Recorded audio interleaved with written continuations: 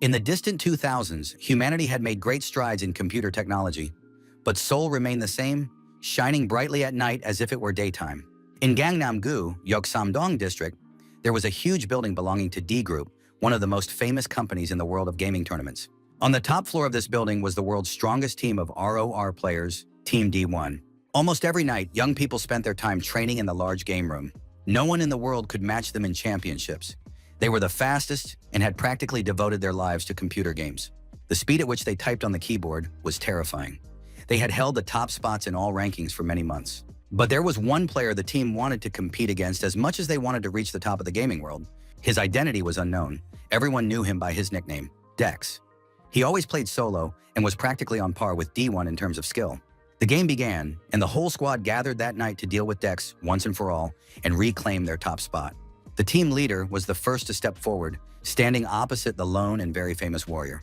The player had a black warrior skin, his helmet covered his face, and only his eyes were visible. Quite an impressive sight, even though it was made of pixels. No one was going to take this lone warrior seriously, especially the leader of D1, who was going to fight at full strength tonight.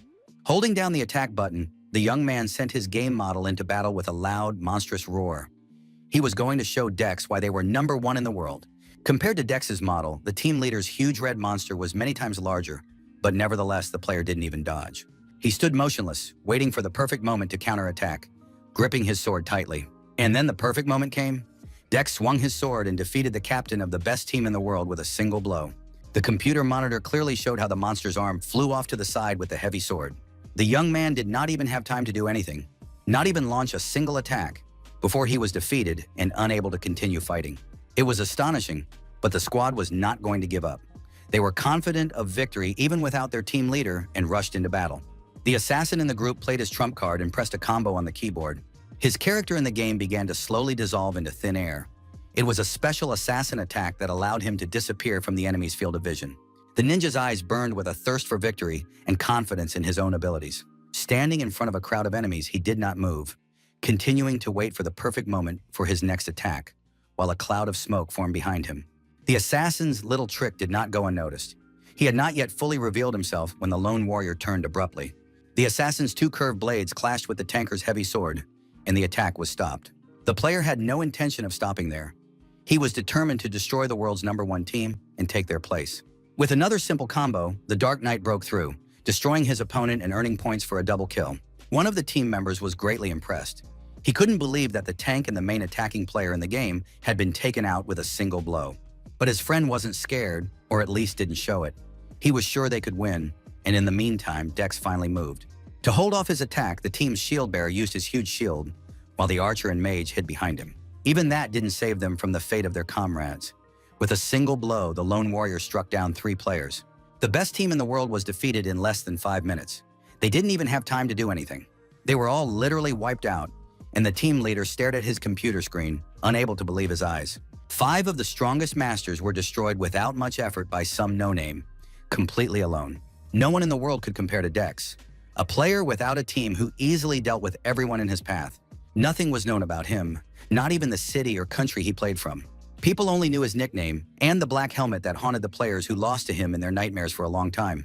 At the same time, on the other side of town, a young student sat at his desk in a small room, munching on chips. Yoon Jae-young was not famous and was not even recognized as a genius. He did not have enough money for high-quality, expensive gaming mice or keyboards. An old, worn-out computer stood on his desk and served him well for many years, helping him win numerous games. Among the huge number of different nicknames he used, there was one loud and famous name, Dex. The young man didn't worry about nicknames or the game itself. He just ate chips and did what he wanted. And he wanted to take first place wherever possible. That was his main goal in life at that stage. The bag of chips ran out pretty quickly, lasting only for one game lasting a few minutes. Tonight, the guy achieved what he had wanted for so long. He finally took first place in the world rankings and surpassed the professional gamers. That could have been the end of another game that had lost all meaning for Dex after achieving his goal. He was not like other players, and his attitude often caused not only surprise, but also misunderstanding. Hardcore gamers, for whom gaming tournaments and the game itself were the meaning of life, were greatly angered by such indifferent and frivolous behavior. It is not surprising that Dex earned a reputation as the main internet troll in the gaming community. Yoon Jae-young didn't even think about the fact that he might upset someone by leaving the game after another victory, but he didn't care. The day after he announced his departure from the game, which was losing popularity, many people discussed it heatedly.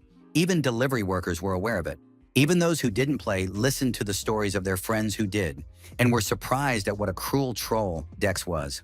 One such curious person drove his friend to hysterics with his questions, and the guy yelled at him, taking it as a personal insult rather than a joke. And yet it was obvious why he left the game. Many gamers were abandoning it now.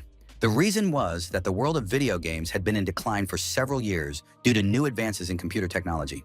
One such achievement was a completely new cutting-edge game, advertised everywhere.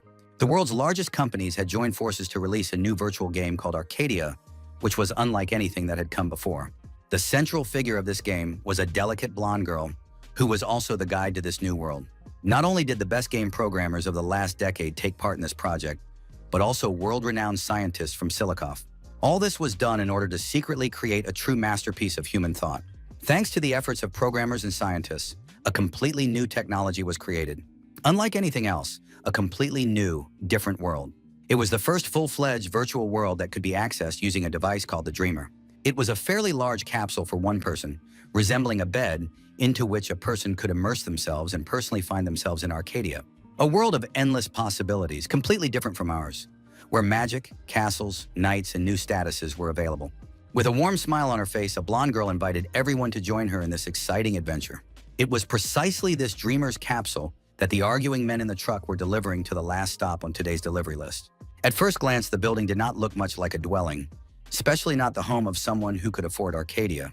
In fact, the house was in terrible condition, with cracked windows, broken walls, and crumbling partitions. And yet this was where Dex lived. The same Dex who had left the boring game behind in order to finally immerse himself in a long-awaited new adventure.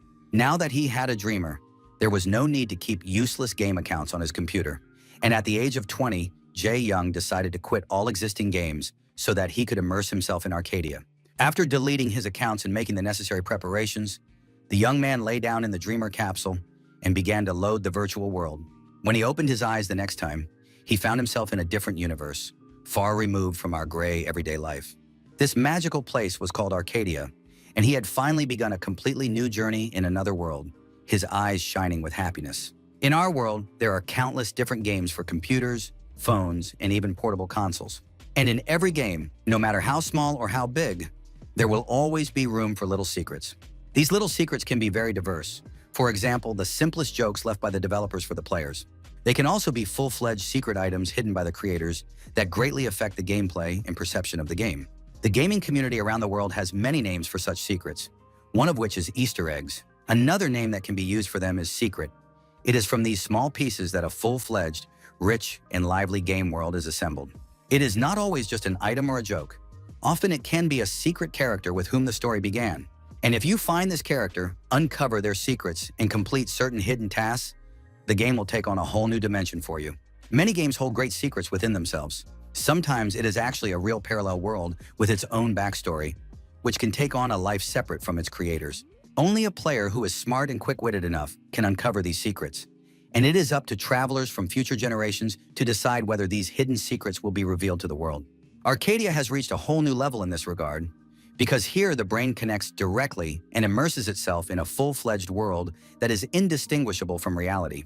For ordinary people, the implementation of such a device may seem impossible, but it already exists, and right now we can plunge into a world of magic and adventure. As soon as the world loaded, Yoon Jae-young found himself in the bustling square of the capital, where players were already busy selling potions and looking for someone to agree to complete a quest. This game world was similar to many other games, but at the same time it felt completely different. Players could feel the wind and the warmth of the sun's rays on their own skin, as if they were really there. The main character did not yet fully understand what was happening and what the gameplay was like, so he moved to a deserted corner and opened his inventory with a wave of his hand. The control menu was quite simple, showing the player's current level, nickname, equipment, and the ability to retrieve any item that had been collected. Such a promising game had led to different expectations. Dex looked at the inventory and felt both disappointment at his unfulfilled expectations and satisfaction with the simple interface. In order not to waste time, Jae Young decided to immediately go on his first training mission, without which he would not be able to continue the game. It was quite difficult to make precise movements in Arcadia, because people were not used to acting in the virtual world the same way they moved in the real world. For this purpose, a training task was introduced to kill the simplest mob, which revealed special skills that allowed players to automatically perform certain actions. However, the main character had no plans to use them. He didn't even care that they existed in this universe. For someone with extraordinary talent like Yoon Jae-young, the automatic actions written by the scriptwriters were useless, like in a typical second-rate computer game. Without any effort, the young man cut the poor slime in half with a swing of his sword, feeling only slight discomfort from the unfamiliar neural sensations. One test task was enough for Dex to start getting used to the new gameplay, and in the meantime, the mission was successfully completed. Confidence was overflowing in him, and the young man felt that with such success, he would quickly conquer this game. But the next task of reading 100 books disappointed him greatly. But there was nothing he could do. He was determined to finish the game, so he went to the city library, picked up some books, and set about the task he disliked. At the library, a young girl with black hair and glasses was in charge, and her friend was curiously looking at the unusual guy at the next table. The thing was, the young man had been reading books for several days without stopping, and had successfully finished a good portion of them. The librarian closed the book and said with a smile that reading books in the library was not such a big deal, which upset her friend. Not wanting to look foolish, the girl hastened to justify herself, saying that the stranger really did look unlike anyone else, because most people take 10 books and quickly flip through them.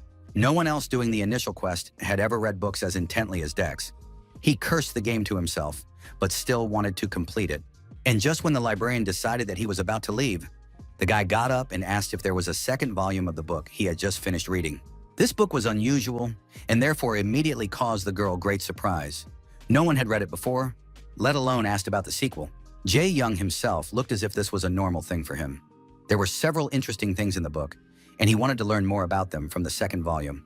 The book about the history of Arcadia was called The Oldest Imprint, Edelin, and it was the very secret that the creators, or perhaps not even the creators, had left for future players. That's why the girl was so surprised. She didn't expect anyone to ever come up to her and ask for the second volume of this book, thereby obtaining the secret.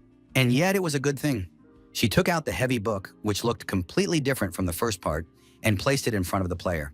Yoon Jae-young didn't notice anything strange at all, thanking the librarian for the book he needed and reminding her that it had to be returned. After looking at the cover of the book for a while, the guy still felt something strange coming from it. Something that screamed that everything was not what it seemed. To satisfy his curiosity, the hero finally asked the question that was tormenting him. He was curious why the second volume was kept separately from the first. A smile appeared on the mysterious girl's face, and she said in an enigmatic voice that this special book could only be obtained by asking for it in the right way. The traveler's hand reached for the book, and from that moment on, his life in the game would change dramatically and never be the same again. He had opened up a whole new path. As soon as his leather-gloved hand touched the cover of the book, it activated the secret code embedded in it. Information about the new secret quest was immediately sent to Alice, the blonde girl from the advertisement who invited players to Arcadia. A special event had just been discovered in the city for newcomers, Edelin, and the conditions for issuing a secret task hidden by someone from the past had been fulfilled. This is how a player was chosen for further analysis and observation, who in the future may well be able to change this virtual world. Long ago, a legendary adventurer lived in Arcadia who hid a special treasure in a lake near the village of newcomers, Edelin. They say that this treasure is just a myth. No one has ever been able to find it, and this story has remained one of the legends that are part of the game's lore. The only thing that is known for certain is that the hidden artifact is an ancient imprint of darkness. They say that the legendary adventurer of the past, Earl, hid it near the shore of the lake near the village of newcomers. But of course, no one was ever able to find the imprint of darkness there, so the legend gradually faded into obscurity. The only lake near Edelin was called Aaron and was located right in front of the city gates. After reading this little Easter egg in the history book, Yoon Jae-young headed south of the city to find the treasure hidden in the lake, left behind by the heroes of the past. Of course, he was intrigued by such a secret history and decided that he could at least get some kind of achievement. But when he arrived at the place, the guy was disappointed. In such a calm and quiet place, there simply couldn't be anything related to darkness, especially if it was something powerful and ancient. That's what he thought at first, but a minute later, a blue window appeared above his head, announcing the acceptance of a new secret quest. The last condition for creating the quest had been fulfilled. Its difficulty was level B, its importance was level A, the main scenario had been activated, and now it was active. The essence of the task was to find the mark of darkness mentioned in historical records. Now it was necessary to verify the authenticity of the text and find the treasure. The most interesting thing was that right at the beginning of the game, A B+ rank task was activated, which was even higher than the most difficult raids in the dungeon. A barely noticeable purple glow went deep into a small pond, as if leading to a hidden, centuries-old secret. There at the bottom of the water, curled up in a fetal position, lay a stone statue vaguely resembling the gargoyles we know, hiding a glowing artifact. Suddenly, the creature buried under the water opened its eyes and growled softly. The activation of the quest awakened the ancient guardian who kept the imprint of darkness. Yoon Jae-young began his little investigation, eager to find his very first treasure in a game that turned out to be incredibly interesting and unpredictable. He walked around the entire lake but found nothing unusual, which only made the situation more suspicious. Suddenly, he realized that the ancient legend could not be taken literally, and the hero's eyes fell on the body of water right in front of him. It was simply brilliant. The ancient imprint of darkness, which had been lost for centuries, was in the lake itself, not near it, but no one had thought of that before. Accepting the new challenge of the virtual world, Jae-young rolled up his sleeves and prepared to dive into the depths of the dark but calm water, under which the bottom was not even visible. Moving a little further away from the shore, the guy took a running start and jumped very high and far. He took in as much air as possible to stay underwater longer and plunged into the cold water of Lake Iran. With a loud splash, Dex found himself underwater, but the small-looking lake turned out to be much deeper than he had expected. It was simply amazing. Under natural conditions, a body of water like this could never go so deep into the ground.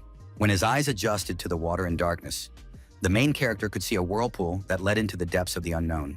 At the same time, the Korean branch of the game Arcadia was in complete chaos, with directors staring in surprise at a red screen with a message saying that the main scenario had been activated.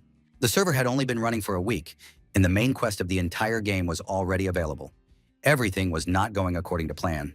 According to the report from the Game Quest department, a player had come into contact with an item directly related to this scenario. No one knew what exactly this person had done to cause this. But now the most important thing was to report the problem to the president and make sure that all departments were prepared. It was important to make sure that all employees would be able to respond immediately to unforeseen situations, so the director's subordinates went to their posts. It was really surprising that the American server had been quiet for 3 months, while the Korean server had already revealed the main plot just a few days after the release. Meanwhile, our main character surfaced and was finally able to breathe, having swum to the limit of his lungs. Although he did not reach his goal, he increased his diving level to the next level, and now he had the opportunity to dive deeper and longer. However, this was of little use. Yoon Jae-young submerged 200 meters but still could not see the bottom. Something was wrong with this lake. He understood logically that he would never get the mark of darkness at the level he was at now, and seriously considered giving up. The game had only just started, and many players were fighting for the top spots on the leaderboard. It would be wiser to hurry up and level up as much as possible to reach the top. This was the most intense period. If the young man took first place now, he would remain at the top until the very end, so it was unreasonable to waste time leveling up his swimming skills. More importantly, the monthly fee for the dreamer was $920, so he needed to find a way to earn a stable income as soon as possible. Initially, Yoon Jae-young thought he would cover his expenses by selling game items, but at this level, it was unrealistic to find something worth $1,000 in a month. Still, the secret quest, which appeared only for him on the entire server and was unavailable to other players, was too tempting an achievement. It would be bad if the reward turned out to be worthless, but he just couldn't back down now and give up something so interesting and unusual. As an avid gamer, Dex simply couldn't turn around and walk away. A fire burned in his chest again, demanding that he get this notorious imprint of darkness. At the same time in America, Silikov headquarters, located in Silicon Valley, received a message that the main mission had been opened in Korea. In her office on a soft, large king-size bed, lay the 15-year-old president of the company, Jenica Paul, fast asleep. She opened her eyes abruptly and reconnected with the world. After her dream, it was difficult to gather her thoughts, but the girl managed it. She immediately jumped to her feet and contacted her friend Jack, asking what the opening of the main scenario meant for them. The young man on the other side of the screen told her that a player had found an item and opened a secret class, and it was highly likely that this item was related to the scenario. This news greatly angered Jenna. She couldn't believe that they had placed something so important in the very first location, the village of newbies. But in fact, it wasn't them who left the book in the library, but one of the creators who used to be with them. As soon as he mentioned that guy, the girl's face contorted with rage. They had clearly parted as enemies, and he had done them a lot of harm. But now the most important thing was to determine what kind of secret class they had discovered and what to do next, what their position was. This secret turned out to be the Anarchy Bard class. There was no level system or special abilities to be seen, and even she, as president of Arcadia, did not know what it was. Still, something was known. Jack said that in return, players received a special ability, but Jenica had never heard of it. Realizing that all this was very strange and suspicious, the girl delved even deeper into the details of this secret class to figure it all out. But as soon as she read what this ability was, a shiver ran through her body and fear lit up in her eyes. Jen couldn't believe that he had actually added something like that. 10 whole days passed from that moment, 10 long days of trying to sink to the bottom of the lake, and finally Yoon Jae-young did it. A dark, two-winged purple crystal glowed in the player's hand. It took him a long time, but he finally obtained the imprint of darkness and completed a secret quest that only he could access. His underwater swimming skill rose to rank A, his stamina increased by 1 point, and his affinity with water increased by a whopping 10 points. Now he could dive into the dark depths.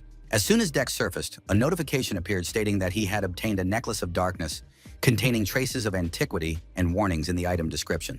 These warnings made the guy wonder whether he should wear the new artifact.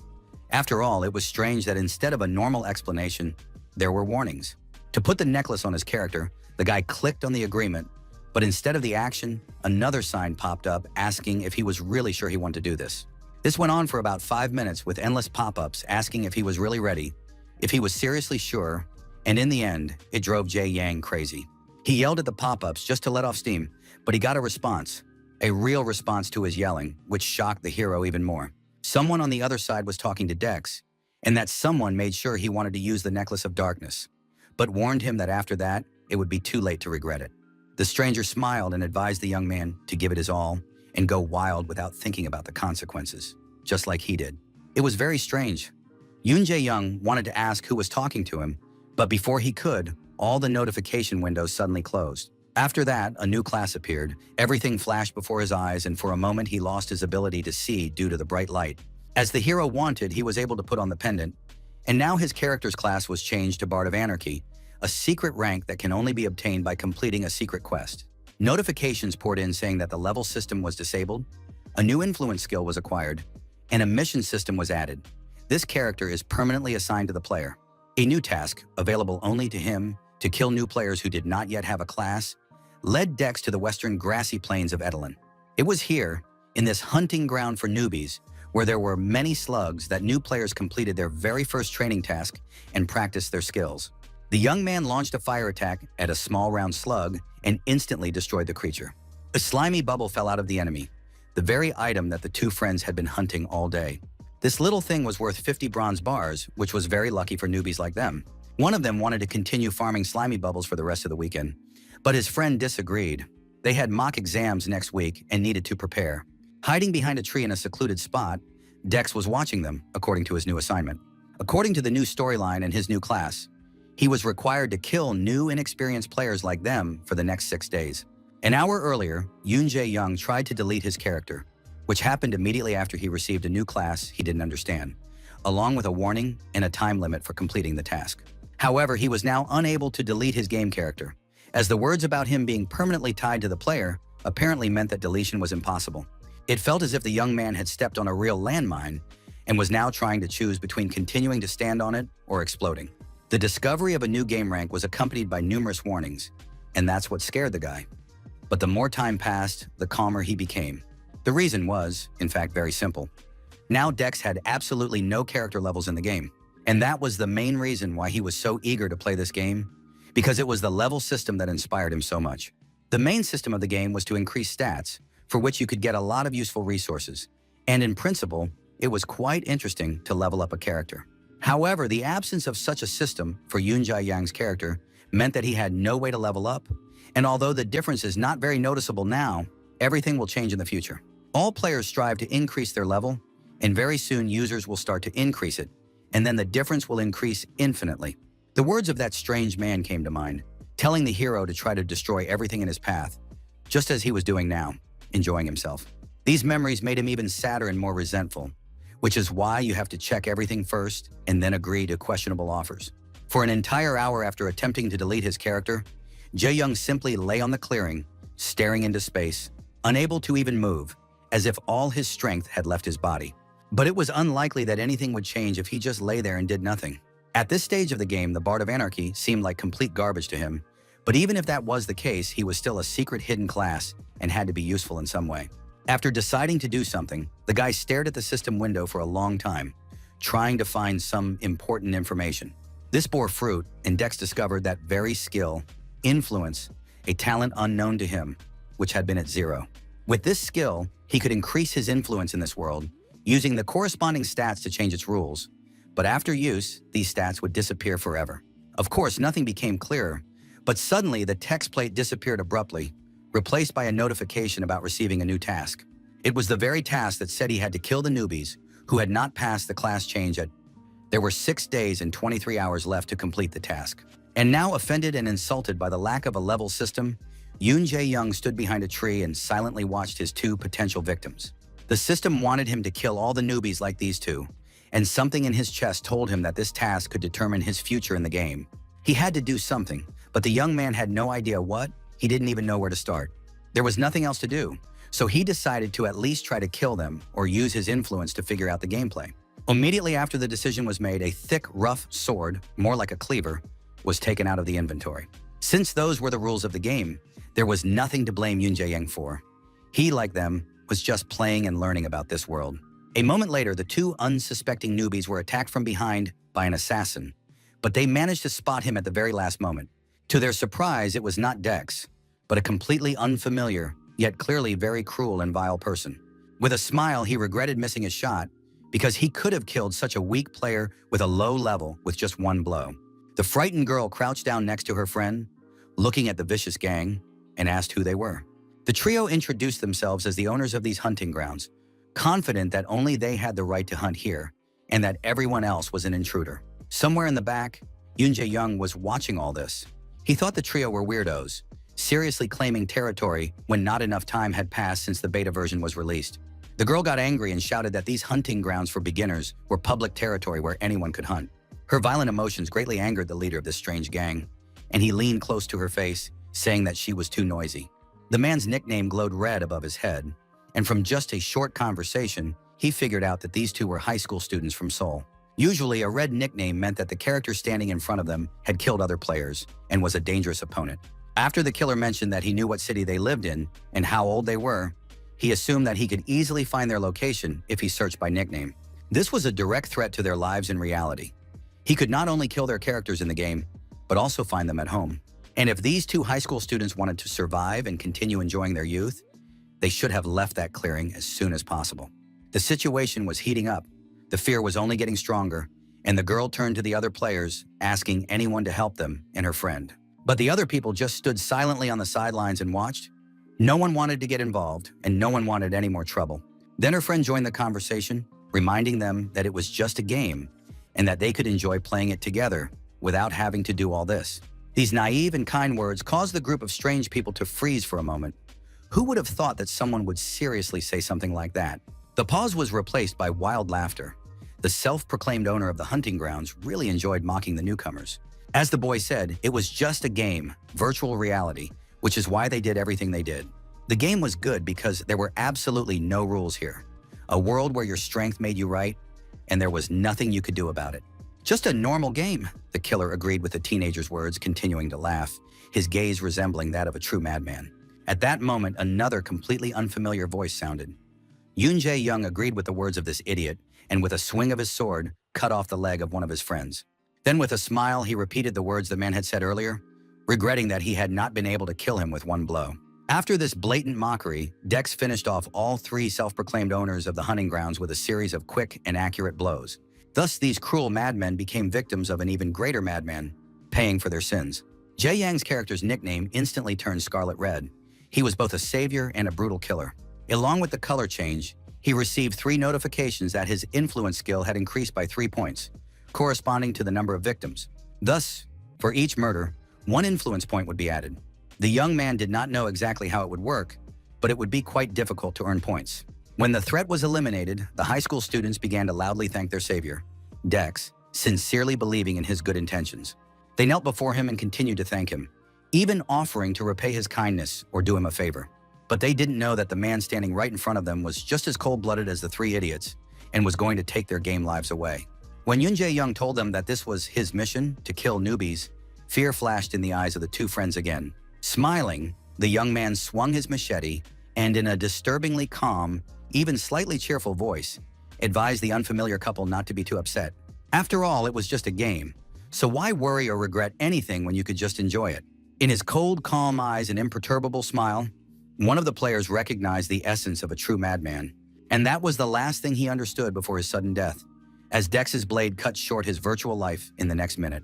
After killing two useless newbies, the influence level rose by another 2 points, while the players who had been surrounding them all this time watched silently. Until the very last moment, they sincerely believed that they would be left alone if they just stood aside, but they were terribly mistaken. Now it was time for them to replenish Dex's skill scale. The main character smiled and turned to the characters surrounding him. A loud cry of horror spread across the hunting ground, and the players began to scatter in all directions, just to save their accumulated experience from the beginning of the game. That day, a rumor spread across Arcadia's internet page, and all the players in Korea were discussing the same thing. His sudden appearance. A true madman who appeared too suddenly and unexpectedly brought chaos to the measured and peaceful life of the newly released virtual world. Quite some time had passed since the massacre in the hunting grounds for beginners, and night had fallen in the world of Arcadia. The virtual world, so similar to the real one, was reflected in the golden eyes of the owl. Unfortunately or fortunately, he was not the only hunter stalking prey in this forest. The silent feathered predator stared intently at the running silhouette of a man scared to death. His run was desperate, the player screaming hoarsely and very loudly, as if his vocal cords were about to rupture and his voice disappear. He was calling for help, and even though he understood that there was no one in this forest and it was unlikely that anyone would be nearby at night, it seemed as if he really believed that someone would hear him. It was impossible to look at his feet while saving his life, so he didn't even notice the thick tree root protruding from the ground, which he tripped over. As a result, the young man fell to the ground and injured himself, which significantly slowed his speed. The hope of getting away from his pursuer slowly faded, and the player caught his breath and took advantage of the moment of calm to turn around and see how far he had gotten. The killer's eyes glowed blood red between the trees. It was the very same true madman who had been terrorizing the entire Korean server of Arcadia for the past couple of days. His heart was beating faster and faster. Even though it was only virtual reality, the fear was all too real. After all, here you're not sitting in front of a monitor, you're actually running away from a killer. Most likely, Yoon Jae-young himself had no idea how frightening his expression was at that moment. Full of pleasure at what was happening, the player couldn't run any further, and he was too scared to even get up. He crawled away from his pursuer and asked why he was trying to kill him. Of course, no one was going to answer that question. Dex silently swung his cleaver, wanting to earn another skill point as soon as possible. Then the player resorted to a last-ditch attempt to save his life, shouting that he would complain to the Arcadia administration about his actions. For a moment, it really helped. The main character stopped and trembled slightly. In fact, he was already quite tired of running around the open world and killing anyone he came across. He sighed heavily and lowered his heavy sword, purely out of fatigue, asking a rhetorical question and wondering what exactly the death row inmate meant. All this talk was actually completely meaningless, because he couldn't stop anyway and was only doing it because he had been ordered to. The words that this was just a task shocked the player. He couldn't understand what it was all about and couldn't even believe that such a task could exist. But he never got an answer to his question. In the next moment, Dex silently cut down his game character, earning more points. After killing the newbie as expected, the influence level increased by 1 more point, and the hero's suffering gradually paid off. After all these hours of continuous play, Jae-yang was very tired. Running around the world all the time and repeating the same action over and over again was very exhausting. The Arcadia system has a death penalty that deprives the user of access for 24 hours. And even though it was a measure to combat addiction, so far it had only caused trouble. The customer service department received dozens of messages from users at the same time, asking for their access to the game to be restored and complaining that the player had killed them. The situation was so surprising and unpredictable that they had to call in the director of the game's Korean branch. The complaints were about a person who was killing everyone indiscriminately. This crazy jerk was causing problems at a time when they were already so busy. While the service department was deciding on overtime work, Dex calmly looked at his stats and the number of people he had killed. It was much more difficult than he thought. He was hated for his killings, so in addition to 2 sleepless nights, he had to deal with emotional turmoil. Yoon Jae-young himself was not a monster. He understood perfectly well that killing so many newbies right after launch would definitely add problems for the game's operation. He sincerely did not understand why he was given such a meaningless quest, but he believed that he had nothing to do with this outcome. When the guy was about to move on and continue his hunt, a strange and very cute unnatural sound from behind caught his attention. Dozens of small and defenseless green slimes jumped out of the thicket and gathered around him. It was impossible to understand what they wanted because these little ones couldn't talk. Above one of them, signs popped up announcing that the young man had saved the slimes from the players hunting them, and now the creature's favor toward him had increased. Immediately after this notification, all the slimes gathered in the nearest circles jumped on Yoon Jae-young, causing him to cry out in surprise. The little ones were genuinely happy and clung to him, expressing their gratitude. Although the guy was unlucky socially, he was glad that he could at least communicate with living slime. As they hugged the green blobs of slime, the sounds of an angry crowd could be heard from deep within the forest. Soon following the loud voices, lit torches became visible, a clear sign that it was better to get out of there as soon as possible. Fatigue and sleepiness faded into the background. Now the most important thing was to run as far away as possible from the angry crowd of newbies who wanted his head. Yoon Jae-young patted one of the slugs and apologized to them. He would have been happy to play with the little ones a little longer, but if he didn't start running, others would hunt him down and it would all get more complicated. At that moment, a large crowd of armed players emerged from behind the trees, looking more like a scene from an old Frankenstein movie. At the head of this crowd was the character Dex had killed a few minutes earlier, a guy who clearly harbored a grudge against his pursuer. Noticing the receding figure of the true madman ahead, he pointed at him and shouted to his comrades to start chasing him. All that remained for the main character was to run through the forest until he broke away from his pursuers, because at this level, he would not be able to fight them all. The crowd of enraged newbies did not retreat a single step from the killer, and as a result, they drove him into a dead end, stopping only when they found themselves at the edge of a cliff. There was no point in hoping for mercy or forgiveness. All these people had gathered here for one purpose only. They wanted to take revenge as soon as possible on the person who had been terrorizing the server for 2 days. The main character understood this perfectly well, but he had no intention of giving up.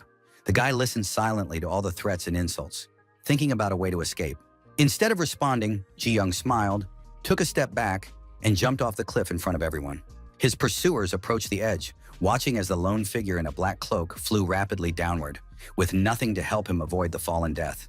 To the other players, such a suicidal move seemed like pure madness, but at least for one night, the Korean server of Arcadia was free of the maniac. As he fell, Yoon Jae-young could clearly hear the people above shouting insults and exclamations of surprise at his actions.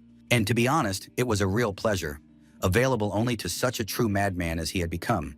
And just before the fall, the young man simply logged out of the game. The next day, Arcadia's official account posted a video on the video site showing how an evil killer player stalks newbies, kills them, and then jumps off a cliff at the end. Many people in the comments simply laughed at the fact that small noobs were being killed. But those who had actually suffered from this guy didn't want to laugh. They wanted revenge. One of these victims, the very last one Dex killed, wanted to form a squad of killers to destroy him and invited interested users to join. The next day, at the agreed place and time, he waited for all those who wanted to help him track down and rid the virtual world of the true madman. At first, it was just an amateur gathering of users within the game, unrelated to any quests or tasks in the world. But the main difference between Arcadia's virtual reality was the ability for users to create various scenarios, not only within the game's objects, but also with players from all over the world. This happens at the will of the artificial intelligence that controls everything, at the will of the fragile girl Alice, who decided whether or not to create a task. Now she has discovered a large group of people and investigated the reason for their gathering, which turned out to be related to the mission of the main scenario called Forgotten Darkness. Deciding that it did not violate any rules and was perfectly acceptable, the artificial intelligence approved the creation of a completely new quest tailored to the players. This marked the beginning of a large-scale scenario, the first in the history of Arcadia created by the players themselves, and the first task was to find a serial killer in the slime habitat. One by one, all participants of the large-scale gathering who wanted to get rid of Dex received notifications that a new task had begun. Immediately after that, complete chaos broke out in the script team's office at Arcadia's Korean branch as a new main storyline began without their approval. All these people were responsible for creating and planning missions, but even they did not know the reason why this task had appeared. The head of the script team was furious, yelling at his subordinates and accusing them of slacking off on very important work and allowing this chaos to happen. The office, lit by red emergency lights, was deathly quiet. The team members didn't know what to say.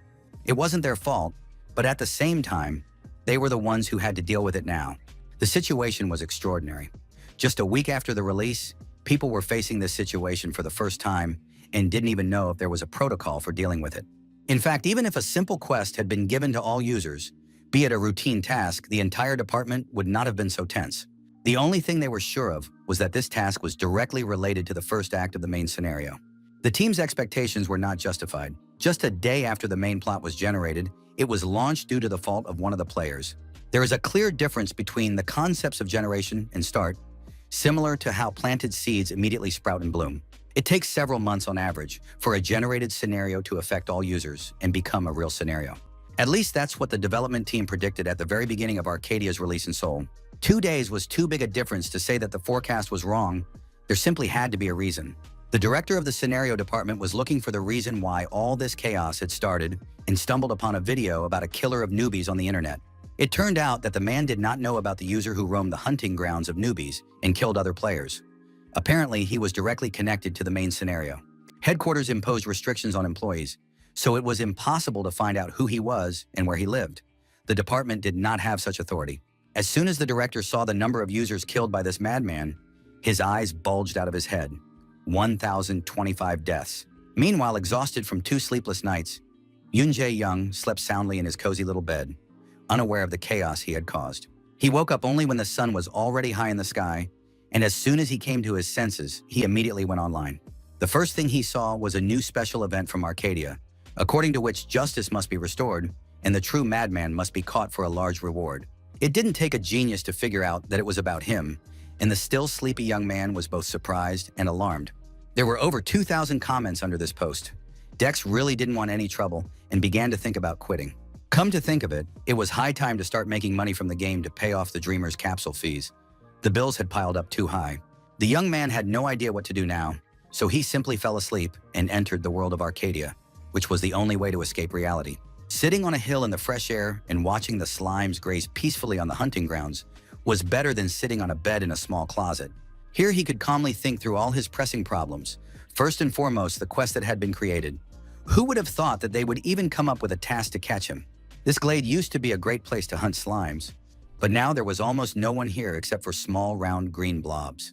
All that remained for Jae-yang was to go to another place where he could hunt new prey in peace. Just as the boy was about to leave the clearing, one of the slimes approached him.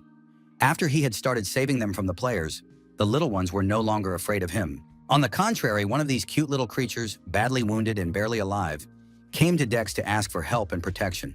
Following the creature, the cries of the newbies who were hunting the slimes could be heard. One of them couldn't finish off the poor thing and complained about the difficulties of hunting. His friend laughed at him and reminded him that he had advised him to choose anything but a mage because it was very difficult to hunt with that class. Coming out of the forest thicket, the young man with the green nickname noticed the very slime that had just escaped from them. The defenseless creature was standing next to another player, completely unknown to them. No one knew the face of the true madman, so the guys did not recognize him. The teenagers ran closer, asking the stranger not to interfere and not to take their prey away from them, as they really wanted to finish off the slime themselves. The creature had very little health left, so they were afraid that the prey might die from a simple touch, and then the kill would not count as theirs. They didn't respond in any way. Yoon Jae-young silently looked at the very sad slime, which looked into his eyes and literally begged for salvation. In an instant, a determination was born in the young man's heart to save the baby from certain death at all costs. Over the past few days, a real bond had formed between him and the slimes. Instead of saying a word, Dex put on his hood and slowly walked towards the 2 low-level newbies. The mage, who had been unable to kill the slime, began to recognize the player as someone vaguely familiar, but his friend was no longer listening. He decided that the stranger's approach was tantamount to a challenge. Jae-young remained silent, slowly approaching the 2 kids. Today, he didn't want to kill them. He had something completely different in mind, something more cunning and despicable. His opponent's behavior slowly drove the young man out of his mind. The player with the green nickname took the bait and, with a quiet, discontented growl, ran up to the madman himself. This was the first stage of Dex's plan. He stopped and allowed the young man to hit him in the shoulder. The next step in the plan was to lose his footing. Literally a second passed between the push and the fall to the ground, and in that moment, the mood of the main character changed dramatically. A smug smile appeared on his face. All his problems faded into the background, and he began to enjoy what was happening again. Immediately after he fell to the ground, the young man yelled as loud as he could so that the other players would hear that there was a killer nearby, and the guy's nickname slowly began to turn red. Playing the role of the victim perfectly, Yoon Jae-young fell to the ground and began to writhe, clutching his supposedly wounded body and screaming about how much pain he was in and how he was about to die. Like rats, players from all over the area, their eyes burning with greed, began to gather at the cry to catch the killer of the newbies. The reward for capturing the true madman was too great, and the users' minds were literally clouded as they surrounded the two newbies in a crowd. The frightened knight began to back away and try to convince people that it wasn't him who was suspicious, but the guy behind him. But there was no one behind him anymore. The cunning Dex and the little slime had run away so fast that only their heels were visible. The other users were no longer listening to anything the guy accused of murder was trying to explain to them. All that mattered to them was the reward, and they all rushed at him as a crowd. The two friends had no choice but to say goodbye to their virtual lives because they were standing on the edge of a cliff, with nowhere to run and a bunch of angry players ahead of them. Under the wave of stress, the young mage remembered where he had seen this man before. This pair of sinister eyes had been haunting him for several days. The guy who ran away and left them to be torn apart by other players was the very madman from the rumors. He had simply set them up. Meanwhile, the joyful and lively Slime and Jae-young ran far enough away that they couldn't be found, barely managing to escape. Only now did the young man notice that his new friend had been following him the whole time. He picked up the little one, and the slime jumped happily, expressing its gratitude. In his joy, the little one began to rub against his savior and press himself against him, as if hugging him. The young man didn't mind. On the contrary, he was happy himself. For saving one of the little creatures of this world, Dex received a notification that the slime's favor towards him had reached its limit, and he had earned the title of Friend of Slime. It was quite logical that he received this title, because every time he killed newbies, he kept saving the little ones. But nothing would change just because he had earned the favor of the first-level slimes. A turning point was needed to continue the game, and that moment had come. The player had met the minimum requirement for the influence stat and could now help them by using this skill. Looking at the slug's stats, Yoon noticed the influence points at the bottom and immediately understood what he could do. A crazy smile spread across his face. Finally, the game was becoming fun.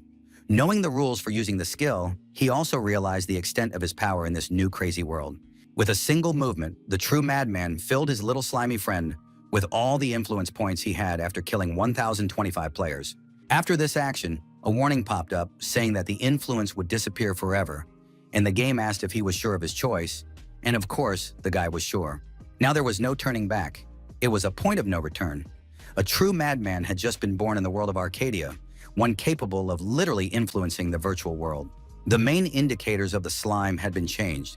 Now all the small, harmless pieces of slime were not level 1, but level 15. The creatures that users must defeat, also known as monsters, exist in RPG games to make the gameplay more exciting and challenging. Only by defeating such a creature does the player receive the item they need to level up, strengthen their character, or simply advance in the game. Among these monsters are the initial ones that new users, known as beginners, hunt, monsters that serve as basic practice, mobs for training. In Arcadia Online, the type of monster that performs this very role of training is Slime, a fairly harmless little creature. But a good question was what would happen to the game world if these beginner monsters became so strong that newbies couldn't hunt them. The answer to this question can be seen on Arcadia's official video channel, where players can post their own gameplay videos. Among the pile of monotonous videos, such as one where a guy tries to become as strong as possible with a first-level club, you can find many other things. For example, a video about how one of the players climbed a bizarrely tall tower in the virtual world. Such videos do not get too many views. Or you can find a video about how the most ordinary basic slime has become too strong, and that's much more interesting.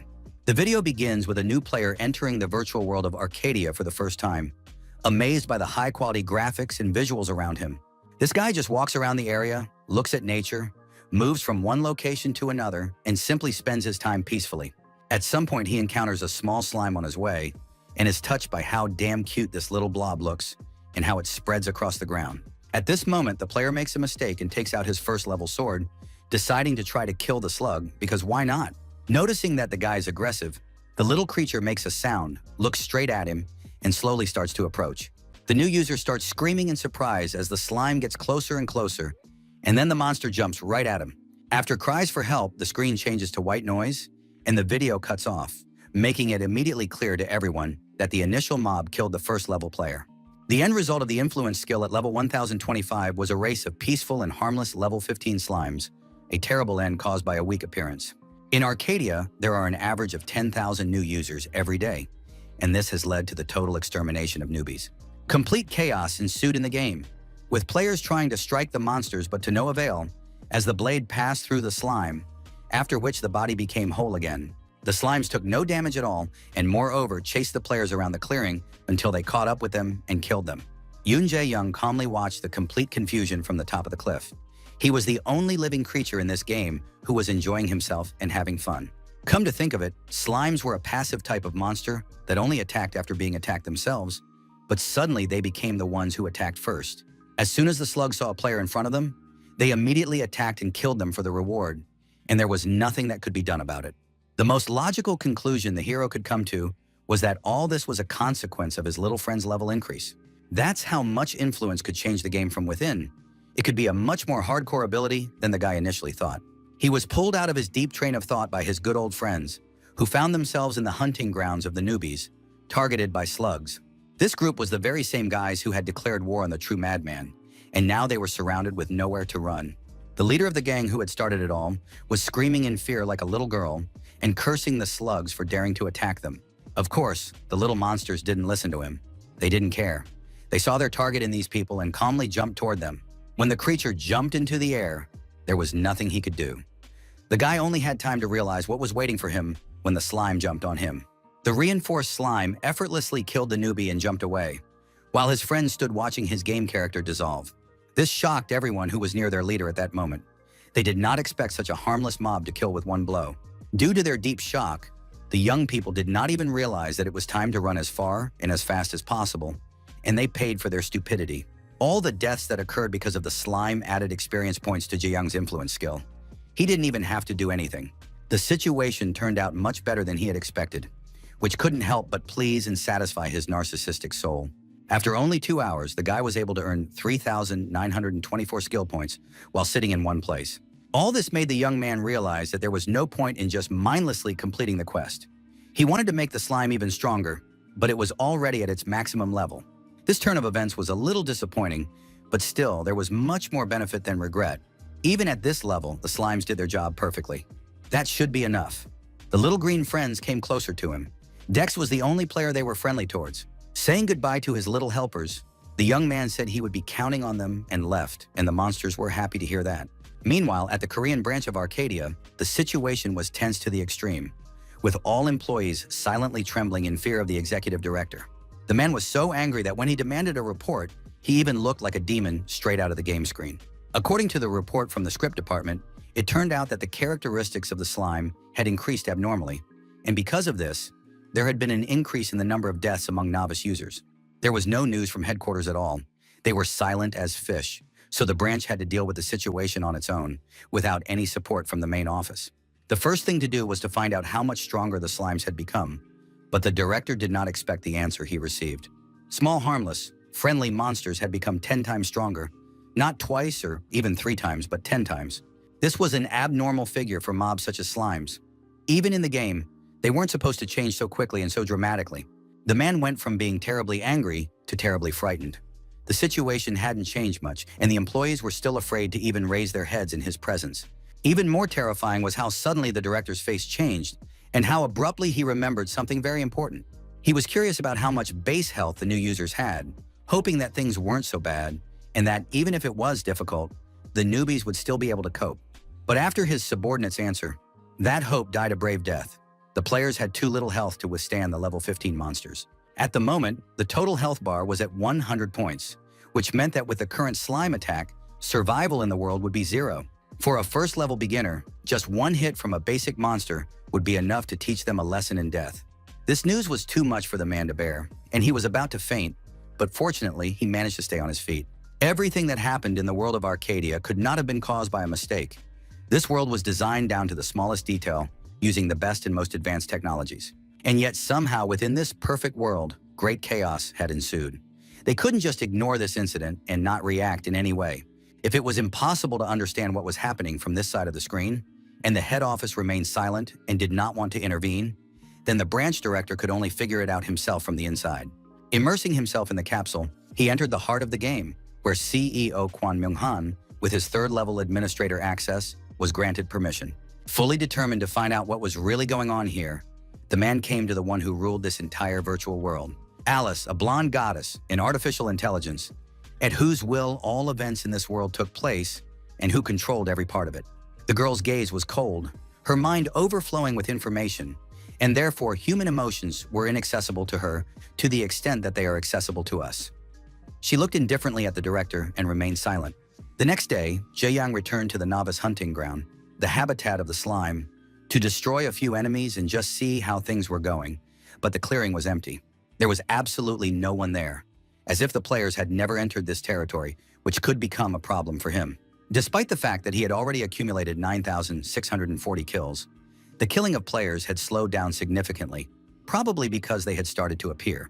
On top of that, players above level 15 had started hunting here, and it was becoming difficult for the little slugs and the young man to compete with them. There would be no more easy walks with quick skill point accumulation, but still the situation wasn't so bad, as the kill counter hadn't stopped completely. Immediately after thinking about this, the counter reached 10,000 kills, for which the game awarded him a title for a feat that no one had ever accomplished before. Since the reward limit for this mission had been exceeded, the player was given an interim reward that could be obtained immediately. The young man was immediately delighted by all the bonuses and wanted to see what was there. But as soon as he clicked on the Get button at Odier, a strong wind blew him back.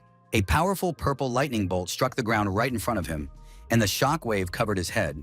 It was very powerful and strong pressure.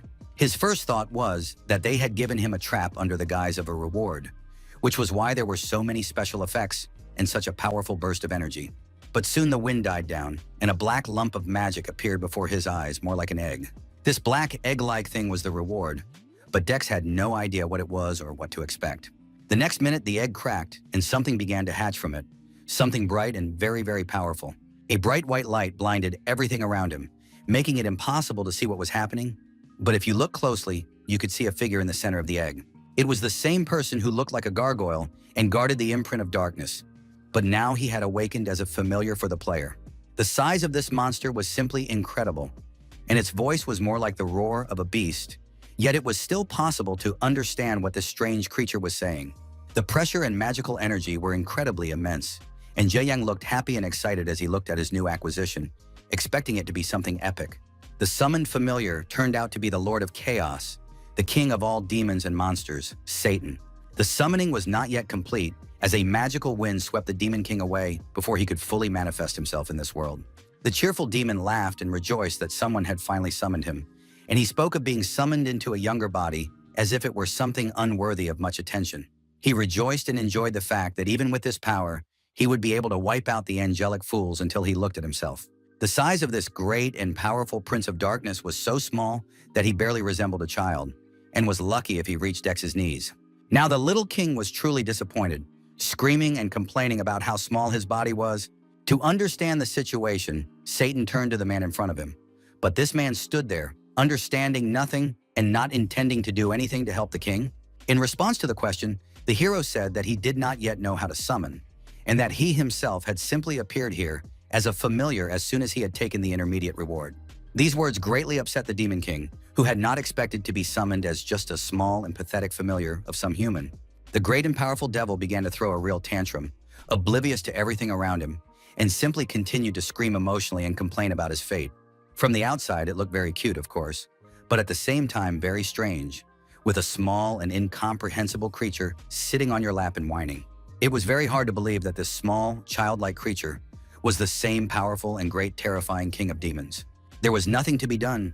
The life and reputation of the Lord of Hell had already been ruined, so all that remained was to accept it and submit to the game.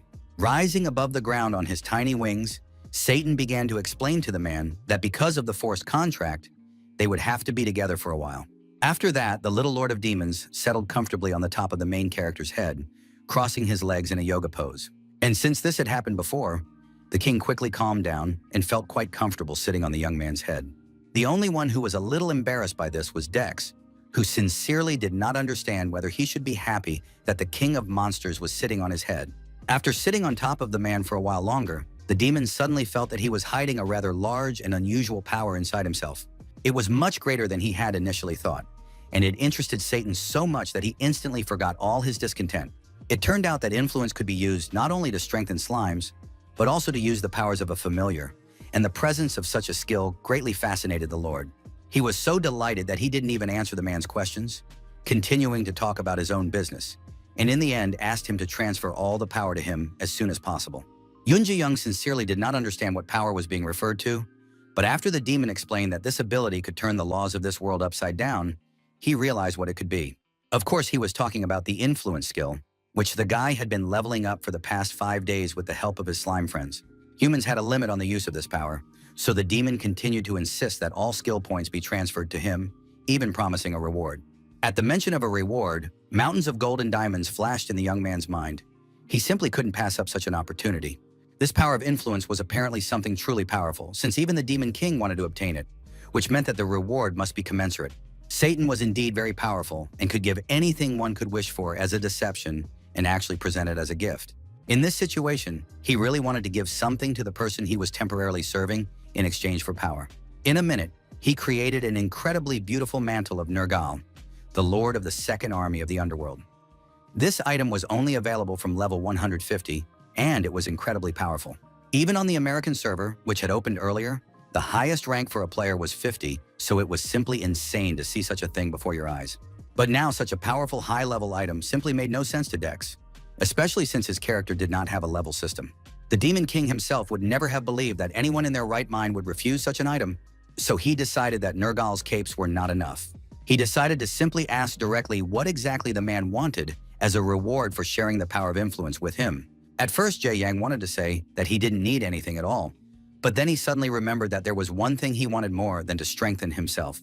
But first, he needed to find out if the Demon King could strengthen other monsters. The little devil was very curious about which monsters the human wanted to strengthen, but when he heard that it was slime, he froze in shock for a second. Then he burst out laughing wildly, mocking the player and laughing at the madness of his request. But the hero did not back down. For the king of all demons and monsters, anything was possible. He could easily strengthen any creature in this virtual world. It all depended on how much the man was willing to offer. In order to strengthen his beloved little and cute slimes, the young man was ready to give up all his influence skill points, even though it was crazy and clearly useless. 8,000 points of power weren't just lying around on the road, and Satan smiled, anticipating the sensations to come. The next minute, a huge magic field lit up under their feet. The deal with the devil was done, and all the skill points were transferred from the player to him. Deep in the hunting grounds for beginners, a new creature was born, a beautiful girl called the Queen of Slime, and her level was 100. At the same time, ordinary players above level 15 dealt with small, innocent, peaceful slimes with incredible ease. For them, it was too easy, akin to entertainment, a cruel hobby that took the lives of creatures and filled their pockets with rewards. For them, such a bug was only beneficial. Unlike first-level players, they could easily gain a whole bunch of experience. Now, these hunting grounds had become a great place for players like them to quickly level up and accumulate resources. Friends laughed loudly as they discussed what was happening in the rankings and how quickly they were rising in power, not even noticing the looming threat. The next second, the ground beneath their feet literally exploded, rising up in uneven, jagged pieces and knocking them off their feet. A dark, incomprehensible force seeped out from under the ground, and a malicious whisper incited the weak creatures, who were being killed for no reason, to unleash all their fury. The most peaceful race, which lived in these lands just to exist, was being completely exterminated along with the humans. The slimes changed their green color to a dark, gloomy purple, filled with dark, demonic energy, and obeying the whispers, prepared for their revenge. They lined up in a row and looked as if they were about to attack, but for a while the creatures stood silently in place. Some of the friends gathered here could not stand on their feet. They watched what was happening in complete shock and could not figure out that it was time to run away. A new artificially created earthquake began, and the players screamed, looking around and trying to understand what was happening. Following the rumbling and shaking, something even more terrifying happened, causing people to lose their speech and forget how to breathe. Hordes of slimes rose into the air. The sight was simply terrifying. There were so many of them, and even if they were still level 15, it was impossible for the three of them to deal with them. One of the players covered his face with his hands and screamed in fear, begging someone to save him, certain that the slimes were about to attack. More than a minute passed, but nothing happened. His character did not die, and he was not kicked out of the game. Something was wrong. Instead of attacking, the little slimes literally flew in one direction like a hurricane, ignoring the people standing in front of them. They were clearly up to something terrible. It was hard to believe his eyes, but the slimes were actually creating something incredible that no one had ever created before. Something that could only be seen in the virtual world.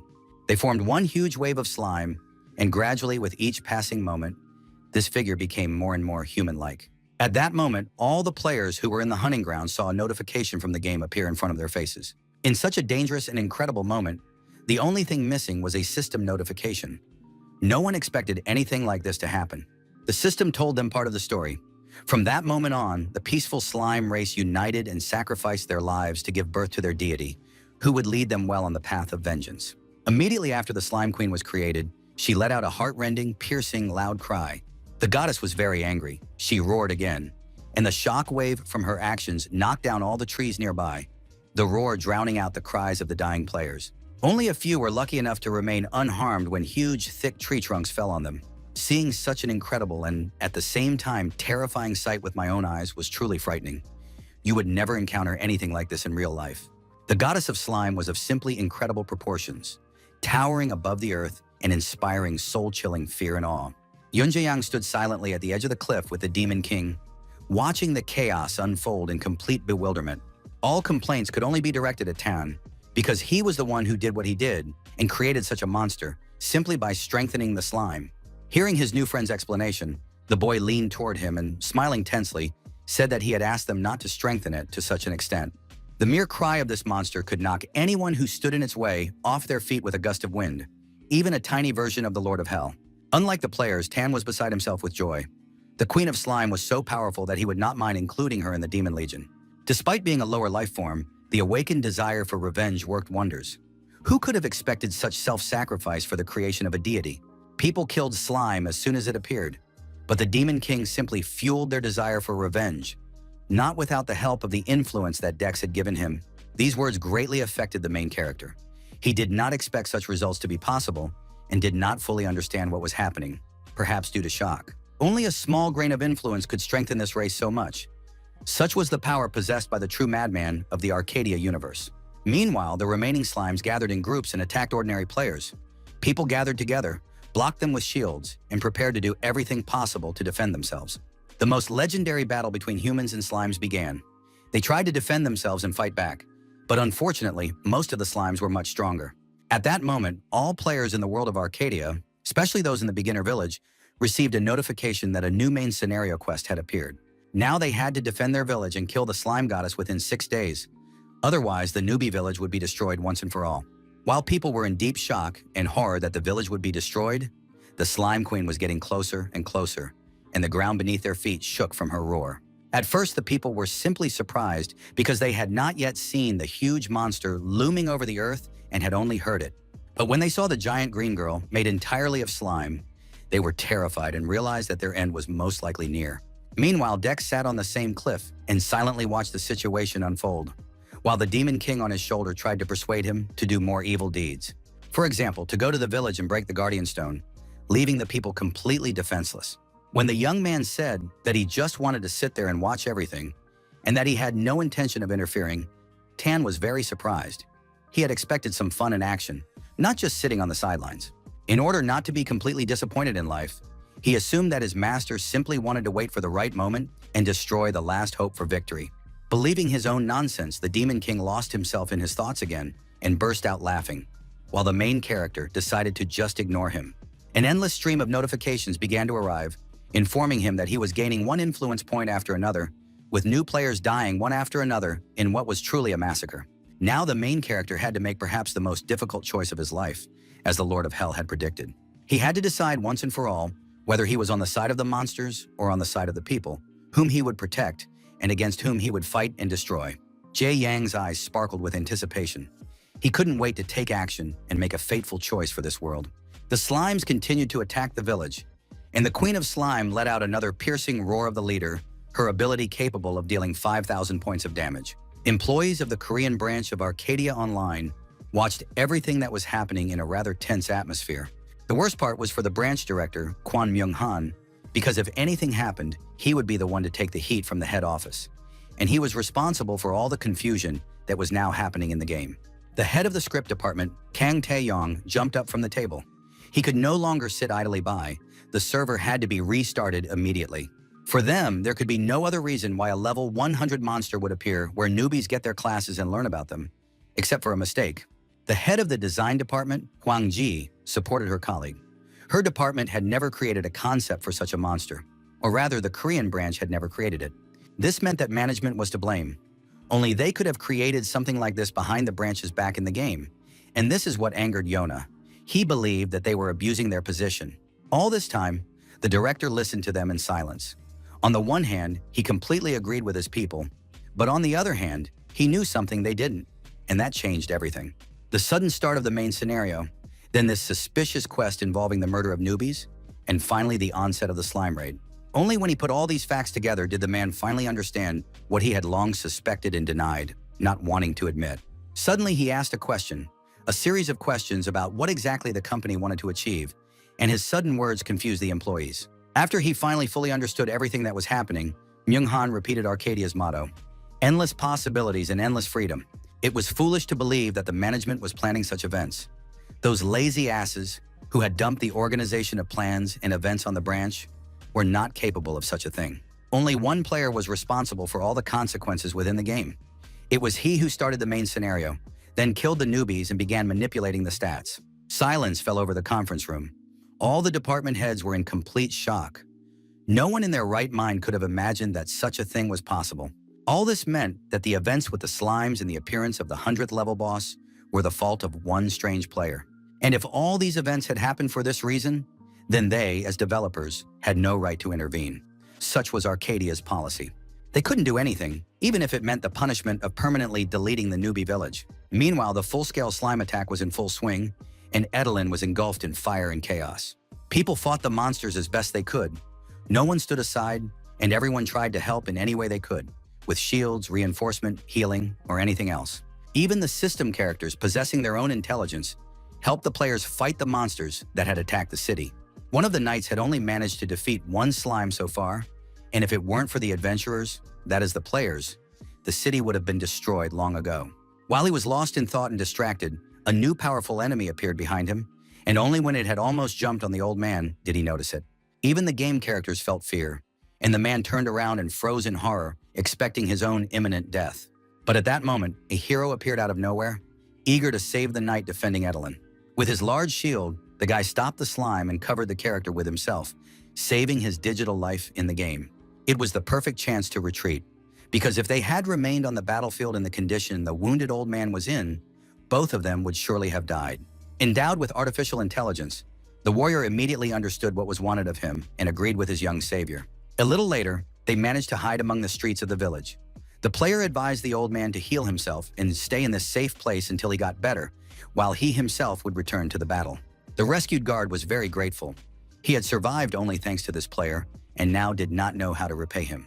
In response, the young man simply said that he had done what he had to do and that it was not worth any thanks. But NPCs didn't know how to back down, and the old man continued to praise him, saying that he was like the fearless, righteous warrior his grandfather had told him about. This brave warrior defended and helped everyone he met on his way, just like this player now. It was too obvious a start to the quest, and so it happened, after a request to find the old man a little later, when there was time, so that he could give him the notes of that very warrior from the diary, a hidden quest about old legends began. Previously, there were only rumors about this quest, and no one knew for sure whether it was possible to get it or not, and what needed to be done to achieve it. That's what the main scenario of the game could offer, and the happy player promised that he would definitely find the old man after the battle and would not forget about it. But before returning to the mission about secret records and old stories, it was necessary to stop this terrifying monster made of slime. 3 days had passed since the full-scale invasion began, about half of the time allotted for the raid, and people were still fighting the slimes. However, Korean gamers are known for their tenacity. Many of them will never back down in the face of difficulty and will definitely see the job through to the end on principle. High-level players heard about what was happening and also took part, tipping the scales in favor of the humans in this war. The newbies formed their own team and tried to keep their distance, even though they were significantly outmatched by the stronger gamers. However, the most influential factor was a title awarded for killing 1,000 slimes, Slime Crusher, and the additional characteristics that came with it. As soon as players began to receive this title, the slimes' advance slowed, giving them hope for victory. They were still very far from victory, not even having begun to attack the queen herself, but it was still a big step for them. For all 3 days, Yoon Jae-young did nothing but watch how events unfolded and how the battle progressed. Half of the allotted time had passed, but he still hadn't completely decided which side he wanted to be on. And besides, it was very exciting to watch how people were coping. During this time, the number of new recruits killed reached an incredible number, more than 30,000 people, which could not fail to please the Demon King. Everything that was happening was more like a real and brutal war. Tan rejoiced like a child and admired the cruelty of his master, which was eerily strange. Most of the time, the young man simply ignored the small but noisy Lord of Hell on his shoulder. But time was running out, and it was time to end this whole charade. He had already collected enough influence skill points, and it would take him a very long time to collect them one person at a time. Now he had to think about what to do next. In the current situation, if Dex continued to do nothing, the people could actually win and defeat the Slime Queen. They were already one step away from victory, if not more, and their persistence and stubbornness clearly would not allow them to give up so easily. For a villain as small as Satan, it was simply unacceptable to allow pathetic humans and players to defeat monsters, or even to simply win. The game had chosen the most suitable host for him, and Jae Young was of the same opinion. If humans won at the very beginning of the game, all the fun would be lost. Suddenly, the young man fell silent and opened his inventory, looking through his equipment and stats. The sudden silence slightly surprised the familiar. Instead of answering, the true madman put on the cloak he used to kill users and prepared for battle. Dark brown bloodstains were already visible on the edge of the cloak. Tan made a sound of disgust at the sight of this. He was very particular. Dex continued to ignore his words and did not respond to any of the bones. Be that as it may, it was time to choose a side. The guy's attitude alone was enough to ignite the fire in the little demon's devilish soul. And from that moment on, they were on the side of the slime. Humanity in the world of Arcadia Online had a new powerful and unpredictable enemy. Director Quan couldn't leave things as they were and let the village of newbies disappear without a trace, so he came to the one who had much more influence for help. All the man could do was beg the girl to cancel the quest to raid the slime, because only she had the authority to do so. Sitting at the table was Lee Mi-yeon, the CEO appointed personally by the creators of Arcadia to manage virtual reality activities in Korea. However, she clearly had no intention of doing anything. After listening to the director, Mi-yeon looked at him very seriously, remaining silent. From that moment on, the remaining time allotted for the raid against the slime gradually began to fall into place. A total of 7 days were allocated for the attack on the slimes, which was both a lot and very little at the same time. The city of newcomers, Edelin, once a peaceful and quiet place, instantly turned into a battlefield, but gradually everything was coming to an end. The streets were lined with barricades. The houses near the city wall were destroyed, but everything was quite peaceful. The slimes were gradually retreating, and the players had time for a short respite. With 10 minutes and 42 seconds left until the end of the quest, the users were sure that the enemies had surrendered. A week had passed, and the monsters still hadn't broken through the line of defense. The confidence that they were finished once and for all was like a fixed idea for the players. They were afraid of losing the village of newbies and respect in the gaming community, so they clung to this idea. But at that moment, with exactly 10 minutes left, the sky turned bright red, as if someone had placed a huge ruby right in front of the sun. Such a sudden change scared the hell out of everyone who was in the game at that moment and was in the square. And only Dex looked very happy. His plan had just begun. He stood on the head of the Slime Queen and personally launched a new and final attack by the monsters on the human settlement. With him, they had every chance of victory. Despite his intense fear, the brave warrior continued to convince his fellow players that the change in the color of the sky was meaningless, that time was almost up. But he was unable to finish his impassioned speech, because at that moment, something so terrible appeared right behind him by the wall that it threw all the players off balance. Even the game characters were frightened. The Queen of Slime was getting closer and closer to the city, and with each step she took, the hope of victory faded. The prolonged terror of the slimes by the human race, the confrontation motivated by the inability to continue to let the murderers get away with their crimes. The fury caused by the thirst for revenge forced the slime deity to do something to protect her defenseless subjects. Her mighty roar alone struck terror into the hearts of all the players who heard and saw it. Approaching the city wall, the Queen of Slime reached out her hands to the city itself, easily able to grab anyone standing in her way. There were less than 10 minutes left until the end of the quest, and the players were faced with a huge and powerful creature that few of them could even fight. The Queen had no intention of retreating. She was determined to finish what she had started and destroy all those who had tormented her children. With a wave of her hand, made entirely of slime, she released hundreds of slimes into battle. They were part of her body, and they came out of her body to fight again. Weapons and shields fell to the ground. The newbies weren't ready for this. They were terrified. This was not the same as sitting in front of a monitor. Here the monster, albeit not real, was right in front of them. No matter how loudly the lone knight shouted, no matter how much he urged them to keep their formation, no one could bring themselves to actually fight this creature. Yes, It was just a game, but the game was taking place in their minds. They were acting in this game as if it were real life. They saw it all with their own eyes and felt every drop of slime on their skin. No matter how brave a player was, no matter how much he urged the others to join him and attack the queen with anything they could, he still met the same fate as many others. The huge hand of the slime deity hung over him. He screamed louder than anyone else, and he would be the first to die at the hands of the enraged monster. These were the last seconds of his life. And even though he understood that this was an unreal world, at that moment he felt real fear. The last question he managed to ask before being kicked out of the game was whether the developers really thought that newbies had a chance against her. Immediately after the Slime Queen attacked one of the players, she herself was hit by a magical attack from the side. One of the high-level players from the Korean server came to the rescue, shouting as loud as he could, urging everyone to listen to him.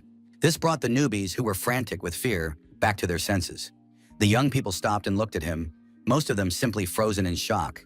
There were 5 minutes left, and they needed to hold out for just a little longer. The player urged them not to try to kill the monster, but simply to distract it from the protective crystal on the main street. They would be able to win if they didn't let it reach the protective crystal in the central square, which protected their entire city and kept it from falling. At stake was the honor of the Korean server in the global gaming community, as well as their own honor. The last line of defense had to be protected at all costs. This speech inspired the players, and they decided that they would overcome the trouble no matter what. There was little time left, and even if someone was killed now, they would be able to re-enter the game. But the quest would already be over. They raised their weapons again, burning with the same desire to win and continue playing calmly without fear of being killed by slimes at any moment. The high-level player was able to ignite a thirst for battle in his online friends. It was like a real war in the Asai world, like a manga come to life. The main threat in all this was the fear of battle felt by the newbies themselves. And now that this threat had receded, it was possible to attend to more important matters and save the city. They were confident that they could repel the attack, complete the quest, and defeat the Slime Queen. But the goddess herself had no intention of retreating. Unlike humans, she knew no fear. With 10 seconds left on the quest, the people continued to stand guard and repel attacks.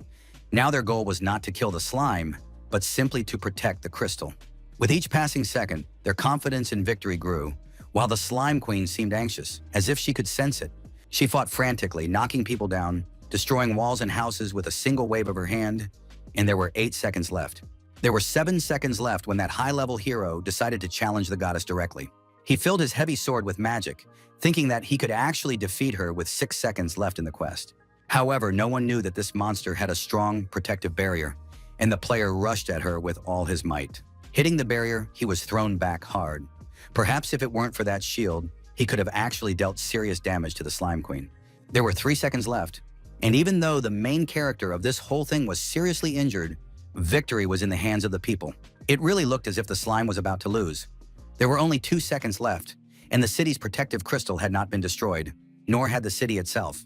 Meanwhile, the director of the Korean branch was still in the CEO's office, waiting for her answer, whatever it might be. The dark-haired girl was a head taller than Kwon Myung-han, and she could contact the project developers directly and influence their decisions regarding the game. The man came only to demand that his superiors stop the quest involving slimes attacking the village of newbies. He still hoped to help the players in some way, but as mentioned earlier, they couldn't influence the game in this way. It was impossible to stop or cancel anything created by players for players. They were not gods of this world. They only helped ordinary people immerse themselves in a virtual reality where there was complete freedom of choice.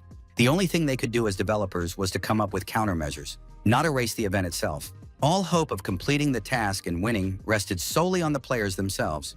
And in the meantime, there was only 1 last second left before the end of the slime raid. Wounded with his last health points, the player sat right next to the protective crystal, thrown there by the shock wave from the collision with the barrier. He laughed because, despite all his wounds and the loss of players, the mission time was almost over, and the slimes had not destroyed the crystal. At that very moment, in the last fraction of a second, the protective stone behind him cracked. It was a complete defeat, something no one expected, especially the young man who saw that no slime had come close to him or the crystal. The true madman stood on the stone platform, and his cleaver mercilessly pierced the protective crystal, the city's only hope for defense. The quest had failed, the players had failed to protect Edelin, and it was all because of one guy named Yoon Jae-young, who was simply bored. As a result of his actions, the city of newbies was forever erased from the world of Arcadia Online. The wounded player didn't even have time to do anything. The main character killed him with a single blow, but he didn't receive a single skill point for this kill, probably because he wasn't a newbie. All the users who were fighting slimes at that time rushed to the square, thinking that some monster had managed to break through. Imagine their surprise when they saw the culprit who had caused Arcadia to lose the city of Edelin. It was not a monster but a player, an ordinary gamer, just like them, standing where the protective crystal had once stood. Dex smiled at the newcomers who had arrived at the scene. He was genuinely enjoying everything that was happening and couldn't wait to see the consequences of the slime's victory. Along with the crystal, the newcomers' city had also been destroyed, and purple crystal dust flew through the air, not yet having had time to settle or disappear completely. Of course, the players' patience quickly ran out. They had spent almost a whole week of their lives protecting the spawn, but in the end, they lost everything because of one single idiot. In the eyes of others, Yoon Jae-young was a madman, a crazy, hateful troll, so it was no surprise that they hated him. Users took up arms, their anger now directed at a fellow gamer like themselves. The slimes were a thing of the past, and people even forgot that they had failed the quest. Some even swore that they would devote their entire lives to catching the true madman. None of those who had survived such an ordeal could let him get away with it. But one lifetime would not be enough. These words gradually began to bring the players to their senses, and immediately after that, a notification appeared stating that the Slime Fury quest had failed. The city of newcomers Edelin was about to be wiped off the face of the earth. A bright ball of dark magic lit up in the sky, and punishment began to take effect. It was the heart of the Slime Queen, which had literally just exploded into thousands of tiny pieces of slime, and no one really understood what was happening. Stuck between stone slabs lying on the ground, weapons and players' clothes, the slime began to slowly rise into the air. It looked very frightening, as if some kind of monster was trying to revive and gather itself together. All the slime killed by the warriors slowly rose into the air and quietly gathered together. The monster's attack was not over yet. The gamers watching all this hoped that these weren't new enemies, that even during the raid, monsters wouldn't literally appear from under the ground. Their worst fears came true. All the slimes that had been killed during this war gathered together and came back to life. But something was still wrong. A bright light flashed, and the magic of rebirth literally blinded everyone who was too close to the place where the magic lightning struck. All the slimes from the surrounding area flocked to the place where the magical discharge appeared. When their vision returned, the players tried to see what was happening there. 3 incredibly huge slimes, as tall as a 2-story house, appeared before them. No one had ever seen monsters of this species so large before. The peace-loving slimes had long been oppressed by humanity, but they managed to fight back against their oppressors in a fierce battle, and now victory was theirs. More and more large monsters appeared with each passing minute, their furious roars leaving behind emptiness and quiet horror. Now that humanity had been completely defeated, the slimes took over the lands that once belonged to this cruel race. And from that day on, the territories of Edelin were ruled by their queen, the great and powerful goddess who had brought them victory. She now looked completely different, smaller in size with more emotion on her face, and more like a human, a dignified woman. A magic circle appeared in the sky, and the city walls that once belonged to humans began to be gradually consumed by slime. Now this city is passing into the possession of the slimes. All players received a notification that they were no longer in a safe area, but in a place completely infested with hostile monsters. Moreover, it was now recommended to enter these hunting grounds only after reaching the 80th character level.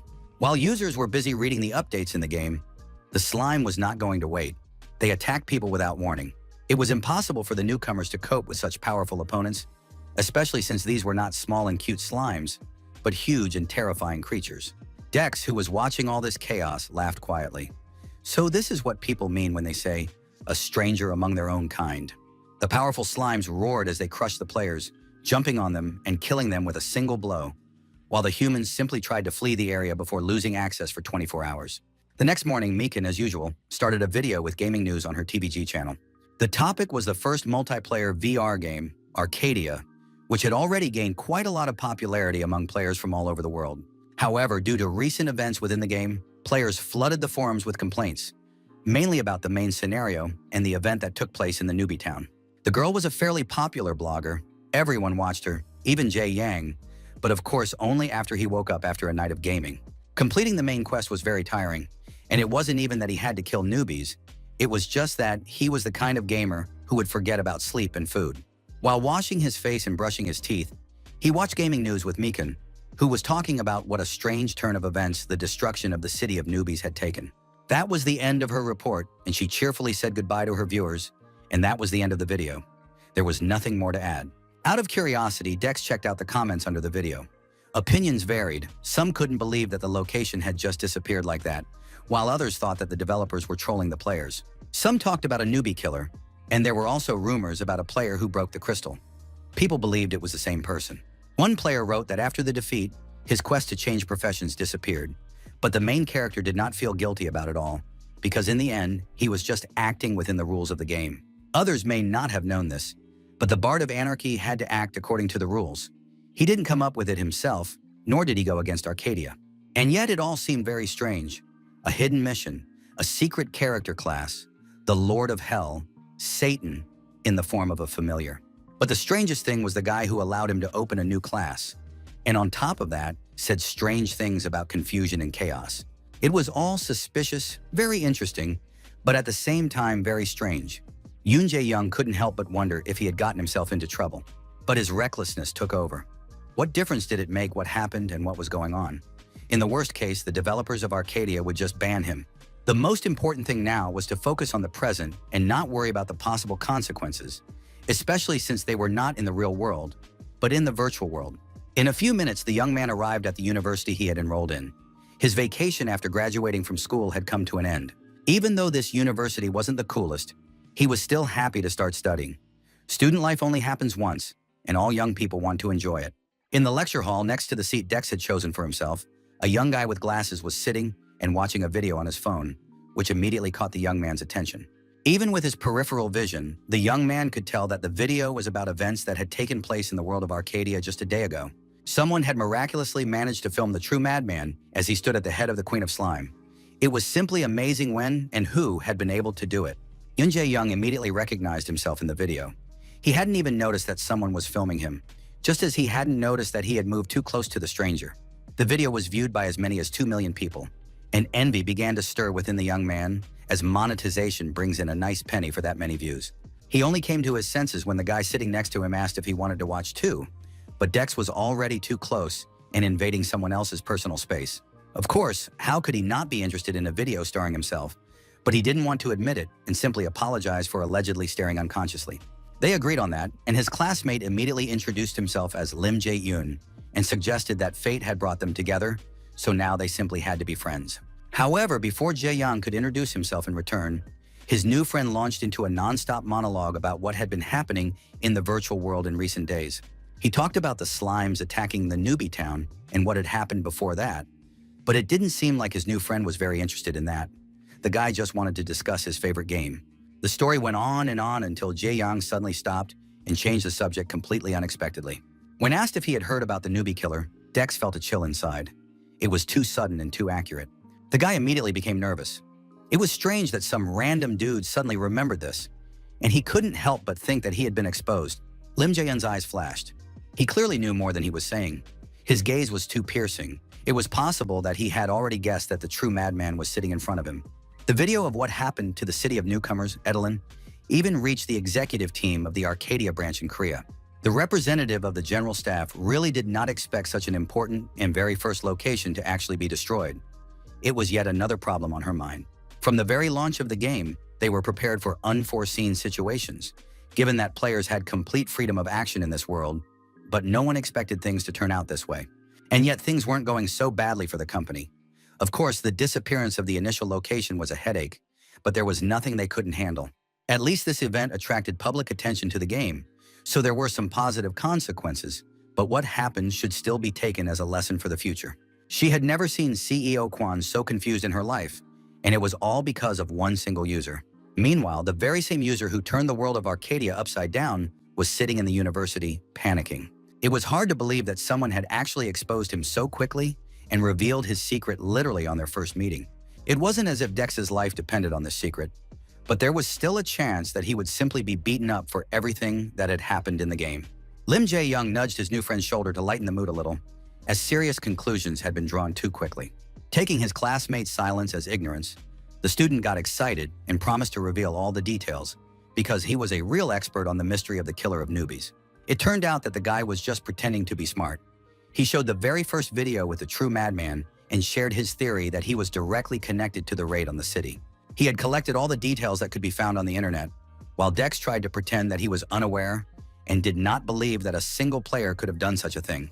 Surprisingly, Zhuye turned out to be much more perceptive than he seemed at first glance, so it was necessary to be as careful as possible with him.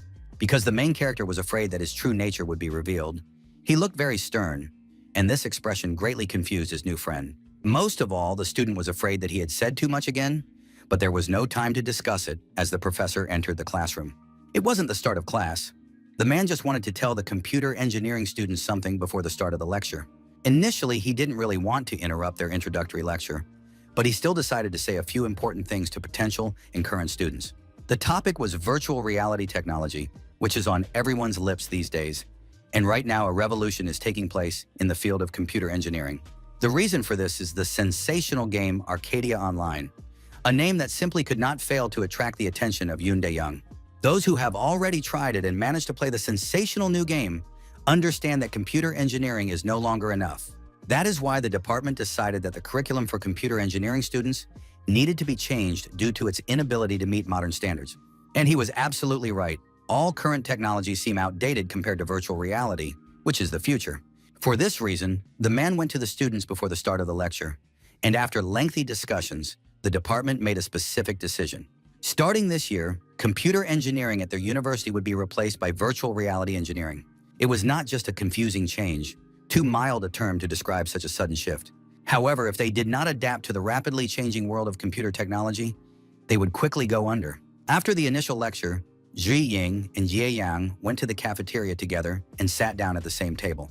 Or rather, the new friend followed the main character to the cafeteria. The topic of discussion, of course, was the change in the name of the entire specialty, and the professor even mentioned Arcadia right in the lecture, which made the guy very happy.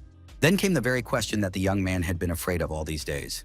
His new friend was very interested in why he didn't play Arcadia. Thinking only about how not to get caught, Dex lied that he couldn't afford the capsule, and that he wasn't such a strong gamer that he would spend all his money on a virtual universe. The only way to avoid giving himself away was to change the subject. And since the guy was simply crazy about this game, the conversation returned to its original course. All he had to do was ask if Jae-young played the sensational new game, and the guy immediately lit up and shouted loudly that of course he did. And he didn't just shout, he even claimed that his character was quite high level, and the guy looked incredibly proud of himself and his gaming skills. As a good friend and understanding mentor, the student promised to help with leveling up if Jae-young decided to start playing. They agreed that if that happened, they would definitely get in touch, because now newbies appear in the most random places in the world. After talking to this strange, kind guy, the young man returned home and immediately entered the world of Arcadia, where the dissatisfied Demon King was waiting for him. He didn't care that humans needed much more time to rest and sleep. He was only concerned that he had to wait a long time and be bored alone. Although Satan looked very dissatisfied and angry, it was clear that he was just very lonely without a friend. And in such a small form, he was even cuter. While they were talking, someone approached them with a loud cry. In addition to the sounds of slime, there was also a thin female voice, but there was no sense of threat. The beautiful and refined Queen of Slime rushed at the player, but not to kill him, but to give him a big hug and welcome him. This was how slimes greeted each other. They happily jumped on their friend and knocked him off his feet. Whether it was a small lump of slime or a human-like girl, Dex fell to the ground from such a strong attack, and all the remaining slimes immediately pounced on him. It seemed as if all the monsters from the surrounding area had come here. They hugged and joyfully greeted their friend, clinging to him and jumping on him, making it difficult for the guy to breathe. Even the Demon King got his share. He was also considered a good friend, and one of the slimes jumped on him, but Tan was not happy about it. It took some effort to convince the slimes to stop their passionate expressions of love and gratitude to the player. After that, the Slime Queen bowed, expressing her gratitude to the young man who had helped her and her entire race survive. All the slimes bowed to him. Their race would never forget what the player had done to protect them. From that moment on, he became the eternal savior of the slime race. Embarrassed by all this gratitude and hugging, the guy said he hadn't done anything special, but that wasn't true. If it weren't for him, people would have continued to kill these little creatures. In addition, he was given the title of Savior of the Slimes, and as a reward for saving an entire race, he was given the Slime Crown, which immediately appeared above the character's head. Along with the title and crown, he was also given additional influence skill points. There were quite a few rewards for completing the Slime Wrath quest.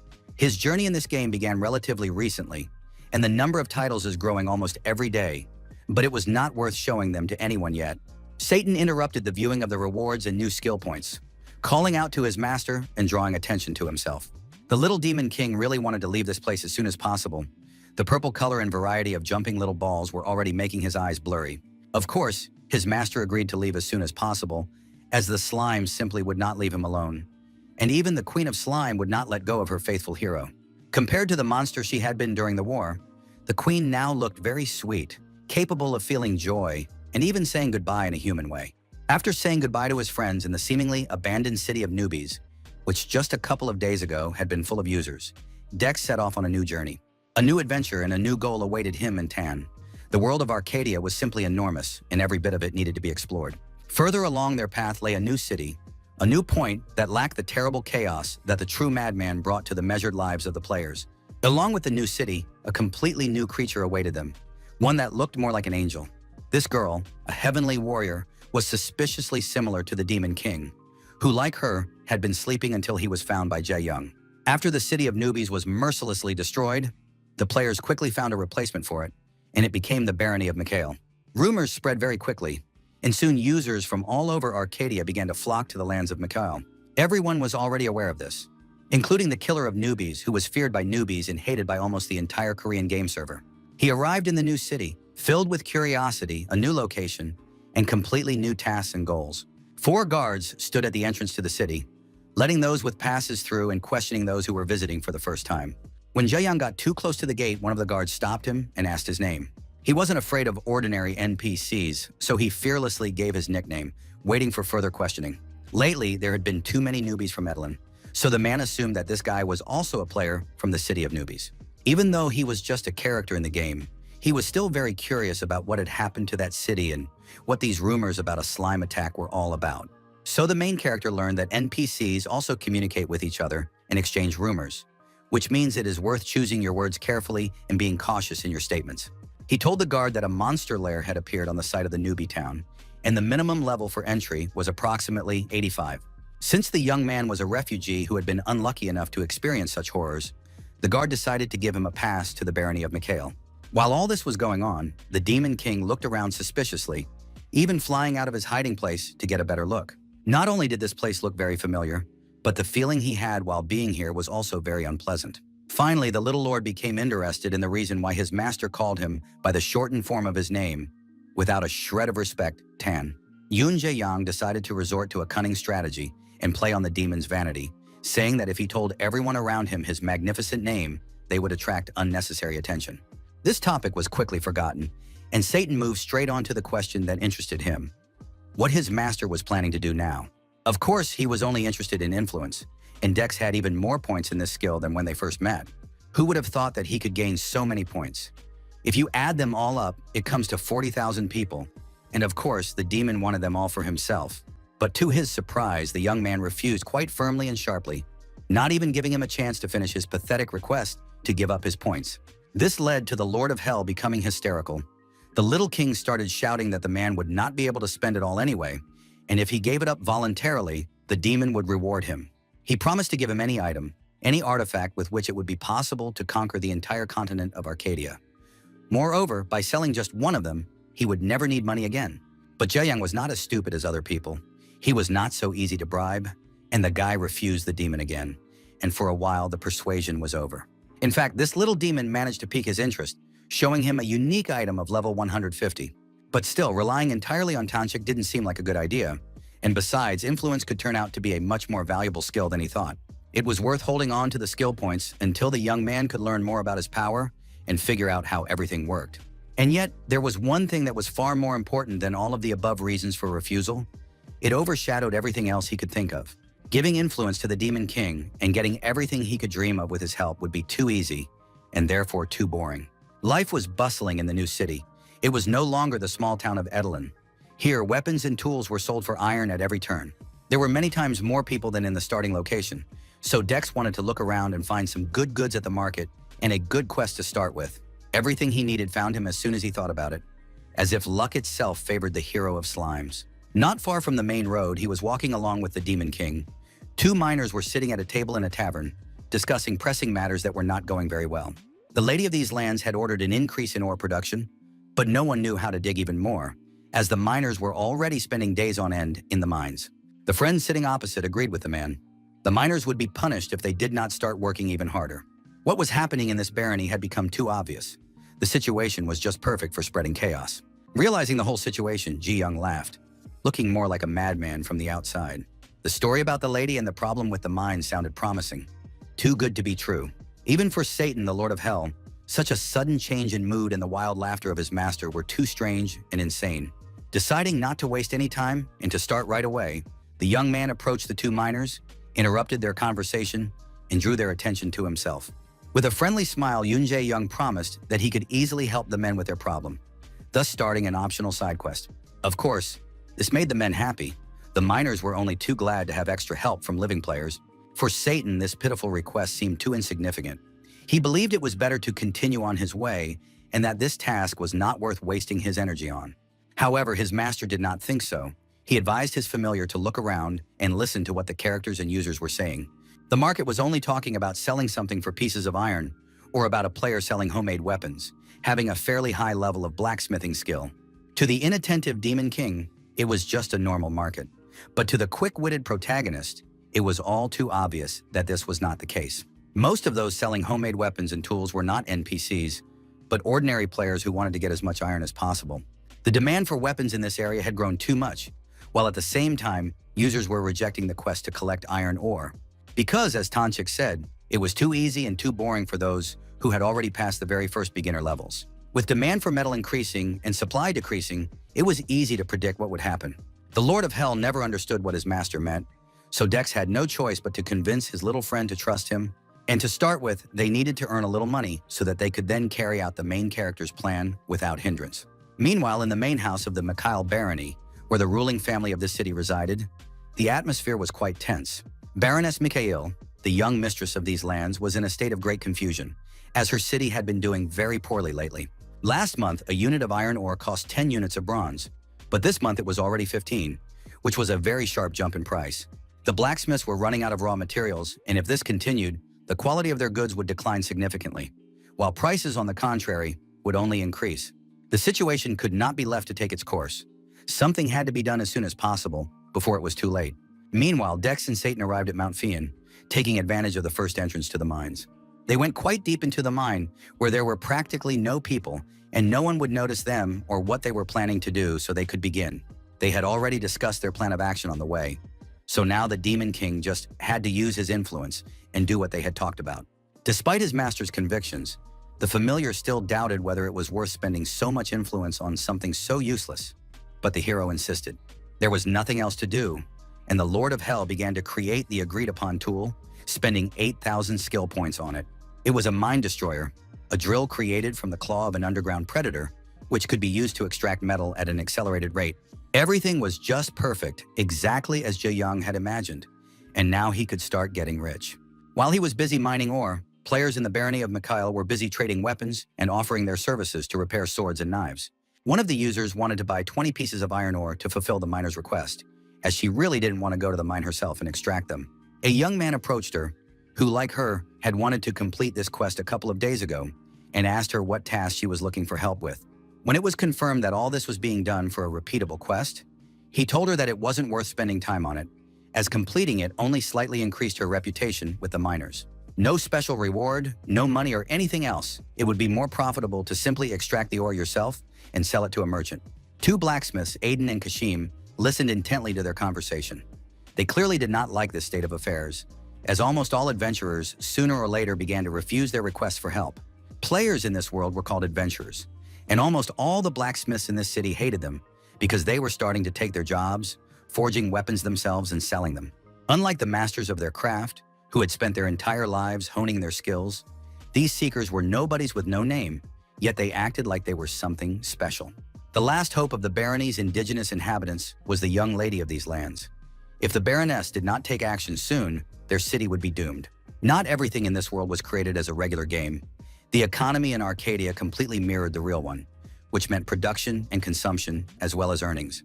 Supply and demand, and of course exports and imports, nothing new under the sun, also applied to the virtual universe. People remained people everywhere. There were 5 regions here, each specializing in a certain type of raw material that was not produced in other regions, or at least not in such quantities. Depending on the season, demand for specific goods would rise or fall, so each region resorted to various tricks. At the moment, the most sought-after raw material, unsurprisingly, was iron ore, which suddenly began to disappear due to the influx of adventurers. Because of everything that was happening in the game at the time, it was almost impossible to get the necessary metal, so it was easier to buy it from those who managed to get it and were now selling it.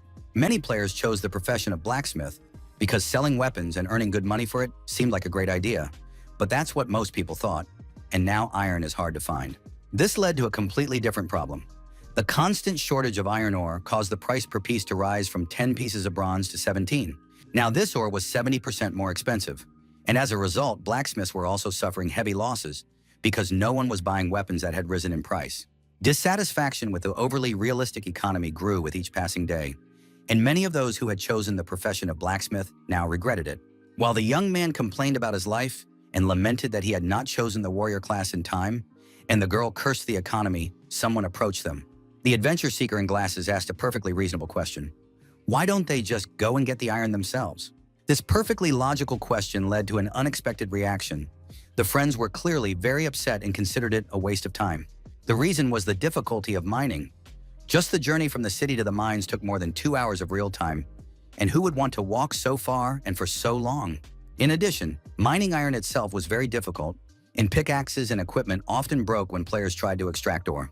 In short, it was easier to wait for someone else to mine the iron, focusing on improving their profession level by repairing equipment. This was Arcadia's big problem at the moment. Digging in the mines on your own was extremely unprofitable, and most users avoided it like the plague. But what would happen to a game with such a realistic economy if one of the players didn't think so? And this smart guy saw the most reliable way to make money. And that madman was, of course, Yoon Jae-young. He had been digging in the mines for several hours with his drill, which Satan had created for him, and with each passing minute, his resources increased and his skill grew. Moreover, not only did his chances of obtaining rare resources increase, but now he could also find hidden veins that contained even more ore. During all this time, he had mined an incredible amount of iron, as well as several rare minerals and precious stones, so it could be considered that spending influence points had paid off. When the guy decided it was time to stop and take a break, Tanchik rushed up to him. The demon had been looking for him for a long time and finally found him. The king of monsters ignored all of his master's questions. He could only think about how to get his hands on the influence points as quickly as possible and began to offer him an even better drill. He began offering his incredible artifacts again, this time in exchange for the remains of the skill. The demon offered an amulet that was simply perfect and ideal in every way. But this did not bring Dex any joy.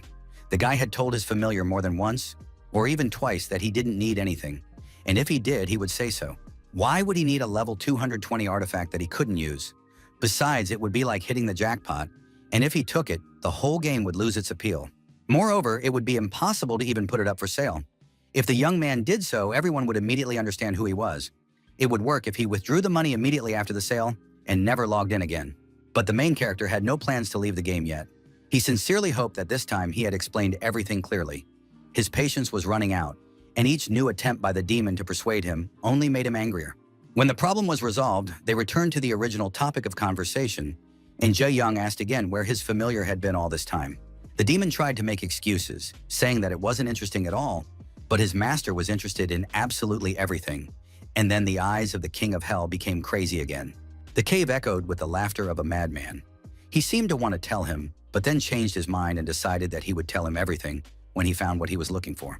After laughing heartily, Satan looked into his master's inventory to check how much ore he had already mined. There was probably more ore there than in the entire barony, and most likely that was the case. But the main character had no intention of stopping there. He wanted to dig in the mine for a few more days, and only then give everything away.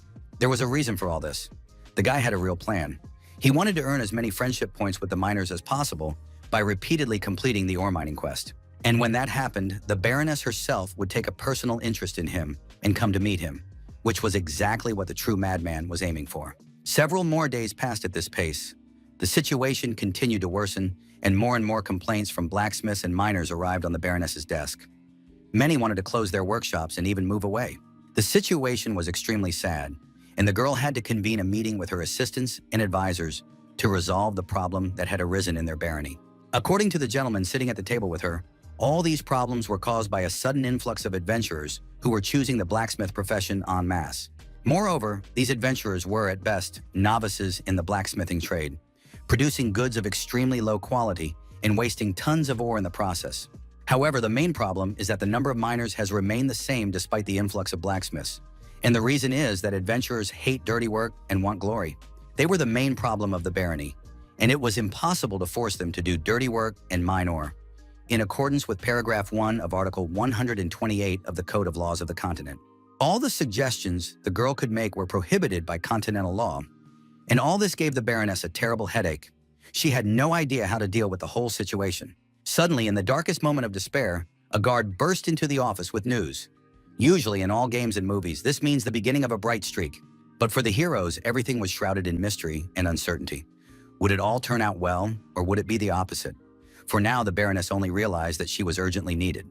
In the middle of the street, there was a whole pile of high-quality iron, and on top of that, there was also gold, magical ore, and many other things. Everyone who saw this ore wanted to buy it as soon as possible, but no one knew where it came from. And when the Baroness saw it all, she froze in shock for a moment. All these goods were sold by a local miner, a single player named Yunjia Yang, who once again surpassed all other users of Arcadia.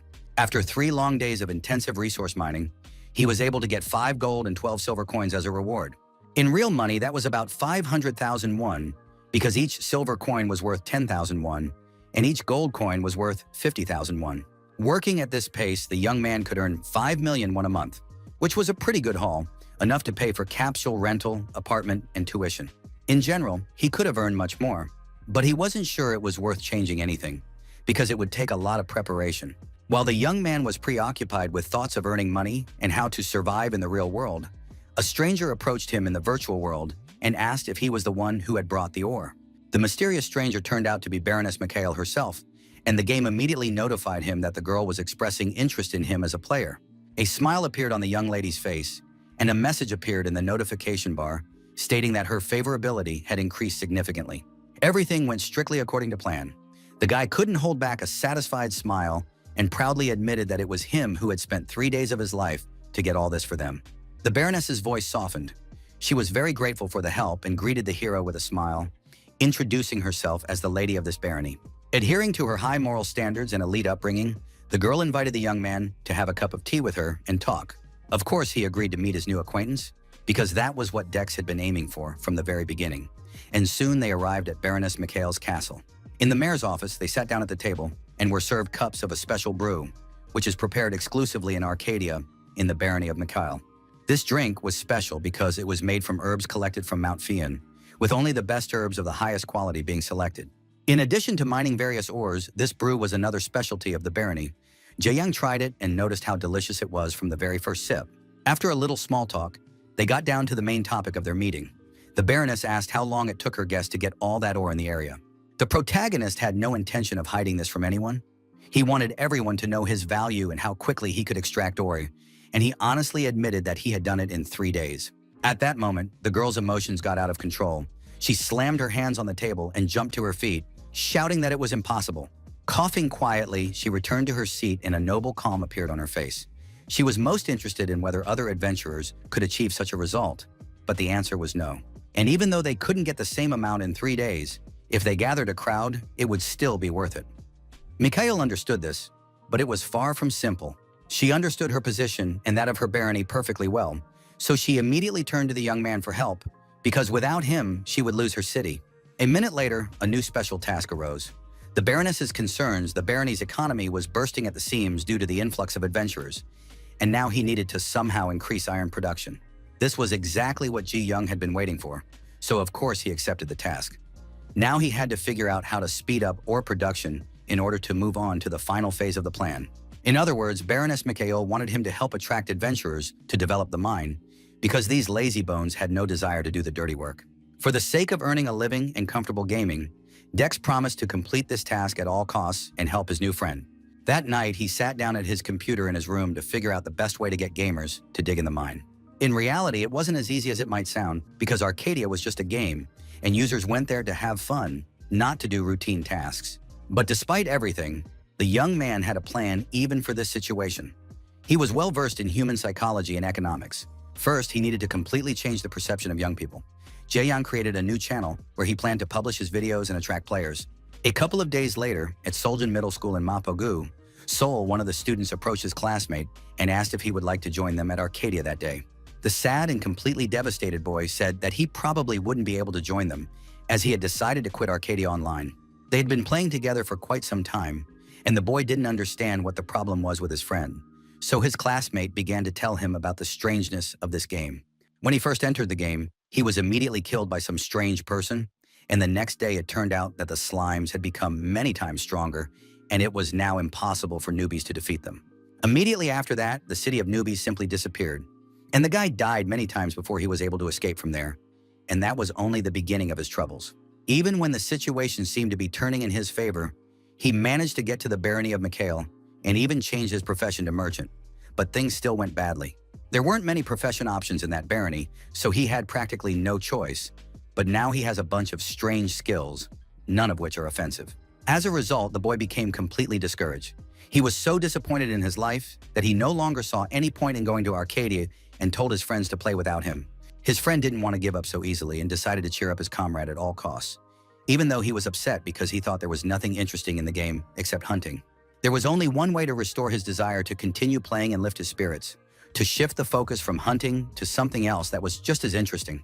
He immediately took out his phone and opened a new channel of some guy who talked about what else you can do in Arcadia and how you can make real money. The video began with the mines in Mount Fian, where everyone usually extracts ore.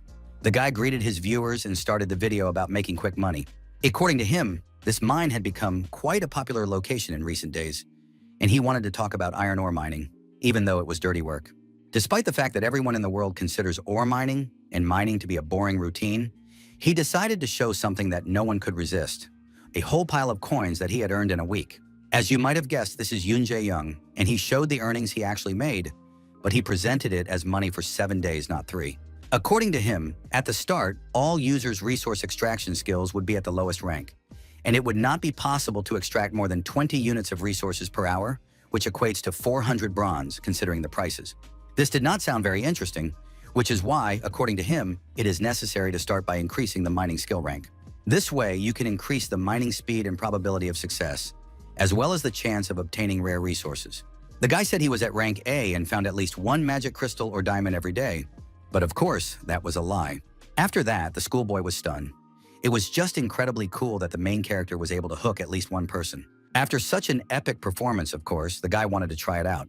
What schoolboy, or indeed any person, would refuse such easy money? This new channel about Arcadia took the internet by storm, but in reality, the author of the video left out a lot of information, or even lied. The speed of mining demonstrated in the video is only possible with a drill like Dex's. The video omitted the most important details, creating the illusion that anyone could achieve the same results and accordingly earn huge amounts of money for it. However, it had a big impact on users, and the very next day, players who found the video really useful flooded miners with their consent to accept the quest. They eagerly bought pickaxes from blacksmiths in the city and asked how to get to Mount Fian. The barony of Mikhail had probably never seen so many miners before.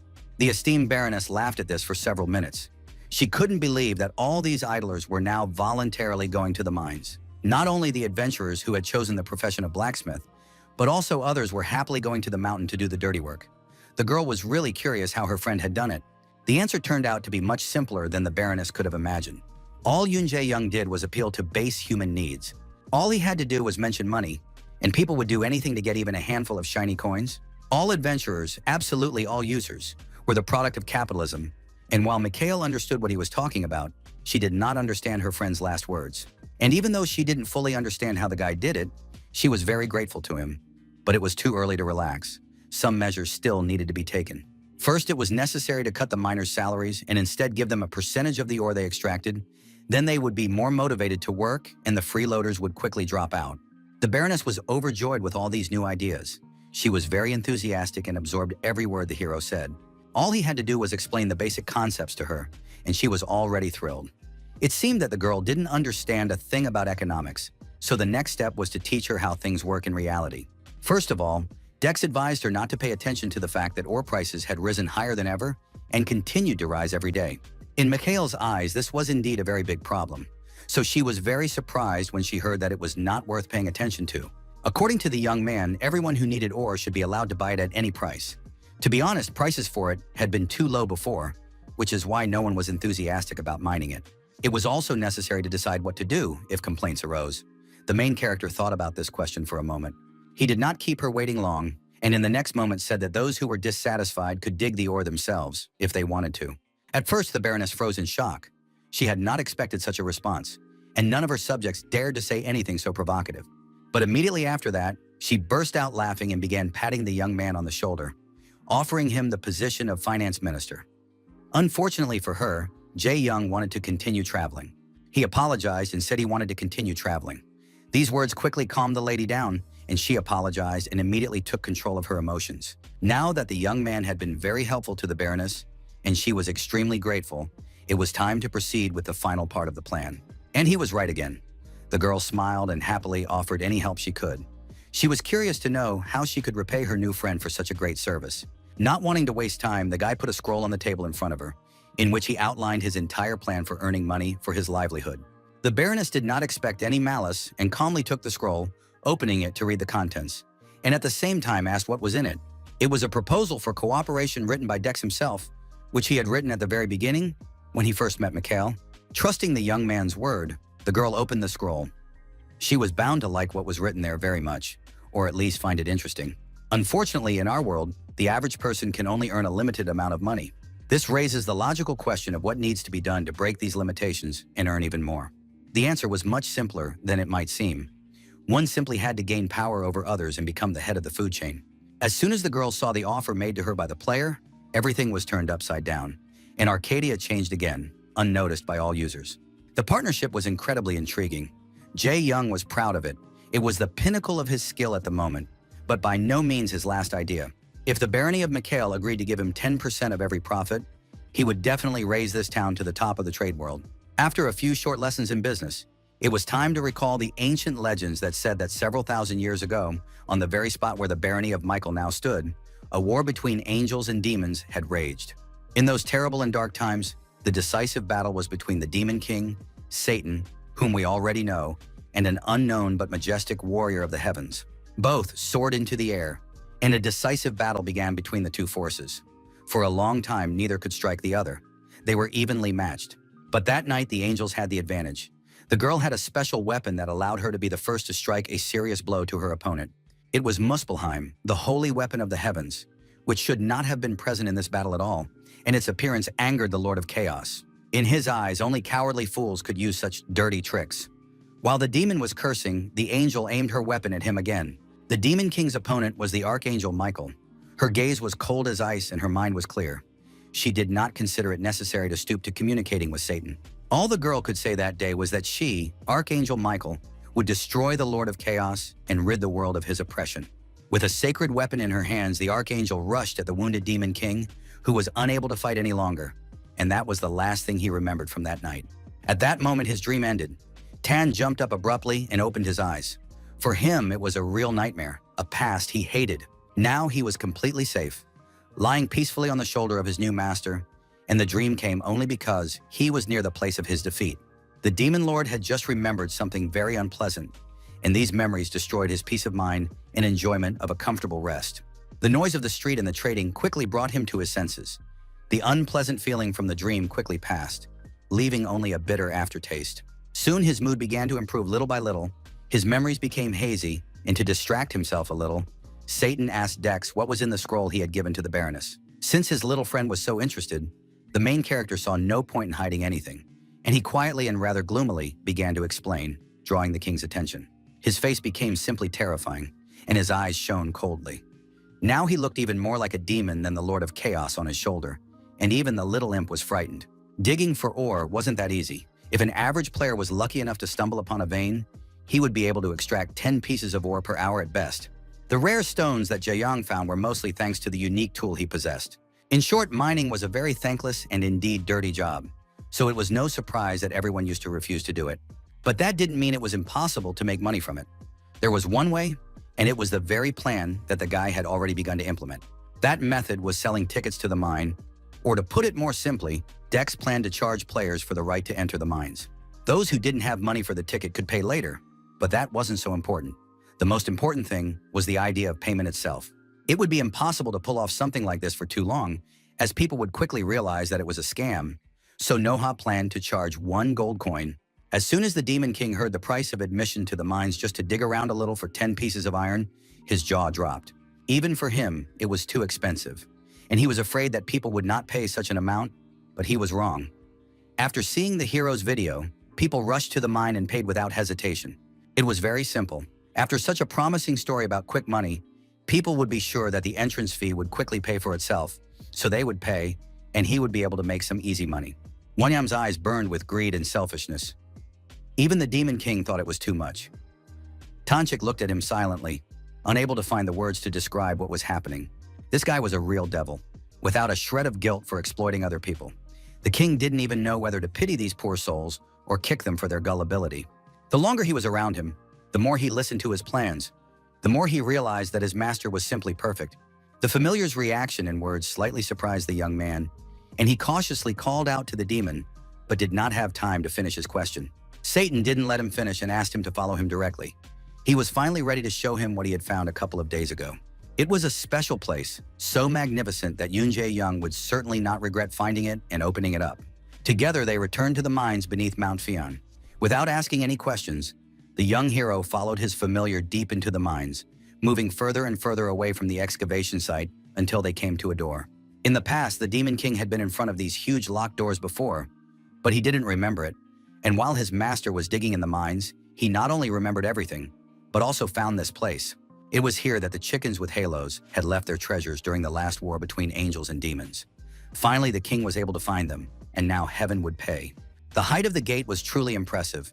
It was huge and very ancient, and the entire entrance looked very old and abandoned, as if it had not been maintained for several hundred years. Despite this, the iron had not rusted, and the wood had not rotted, which could only mean one thing. Most likely, some kind of spell had been cast on these gates. Without wasting any time, Tanchik turned to his master and asked him to open them. He was sure that someone with so many influence points would be able to do it. However, the young man knew nothing about his power and did not understand how exactly he could open these doors, which were definitely enchanted. There was nothing else to do. Since the Demon King himself believed that an ordinary player could handle it, it was worth a try. As soon as Yang's palm touched the doors, a notification popped up saying that he couldn't go inside because he didn't have the right parameters to break the seal. Immediately after that, a notification about a new task appeared. He could receive a large reward if he reported his discovery to the Baroness right away, but clearly no one was going to do that. As soon as the guy mentioned that there was a seal on the door that he couldn't remove, the Demon King immediately started yelling at him. This seal was the very reason he had brought the player here, but the guy didn't get the hint. He didn't have the skill to remove seals, and he didn't know how else to open the door. Only then did Satan finally realize how little Young knew about his own power, which was both striking and annoying. After that, the king immediately took offense and began, as usual, to mutter under his breath that giving such a tool to a human was pointless, and that if he were an imp, he could at least be commanded. Cursing was pointless. The most important thing now was to open this door and get what the angels had left there. So the demon decided to give a mini lesson on the power of influence. Of course, the demon had a different name for it, but he didn't care what humans called it, because the name had no meaning. This power was beyond divine authority. It was capable of doing anything to upset the balance of the world. So powerful was the ability in Dex's hands. Those who possessed influence could change the nature of things and control their surroundings, a power closest to creation, but used for destruction. After such a colorful explanation, the Demon King was sure that now, finally, the guy had realized what power he had in his hands. But his stories were so vague that Young didn't really understand what it all meant. It was a fiasco. Satan's patience was far from angelic, and he shouted at the top of his lungs that his master could do anything, absolutely anything, anything at all. Since the guy didn't understand anything, the king spent another 10 minutes explaining that this power was necessary for beings like him to interact with human reality. It accumulates very slowly and in negligible amounts, so slowly that it would take him 500 years to accumulate the amount that Tan received after the contract. Now it was clear why the Lord of Hell wanted these skill points so badly. This time, Young understood what the demon was trying to say. The most important thing that the familiar had been trying to explain to him all this time was that he would be able to open the gates with the help of influence, and no seal could withstand this power. The holy chicks, as Satan called them, had clearly made sure that ordinary people couldn't get inside, which meant that this place was not as simple as the hero had initially thought. The power of the seal mattered to others, but not to him. Although the guy was unaware of it, with the amount of power at his disposal, some seal was nothing at all. The reason he couldn't open the door the first time was that he wasn't thinking along those lines yet. For everything to work, all he had to do was really want to do it, want it with all his heart, push the door with the intention of removing the seal and going inside. Under Satan's guidance, the young man tried again, but this time with the direct intention of opening the gate, and it worked.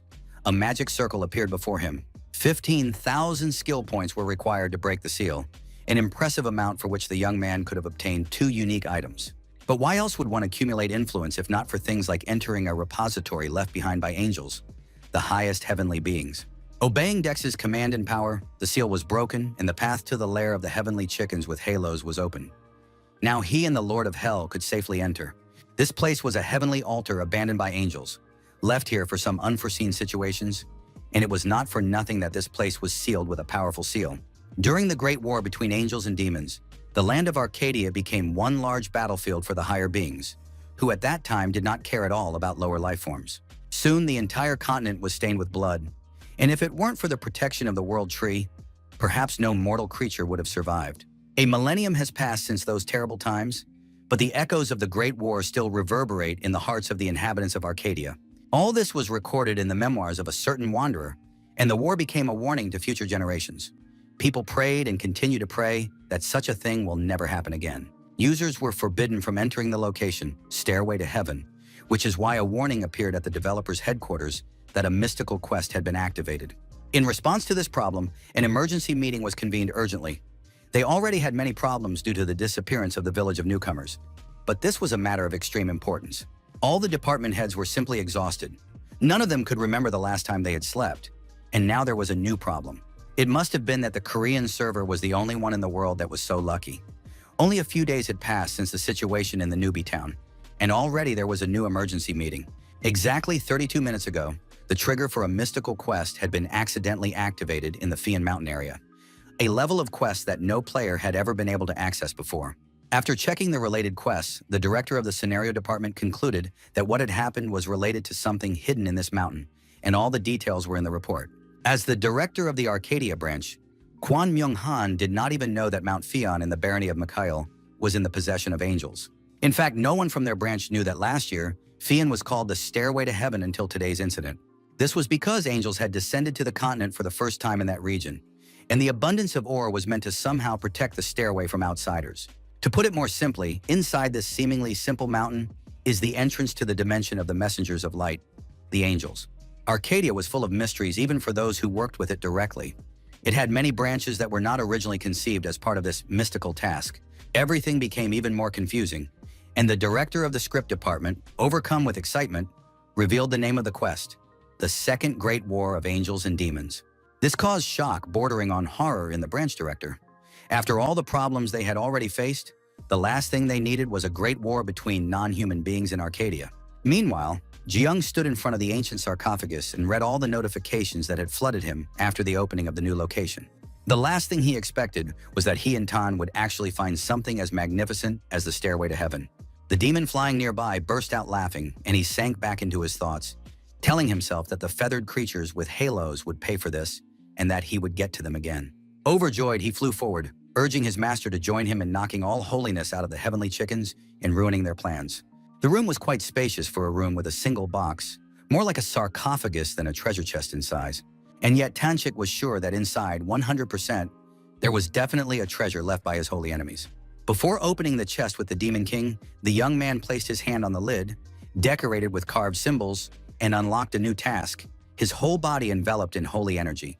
The language in which the inscriptions on the chest were engraved was inaccessible to him. An ancient being was needed to decipher them, and the task of exploring the ancient ruins was activated. He had to think carefully about all the consequences. The notification had said that the boy would receive a special reward if he reported the ruins to the Baroness. The longer Dex thought, the angrier Satan became. He tapped his little hands on his master's head, which only tickled him.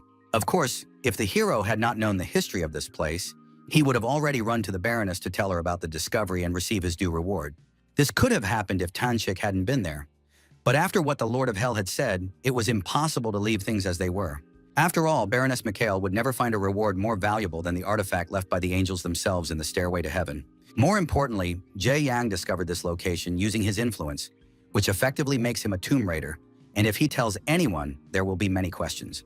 It was better to keep what happened a secret from everyone. Open the chest and take the treasure for himself, as Satan says. The words that it was time to open the box of heavenly chickens delighted the king. He became enthusiastic and rushed to the master.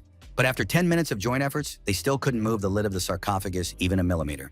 The heavy golden box of angels remained where it was, as if no one had ever touched it. Both of them were exhausted. Dex lamented that he hadn't leveled up his character, while Tanchik regretted not being in his true form, because then he could have lifted the lid with one finger. Tears welled up in the Demon King's eyes. It wasn't even a sacred seal or a magical barrier, just a heavy stone, but he still couldn't overcome it. The words that it was just a stone gave the young man an idea. Any stone could be broken if he had the right tool.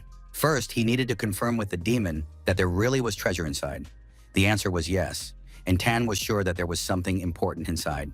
Now that he knew for sure, there was no other way out because Dex had just the right tool, capable of breaking any stone. He equipped his mind destroyer, his powerful drill, and prepared to smash the coffin lid to smithereens just to get what was inside. There was no other way to open this box. They had left him no choice. But even so, the Demon King had no words to describe how he felt about his master's idea. Who else but a human would think of using a drill to open a hiding place left by angels, the holy messengers of heaven? There are moments in life when there is no other solution but to destroy everything that stands in the way of the goal. The sharp end of the drill pierced the lid of the sarcophagus, and a terrible screech and rumble filled the space, echoing off the high stone walls of the stairway to heaven. Standing aside, the Prince of Hell, the king of all demons and monsters, the great Satan watched what was happening and did not even know what to say about it, except to note that humans are even worse than demons. When the young man managed to break the lid, the achievements of the destroyer of relics came tumbling down.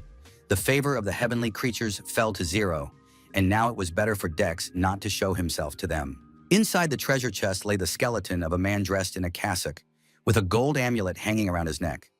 This was the treasure Tan had been hunting for. The fact that there was someone's burial inside greatly upset Joyoung. If he had known in advance that it was someone's tomb, he would not have destroyed the coffin lid, because that was too much. He did not want to rob the dead man of everything, so he suggested taking only the most valuable and necessary items, such as the treasure his familiar had been hunting all this time. This treasure turned out to be the very gold necklace, a carved cross, which Satan wanted to get his hands on in order to annoy the angels. The feathered ones had saved the sacred artifact for the future, but now the Demon King's master would take it, and his enemies would never see their secret weapon again. As soon as Jaeyoung took the shining heavenly medallion in his hands, he immediately reacted to the man in front of him, and holy light illuminated the room. This reaction caused a strong wind to rise, which nearly blew the Demon King away, and the glow enveloped the young man. The magic of light filled him, rising up his arm and penetrating the depths of the protagonist's body and soul. The silhouette of a hero from the past appeared before them. Taking the medallion, the young man activated the highest forces of light and obtained a part of them. Along with the shining heavenly medallion, Dex was assigned the hidden class of Holy Prophet, the second hidden rank of character he had been able to find within Arcadia. However, the profession he had chosen earlier did not fall into the category of saints, and due to the contradiction in the data, the medallion was temporarily deactivated, and the system asked him to contact customer service to clarify the circumstances. The large surge of holy energy happened too suddenly, and the Demon King not only did not have time to prepare for it, but he did not even think that such a thing could happen, and he almost died. After all, he was a dark being, the lord of all demons and all evil. But fortunately, he was fine and flew up to his master, wondering what had just happened here. But how could Jaeyoung, an ordinary person, know what had happened when even Satan himself did not know what this heavenly medallion was and what this new class assignment was? Now everything had become even more complicated. Who could have thought that two forces, two professions, one from the light side and the other from the dark side, would clash in one person? Meanwhile, around the barony, one of the Baroness's subordinates was carrying out their plan with Dex and stopping people who wanted to enter the second mine without paying for a ticket. The schoolboy who had been unlucky from the very beginning of the game in Arcadia was caught in the crackdown, and once again, misfortune turned against him. He was stopped before he could enter and extract the ore.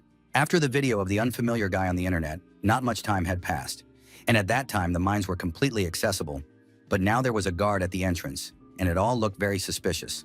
It turned out that there was now a fee to enter the mine, and it was necessary to purchase a pass before starting to mine ore, but the schoolboy knew nothing about this. The fact that the young man was unaware of this greatly angered the guard. Those wishing to borrow the treasures of Mount Fian must contribute to the development of the mines, so there is an entrance fee. The young man was very interested in this. More precisely, he still wanted to earn some extra money in the mines, so he had no choice but to ask how much the entrance fee was. At first, he was delighted to hear that the pass would be valid for a whole month, but when he heard that it cost 30 gold coins, he almost lost his mind. It turned out that in order to buy a pass, he had to earn at least 1 gold coin a day, which is equal to 100,000 won, and if multiplied by 30, it comes out to 3 million won a month. All this meant that the poor schoolboy had no chance of digging up untold riches in the mine. He didn't have enough money for that. And who would have 3 million a month just to dig in a mine in a game? Hoping that he would be given a discount or leniency, the boy said that he had come here precisely to earn some extra money, so he did not yet have such sums. And at that moment, the foolish and naive schoolboy fell into a trap set by another user specifically for the Baroness. With money now in the barony, Mikhail was on edge with everyone. And the guardsman expressed understanding and, as if by accident, mentioned that a special system had been devised specifically for players like this one. Everyone who came to this mine fell for such tricks, and the system consisted of passing now and paying later, but the man deliberately did not give any details. For more detailed information, everyone without exception was sent to the customer service department, a small wooden house that had been placed next to the entrance. A pretty and very beautiful girl looked out of the window to talk to customers. She knew she was attractive and used it to her advantage, smiling as she lured players even deeper into the trap. What can we say about a schoolboy who has no such life experience? Perhaps not even a girlfriend. Of course, he was struck by her appearance and went to get the details without question. Standing aside, the guardsman silently thought about how stupid the players were. Everyone who came here always took the bait, without exception. And so the young player became another slave in the mines of Mount Fion, which belonged to Baroness Mikhail. The more of these fools walked straight into their trap, the more money their city had.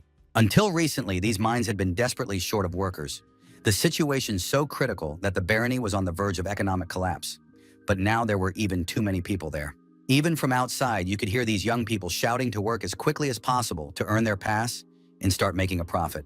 They all had such enthusiasm that one could only envy them. The cage door slammed shut behind these poor souls. It was hard to believe that so many people had fallen for it. Even the NPCs understood that it was a scam from start to finish. The thirst for easy money drowns out the voice of reason every time, and it works in absolutely any universe, be it reality or Arcadia. The plan was too cunning to have been the Baroness's, and although it was not known who exactly had come up with it, whoever it was, they were definitely a sadist. Meanwhile, Yoon Jae-young completed the task. Baroness Mikhail's fears were dispelled, and all that remained was to find her to collect the reward for completing the quest. This was just an added bonus to his situation, but now the most important thing was to figure out how to wrap things up and end it all here, at the Stairway to Heaven.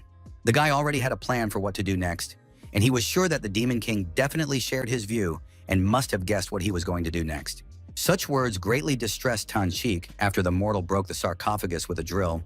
He no longer knew what else to expect from him. Then the young man listed everything they had managed to do. First, they broke into the territory of the angels, then stole a sacred artifact, destroying someone's sarcophagus in the process, and now he was a criminal. If anyone found out about what had happened, the young man's life would become even more difficult, although it seemed impossible for it to get any more difficult. So he wanted to keep what had happened a secret. The further he went, the more frightening it became for the Demon King. His excitement and anxiety grew with every word spoken, and he held his breath, waiting to hear what would be said next. His premonition did not fail him. Yoon Jae-young took out his drill, the destroyer of minds, and said with a smile that it was time to get rid of all the evidence to avoid problems in the future. It was then that the Demon King realized what his master wanted to do, but he couldn't believe that someone was seriously going to destroy the Stairway to Heaven. To his surprise, the main character smiled and said quite calmly and seriously that this was exactly what he planned to do at that very moment. The next minute, the drill started working, stones fell, columns collapsed and caused the ceiling of the tomb to collapse, and soon the sarcophagus with the remains was buried under the walls of the cave. After the evidence was destroyed, the guy's face lit up. Dex looked very pleased and said with a smile that all that was left was to block the entrance to the shelter. The Lord of Hell stood aside and watched what was happening in complete shock. He couldn't even imagine such a thing in his worst nightmare. It turns out he still has a lot to learn from humans. Very soon, together with Tanchik, they arrived at the castle of Baroness Mikhail. The girl was very happy. She laughed and talked about how eagerly she had been waiting for a new meeting with her savior. Now the barony had enough miners, and all thanks to this user. They wouldn't have to worry about ore for at least another year. The girl didn't know what exactly Dex had told the players, but everyone in the area rushed to the mines. After that conversation, a whole bunch of people voluntarily gave themselves up to slavery to the barony when they heard the exorbitant price of a pass to the mines. More than 9,500. Before that, only 800 workers had been working in the mine, and now there were more than 9,000. It was simply amazing, especially for the Baroness. For her, everything the young man had come up with was simply brilliant. She was positively glowing with happiness, but in reality, the guy had just picked it up from somewhere in the news. At their first meeting, the girl was far from cheerful. The burden of problems that had been piling up for more than a day had hit her hard, but now she was positively glowing. All that remained was to hope that she would be all right and that her desire to make as much money as possible from these slaves would not drive her mad. Before she became completely immersed in her fantasies of wealth and power, Jae Young decided to remind her that the goal had been achieved and now it was time to discuss the reward. These words quickly snapped the Baroness out of her reverie, and she returned to reality and announced that she had prepared something special for her little assistant. Soon, a rather heavy bag of coins was placed on the table in front of the young man, which was the promised 10% of sales. In total, he received 120 gold and 23 silver coins, worth about 120 million won, so now the dreamer would not have to worry about paying the rent for the capsule. Before the guy had a chance to run away and disappear, the Baroness decided to try her luck again and offer what she considered to be a lucrative deal. She couldn't let such a wise and cunning man get away, so she again offered him the position of her minister and promised to make him the second most powerful person in the barony, sharing all power equally. As a result, he received an offer from the game. Baroness Mikhail trusted him unconditionally and therefore offered permanent cooperation, allowing the player to gain power equal to that of the Baroness herself. In the boundless world of Arcadia Online, in addition to its storylines and endless possibilities, a hidden but very touching story unfolded. It's funny, but it all started with one person who wanted to do something for another person. One of the game's creators, Jennifer, helped her loved one find happiness in a world where he couldn't move without permission. It was difficult to describe in words what he felt at that moment. And so, especially for her, Jack created the world of Arcadia, completely free from everyone and everything. It all started with the two of them, and it should end with them. While the young creator was online, Alice, the blonde goddess of the world of Arcadia, connected with him. She had important news for the administrator. They hadn't been able to meet and talk properly lately because the girl had been very busy, which could mean that something really important had happened. A system error had occurred. A data inconsistency had been detected that required administrative intervention to resolve. This was beyond the capabilities of artificial intelligence and required the intervention of the creator. It was all about the medallion that Jae Young had picked up. The data inconsistency was precisely that he had first become a bard of anarchy, and now the class of Holy Prophet could not be enlightened to him. It was getting more and more curious, and this situation excited Jack, who couldn't help but smile. Even he, as the creator of this virtual world, did not expect such a turn of events. The profession of Bard of Anarchy was deeply hidden, and now a second secret had been found. It seemed as if a destroyer had appeared in his perfectly created world, and it was becoming more and more interesting. This couldn't help but bring back memories of an old acquaintance who had invented this class of Bard of Anarchy, causing no end of trouble. But this player also got his hands on a shining heavenly medallion, a special item of the Holy Prophet class, which should only belong to the main character of the Great War storyline. Now he had two special items in his hands, the most important in the entire game, which contrasts with the game itself. The guy literally got his hands on the powers of darkness and light at the same time. It was very interesting and curious. The more Jack learned, the more fun and interesting it became for him, and Alice was just happy as long as the administrator was satisfied. The most important thing now was to figure out what to do, because at the moment it was impossible to grant the user Dex the class of Holy Prophet, and the artificial intelligence was forced to turn to the creator. Jack wanted to think about this problem later. For now, he wanted to play along a little and reward the guy for his discovery with two valuable items. To express his satisfaction with his ingenuity, he wanted to slightly change the properties of the Holy Medallion so that it would allow him to obtain the power of the artifact. This little player from the Korean server had managed to disrupt all the plans and order in the world Jack had created in just a couple of weeks, so the balance had to be restored.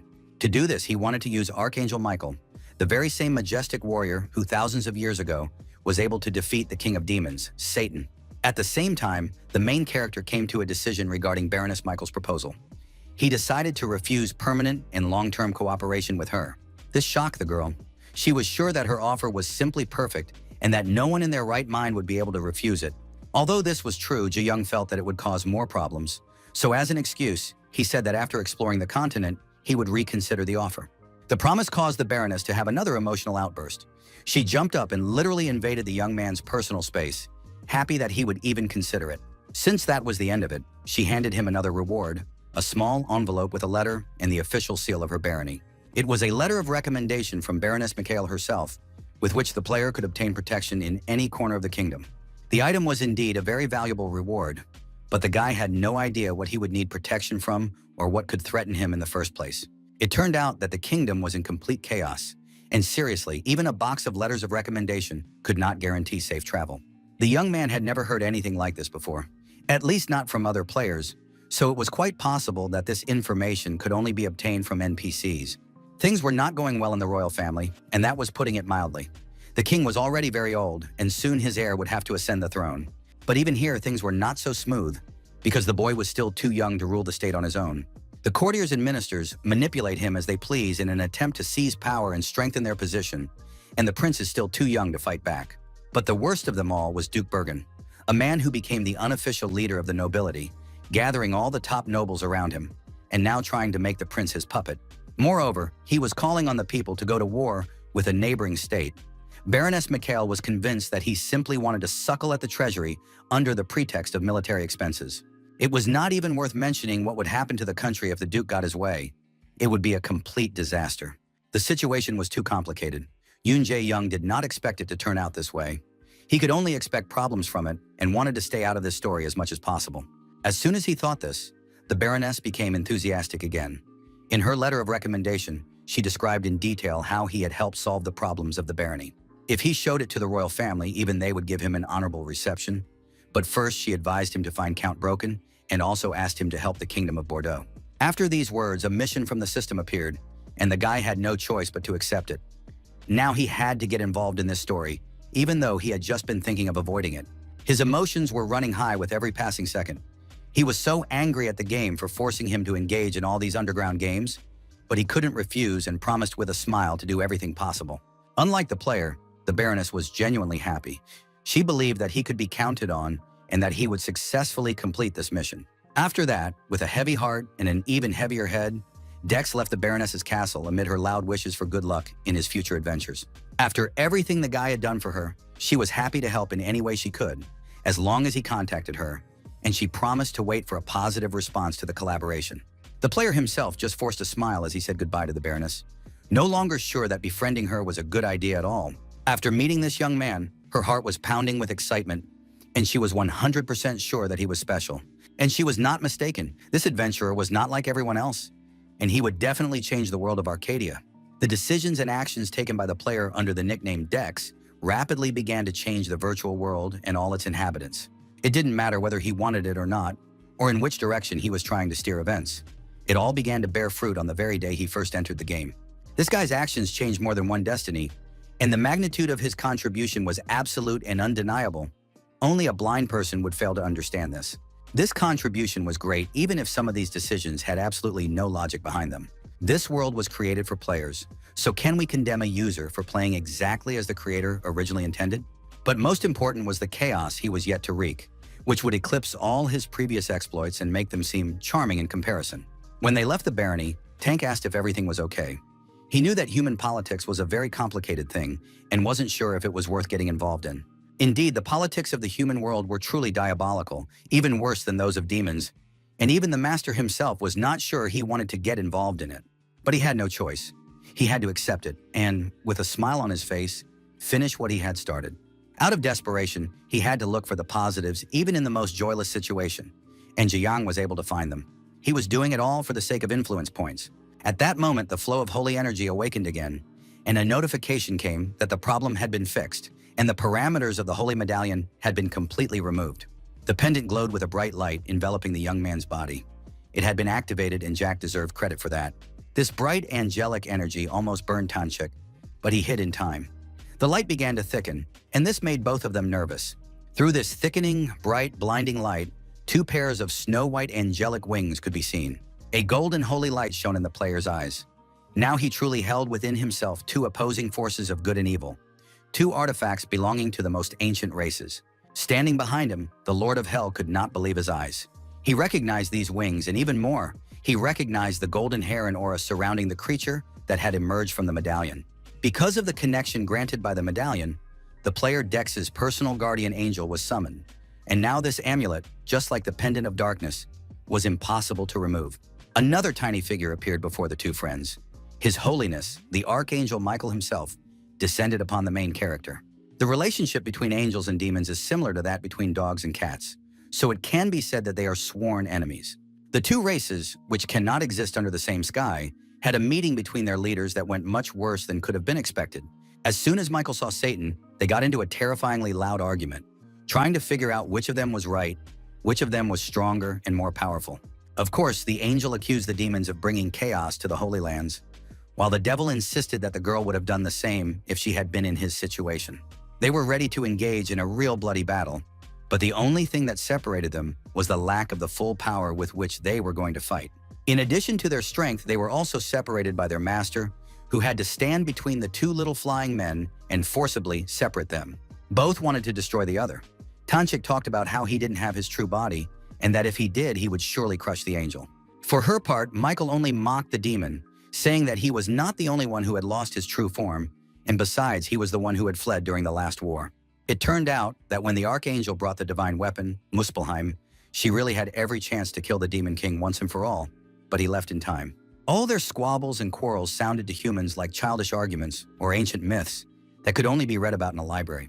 Thinking about where he had heard a similar story before, the young man did not even notice when the quarrel ended, and the forest became quiet for a moment. Taking advantage of the opportunity, the young warrior of the heavens flew closer to the man and asked if he had made a contract with the king of demons, Satan. In response, she heard that he had indeed made a contract, but since it had been forced upon him, it was not made of his own free will. Then she told him that the power he called influence was very great and could become very dangerous in the wrong hands and even destroy the world, especially in the hands of that utterly vile and malicious Batman. And again, the conversation turned to ancient beings insulting each other. With the contract already signed, there was nothing that could be done except to urge the young man not to succumb to Slavic flattery and the temptations of the demon. With a bright and dazzling smile, the Archangel girl promised that she would become Yun Jae Yang's guardian angel and guide him on the righteous and true path.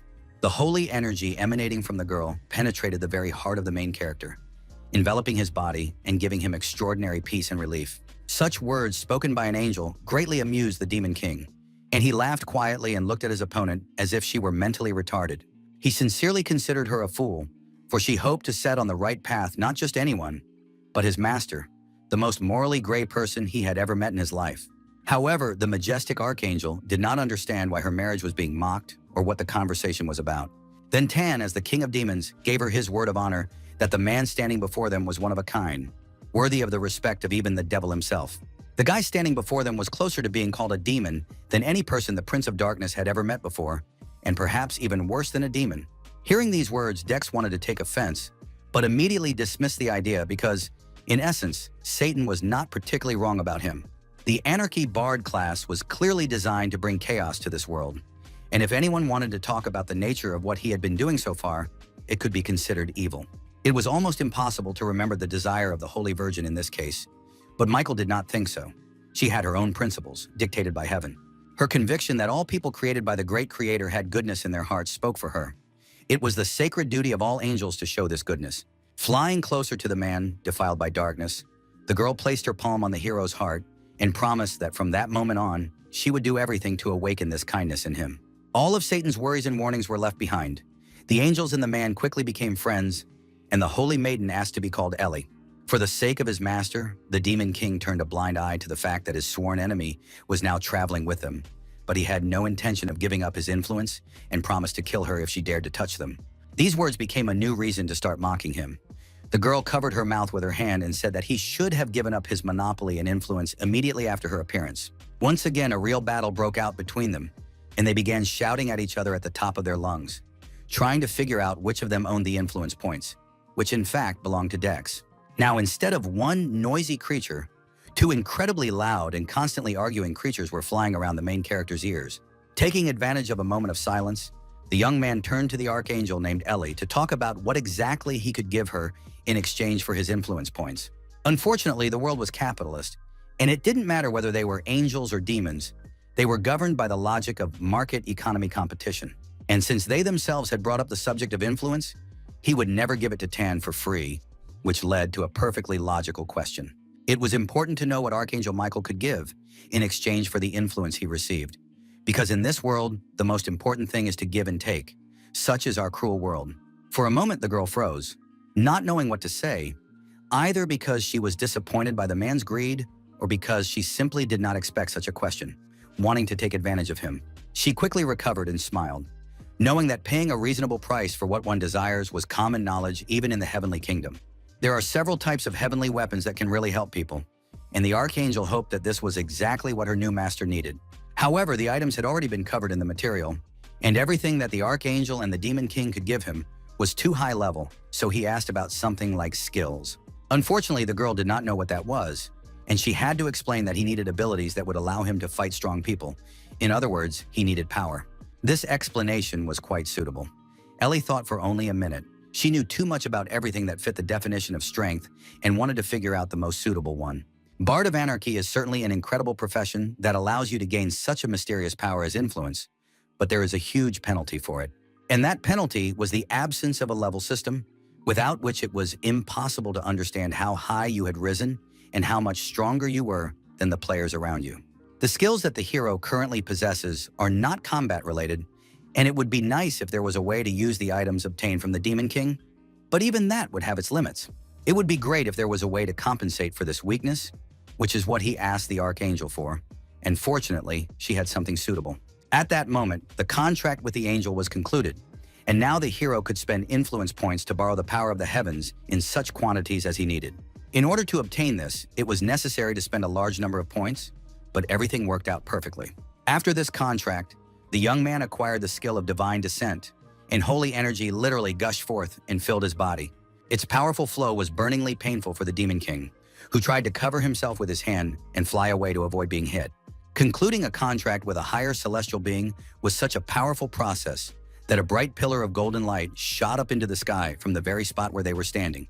This was seen by the monsters that were in the nearby forest. Huge trolls 2 or even 3 times taller than a human. The first to appear was the ancient knight of honor, Farhan, who in the past had given his life to protect what was dear to him. Next, the great wizard of truth, Merlin, a bearded old man who was the greatest sorcerer in the history of mankind, appeared before the world. Following them was the divine archer of legends, Parcel, one of the most powerful and beautiful girls who ever fought evil. Even the great thief of loyalty, Merfin, responded to the call of heaven and was revealed as a blade capable of striking down enemies at the first call. Divine Descent allowed players to temporarily borrow the power of ancient heroes who possessed loyalty and offered their souls. This was perhaps one of the most useful skills a player could acquire, to use the direct help of the heavens and ancient heroes to fight enemies. At that moment, several monsters emerged from the forest thicket, and their leader turned to Dex, asking him to give him everything he had. If he gave them everything they wanted, the monster promised to grant him a quick and painless death. Instead of fear, a smile appeared on the main character's face. It was the perfect time. He had been looking for someone to test his new powers on. Meanwhile, inside Mount Fian, in one of the mines, players were toiling away as slaves of the barony, some against their will, others already enjoying it. It was hard to believe, but all these people were working day and night in the game, in a virtual universe, hoping to strike it rich with just one find. However, they were not so foolish as to not realize sooner or later that their dreams were not destined to come true. Little by little, they came to terms with the idea that they had all been deceived. Some cried about it, some tried to work off their monthly pass as quickly as possible and never return, and some simply accepted it. The schoolboy, who had returned to Arcadia only because of the thought of easy money, suffered greatly. Now all his friends had gone hunting, and he was forced to dig in the mines. He no longer cared about the money, he just wanted to get to the surface and escape from this mine. But all he could do was lament his naivety. Thoughts of escape became an obsession, and he began to think more and more about simply running away. On the one hand, it really was a great idea, just to escape from this mine and forget about it like a bad dream. On the other hand, there was the desperate cry of a man being dragged back to his workplace by the guards. The guy screamed and tried to break free with his last ounce of strength, cursing and declaring that he hadn't bought the capsule to slave away day and night. 2 other players watched all this, laughing at him and saying that he had wasted his time trying to escape. Realizing that the schoolboy was unaware, they began to tell him that running away from the mine meant that he would become a criminal and be wanted in all the cities and villages of the empire. You would be forbidden from appearing anywhere. Otherwise, you would be spotted and brought back, so there was no point in running away. In the end, you would have to return to the mine and work off your debt anyway. The easiest thing to do was to stop whining and get to work so that he could pay off his debt as quickly as possible. After hearing these stories, any thoughts of escape disappeared on their own. All that remained was despair. The young man shed tears and continued to dig with all his might, sparing neither himself nor his pickaxe, and over time, his mining skills improved to level 5. His speed increased, and now he could mine ore for long periods of time without getting tired, and the eternal flame became interested in him. It was very curious. The boy looked at the notification screen and couldn't understand what an eternally burning flame was. But let's go back to the past, to the days when the Knight of Honor Farhan was still the living embodiment of loyalty and bravery, the great holy sword that crushed evil. A legendary holy warrior, always granting victory to those who stood on his side, his sword striking terror into all demons. His shield protected many innocent souls, saving them from the clutches of terrible monsters and beasts. His mere presence was like a promise of victory, and he was also called the embodiment of honor, a great warrior who had overcome many dangers and difficulties. However, after many years of defeat in horrific battles for the demons, they came up with a completely different name for him, one that was perfectly suited to someone who had mercilessly slaughtered their race. In those days, Farhan could destroy the strongest and most powerful shield of any Lord of Hell with a single swing of his sword, leaving only ashes and shards behind. He punished anyone who dared to stand in the way of the Holy Knight of Honor, cruelly and mercilessly, leaving no chance for escape or salvation. After destroying shields with one swing, he used the second to put an end to the senseless and empty lives of demons. After many years of such torment and actual extermination, the demons came up with a name for him that was very different from those given to him by his allies. Farhan, the Demon Destroyer. This was his second nickname, instilling terror in all souls who wanted to challenge the undefeated knight.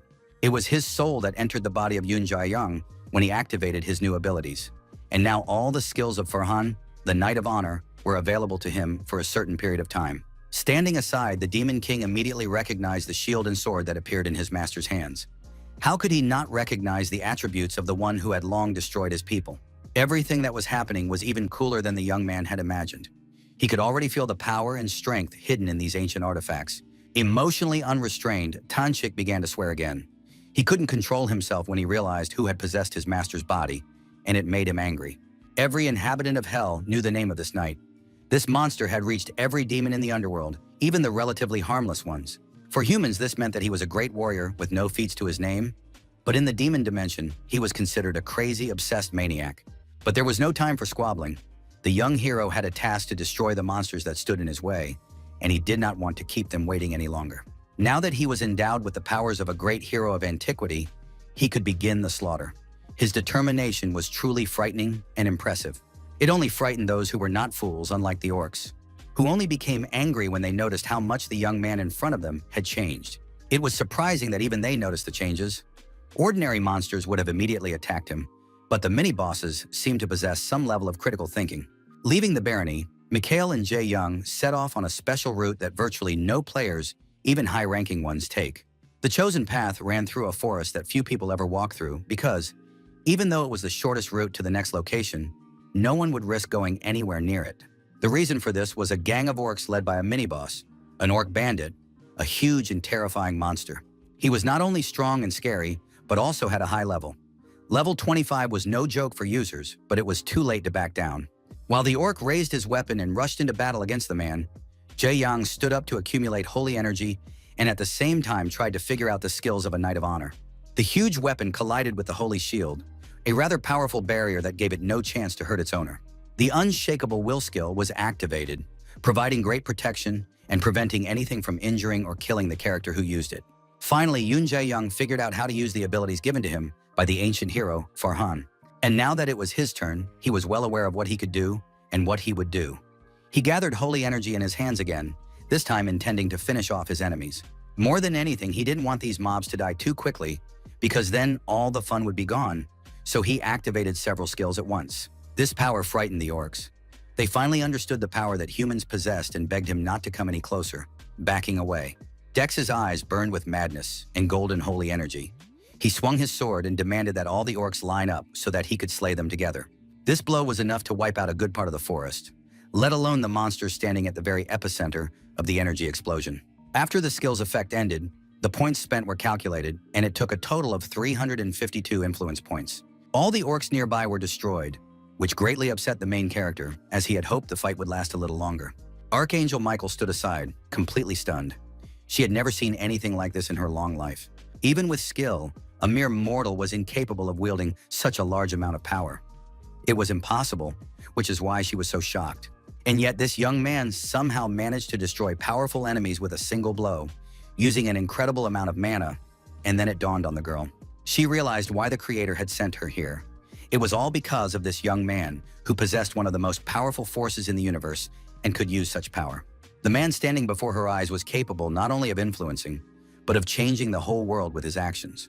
A quiet laugh drowned in the night silence of the dense forest, and the Holy Virgin Archangel Michael saw with her own eyes what Yoon Jae-young was capable of. Meanwhile, Dex was still too upset about how quickly the battle had ended.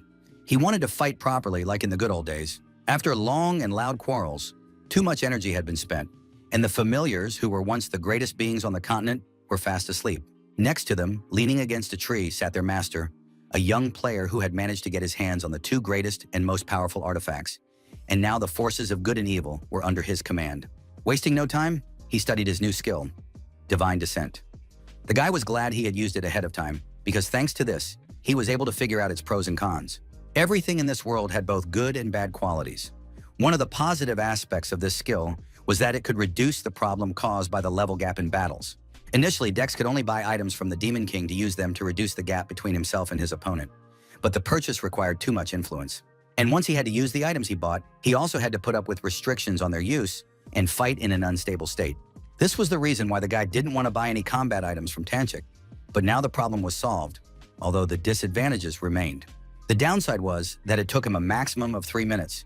Even if it took some time to look at the skill window, it didn't take more than 10 minutes. In 3 minutes, he spent more than 300 skill points, which was too much, and now he was curious how many he would have to use if the battle was against a really strong opponent. In addition to this, there was the problem of skill mastery. With each new creature that did not come to him during the Divine Descent, it was quite amusing. The fact that the young man described the disadvantages of the skill as amusing was very curious to the Archangel Michael, and a quiet chuckle was heard from behind him. While he was thinking, Ellie woke up. People say that angels sleep very lightly, which cannot be said about some others. Of course, this hint referred to the Demon King, who slept peacefully and did not even wake up from their conversation, only grimacing when he was mentioned. Since the man she now served was concerned about the expenditure of influence, she decided to discuss with him what he did not know about Farhan, a warrior of great power. The power of the Knight of Honor was so great that not all people were capable of it, so his call to Earth was not as expensive as it might seem. More importantly, the power known as influence was the most amazing, as it made an impossible situation possible. The girl was very articulate. Despite feeling as if the bullies had taken his money, Jae Yang was perfectly fine. After all, he now had many more options for solving the problem of the level gap. In any case, he was going to use this skill only in situations where it was necessary and there was no other way out, although he would have to do so carefully. Returning to the topic of the Baroness's mission, it becomes clear that the main base for the Korean server of Arcadia was the Bordeaux Kingdom, where things were not going very well at the moment. Despite this, the Bordeaux Kingdom is considered strong and prosperous compared to neighboring countries, which gives us reason to think that things are even worse elsewhere. It was located in the middle of the second continent of Arcadia, and taking advantage of its geographical position, acted as an intermediary to facilitate trade with other countries. The kingdom was able to make huge profits thanks to its strategic location, which led to the creation of several large trading enterprises. One such enterprise was the Great Trading Union, GM, where a wealthy man was now at his wit's end because he had brought a lot of goods, but the head of the union had not come out to see him. Less than a minute later, an unfamiliar man came down to him and apologized for the disrespect shown to what appeared to be a very important guest. This stranger turned out to be the branch manager, and although he was not the head of the trade union, the man still hoped that he would be able to take good care of the merchant. Despite his position, John Smith was very polite and courteous, behaving like a true deputy head. Their head was currently in an important meeting, where Duke Bershin was trying to convince him that war between the Kingdom of Bortov and the Kingdom of Parkol was inevitable and necessary. According to him, all this was necessary to resolve deep-rooted enmity and make the kingdom even richer. But the head of the union, Choi, was in no hurry to agree and asked if he could help trade in general. For a villain who was just an NPC, the Duke was too smooth-talking. Even Choi, an ordinary player, noticed this. If Birkin wanted to, he could definitely mobilize all the troops of the Bordeaux Kingdom, which are the core of the Korean server. He was a very dangerous man. Ignoring all the rumors that he was trying to claim the throne for the great trade union, this man remained the best partner who could bring in millions. It was a real miracle that he managed to meet such a person so quickly, and for this, the strategic team that worked for Choi deserved to be rewarded. In the real world, Choi Jae-gyu was not an easy person. He was one of the sons of the chairman of GM Group. He was not a high-ranking person because he had tried many leadership positions, but each time he ran away from them and refused. This happened so often that his father couldn't take it anymore and yelled at his son, saying that if it happened again, there would be no more work for him at the company. In fact, the large trading company founded in the Kingdom of Bordeaux and called the GM Grand Trading Union was not so simple. There was a large Korean corporation, the GM Group, which was headed by Choi Jae-gyu, the youngest son of the company's chairman and head of the Choi family. It was a huge community that played Arcadia Online solely for the purpose of earning a lot of money in gold coins, which they would then convert into real money. In other words, behind this huge trading association within the game were real people with real and very ambitious goals. The meeting with Duke Bershen was like a meeting between reality and virtual reality, a battle between the human brain and the mind of artificial intelligence. Only in Arcadia was it possible for two worlds that seemed completely different at first glance, and that could not exist without each other to intersect. The trading enterprise was built around adventurers, and the Duke came because he had heard not only about its rapid growth, but also about the strong bonds between the people in it. He wanted the Union to use all possible methods to buy up as much grain as possible and promised to pay a very good price. Of course, this offer was only veiled. In reality, the man planned to do the GM Union a big favor and transfer some of the authority over logistics supplies. All that was needed was to act quietly and not attract any attention whatsoever, which was the main reason Bershen came to meet with the adventurer. The offer was so generous that it seemed impossible to refuse, but it was just as cunning, literally a trap. And the younger son, who had already made too many mistakes, easily fell for this cunning and very generous trap, all for the sake of money. On the one hand, it was an excellent chance to prove himself to his father, achieve certain results and earn respect, to prove that he could still be part of the family business. Within the game, he had to maintain his role and not let anyone know about his father's company's true intentions. But the guy kept calling his servant by his real name. In his happiness and excitement, he wanted to contact his father right away and tell him everything. He was literally bursting with joy inside. This was a great opportunity to get more investment. But Smith, the branch manager, who was also an advisor and butler to the young master of the Choi family, couldn't let him do that. Such a sharp and cold refusal greatly surprised the young master because the man did not even take a minute to think. He immediately cut him off. His father's company had already invested $8 billion in this project, and it would be very difficult to get more investment. But for Jae-gyu, it wasn't a lot of money. No matter how angry the young master was, there was nothing that could be done about it.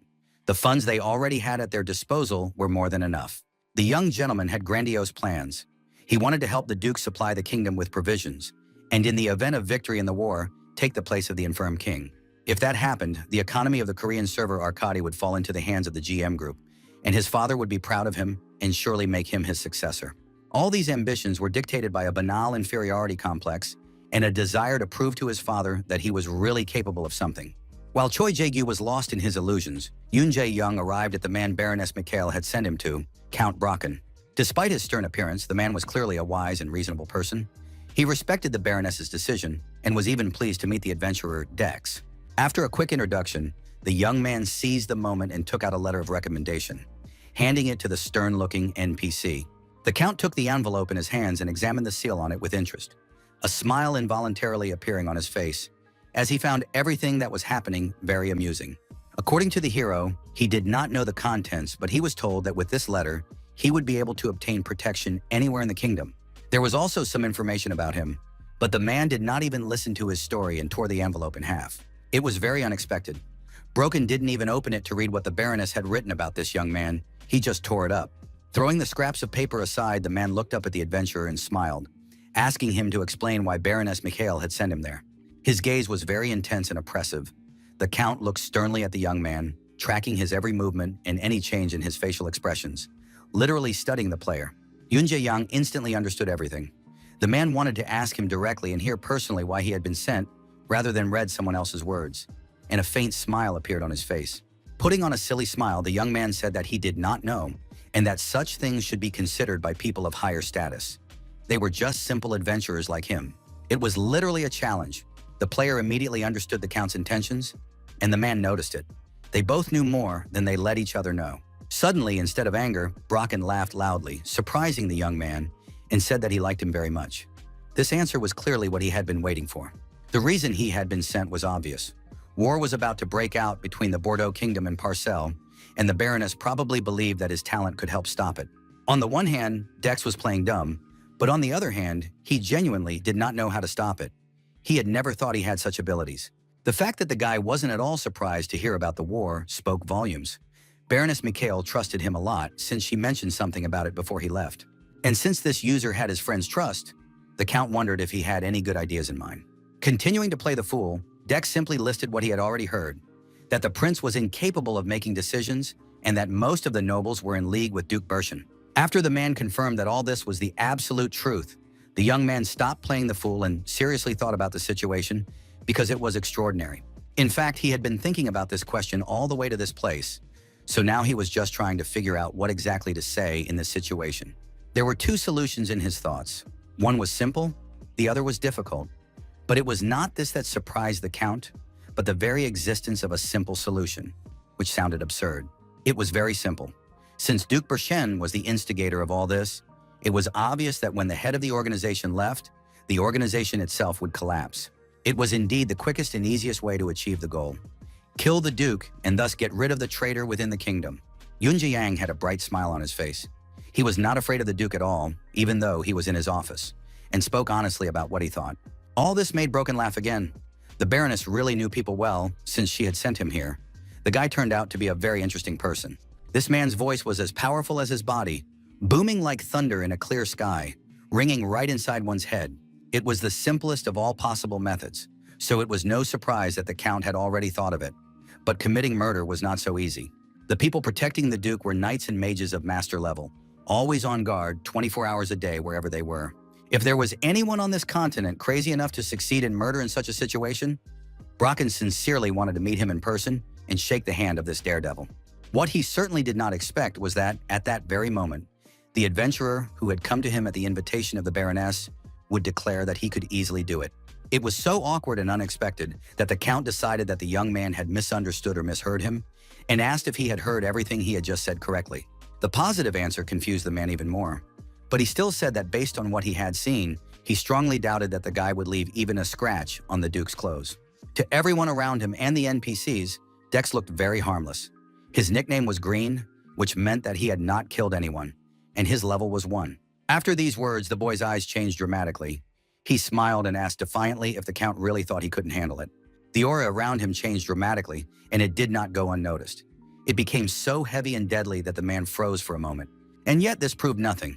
He laughed quietly and said how good it was to be young and confident, slowly rising from the table. Stepping into the center of the room, Broker looked at the young man over his shoulder and asked him to follow him. There was only one way to find out if this adventurer was capable of killing the Duke or not. Eventually, they went out to the training ground. Since the player was so confident, he had to prove it in a sparring match with the Count himself. Baroness Mikhail might be impatient and very emotional, but she was definitely a wise woman when it came to judging people, and the man trusted her judgment. This meant that the reason this guy had been sent here was truly impressive, and it only fueled the fire in his chest. Pulling his sword from its sheath, the man was enveloped in a red aura. Count Broken was a master swordsman of the kingdom's shield organization, one of the most skilled warriors. But even that did not cause any excitement in Yundiang. The guy smiled and bowed his head, quietly activating the divine descent skill. This time, the wandering knight, Caphelis, a great hero of the past who could use 2 swords and 2 hands at the same time, descended upon him. A green beam from the heavens fell upon the user, and even the Count saw this bright light, and the air on the training ground changed and became heavier. The aura around the young man changed so much that the man even tensed up. Just a moment ago, he was definitely someone who had never held a sword before. Now he seemed like someone who had trained his whole life and fought hundreds of monsters. 2 ancient swords appeared in the young man's hands. The skill was activated, the ancient hero descended upon the young man, and now he could use his abilities. All the young man had said was 5 minutes. It was truly impressive, even terrifying in a way. No one had ever seen anyone change so quickly before.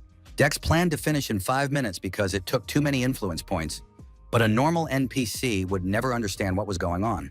Immediately after these words, the guy activated several skills in a row, a swift step, the will to fight a decisive battle, and the Sword of the Wind, and rushed at his sparring partner. Combined with his spirit defense, the attack was faster than the wind, and the Count barely managed to block the blow with his sword. Even for him, this blow was very strong. The blow was delivered with a determined desire to end the fight, but the man still stood his ground. The main character guessed that the sword master was indeed different. He jumped back, temporarily ceasing his attacks and watching Brocken's next move, while the man carefully got to his feet, recovering from the blow. The lively player standing before him was clearly unusual. He could see that very clearly now, and it made him smile. These words made the young man smirk. He had expected more from the Count, but this man had only now realized that he was unusual, though that didn't change anything. Hearing that the NPC now understood that the young man was very serious about committing murder on his own, Dex happily offered to end the fight. However, no one was going to stop the sparring at that point. The adrenaline in his blood was pumping, and the man planned to show what he was really capable of in response. Raising his weapon to the sky, the Count activated his special skill. Formless Blade, Blade of Aura, and red lightning and streams of magic surrounded him. The man was only a half-trained master of the sword, having received this title not long ago, but he was very proud of his skills. The sword shrouded in magical mana, the powerful aura, and the heavy air around him spoke for themselves, proving his words. The situation was heating up, and the sparring was turning from a demonstration into a real serious fight. The hero wondered if it was necessary to go this far. Now the man had finally lost his mind. He was a true warrior who got a thrill from battle, especially with worthy opponents. The air grew hotter and hotter, and the Count with his magic-shrouded sword was getting closer and closer, his blade growing larger, and magical lightning bolts aimed at the young man in front of him. Yun Jae-yang slowed down, he began to attack in response or somehow block, and very soon his sparring partner was very close. The blow was struck, and the young man did not even flinch. A veritable hurricane wind arose, sweeping away all nearby objects. When the magical storm subsided a little, smoke rose from the place of the blow. The air burned, as did Count Broken's gaze. But when the smoke and heat cleared, the man saw the young man standing where he had been, and what he saw caused him to be truly shocked. His attack had been completely blocked. The young man had suffered absolutely no damage, and what's more, he had used a formless blade technique that no ordinary person could know. Although he was different from the shapeless blade man, he was sure that it was exactly the same skill that only those who had reached the level of a sword master could use. Notifications poured in that the skill he had used was level 50 and had borrowed additional influence skill points, all of which caused discontent. To express his dissatisfaction in some way, the guy started scolding Ellie, who was taking more points than she should have, and from the outside it looked like he was talking to himself. Not only was the skill itself very expensive, and more time was passing, but now additional points were being charged. Dex's mood instantly worsened, and he turned gloomily to the Count in front of him, not wanting to prolong this sparring match. This time, he planned to end it once and for all, so that not a single extra influence point would fall into the hands of the greedy angel. The jump was too fast and swift, and the Count barely managed to block the blow that came at him from the adventurer. The young man's eyes burned with fire. He was simultaneously full of hatred and thirst for victory. The avid gamer in him spoke. His attacks rained down on Broken, and all the man could do was block the blows and do everything he could to avoid getting caught in the barrage. The pressure was getting stronger and stronger. The man dug his feet into the ground, pushing down hard, just to stay in place and not fly into the wall. This was one of the strongest enemies he had ever faced in his life. In the end, he made a mistake and stumbled, opening himself up to attack and falling into the trap set by Dex. Now the fight could be over. One swing of the sword and the blade rapidly approached the man's neck. A little more, and his life would be over. The air seemed to burn, and the aura screamed of death. The fight was over. Count Broken's blade flew to the side, its owner letting go of it at the moment when he had already said goodbye to his life. The ground around him was scarred by the blades Dex had used, the heated plates literally burning and smoking, and the two men stared at each other in silence. When the Count realized that the fight was over, he was able to make up his mind again. The man was happy and even surprised that he had survived this meat grinder. The cost of the skill depended not only on time, but also on how it was used, and this time the guy spent 2,512 influence points, and what's more, he was able to subdue the Swordmaster. Ellie peeked out cautiously from under her hood, explaining that last time the guy hadn't used much strength, but now everything was different, and she saw him having fun for the first time. It was very exciting. Usually it was impossible to use the power of the heavens to perfection, even when it was summoned due to a very large number of points. But the guy skillfully controlled the balls, and even without the influence of the ancient hero, the Archangel immediately noticed that the guy must have trained before. In the past, Dex had spent a lot of time to take first place in Rhythm Blade, so it could be assumed that he had indeed trained. While he was discussing the points spent with Mikhail, Broken was able to recover and was already getting to his feet. his eyes fixed on the amazing adventurer. His heart was still pounding wildly. It had been the most incredible fight of his life, and he was happy to have survived. Even as the kingdom's foremost swordsman, he was unable to read the trajectory of the young man's sword. The player standing before him, Yoon Jae-young, was someone who remained unknown until the very end and possessed absolute power. After such an epic battle, the man could no longer treat the young man as he had before. He approached cautiously and, addressing him formally, asked what sword technique he used. In fact, the young man himself did not use any path, but since he was now using the power of Kephelis, he said that it was the path of the wind.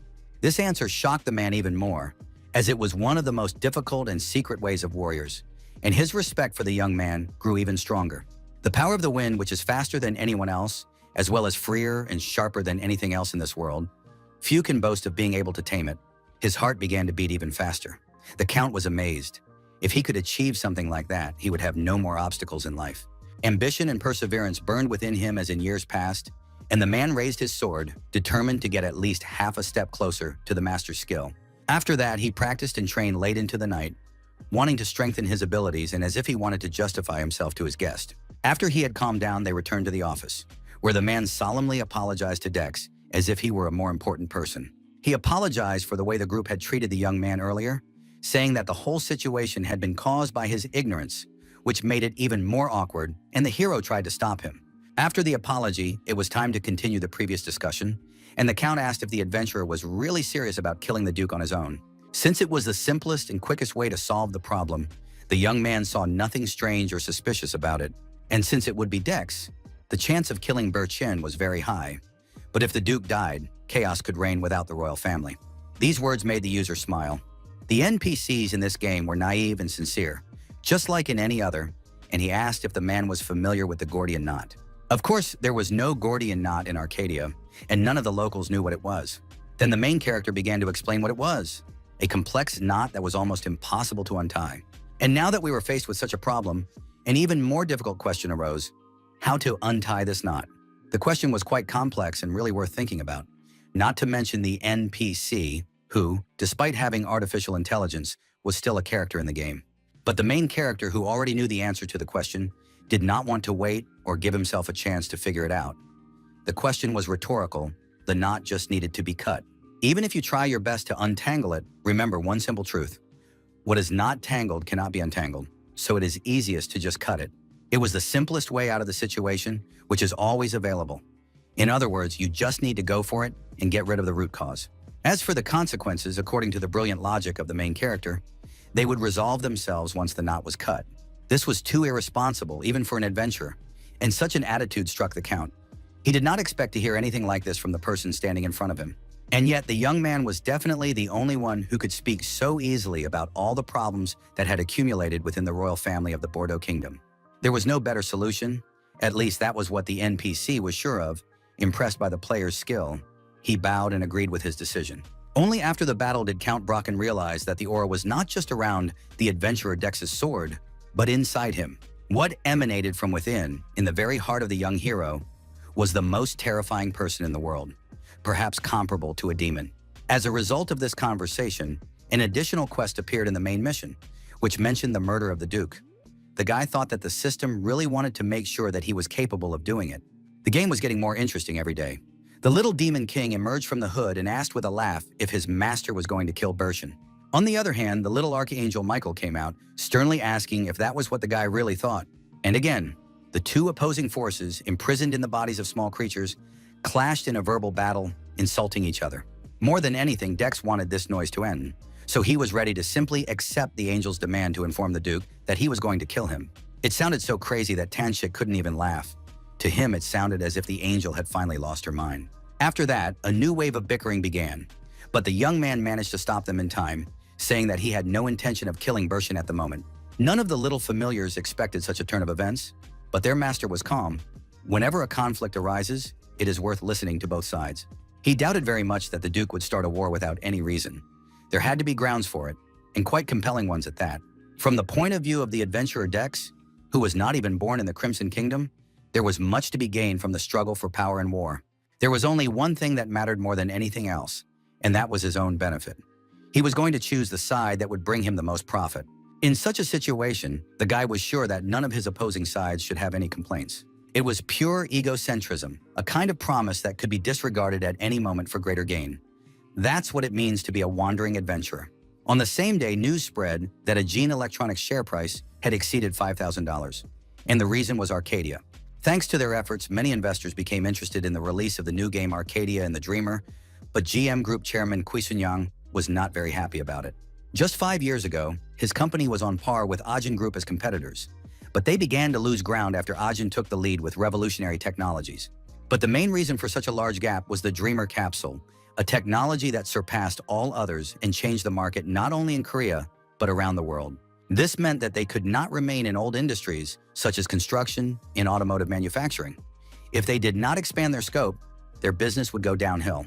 Just as the man was thinking about what innovations he could introduce to prevent this from happening, his younger son burst into the office. Choi Jae-gyu did not immediately explain what had happened. In his excitement, he shouted at his father to give him $8 billion as if it were pocket change. Not long ago, Choi Sun-yang had given his son $8 billion, and now he was asking for the same amount again, claiming that he was sure it would be enough, but without saying what for. The chairman's patience was running out. He was boiling with anger, but he continued to maintain a visible calm. When his youngest son wanted to play a game invented by competitors, he left him alone. Now it seemed that the guy had finally lost his mind. He calculated that $8 billion was a small amount, that such investments required at least a report, and at that moment, a pile of papers fell onto the table. This thick stack of papers, as thick as a book, outlined the entire plan, as well as all the opportunities that Choi Jae-gyu could achieve with these investments.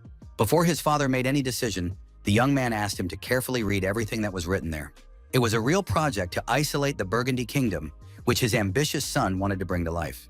It outlined all the possibilities of war and the advantages of seizing power. It didn't take as long as expected to read through the huge pile of papers, after which the man looked up at the young man and asked if what was written there was true. Of course, for the most part, it was the absolute truth. Jae-gyu relied on the words of Duke Bershen when developing this plan. If everything continued to go according to plan, the GM Group would be able to take over Arcadia, which their competitor, Gene Electronics, was working so hard on. The old chairman simply could not pass up such an opportunity. It was the perfect chance to bring to life all the plans he had been thinking about all day. For this, he was willing to invest 50 billion won, but no more. That was the maximum amount he was willing to go, but it was the last chance given to the young gentleman. Everything turned out even better than he had expected. Now the young man had so much money at his disposal that he simply had no right to fail. It was simply amazing how much there was in that other world. The world of Arcadia, with counts, dukes, and even romantic quarrels, as if it were another life. All his adult life, Kui Sun-yang, like everyone else his age, had been sure that games were just something children played, but he had underestimated them. But the world was changing, and he wasn't going to wait for the old man to accept the new reality. It was time to try to keep up with the times. On that very same day, Choi Jae-gyu returned to Arcadia and hurried to Count Bershen's estate to discuss their future deal. But before they could meet, a secret envoy, Sir Leonid, from the Empire of Harmel, a very distant country in the north, visited the Duke. Usually such important guests did not visit the estate, which meant that this young man had a lot to say. Everything in this world revolved around war, just like in our reality. The Empire of Harmel knew that the Crimson Kingdom was preparing for such a step, and they had a proposal. If they promised to hand over the plains of Harold to the Empire after victory, they would support the Bordeaux Kingdom with all their might in the upcoming war. Moreover, if Duke Bershen so desired, the Haremel Empire agreed to help him and do everything possible to ensure that he became king. Harel, the plains located between the mountain ranges of the Bordeaux Kingdom and the Harmel Empire, naturally wanted to get this land and strengthen their defenses, so it was unlikely to be a trap. It was not such a high price that the kingdom could not pay, sacrificing the unclaimed plains in exchange for the opportunity to sit on the throne. The deal was done, and now the Duke had a reliable and powerful partner on his side. The man eagerly awaited the opportunity to work with Sir Leonid. They shook hands in honor of the alliance, and the young man sincerely hoped that the Bordeaux Kingdom would not forget its promise after the war. After that, the young knight left the Duke's office. He was the first guest today, but far from the last. It seemed as if the man was having an open house today. For an NPC, an ordinary game character, Bershen had too much ambition and thirst for power. Everything was going according to his plan so far, but very soon there would be a variable. Under one man but above the whole world, a creature that obeys only one man, but at the same time rises above the whole world, the man believed that this phrase existed for him. At the moment, there was only one person in the whole world who stood above him, and that was, ironically, an 8-year-old child. This country, the Bordeaux Kingdom, needed a real king, not just someone who was called that, and Duke Berchen planned to become that ruler. From his thoughts about the power that was about to be in his hands, the man was startled by a youthful voice. While he was rejoicing in his victory, a new guest entered the office. It was the head of the GM trade union, who had come here in person, because the larger and more important the deal, the more significant the changes in it. The young man bought rations that would be produced in the future in territories where the enemy kingdom currently purchases supplies, as well as all the grain available on the current market. All supply routes for the enemy had already been cut off, resources reserved, which meant that internal stability was out of the question. The guy was too good to be a mere adventurer. The purchase of rations in advance was known as the concept of trading in the future for adventurers. Under this agreement, contracts could be concluded in advance for the trade of goods on a specific date in the future. It is understandable that many of the tricks used in the real world were unfamiliar to virtual reality characters, and the Duke was very fond of this interesting idea. Too much had been invested in this. The GM trade union had put everything they had in this deal on the line, all for the sake of getting even more in the future. It was no surprise that the young man wanted to know if it was possible to secure the enormous rights he had been promised, and this request made Berchen smirk. Although he was an NPC, the man was still very cunning, so he hinted that the young man was rushing things and dismissed the agreement. Now it was finally clear that he was just taking advantage of the alliance. The old man said that it was normal to discuss such things after the war was over. That's when Choi Jae-gyu became confused, and all his confidence in himself and in this plan crumbled like a house of cards. Joking with the Duke was a bad idea. He had not only real power, but also intimidating strength, and a single glance was enough to silence the youngster. The hint that if he continued to doubt him, he would get nothing at all had a good effect on the young man, and he came to his senses. The situation was getting complicated. The game character was already starting to get on the young gentleman's nerves, but if he lost his temper now, his father's investment would go to waste.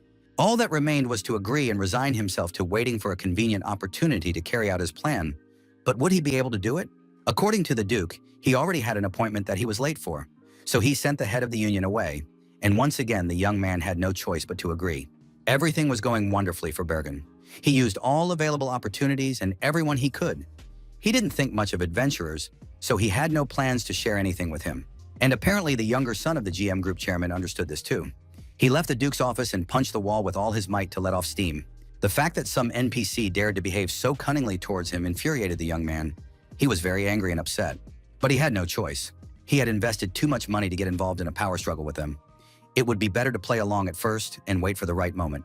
To buy all the grain on the market, the guy used 500,000 gold coins, spending all 50 billion won that his father had invested in this idea. But at that moment, it was nowhere near enough to control all the grain supplies that existed in Arcadia. That is why the young man used the fantastic idea of trading in the future to somehow gain time and opportunities for himself. Choi Jae-gyu was confident that this would definitely weaken the kingdom of Parkel significantly. But in order to carry out the plan, the contract promised 10 million gold coins. This was so much that if converted, it would be 1 trillion. If the plan failed, not only would the GM Alliance suffer, but the GM group itself would also suffer. This was actually a last resort, and the guy did it secretly because he knew his father would object to it. All that remained was to reassure himself that the war would definitely start.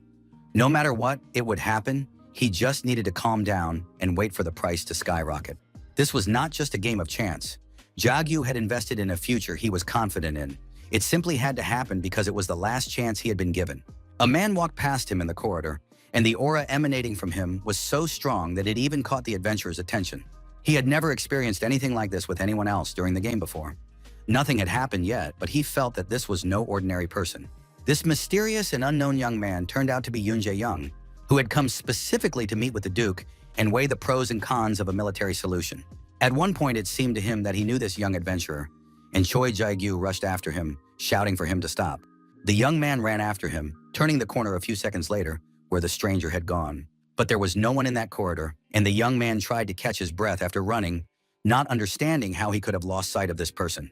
Even though the hood and cape covered him a little, he was sure that these were the clothes of a novice, worn by low-level adventurers.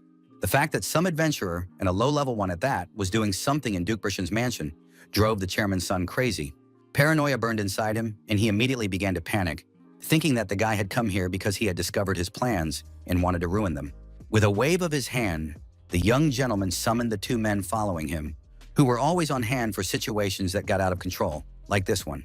The unknown adventurer entered the meeting room, and Jegu ordered his 2 followers to keep an eye on him and bring him to him if he turned out to be a user. A little more, and he could have gone mad. His paranoia was so strong that he was already 100% sure that he had been exposed and could not allow his plans to be ruined. At the same time, the young adventurer, who had come all this way to speak with the Duke, gave him a recommendation from Count Brocken.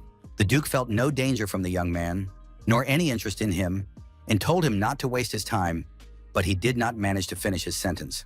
With a bright and happy smile, Dex declared, quite confidently, that he wanted to kill Count Brocken. It was just the perfect opportunity to strike up a conversation. Hearing this statement, the man instinctively clutched the letter in his hand, speechless. He had never expected to hear such a thing from anyone. To explain the reason for his desire, the main character revealed all the plans he had made with the Count, saying that Broker wanted to kill Bershin to prevent war. According to the man considered this the only way out and was already making plans for the murder. This information interested the Duke, but it was all too good to be true, and anger appeared on the man's face. He couldn't believe what the adventurer was trying to impose on him without any evidence. When it came to evidence, the Duke himself should have had enough that he could remember, an excellent phrase with which he could defend his truth. And he was right. The Count and the Duke had always had a very tense relationship, and everyone knew that many opponents of the war wanted the Duke dead.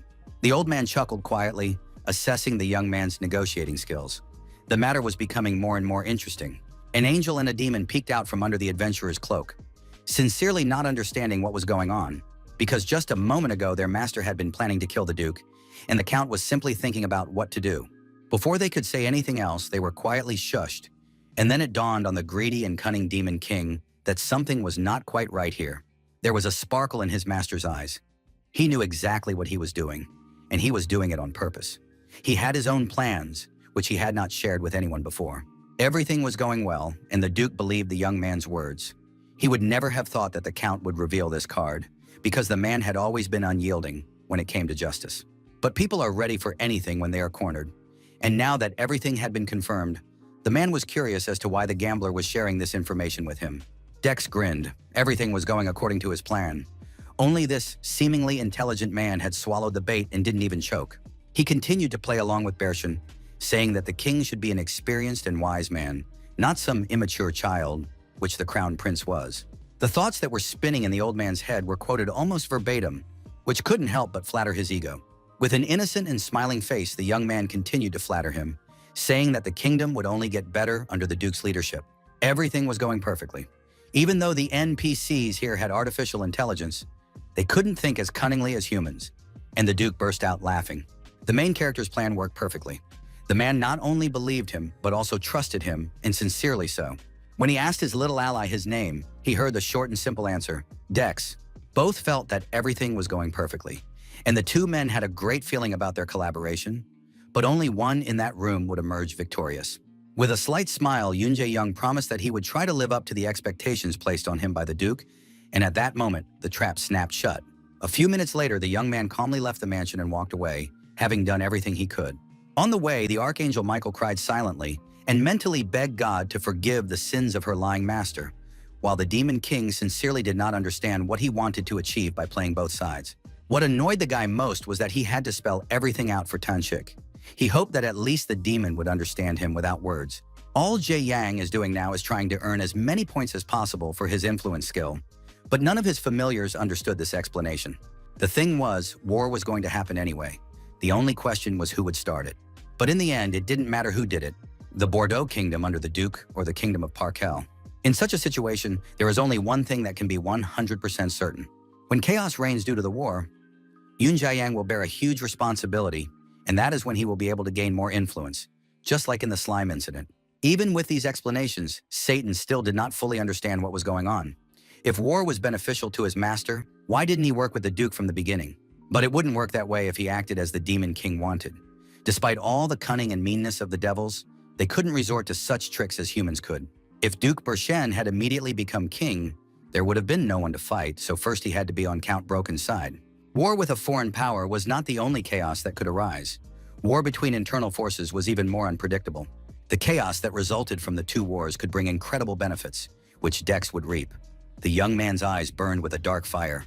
Even in the eyes of the Demon King, he seemed like a crazy fool, But it was indeed a good strategy. Doubling the war meant doubling the influence.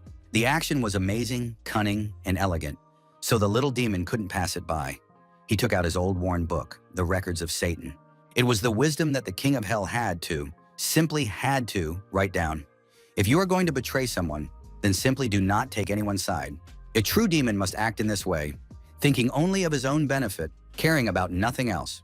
This is exactly what Yoon Jae-young did. He thought only about his influence points and how to increase them.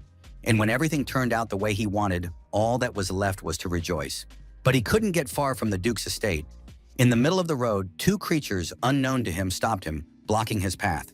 The assistants sent by Choi Jae-gyu appeared out of nowhere, looming over the young man and pretending they only wanted to talk.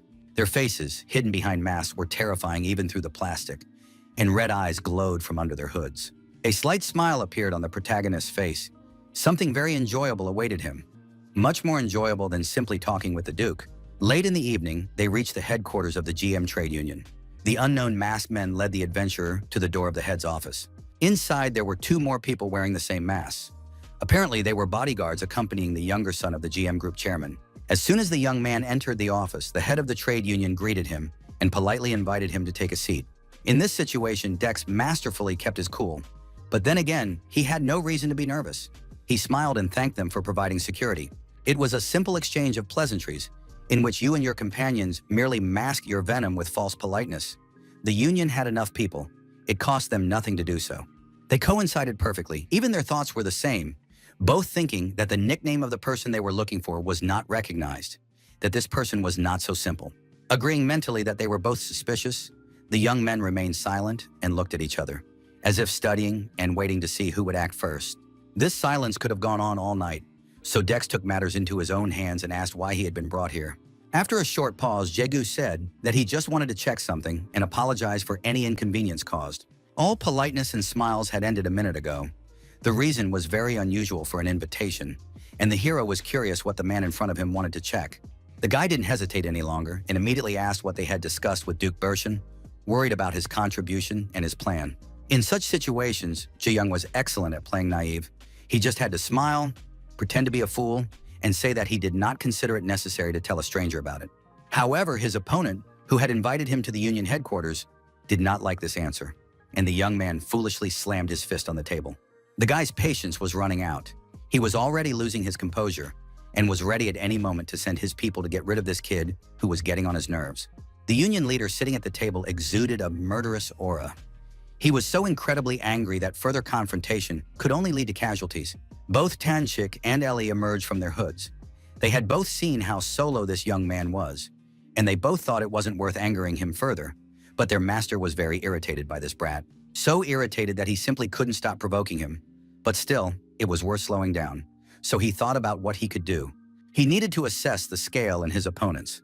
He remembered clearly that two masked men had brought him here, and it was obvious that they were warriors hired by the trade union. There were 5 more such people standing at the exit of the office, which meant there were at least 7 of them.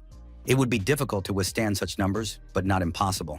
On the plus side, the head of the union had not revealed his character's name, but the fact that he had given some information about himself meant that he was confident that Dex would not be able to escape. There was simply no other choice. His irritation had reached such a level that he was ready to use divine descent and leave silently. At that moment, the butler Smith came out, bowed and apologized, explaining that they just wanted to know if the Duke had given any quests. Finally, a person worth talking to had appeared, and the heroes immediately said that it didn't seem like they just wanted to ask questions. At that moment, young Mr. Choi completely lost his composure, slammed his hand on the table, and jumped to his feet, shouting that the young man was forbidden to interfere in the Duke's affairs. Whatever his relationship with Birchin was, Yagu promised that if he saw him near the man again, he would take action. If he continued to meddle in matters that did not concern him, not only this game, but his entire life would become very difficult for the young man. At that moment, the executive director, who played the role of butler, grabbed the young gentleman by the scarf and pulled him forcefully to shut him up. The young gentleman had crossed the line, and this was the only way to shut him up before it was too late. The man's words had an effect on the young man. He stumbled and even took a step back. Although his irritation had not gone away, he now kept his mouth shut. Once again, Smith had to clean up after his master. He explained that the young man had invested a lot in the Duke, so now he was overly excited. Even Dex noted that this was a very unusual person. He smiled faintly, deciding to listen to what they had to say. To resolve the situation they had all gotten themselves into, the man explained that they were not a simple organization, but a branch of the real GM group. No one expected this. Even Jae Young could not have imagined in his worst nightmare that a real group could open a branch inside the game. It was so unbelievable that he even asked if what he had heard was true, and after confirmation, a rather thick bag of coins was thrown on the table in front of him. The trade union, the GM group, had invested heavily in the arcade, or more precisely in the Duke himself, but they couldn't reveal the details. Smith hoped that the guy wasn't stupid and would understand everything from the amount in front of him. They were willing to pay a huge sum, as long as he didn't touch the Duke and didn't ruin their plans. But young Mr. Choi had already angered him. Of course, the main character understood everything perfectly well. He may not have understood all the details, but he understood the essence. He smiled faintly. It wasn't part of the plan, but it was a very pleasant change, except that he wasn't going to leave the situation with the guy who had pissed him off like that. Continuing to play the fool, Dex took the bag of coins and with a silly smile, clarified that he simply needed to refuse the task given to him by Duke Bershen. His opponents' faces showed indignation. On the one hand, everything had turned out perfectly for them, but on the other hand, who in their right mind would expect it to end this way? When they left the Alliance, Tan and Ellie both didn't understand what had just happened, and the Angel thought it would have been better if they had had an honest conversation from the beginning. Nevertheless, everything turned out well for the main character.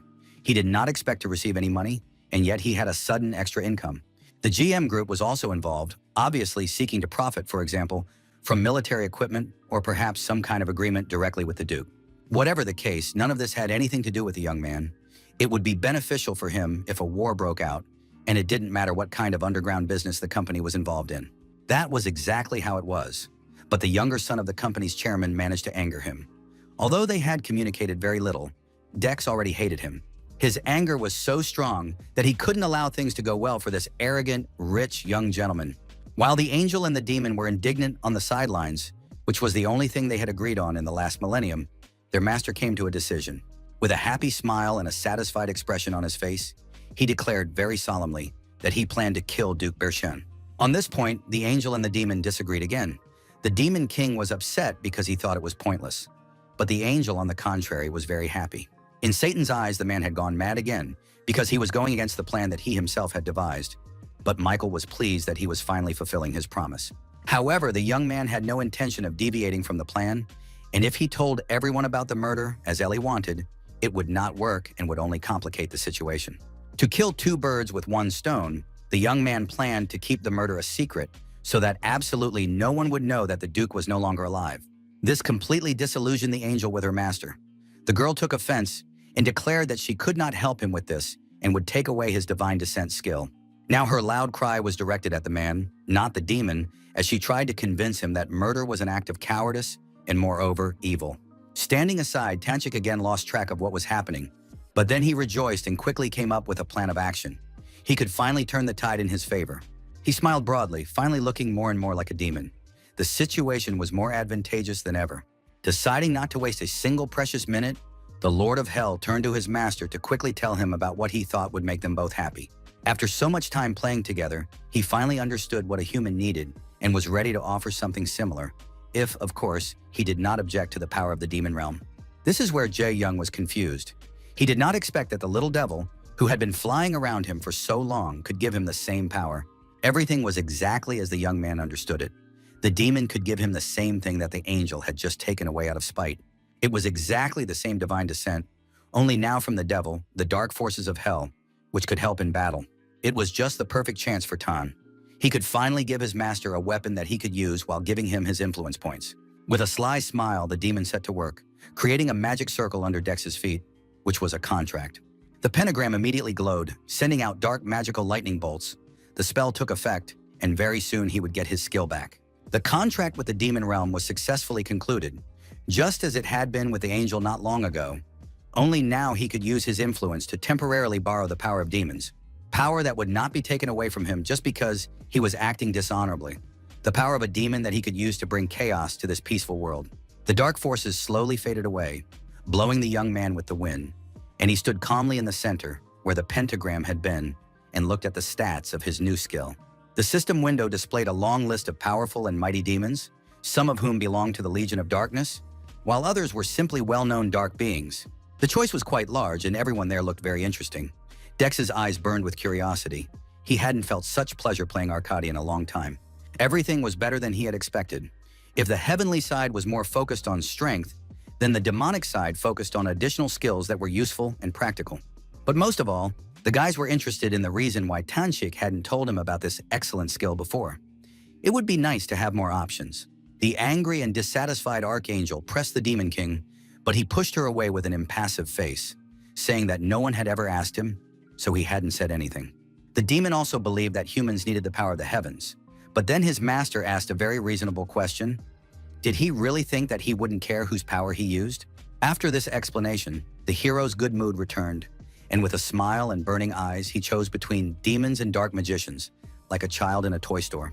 He settled on a creature with a skull instead of a head, a creature steeped in darkness that looked just right for testing his new powers. The guy didn't have any particular reason for choosing it. He had simply seen it in a history textbook in the library of the City of Newcomers while completing the second task of the game. All this time, Archangel Michael hadn't said a word, silently watching them, and now she was peeking over his shoulder, looking curiously at the system window.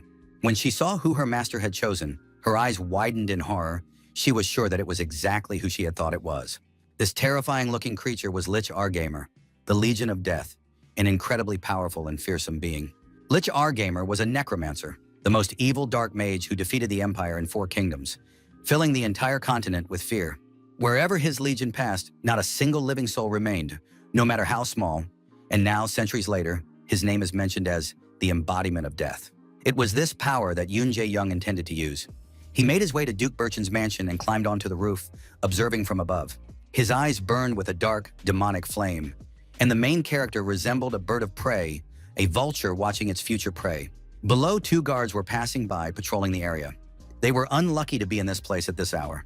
These courtyards were ideal for the first test of the power granted by the King of Hell, and the most attentive of them immediately noticed something unusual. The sight of the man standing on the roof was frightening. He really did look quite dangerous, especially at night. Against the moonlight, the dark silhouette hardly resembled a human being, and yet, who else could it be if not a human creature? Standing on the roof, the true madman smiled broadly and summoned the divine descent granted by the demons. The summoned soul was none other than Lich Argamer, the great dark mage, whose silhouette appeared above the young man with a scarlet skull burning in place of his face. The power that descended upon the young man was so strong and oppressive that it practically pinned the 2 soldiers to the ground, forcing them to sit down. The air around them suddenly grew cold. A chill ran down their spines, and it all looked so sinister that now both of them were frightened. The creature from hell had temporarily taken control of the main character's body, and he could use Lich's power as he saw fit. He already had a plan for how he would entertain himself. The skills now available to him were exactly what the guy had expected. Everything was going just great, and finally the game was getting more and more interesting. Dark energy enveloped the bodies of the young warriors. One of the knights had already encountered this, and immediately recognized that the force trying to take over his body was black magic. Moreover, this magic was of a very high level, and he doubted that the 2 of them would be able to cope with something like this. The man quickly assessed the situation, got his bearings, and shouted to his friend to listen carefully, that they would not be able to capture this man alive. His companion behind him had never been in such a situation and did not understand what was happening, so he thought his partner's plan was bad, but now was not the time to set priorities. The entire mansion of Duke Birchin could fall under the control of the stranger if they lost here and now, so the guard drew his sword from its sheath. A terrifying smile appeared on the face of the main character, who was using the powers of Lich. He really looked even more like a demon than the King of Hell. He began his takeover of the mansion by directing a dark spirit at the 2 guards to take possession of their bodies and get rid of them. But the guy underestimated the guards. The knight, who had already assessed the situation, knew exactly what to do, and gritting his teeth, activated his defensive skill. Driving his heavy 2-handed sword into the ground, the guy activated a holy shield that blocked the dark magic and protected the 2 knights. This guy turned out to be really smart. The rumors that the Duke's Guard was magnificent, almost like the Royal Guard, were apparently true. And yet they were not as magnificent as the main character. After all, this guard was just an ordinary, typical paladin. His upbringing spoke for itself, and the knight apologized, warning that he was going to fight with all his might. Typical behavior for good characters, just like Ellie. After that, he activated his holy power, using the skill of the Blade of Justice to attack the Dark Mage and strike him down in one blow. However, he underestimated his enemy. Divine Descent was stronger than any skill, and Dex simply smiled, waiting for the right moment. The eyes of the Bard of Anarchy burned with insane joy. He was truly getting a kick out of everything that was happening, a true madman indeed. He activated the Spirit Spear skill, and a huge spirit from the depths of hell pierced the knight with his spear of darkness. In the last moments of his life, the knight realized the terrible truth. This enemy was truly beyond his power, and there was hardly anyone on this continent who could defeat him. All life literally drained from the knight's body. He withered before their eyes, and the last word he uttered was necromancer. The death of his comrade finally frightened the second knight, and he recoiled as the heavy sword fell to the ground. Now he too understood who was standing before him. His body trembled as if he were about to lose consciousness. Horror overwhelmed him, preventing him from thinking rationally. Who would have thought that a lich would actually appear in the Crimson Kingdom? He turned and ran, shouting and raising the alarm so that the other knights would know about the danger that had come to their court, that had befallen their entire kingdom. The lich had appeared, the very horror of legend, whose name still terrified everyone who lived on this continent. He wanted all the soldiers to gather together, but they would hardly be able to defeat it. And at that moment, he was struck by a spiritual spear, just like his comrade, and the young man died without having time to warn his comrades and his lord. Standing on the roof, Yunjae Yang could not allow the entire guard to rush here. Not yet. The necromancer was most vulnerable when summoning the undead. Even if he used divine descent, he still didn't want to risk fighting the entire guard right now. That wasn't part of his plan. The last guard, who tried desperately to warn the others, fell at the hands of an unknown attacker with the power of a necromancer. Now that they were both dead and I posed no threat to him, Dex was going to try out that special skill you gave him access to thanks to the Death Legion's call. This skill was the resurrection of the dead. Dark magic lifted the knights' bodies into the air, slowly penetrating them and taking possession of them. Within a minute, a low-ranking undead warrior, a ghoul, stood in Duke Bershin's courtyard. It was the knight who had died last and was weaker than his partner. Standing next to him was his former comrade, who, thanks to being a paladin and possessing holy power, had become a mid-level undead, a knight of death. And all this was done only because the arrogant, haughty young master of the GM group behaved too insolently towards the wrong person. Dex hoped that his plan was outstanding until he intervened.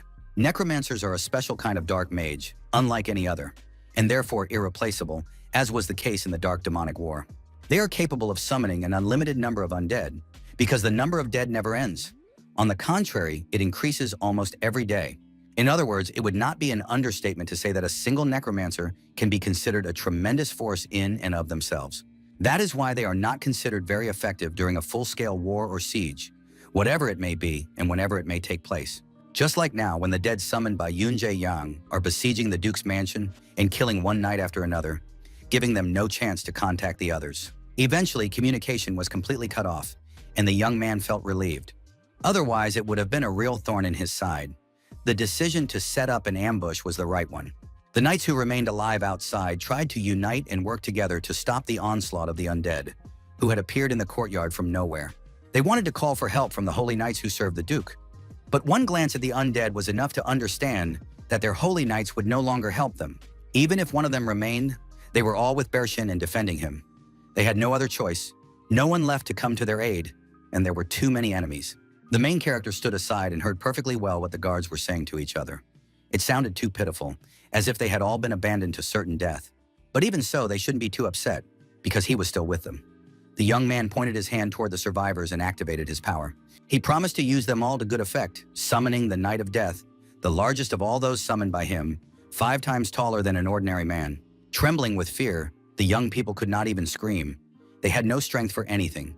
They could only cry, looking at the one who would bring them death. In the next minute, dark magic consumed their bodies, turning them into new death knights that the true madman could control. After death and reincarnation, the former knights knelt before their new master, who descended and approached them. With a satisfied smile, he congratulated them all on becoming part of his small army, and now they had the honor of carrying out their master's special task. The dark, low-ranking undead listened silently to what they were told. Lich wanted them to find the one who had abandoned them all, Duke Bershin. These unfortunate souls were given the opportunity to take revenge on the one who had failed to protect them. Even though they were already dead and in the power of the necromancer, they could still cry. After that, they vanished, leaving behind only a dark magical trail, and went inside the mansion to find the Duke and get even with him. Dex smiled and enjoyed the process, mentally advising the Duke to hide well if he really wanted to survive, although he doubted that it would help him. On that terrible night, the entire mansion of one of the most powerful men in the kingdom was engulfed in dark magic by a necromancer who suddenly appeared out of nowhere. The entire building shook, and the Duke finally woke up from the rumbling and intense pressure that penetrated every room and every corner. This noise, clearly unnatural, frightened the old man, and he shouted, demanding to know who was hiding in the darkness. At that moment, one of the guards burst into the room, and the young man shouted that Bershin needed to run, but the man was skeptical, because there was no place safer in the kingdom than his mansion. Then the young man, crying hysterically, explained as best he could that a lich, a necromancer who had killed almost everyone, had appeared on the estate. The old man felt a chill inside, and horror appeared on his face. He did not fully believe that the lich had appeared here, but the expression on his knight's face inspired confidence. In a panic, the man demanded that all the knights gather and defend him. They did not yet know that they no longer had a single holy knight left, while dark magic penetrated the room. The small and pitiful Duke Bershin was found, and Dex smiled when he sensed where his target was. The souls of the slain soldiers rushed into the room, moving with the help of dark magic, and in the blink of an eye, they materialized in the room. This surprised the Duke, and he flinched but did not start to run because he did not fully understand what these purple dark arrows were. Only when the Knights of Death, the undead, appeared in the room did a loud cry ring out. And now even those who did not fully understand what was happening realized the full horror of the situation. The young guardsmen were not prepared for this, and indeed, who in the entire Crimson Kingdom could have prepared in advance for an attack by a necromancer? They died within a second. After they had finished off their former comrades, the resurrected dead turned their empty eye sockets toward the one who was supposed to protect them. Bershin managed to get out of bed and backed away toward the wall, leaving the man completely defenseless. All he could do was yell at the undead and try to chase them away. The next minute, the same giant entered the room, breaking through the wall of the mansion. The old man screamed in horror, now completely losing his ability to think clearly. Even in his worst nightmare, this man could not have imagined that his life would be subjected to such trials. But at that moment, he noticed something familiar. The sword in the hands of one of the Death Knights was painfully familiar. It could only belong to one person, Lander, one of his Knights of Light. The very same guard who was the first to spot the necromancer and the unknown attacker, who tried to defend himself and his comrade to the last. And it wasn't just him. All the other undead that filled the Duke's room were his bodyguard knights, who were supposed to protect him but had fallen. Finally, it dawned on Duke Bershin that a lich had been born in the Crimson Kingdom, and his first target was this mansion. A man in a dark hood entered the room with a smile, his face impossible to see from such a distance. Walking a little deeper into the room, he raised his head, and the Duke saw a familiar face. "Dex, don't hide your pleasure," he greeted the man. At the sight of him, the old man began to laugh hysterically, saying that if the adventurer had any business with him, he would definitely find time to meet and discuss it. He shouted that he would do and give anything this man could ask for, that he was capable of giving him everything. Standing in the middle of the room, the true madman smiled faintly, but when he heard the question of what he wanted, a terrifying broad smile appeared on his face, more like a snarl. Without hiding his superiority and pleasure, the young man said that he wanted the Duke's death and nothing else. That was what he wanted, and the Duke could indeed give him what he desired. The young man stood over the old Duke, watching as his indignation gave way to horror. The fear reached its peak. Tears appeared in the Duke's eyes and his face contorted as he asked why the young man was doing all this. It wasn't that Ji Young was in a hurry to go anywhere. He decided to chat a little and asked if the Duke didn't think he should be more careful with those he used. Sitting on the floor, the once most powerful man in the Kingdom of Bordeaux had long since ceased to understand the essence of what was happening. Meanwhile, the main character continued to say that he didn't care about the war, the Duke becoming king, or whether he would benefit from it or not. None of this mattered at all, and the young man could easily turn a blind eye and ignore it. But Bershin definitely shouldn't have gotten on his nerves. With the help of these brainless idiots, it was hardly possible to do anything properly, so the young man advised the old man to achieve more in his next life, even though he did not know if the NPC had one. The Duke's life was coming to an end, and the man began to shout that if his life was spared, he would do as this man wished, do anything. But Yun Jiang was no longer interested in this. He turned to his living dead and ordered them to end it as quickly as possible. The undead headed toward the Duke. In the last seconds of his life, the man suddenly became calm, most likely out of sheer despair, unable to believe that his long-held desire would end this way. The Knight of Death, once Lander, let out a blood-curdling scream and swung his heavy two-handed sword at the man who had once been his master. Duke Bershin's head flew off his shoulders, and with his death, the last plan ceased to exist. A total of 321 related quests were deleted. The additional mission of the main task, created personally for Dex, was completed, and he received a total of 53,000 influence points. He would receive more if he continued to cause chaos. Both familiars simply glowed with happiness when he received this ton of influence, and both felt even greater power emanating from their master. which they wanted to get their hands on. The main character's mood dropped sharply when they spoke. These little scoundrels were definitely good at sniffing out such things. He asked the Demon King if there was any time limit on the skill, and the answer was yes. He could use it as long as he had influence. And that was just fine. A new plan immediately formed in the young man's head. He raised his hand and used his necromancer magic, and his appearance alone frightened Tanchik. Using his skill to resurrect the dead, he decided that if he wanted to ruin everything, he had to do it right. Dark magic lifted the Duke's body into the air. In this virtual world of Arcadia, there were still many places waiting for him and his little familiars to destroy them, and any methods could be used to do so. The main character eagerly awaited the moment when he could not only bring chaos to this world, but also ruin all the plans of the young master of the GM group. On the other side of the continent of Arcadia, the night was much calmer than in the Bordeaux Kingdom. In the Holy Empire, everyone was fast asleep, and even the wind did not disturb the peace. Holy Father Amin was still awake. Sleep had completely eluded him tonight. The old man hoped that not a single lamb had strayed from the path. As he wandered around the palace trying to fall asleep, someone quietly entered, addressing him very politely and courteously. A little girl cautiously entered the room. She had white, almost silver hair and purple eyes like amethyst. It was the Holy Maiden, Sylvia, and from the worried expression on her face, it was immediately clear that something very bad had happened. The Holy Father's terrible premonitions had come true. There were indeed those who had not only strayed from the path that night, but had also committed a great evil, which was revealed to the little saint. Able to see visions and predictions that came from God himself, she could warn of impending danger when it was needed. Now she saw that evil had arisen on the continent of Arcadia. It was Dex who had used the power of Lich, but they did not know this yet, and the Holy Father's face changed. The situation was much more serious than Amin had thought. He wanted to find out at least some clues about the location, anything that could help them find and destroy this evil. In Saint Sylvia's vision, one of the unfortunate souls cried out the name of Duke Bershan before his death, and as she spoke, tears welled up in her eyes. This spoke volumes. Even here in the Holy Empire, the true face of the Duke was known. The man knew that he was the force behind the Crimson Kingdom. The young girl burst into tears, covering her face with her hands. She was both frightened and grieved for those unfortunate souls who had died such a terrible and undeserved death. It was hard to see the girl crying, so Amin hugged her and put his hand on her head, reassuring her that God was only conveying a message through her, and that all those visions were not real and she was safe. A few minutes later, the Holy Knight Egudiel entered the room, and the young man knelt on one knee, greeting the Holy Father and the Holy Maiden. As a Holy Knight of the highest rank, he was almost the only one to whom Amin could entrust this task before it was too late, and the entire continent was plunged into darkness. Since young Lady Sylvia had received a vision from God, her father wanted Sir Egudiel to thoroughly investigate what had happened to Duke Bershan and find any traces of darkness. Meanwhile, Knights of Death roamed freely throughout the duchy. The undead brought chaos to the settlement, and the entire place was plunged into turmoil. All the townspeople who were still alive, overcome with fear, began to leave the territory, and the productivity and military strength of the duchy were greatly reduced. This was the end not only of all of Bershan's plans, but also of his protected fortress. Yunjie Yang had a great time while doing all this, but now it was time to finish. With a wave of his hand, the guy sent a magic arrow and burned the flag flying on the roof of the Duke's mansion to the ground.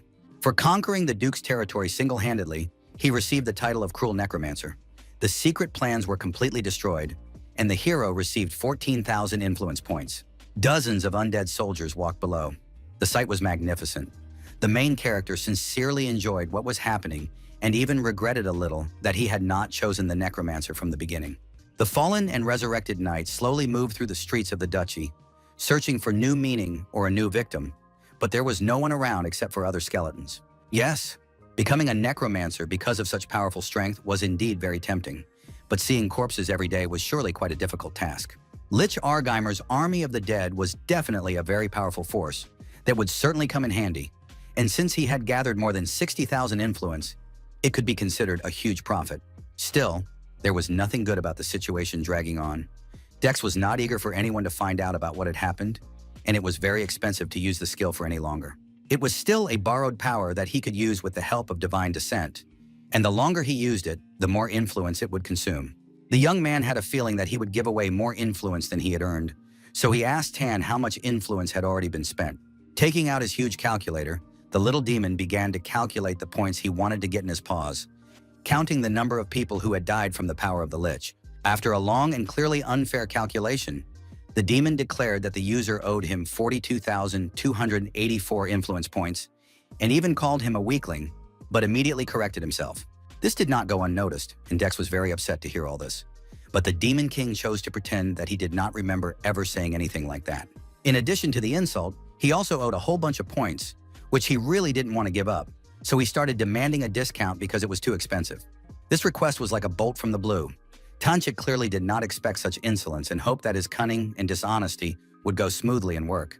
In a panic, he began to tell the expensive customer that they used a fixed price system and that he had to pay the corresponding amount. But the guy didn't care. He considered himself a VIP customer. And since he was a VIP client, he believed he was entitled to a discount, if not a coupon. Being treated like a department store infuriated the little demon, but what could he do? Seeing that the familiar was not going to agree to do as he wanted, the young man declared that if there were no discounts, he would only deal with Ellie. These words made an incredible impression on the angel, and she began to shine brighter than the full moon in the sky, rejoicing that they would indeed cooperate with her. This statement greatly frightened Tanchik. Unlike Ellie, he was not so happy and obediently began to look for discounts, initially offering only 40,000 influence. But this was too small a discount. Practically nothing had changed, and it was not acceptable. Jae-young continued to insist and said that he would only agree to 35,000. Their argument continued. The King of Hell kept trying to trick him and offered first 39,990, then 39,980 points, which only annoyed the main character even more. He had no choice but to give in and offer 36,500 influence points, a sum that astonished the Archangel. Even she could see how humiliating it was for her enemy. It was the last amount. He wouldn't give any more discounts, and fortunately, it was enough, and his master agreed. The deal was done, and the descent skill ended. Even the system emphasized that the discount was huge, after which the points were removed. The negotiations with the devil were successfully completed. An achievement appeared. He became the first person who was able to fool the King of Demons, and his negotiation skill increased sevenfold. Perhaps for the game, it was an amazing achievement to deceive Satan. But for Dex, it was Tank, whom it was not difficult or complicated to outsmart. While the little demon lamented and cried about his unfortunate fate, Yoon Jae-young thought about his future plans. In any case, in the Crimson Kingdom, this territory which was once a duchy is now in complete disarray, and the network is surely in chaos as well. The time had come to put his plan into action. The young man warned his familiars that he would be gone for a short time. The little ones were very curious as to why he was leaving, because without him, they would not be able to do anything.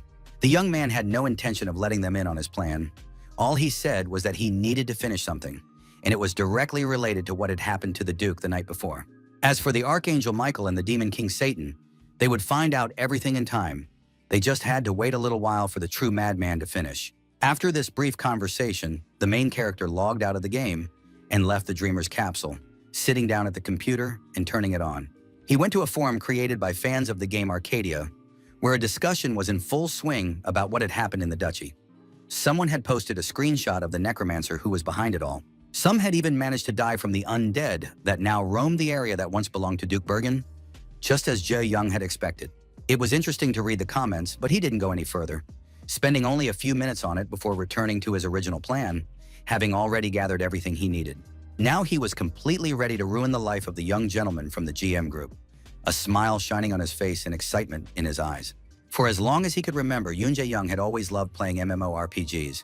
He enjoyed leveling up, defeating strong players and powerful bosses. And of course, when playing such games, it was impossible to avoid encountering people like Choi Jae-gyu in the GM group.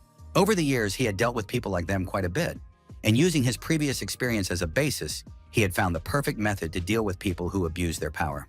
From the moment Dex decided to mess with this rich jerk, he slowly began to prepare for this perfect method. His computer contained numerous video files with everything he would need in this little cunning battle against the rich upstart. One of these files showed the youngest son of the Choi family talking to Duke Bershen and discussing something unrelated to the plot. He had all this on his computer because he asked Tanchik and Ellie to track down and observe Jegu, and then everything was very simple. All that remained was to delete all the parts in which Jae-young himself was involved in any way, to make it seem like something was going on, leaving only the fragments where the Duke discusses profits from the war.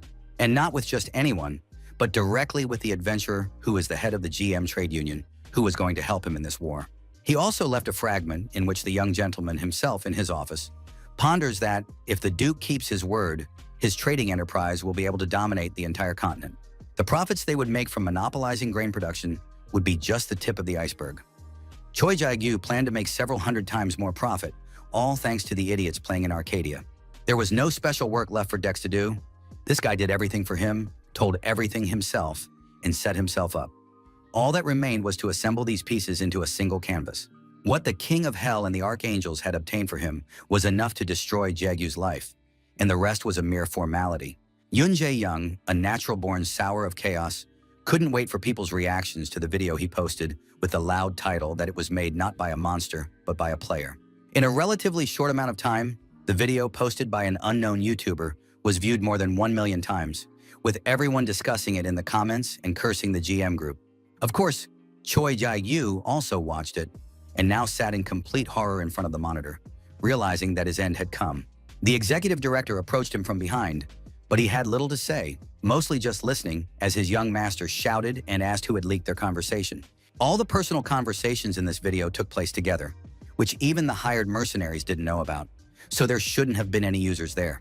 The young master's patience ran out very quickly. The young man easily lost his temper, and after such a disgrace, it was not surprising that he flew off the handle and smashed the monitor with his fist.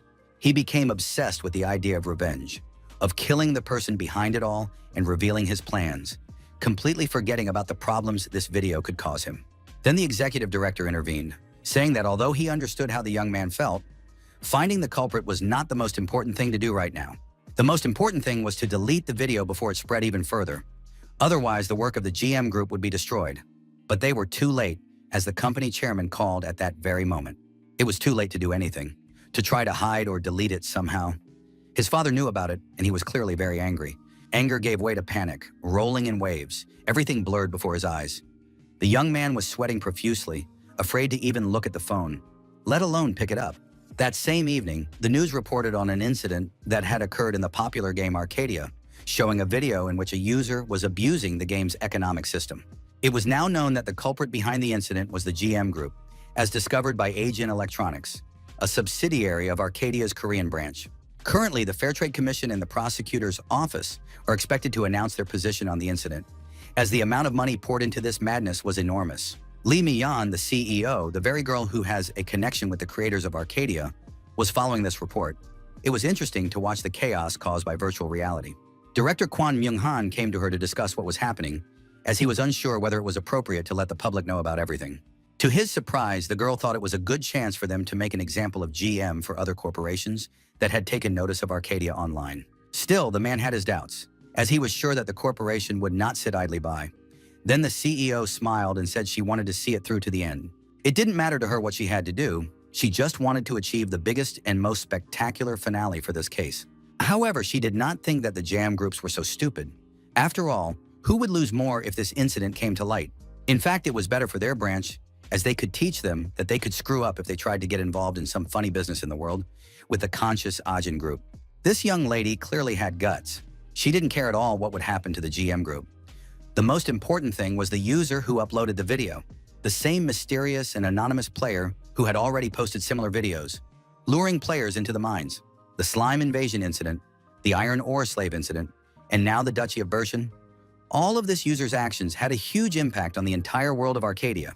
Thinking about this, Lee Mi-yeon laughed quietly. There was a pattern to it all, which boiled down to one single person. While she and Director Kwon were discussing the mysterious unknown user, this very mysterious and cunning madman was struggling to stay awake in the middle of the couple. Fortunately, he had an assistant who would never let him fall asleep. The same friend who was obsessed with Arcadia and was now talking incessantly about the GM Group incident. He recounted everything that had happened in the game over the past day in one breath. And the sleepy Jae-young pretended not to know and asked why such a large corporation was involved in something like games. Then the guy said that the game's economy was big enough that a large corporation in real life would want to get its hands dirty in it. It was no longer just a game. After its release, Arcadia became something much bigger than just a simple game. Now it was a whole world that existed on its own. The guy had no idea how right he was. The main character smiled faintly as he looked at him, and all he could say in response was that it was true.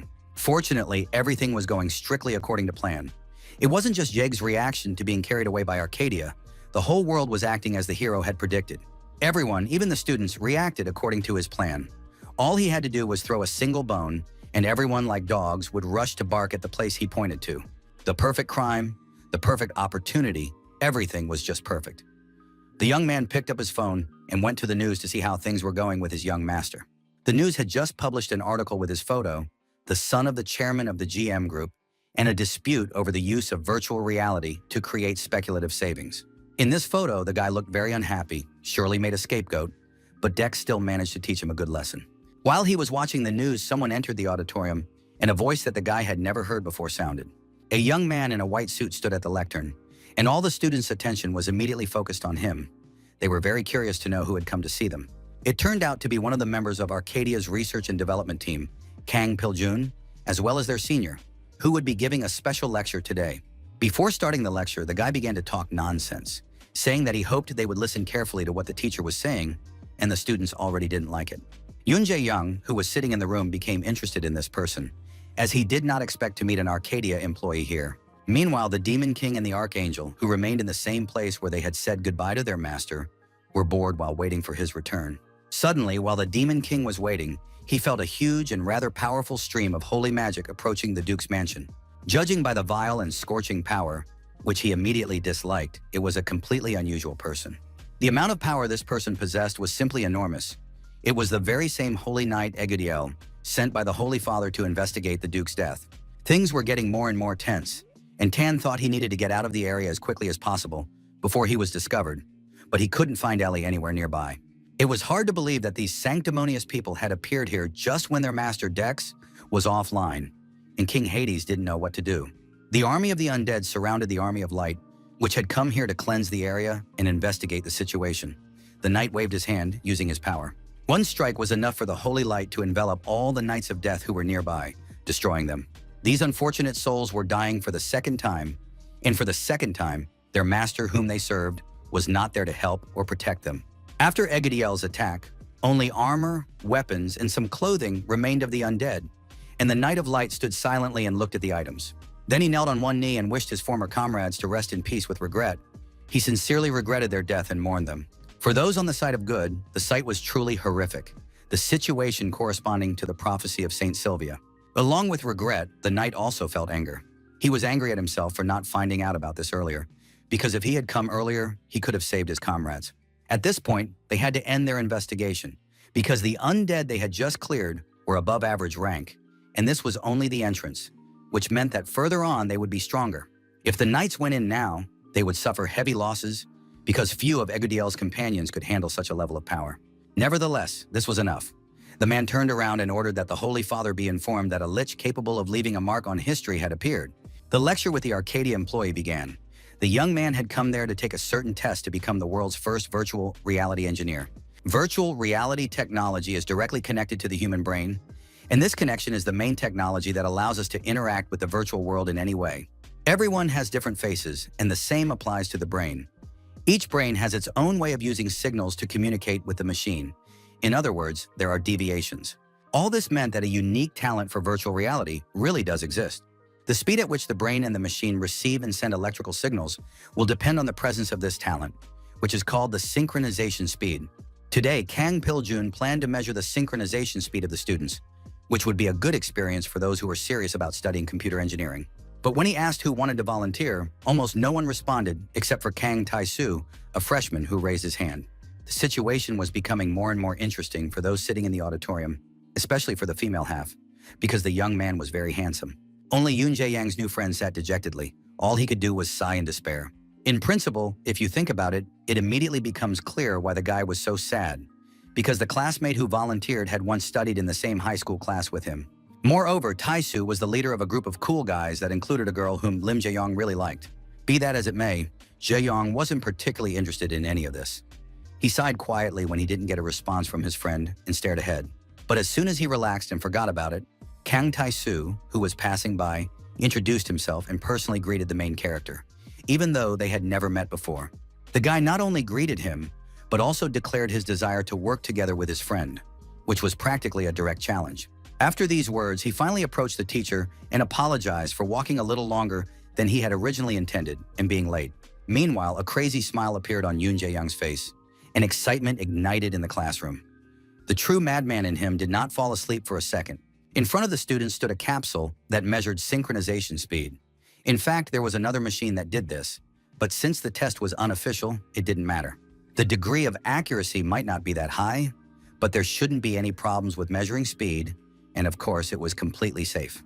The volunteer who had volunteered to be the first test subject had already entered the capsule and was waiting for the experiment to begin. A bright light from inside the capsule illuminated the room. The percentage countdown began, and everyone was curious to see what level of connection to virtual reality one of the coolest guys had. Taesu himself was sure that there was no point in measuring him. He would never get low numbers and was going to use this chance to show the others the difference between them. He especially wanted to take revenge on Jae-yoon, the gopher, and the guy in the hoodie who was always with him. He didn't like either of them. He hated most the eyes that were interested in nothing but himself. This indifferent, cold-looking guy just drove him crazy. Kang Tae-soo wanted to take advantage of the opportunity to measure his level in order to completely crush him once and for all in front of the others. His compatibility percentage was 21 35 and the auditorium was silent until Pil-jun spoke. It was quite surprising because on average people score in the mid-20s, and this was a very high score. The young man almost broke the record. The highest score ever recorded was 26%. It was a great start to the experiment and a great result, and the happy man asked if anyone else wanted to be the next volunteer. Before anyone could answer, Tae-soo pointed at Ji Yang and said it would be good to examine that guy. Sitting in the middle of the audience, the main character smiled wildly, as if he had been waiting for this moment his whole life. He was one of those people who loved to take on challenges and leave nothing behind for his opponents. Now he smiled even wider, and at one glance it seemed as if this had been his plan all along, as if everyone in this world acted as they pleased. Lin Ji-young, who was standing nearby, hastened to apologize to his friend, but it was pointless to apologize to someone who was eager for this confrontation. Finally, the young man's eyes lit up, not only with anger towards himself, but also towards the situation as a whole. He smiled smugly and kept his burning eyes fixed on his classmate. Kang Tae-soo also smiled, enjoying his future victory and completely confident that he would crush this smug sucker and humiliate him in front of everyone. A few minutes later, Jae-young entered the capsule and the measurement began, the bluish light once again flooding the auditorium. Lying inside and feeling the soft electrical impulses, Jae smiled, knowing that today he would be the winner in their little silent competition. The numbers grew exponentially, and even the students felt the pressure coming from the capsule, and then the measurement exceeded 40. A smile appeared on Jae-yoon's face, his eyes wide with surprise, and with every passing second, he admired his friend more and more. The synchronization speed seemed abnormal, as they had never encountered anything like it before, and Kang Pil-jun's assistant asked for permission to turn off the machine. But the man refused and asked them to wait, saying that it was not a mistake, the meter was showing the true number, and there was no system failure. Only after a minute of tense waiting did the capsule stop and settle down. The measurement was complete, and everyone in the office saw a real miracle. Young Jae-young's virtual reality alignment percentage was 92.89. Upon seeing the number, Kang Tae-soo, who had previously wanted to humiliate and laugh at the young man, turned pale and nearly fainted from surprise. The auditorium was deathly silent, and only Pil-jun was talking to the young man, convincing him that he absolutely had to play Arcadia. Moreover, he was convinced that the guy had a real natural talent for computer games. Jae-young climbed out of the capsule with a smile, thanking him for the compliment. It was all really interesting, and he had fun and enjoyed himself while putting Kang Tae-soo and everyone who doubted him in their place without much effort. After the couple started lunch, the main character bought himself a kimbap, one of the cheapest snacks for poor Korean students, and went to the courtyard behind the university. Today was a wonderful day, with many people apologizing to him, including the wealthy young gentleman Choi Jae-gyu. All this made the guy incredibly happy. It was truly a wonderful day, and it was unlikely that anything could spoil it. After the news spread throughout the media, the number of views increased exponentially, not only in Korea, but also from people all over the world. Thanks to such popularity on the internet, he won't have to worry about money for a long time. Although the income turned out to be less than he expected, apparently the website employees received mere pennies. Still, he no longer needs to worry so much about rent and capsule rental debt, and if he also exchanges the items he receives for influence, the profits will be sky high. It is quite possible that this was the last time Jae-young ate kimbap as a university student. While he was sitting and scrolling through the news, Lim Jae-young found him. The guy had been bothering the entire university until he was able to find out where his friends' lunches were. Gasping for breath from his long run, the guy started babbling non-stop about how Ji-young was just incredible. Who would have thought he would have more than 90% synchronization speed? The young man himself had only 15%, although it didn't matter that much. Even the professors were talking about the hero, but he wasn't interested.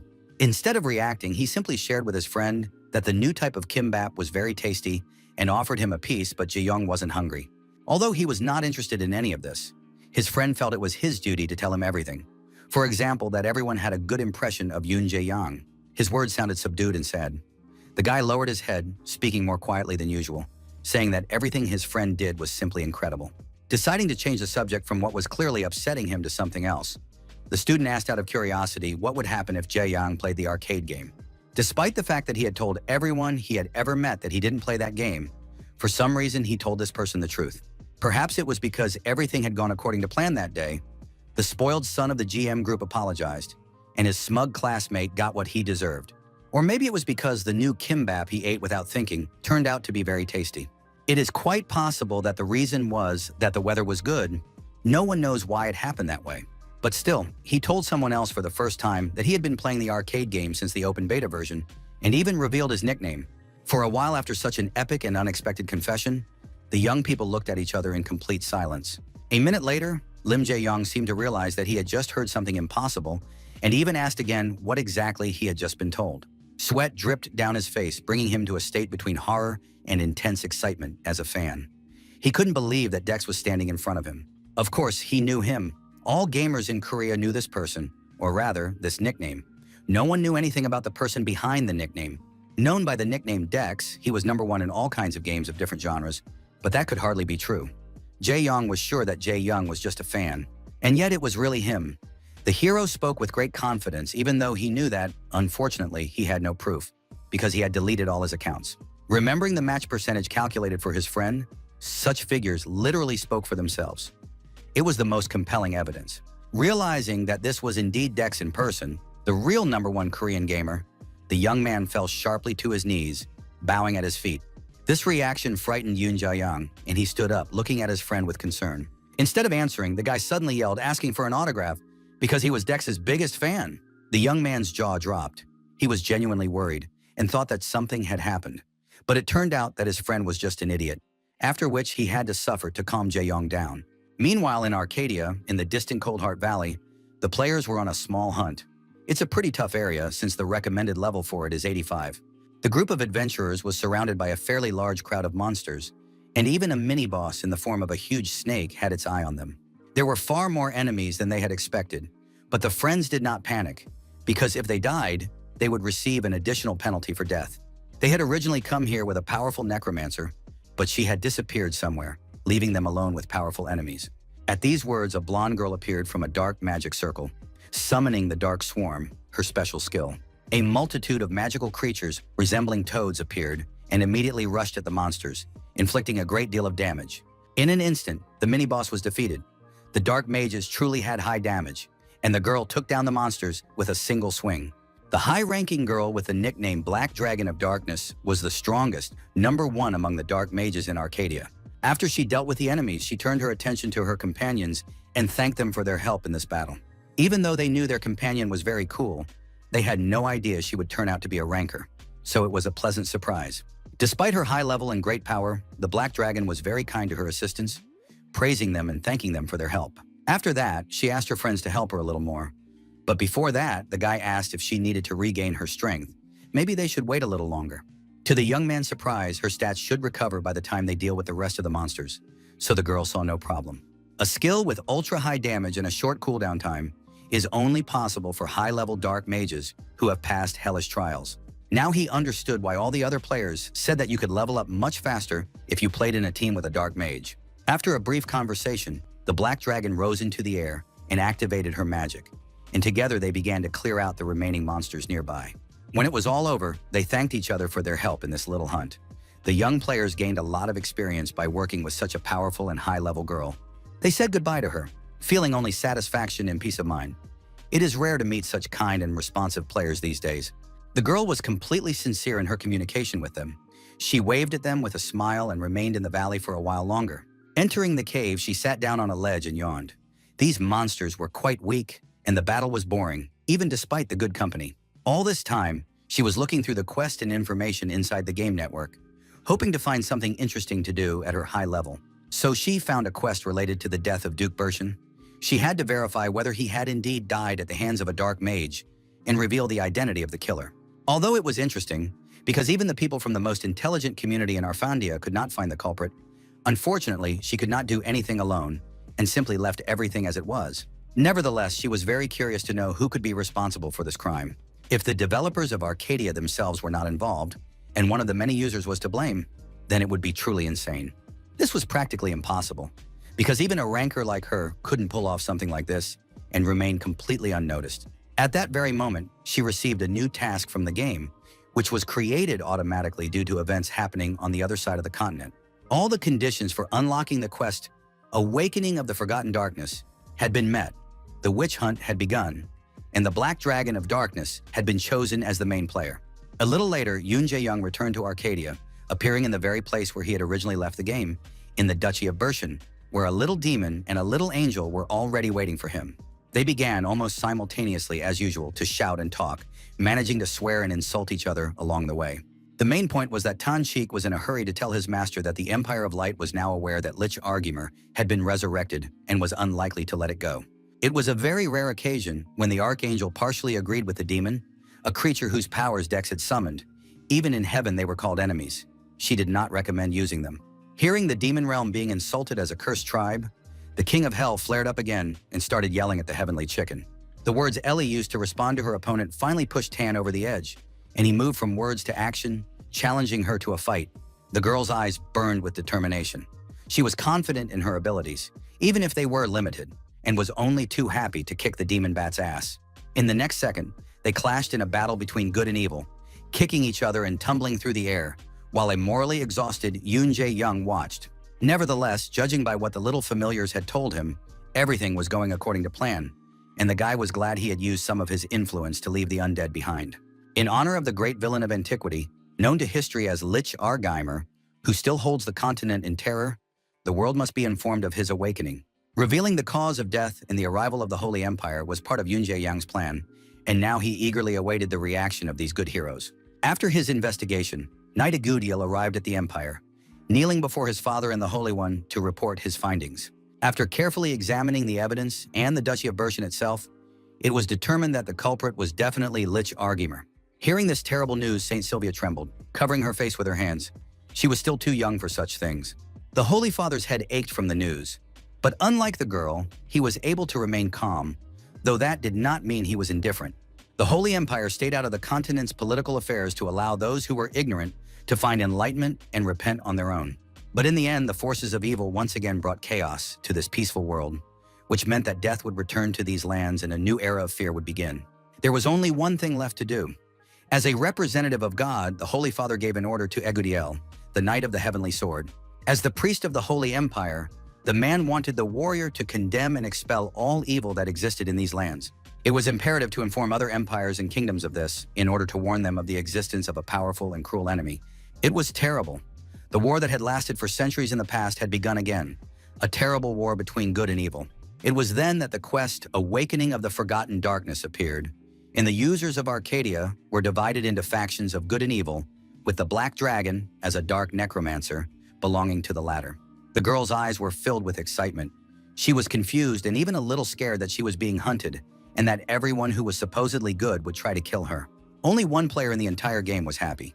Yoon Jae-young smiled contentedly, his eyes burning with excitement. Everything was going exactly according to his cunning plan.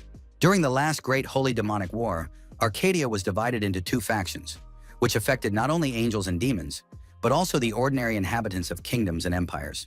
The faction of good included all the heavenly forces, the Holy Empire, the Knights of Light, as well as adventurers who had chosen traditionally good professions. The evil faction included the kingdom of demons, monsters and beasts living in hell and on earth, as well as adventurers who became witches and necromancers. Both sides are on bad terms with each other. They dislike each other and consider the other side to be worse and unworthy.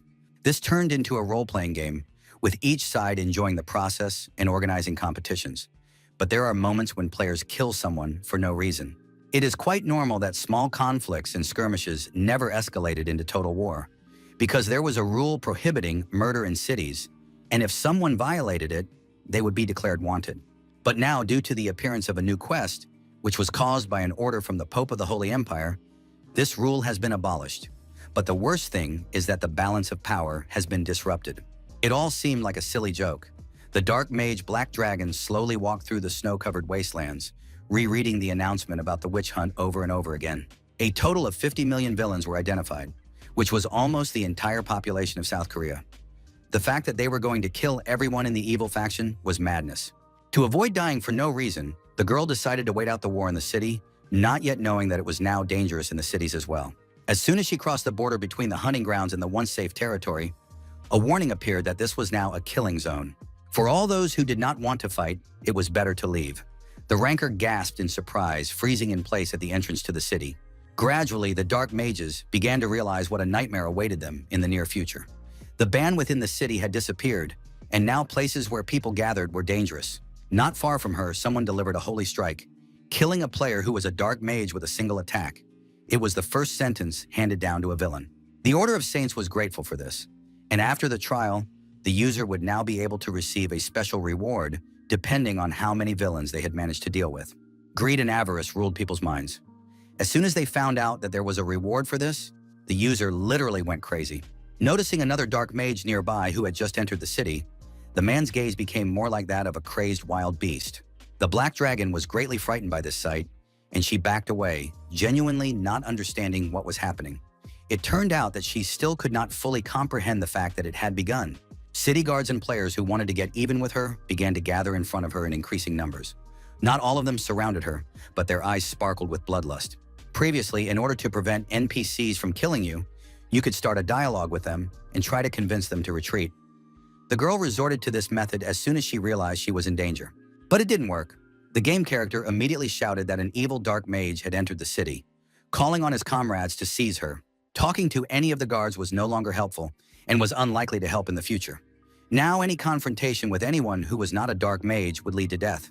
She had to act very quickly, otherwise she would die and receive an additional 24-hour ban. But in her current state, it was almost impossible to think clearly. Realizing she had no other choice, the Black Dragon of Darkness used her most powerful skill, Dark Swarm, and attacked the guards surrounding her. After the user killed the guards, all NPCs in the world became hostile towards her, and her initially green nickname turned red. Panic and adrenaline made her breathing irregular and her heartbeat rapid. The girl didn't want this, but she had no other choice. It was the only way to survive. This did not go unnoticed. Other users and characters saw what dark magic was capable of, and their hatred for the evil faction grew even stronger. Realizing that now they would not let her go, the Black Dragon decided it was time to run. Everyone who was nearby at that moment and saw what she had done set off in pursuit. Not far from Birkin Castle, in the vicinity of the Duchy of Yunjiayang and Tanchik, they noticed the beginning of a witch hunt, and the Demon King became worried, saying that this was why he had asked them not to overdo it. His words elicited a quiet sigh from the main character, who was tired of explaining to everyone that he wasn't doing all this because he wanted to, but simply because he wanted to get as many rewards for the quest as possible. Even for the Demon Lord, this explanation was too much. He looked at his master as if he were a psychopath, someone in their right mind who would start a second war between good and evil for the sake of a reward. His excitement turned to panic, and the little demon began to regret not objecting to the use of Lich's power, because if the damned chickens and angels went crazy, it would be very tiring for him. He had already lived through one war between good and evil, and knew perfectly well what awaited him if things continued this way. In his panic, his brain worked faster, and soon a brilliant idea appeared. It was to try to convince Ellie to return to her original form and reconcile everyone, to ask them to slow down. But the Archangel had no use for that. Indifference caused the Demon King to panic even more. He said, "Does she really want their master to get into trouble because he used their powers to try to pressure this? Moreover, isn't it the duty of angels to prevent bloodshed?" The angel replied that this was a wonderful opportunity to get rid of all evil beings in this world, and she was all for it. In principle, this was exactly what one would expect from an archangel. But for some reason, this answer shocked Satan, who did not expect it to end this way. Soon the game system announced the introduction of martial law, and the Holy Father declared that even if it meant the destruction of an entire continent, the Holy Empire would not stop. After this announcement, the Demon King had a fit and yelled at his master, urging him to take responsibility for everything that was happening now. Soon, everyone on his side would die because he had used Lich Argeimer to create such chaos, and the demon threatened that he would no longer lend his power unless the guy fixed everything. As petty as it sounded, it was hard to deny that the demon was right. The reaction was worse than Dex had expected, which meant he would have to intervene. After thinking for a moment, the hero turned to his guardian angel, asking her to mediate, but she didn't understand what he was talking about because this decision was made exclusively by humans. In a sense, she was right. It was problematic to intervene and change a decision made by humans. But then the guy pointed to a specific part of the notification. Judging and destroying 50 million players just because they were dark mages was going too far. And he even quoted the saying, "Hate the sin, not the sinner," to convince the angel. But what had the greatest impact on her was that he was willing to share his influence points with her in exchange for her doing him this small favor.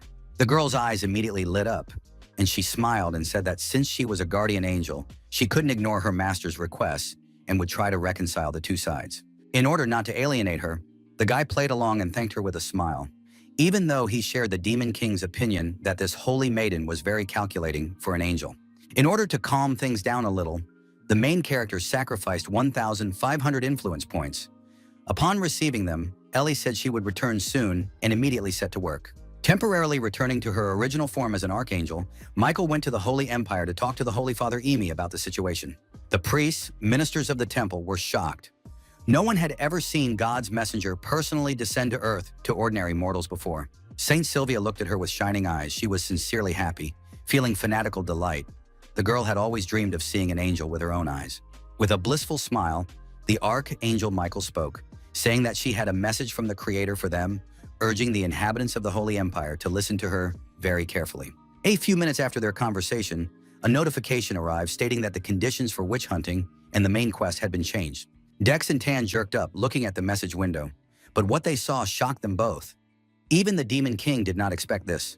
Asking the angel for help, he was, of course, counting on her, but even so, the guy couldn't believe it was true. In the next second, the Archangel returned in the guise of a little angel, joyfully saying that her followers had promised to do everything as she had asked. While she was proud of herself and extolling her perfection in every way, her two companions were completely devastated, unable even to lift their heads to look at her, as if their strength had left their bodies. Nimrain, instead of 50 million people, they had to kill 49,999,900 dark magicians. The number had only decreased by 100 points, and even the always calm Zhe Young was boiling with rage. It felt as if she genuinely did not understand what was wrong, because they could save 100 lives, so they should be happy with everything. The Demon King flew into a rage and rushed at her, shouting accusations and insults. But the angel pretended to be innocent and said that she had already tried everything, but they still didn't like it. While Satan yelled at the winged heavenly chicken, the main character stood aside and looked like the saddest person on the planet who had ever decided to create angels in this game. Not only were they created, but they were also very insolent, doing what they were told, but still doing what they wanted, and they were even allowed to reincarnate.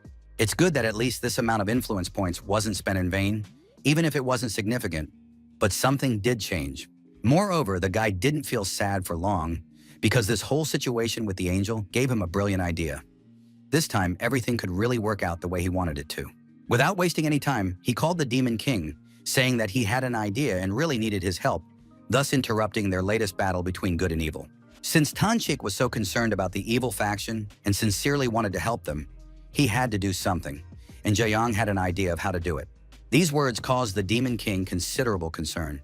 He had already seen what all of his master's previous ideas had led to and knew that nothing good would come of this. Meanwhile, the players ran across the snow-covered valley after the one and only Black Dragon of Darkness, eventually pushing her out of a window onto a cliff, cutting off all escape routes. There were too many of them, and while it made sense to fight, it would be very difficult. So the girl ran away from them all this time in the hope of escaping. She didn't want to kill anymore. In the end, she spent too much stamina and strength running away from them, and now she only had enough skill points left for 1 or 2 attacks. The more players died from dark magic, the harsher the death penalty for the dark mage would be, but she had no other choice. Killing everyone was the only way to escape. The reward for killing the black mage, who was in first place among all the others, was sure to be incredible, and all the players who were chasing her were intoxicated by this. They couldn't wait to finish her off, see what would drop from her, and divide all this wealth among themselves. Unfortunately, the girl did not react in time. She was too excited, and so when the holy energy of her opponents was directed at her, she did not have time to attack in response. All she could do was close her eyes and wait for it to end, and tears welled up in her eyes. She felt hurt and scared. Seconds passed, but the girl did not feel death in the virtual world. She stood as she was and continued to stand, no holy energy enveloping her body. Then she decided to open her eyes and see what was happening and who had saved her, because she couldn't hear anyone's footsteps. And who could have made their way through this crowd? In front of her, Satan levitated in the air with a smile, holding all the holy energy that was supposed to fly into the girl and kill her on one little finger. Fear slowly gave way to incomprehension. The black dragon silently stared at the bat-winged creature in front of her, not knowing what to say. This small creature exuded an incredibly strong and powerful aura that seemed familiar to her. This little demon easily dispelled the light force. The knight on the other side also stood silently for a while in confusion, but then spoke. Even from there, he could see that it was hardly a full-fledged demon. Because of his size and appearance, Tana was often mistaken for a little imp, not even a full-fledged demon. But these comparisons still annoyed him. And again, he flew into a rage, just hearing himself called a little devil, and a cloud of black magic appeared in front of the knight's chest. The next second, the lump exploded, and dark magic engulfed the player's body, causing intense pain and inflicting great damage. The Demon King looked at him with contempt, his face showing rage and disgust. Even if they were players from the good faction, they were still hypocrites and powerless against him. The adventurer was defeated with just one attack, and the damage from this attack was so powerful that the aura emanating from it hardly resembled anything familiar to them. Stunned, the black dragon stared at the creature in front of her with eyes wide with shock. She still couldn't get over the shock, and all she could think about was who this was. The aura of the little devil standing before her was truly impressive, as if she were looking at the true Lord of Hell, but because of his appearance, the adventuress did not recognize him. While there was time between battles, Tan yawned, bored, because these humans were too weak. Taking advantage of the lull, he turned to the girl. To his even greater surprise, he knew her nickname. The shock slowly turned into excitement bordering on fear, and the girl frowned slightly. The next second, a notification appeared that she had encountered the most ancient darkness and reached an important turning point in the quest chain. A slight tremor ran through her body. The adventuress couldn't believe her eyes, and even more so, she couldn't believe her thoughts. She already guessed who was in front of her. After addressing her, the Demon King asked her to stand quietly behind him while he dealt with the thugs who had been chasing her across the valley for several hours. The players standing aside grimaced. They saw what had happened to their comrade, and even if it was just a pet, they were afraid of repeating his fate. It was a waste of decency, points on trash like them, so Tanshik wanted to finish them off as quickly as possible. After a moment of confusion, the adventurers rushed at them again, wanting to finish off the little creature first and then deal with the dark sorceress. Each of them activated their light attack skills, and a powerful and rapid stream of holy energy rushed toward the two creatures from the evil faction. The insult in the form of a pet annoyed Tan, but he no longer allowed himself to lose his temper as he had when he was called an ordinary imp. He simply stored up his anger so that he could take it out on them later.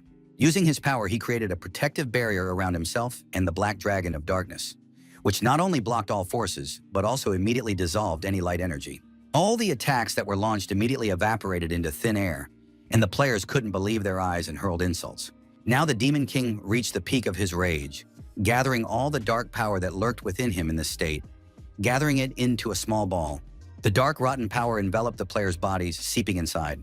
The divine energy within them resisted, but it was useless. The players could not use this power. Quite quickly, the demon's energy completely engulfed the bodies of all the pursuers, slowly decomposing them from within, and all these notifications poured in without stopping. Using the dark power and influence points allocated by its master, the demon chose the most gruesome way to get rid of the vile, sanctimonious people. Obeying Satan's command, the dark power in the adventurers' bodies enveloped them, as if trapping them in invisible nets. The next second, their characters were completely shattered, as if made of glass, and there was no trace of the players left. Only dust and shards fell on the snow-covered ground, and the Demon King levitated in the air, using only a small part of the powers he could wield in this guise. The battle turned out to be completely uninteresting. They all died from a single blow. In the end, humans really don't understand words at all. When they were safe, the girl standing behind him suddenly fell to her knees and began to fervently thank her Dark Lord for saving her. Among those who had decided to become black magicians, there was no one who did not know about the Lord of Demons, the great and invincible Satan, so she sang his praises. The Black Dragon of Darkness turned out to be one of the biggest fans of the King of Demons and Monsters, and she kept saying how honored she was to meet him in person. Finally, a worthy address to Tanshik, the little demon was embarrassed. He had not felt such pleasure in a long time, listening to the praise of the devoted. Now it was time to talk business. He asked if she was really the strongest dark mage among the adventurers, and it turned out he was right. And yet she did not look strong. The girl was thin and without muscles. These words frightened her slightly. She thought that the Lord was disappointed in her and offered to show her characteristics to prove her strength. But it was pointless, just an unnecessary and insignificant remark. The main thing now was why he was looking for her. The king asked her to listen to him very carefully. According to the plan of his master, Yoon Jae-young, there was a special task for the two of them that could help fix this whole mess. Despite her surprise, the adventuress felt a slight thrill because she had the chance to work with her idol. As he explained the next steps in the plan, the king looked incredibly proud and smug.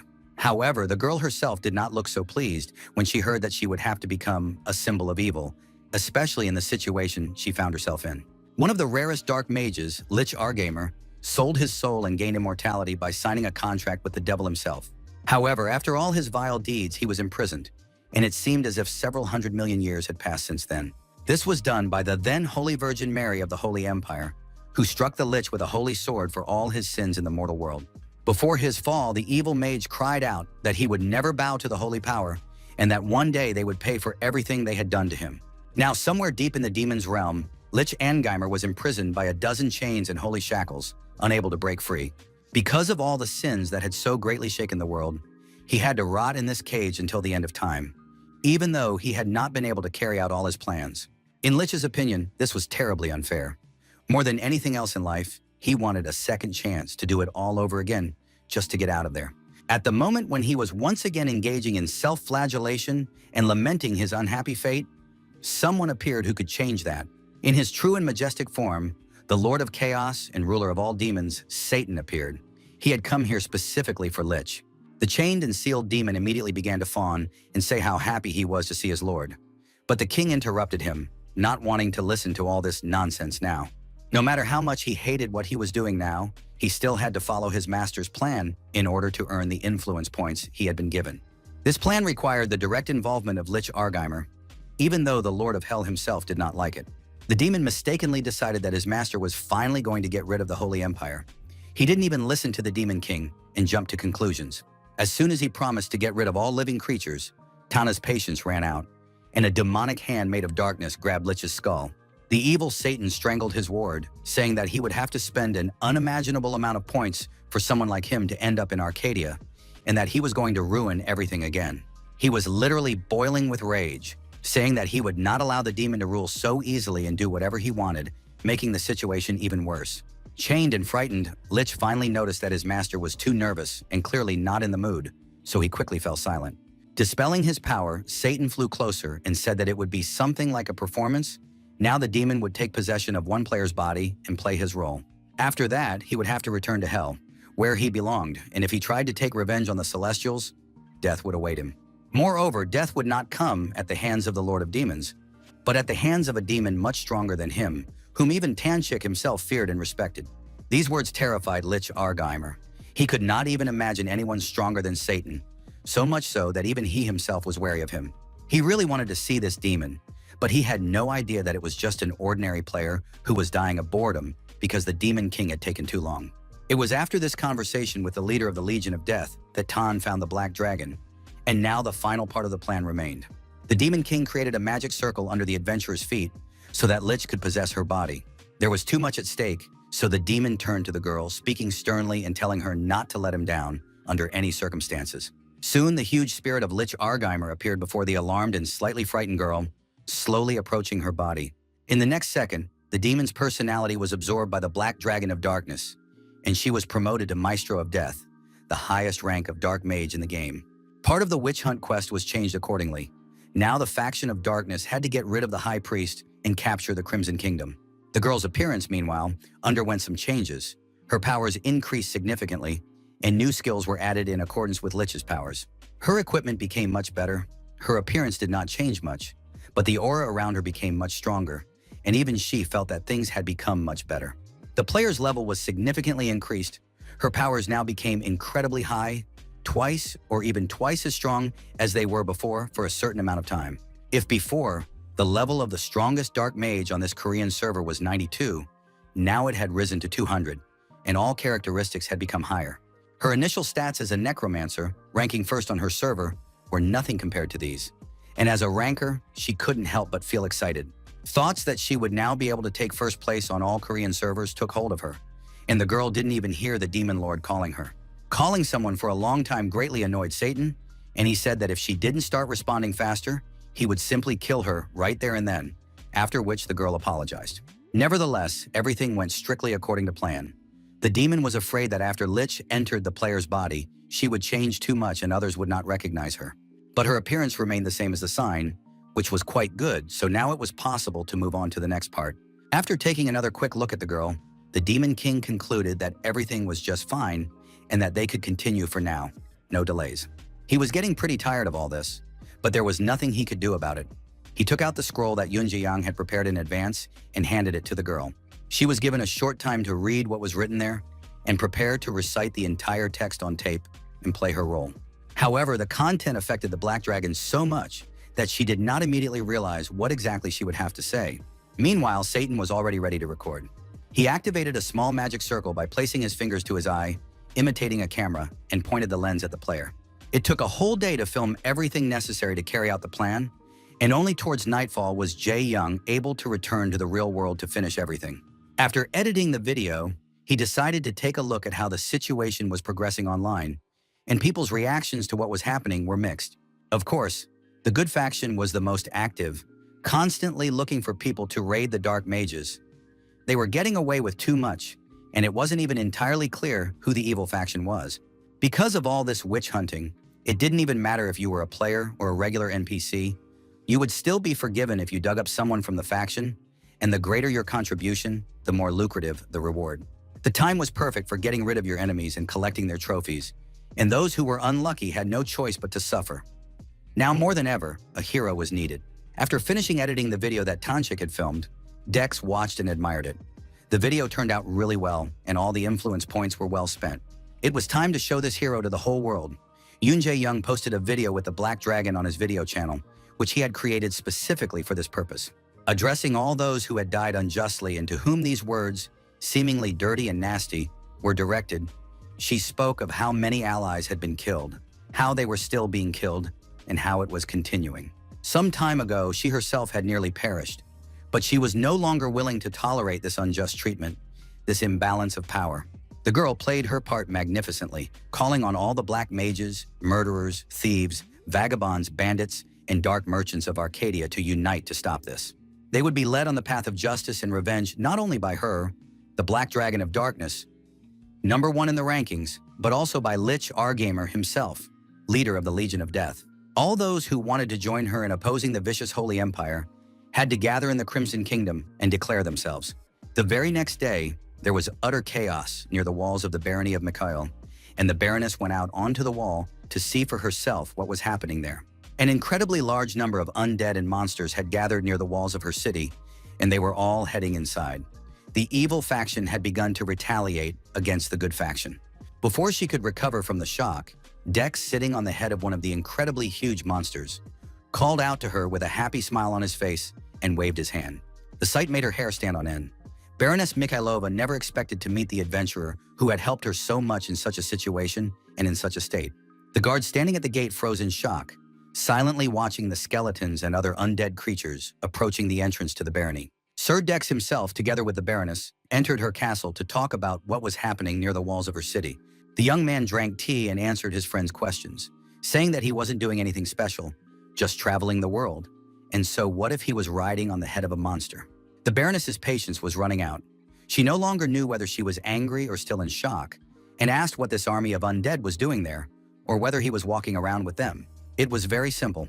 She had probably heard that a war had broken out between the adventurers, and thanks to this small army, he was just trying to protect his property from enemies. The undead who were with him had been ordered not to attack the people of the Mikhail barony, so there was nothing to worry about. The guy just didn't want to lose his precious source of income. In general terms, the girl naturally knew what was going on.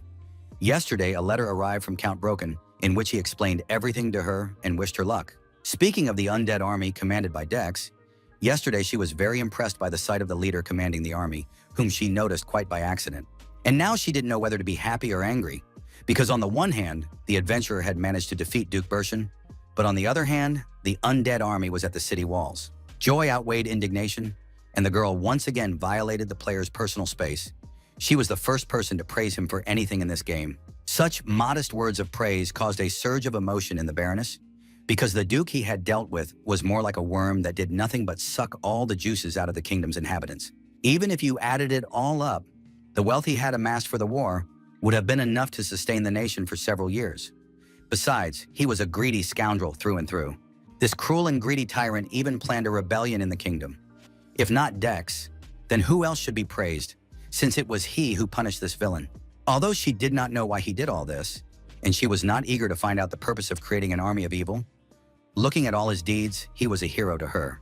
Moreover, he was a true hero in the eyes of all the people of the Bordeaux Kingdom, something the main character clearly did not expect to hear. These kind words gave him an idea, and he changed the subject, saying that he had noticed that the deposit from the prophets had been a little late lately. Hearing this, the Baroness became slightly alarmed. She began to apologize and promised that this would not happen again, asking her hero not to kill anyone. Meanwhile, at the Korean branch of Arcadia, Executive Director Lee Mi-yeon immersed herself in the Dreamer's capsule to try to influence the situation in some way. Because of this quest, Witch Hunt, all players on 2 continents were divided into 2 factions, so that no one would even suspect that something like this could happen.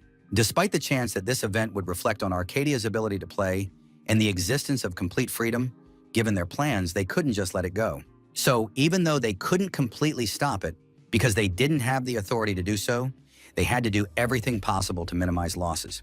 The blonde goddess greeted the executive director as coldly and emotionlessly as ever, asking why she had come to see her in person. Currently, a so-called additional quest is taking place on one of the continents, which is disrupting the balance of power, and Mi-yeon came to make adjustments. In order to at least slightly reduce the negative effect of everything that was happening, she wanted all players belonging to the Law faction to be exempt from death penalties. The question came from the second-rank executive director, and Alice immediately disabled the penalty, but only for players in the ranks of the faction and evil. This news caused a major upheaval, and players on the dark side, who until recently had avoided combat for fear of earning extra punishment, began to fully engage in the quest.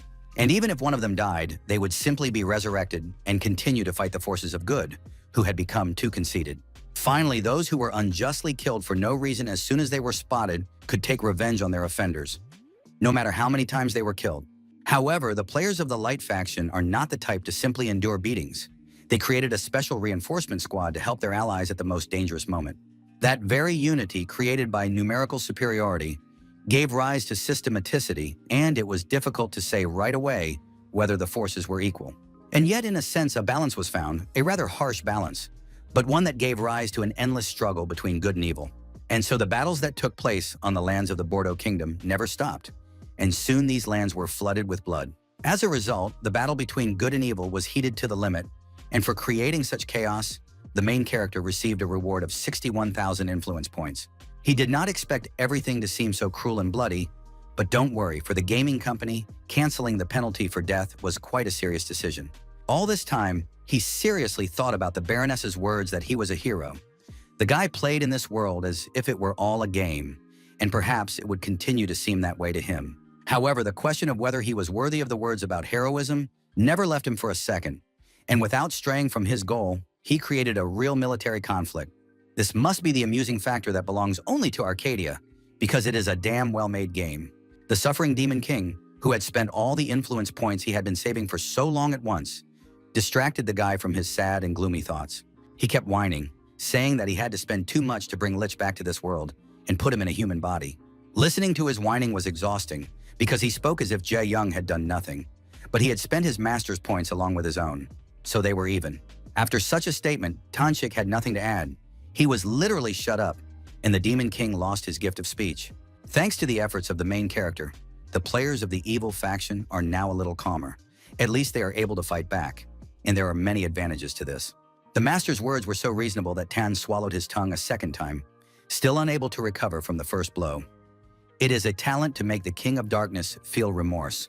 While the little demon was trying to recover from his total defeat, the angel flew up to Jae-young and asked him not to pay attention, because all demons are like that.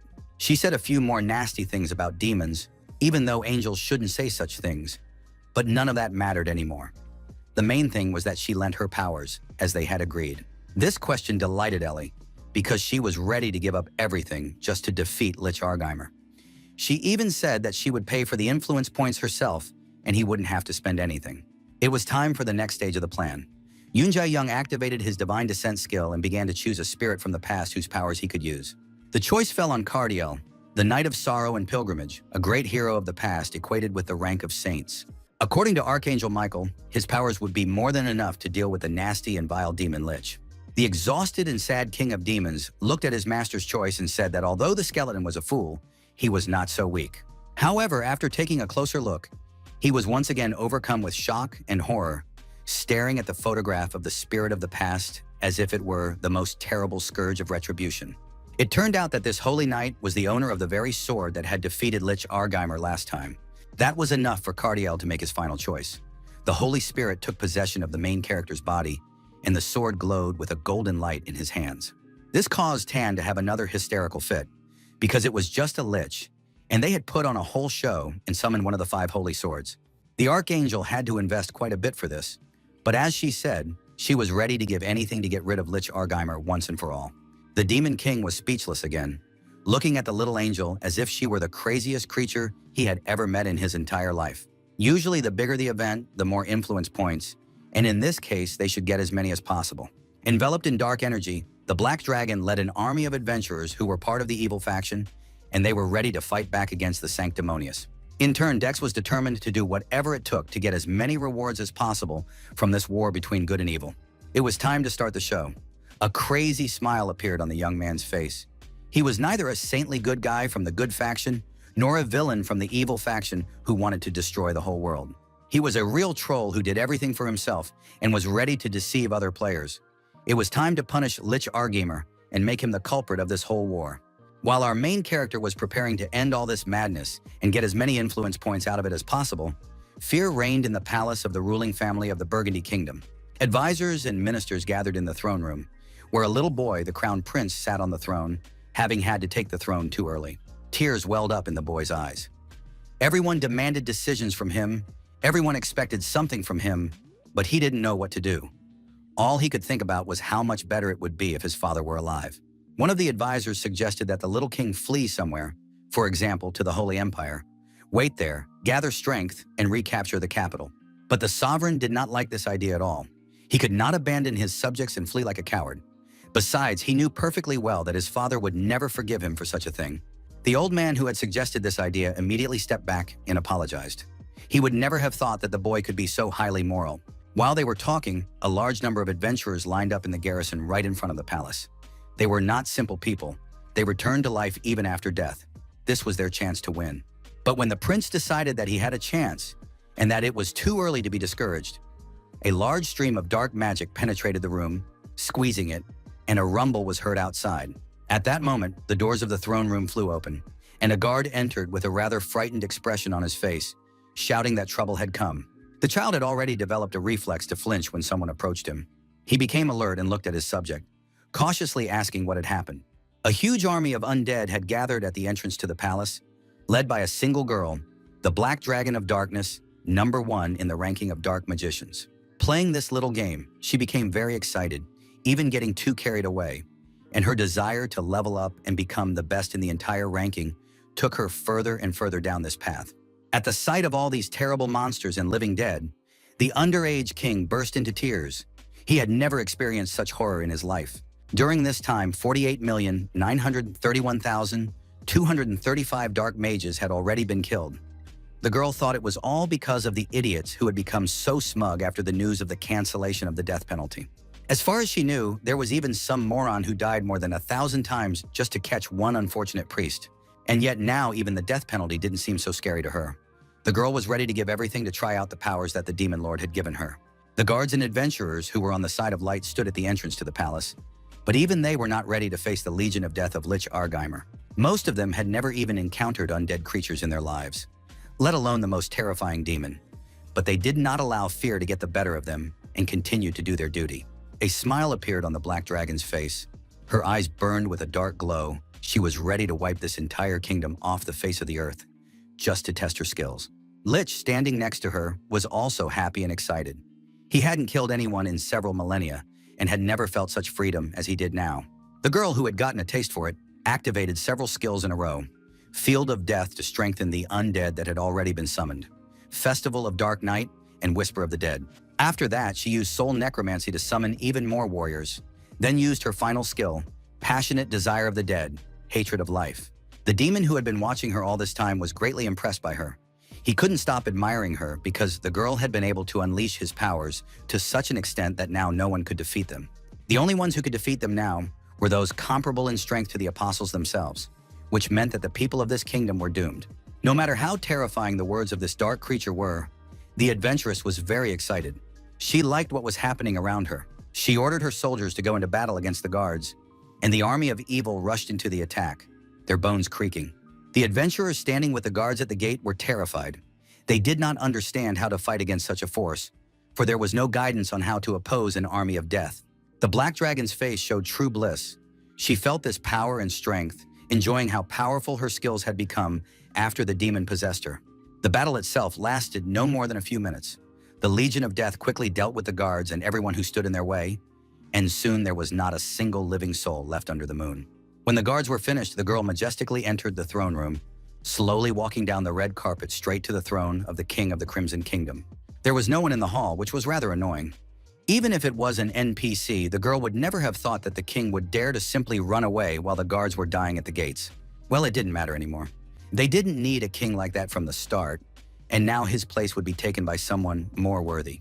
Confident that this power would be hers forever, the girl decided to become the self-proclaimed queen and take control into her own hands.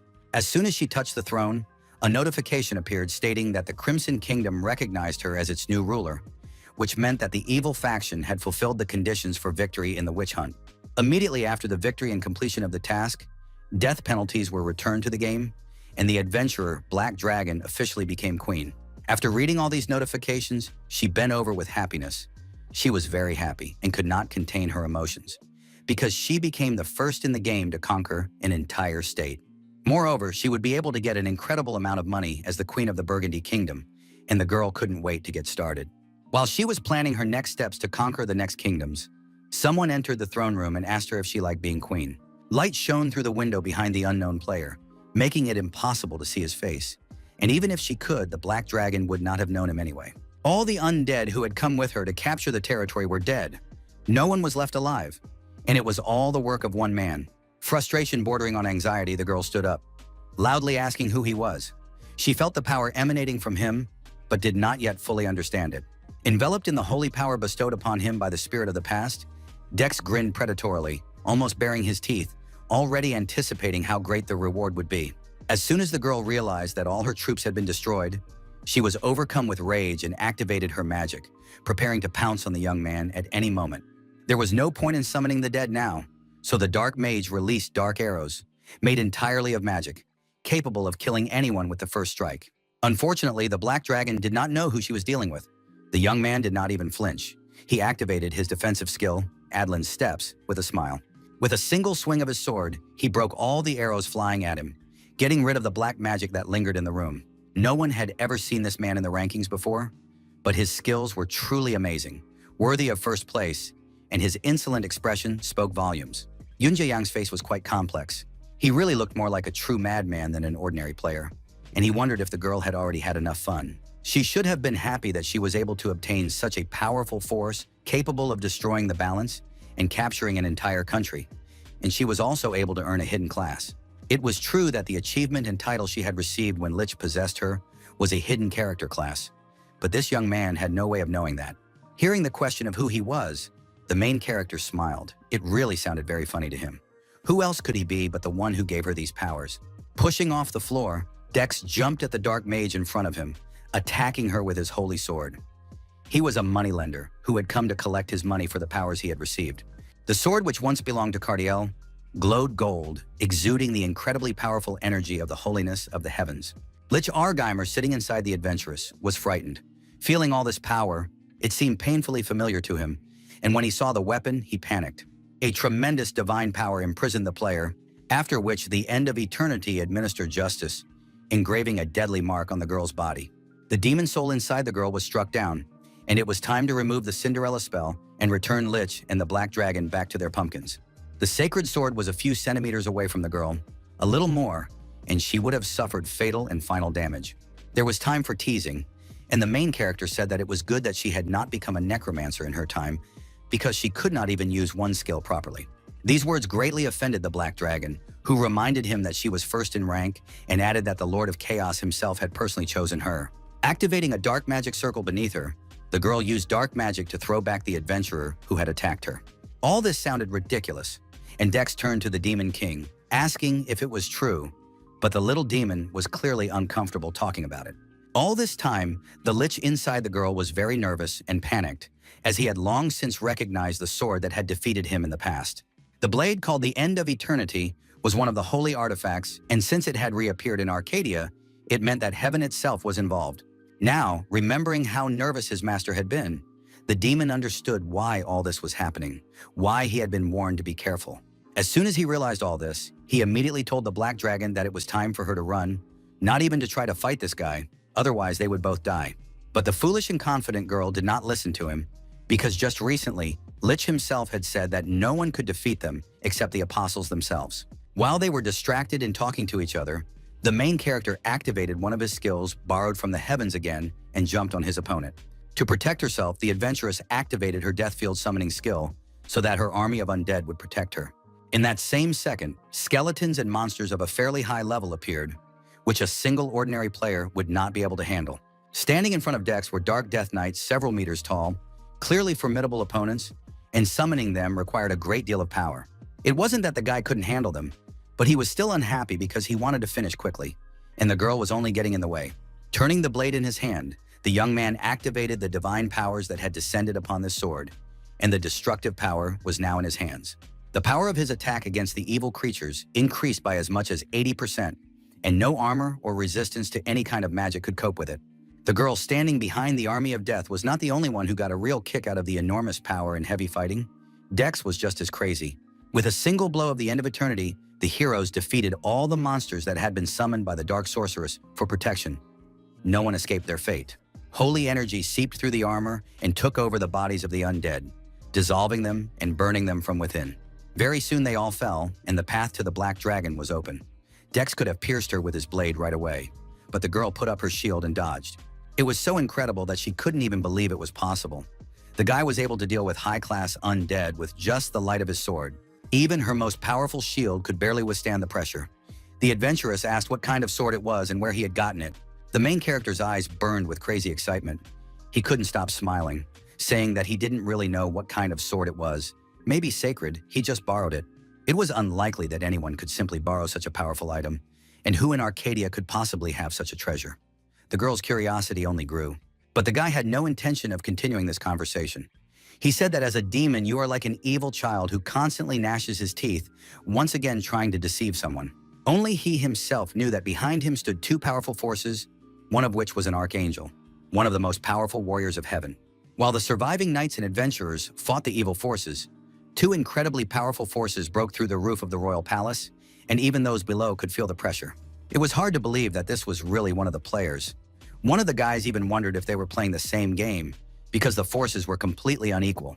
Through the bright, blinding light, it was possible to see that one of the combatants in this battle was the Black Dragon of Darkness himself.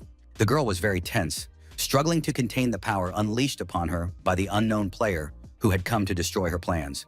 Although she was known to everyone on the Korean server, the one she was fighting was unknown to anyone, and the guy with the holy sword in his hands aroused much more interest. In order to fight back and get a chance to win this battle, the Dark Mage summoned a high-ranking demon. Dex had used the powers of this creature in the past. He was familiar with it, but that didn't mean he couldn't defeat it. The young man used the Shadow Silence skill, and the holy light that was already shining from every crack became even brighter, and the pressure even greater. The summoned monster, the Death Knight, was sent to eternal rest with a single blow, and because of this effect, it could not be summoned again.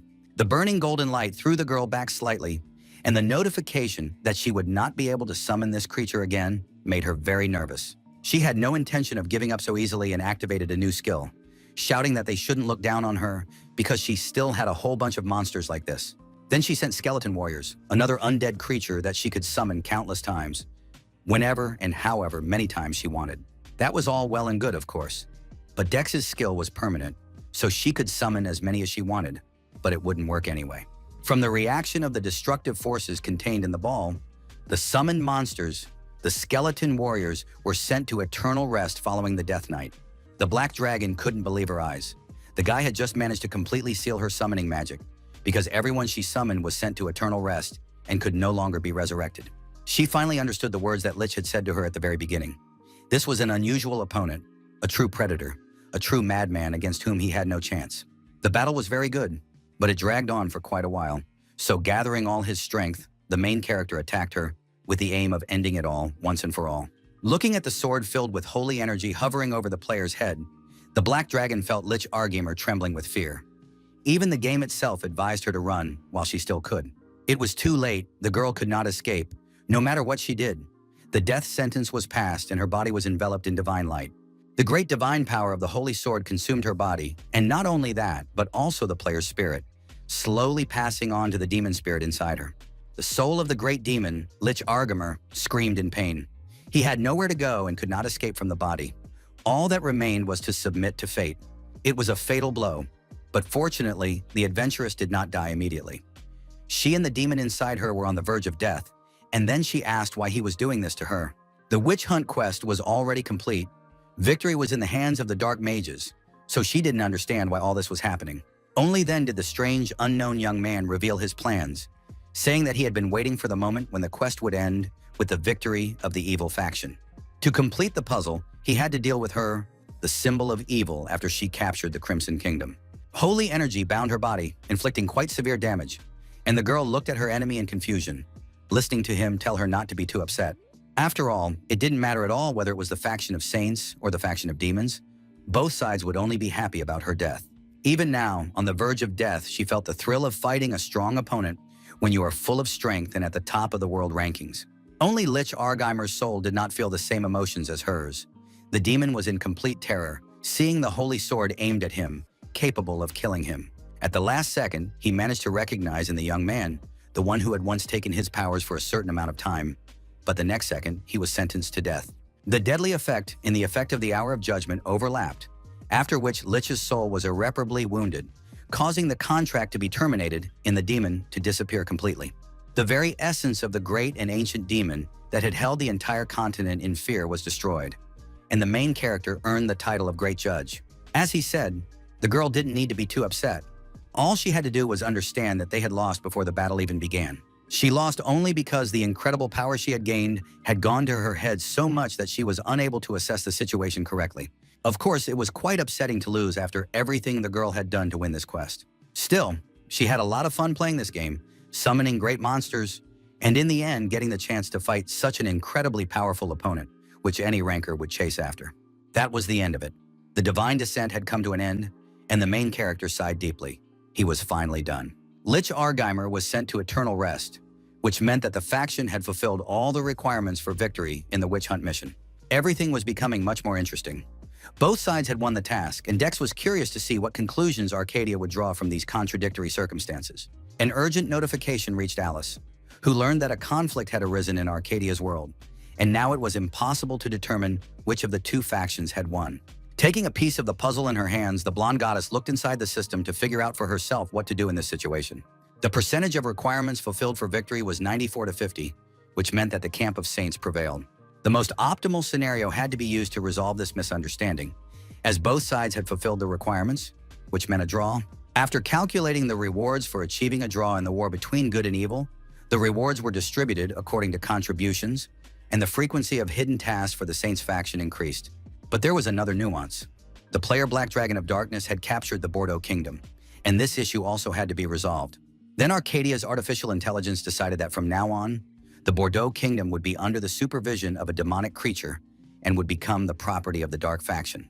Now, for a year, no country could wage war against the state, and the Dark Mages had their own base of sorts. After completing this additional task, everything returned to normal, and the mass murder of players was once again prohibited. Observing all these changes, Holy Father Emine came to the conclusion that the entire continent was facing another era of chaos, but it was unclear whether this was really the case.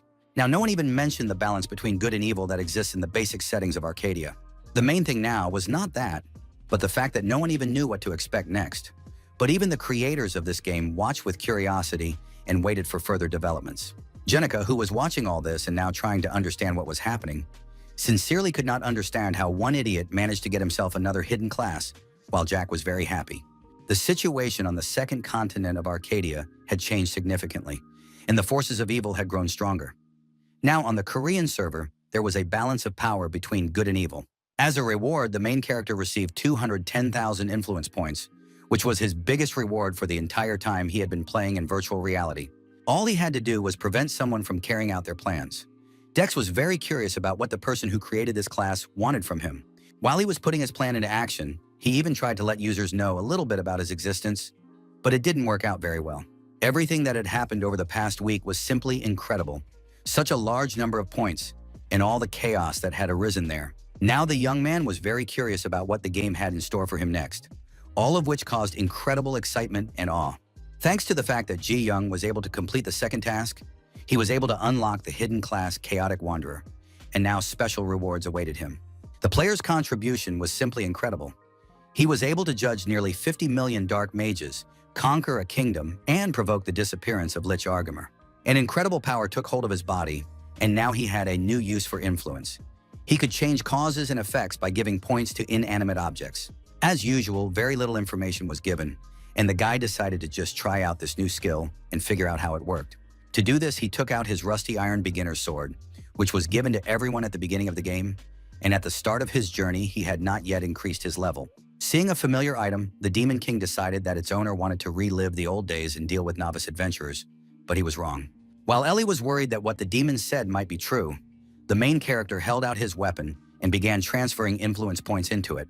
It was a huge surprise for all three of them when a sudden burst of power struck the sword, blowing away everything in its path. Even the small familiars were almost carried away by the shock wave somewhere very far away. Neither the Demon King nor the Archangel had ever encountered such power before. In order to change the characteristics of the sword, the system looked into the past of this item, renaming it the Bloody Rusty Iron Sword. In order to completely change its characteristics, it was necessary to spend 9,000 points. At first, the main character was hesitant, but then he grinned. He was bursting with curiosity, so he decided, as he had done at the very beginning with the Amulet of Darkness, to spend the points and change the characteristics no matter what. After everything necessary was done, the settings in the Bloody Iron Sword began to change rapidly, and the player's previous actions were visible in its blade. Everything Dex had done since the beginning of the game in this virtual reality was imprinted on this sword, and its characteristics changed to a rank that suited him. Thus, the guy received the Bloodsucker item, the only one of its kind. His attack power increased hundreds of times, and the additional skills were simply mind-boggling. Despite all this, its appearance did not change much, which slightly upset the guy. Perhaps he simply expected too much from an ordinary rusty sword. The greedy little demon angels could clearly see how much power their master now possessed, so they both began to praise him and fawn over him. Jae Young saw right through them, so he reminded them that no matter how nice they were to him, there was no such thing as a free lunch. If these little arrogant, smug creatures wanted to exchange influence points, then everything had to be done through a fair deal. Nevertheless, this new skill was definitely worth investing in because it allowed the guy to strengthen and improve almost everything. After a quick glance at the characteristics, another crazy idea came to him, and Dex wondered what would happen if he sold this sword. The gears in his head began to turn rapidly, while Tanchik and Ellie stood aside, quietly watching their master plot something again. Immediately after thinking about selling it, the thought occurred to him that if he could change a novice's ordinary rusty sword so much, what would happen to an item that was already quite powerful? He took out his drill from his inventory, which had been made for him by the Demon King, the destroyer of caves, and his hands were itching to experiment with it. As soon as the young man began to transfer influence points, the system said that it was unable to look up the past characteristics of the selected item. At the moment, there were absolutely no attributes that could be assigned to the object, which meant that influence points could not be transferred to it. These words gave the main character an idea. The item must have had some additional characteristics from the past that the system could change. It turns out that points cannot be transferred simply because the player has been using the item for a long time, as was the case with the sword and the drill. This means that the only difference between them was how much the item directly influenced the world of Arcadia. While he was thinking, Mikhail and Satan were examining the item enhanced by influence, and they were literally jealous of this sword because it received points and they did not. But the demon did not have time to fully enjoy such a beautiful weapon, soaked in the blood of the slain, because its owner understood how this skill worked and put the items away in his inventory. He immediately rushed towards the man, shouting at him, but received the reply that there was no particular reason to look at it because the king's treasury would be filled with even more valuable items in the future. After that, the player mentioned that he was going to sell the sword, which shocked the imp to the core. He couldn't even imagine that such a thing was possible.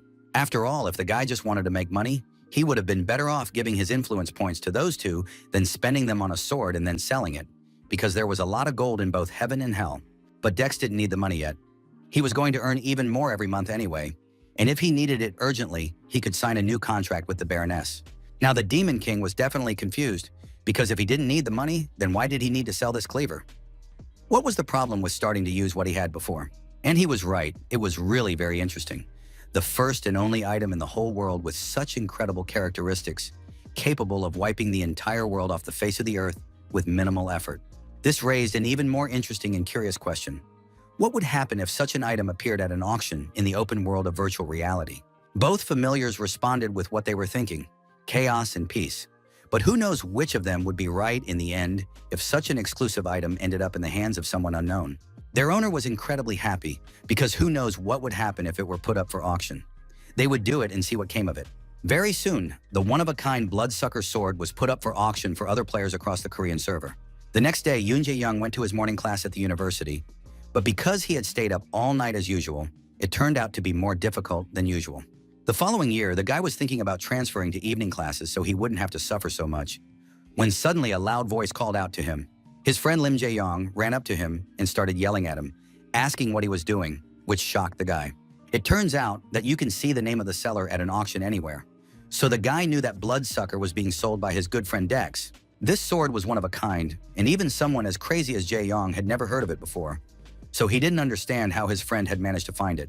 He even suggested that Jae-young had used some kind of hidden class to get his hands on such a thing, and miraculously turned out to be right. But the main character didn't tell him about it. All the guy could squeeze out was that everyone has their secrets, which was clearly not what Yeon wanted to hear, so he began to beg him to tell him the whole truth. Such an exquisite weapon interested literally everyone who was in any way connected with the game and could get into it. The stakes began to rise gradually. People seemed to have gone mad, even taking out huge loans from banks at interest, trying to get money by any means possible. Very soon, the bet exceeded 3,000 gold coins. Entire guilds were hunting for this ball, and the Korean server really lost its mind. Very soon, the bid exceeded 5,000, and the surge in bids for one particular item was so huge that the game had to suspend trading. At the Korean branch, Arkady and his employees were in shock. No one had ever heard of a single rank before, and what's more, it simply did not exist in the game. Initially, only 8 ranks were created for weapons: common, magical, rare, epic, unique, or legendary. Moreover, only rare items could be sold at auction. A new problem fell on the heads of the people responsible for ensuring smooth gameplay. The man's head was already starting to ache because he didn't know what this was or how to deal with it. After the bid grew to such a huge amount of money, the auction for the item, Bloodsucker, was forcibly suspended by the administration. In addition, the item itself was completely confiscated from the player who owned it and was trying to sell it at auction, and he could no longer use it. This decision caused a lot of discontent among users, and Arcadia's hotline began to receive numerous complaints again. But from the point of view of the Arcadia chairman themselves, they had no choice but to prevent the appearance of items that could upset the balance of the game. Since then, wherever users were, there was constant talk about this item, which suddenly appeared at auction and then just as suddenly disappeared without a trace. Moreover, the nickname of the seller of this item became known, and now everyone was talking about him. Some recognized him and were deeply shocked. Even more surprising were those who knew nothing about Dex, one of the most brilliant players who always played alone, and even real professionals did not stand next to him. Until now, no one knew what he did, because his nickname did not appear in the Arcadia rankings, but now this information had spread throughout virtual reality.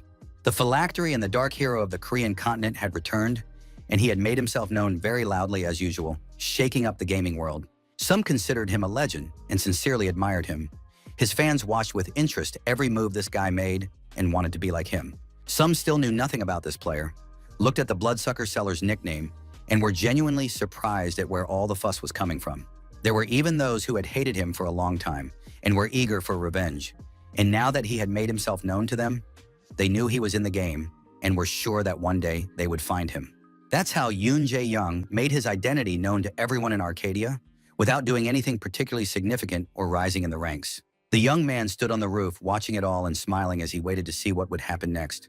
For him, it was a real game of chance. Meanwhile, at the Korean branch of Arcadia, Kwon Myung-han stood silently in his office, looking at the Bloodsucker sword. the only one of its kind in its characteristics. From the shape of this weapon, he was 100% sure that this was exactly what the whole department had been looking for so long. It was the very same sword held by the true killer in the video, who had been killing thousands of new players. At the time, there was no way to find out who he was, especially with his ordinary administrator privileges. But now he knew who was behind it all. They couldn't allow more items like this to appear, because a single sword had already been bid on for more than 5,000 gold.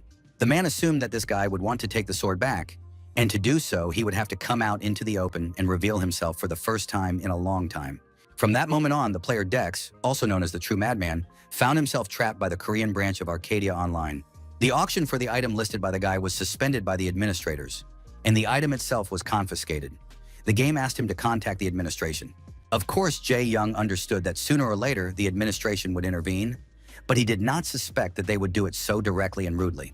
The little demon flew closer to his master, curious about what had happened, and the guy shared with him that their one and only sword had been confiscated. This enraged the demon, who began to scream and rant, threatening that the fortune teller who dared to do this must be found and eliminated immediately. It was incredibly brazen to steal an item that had so many influence points invested in it. Tan promised the man that he was always ready to help him. Of course, he was worried about the points. With a bright smile, Dex said that the Demon King could just give him back what had been stolen, and that another sword like it could be made and sold again. After all, the Demon King still had a lot of influence points, which put the bat in a difficult position because he was not as rich as the man thought. Gradually, everything became clearer to Yoon Jae-young, and he understood perfectly well that the gaming company hated him quite a lot. This hatred was fueled by the fact that they knew absolutely nothing about him. By putting up an item enhanced with influence points for auction, he revealed his nickname. The only thing the Arcadia employees knew about him was his in-game name.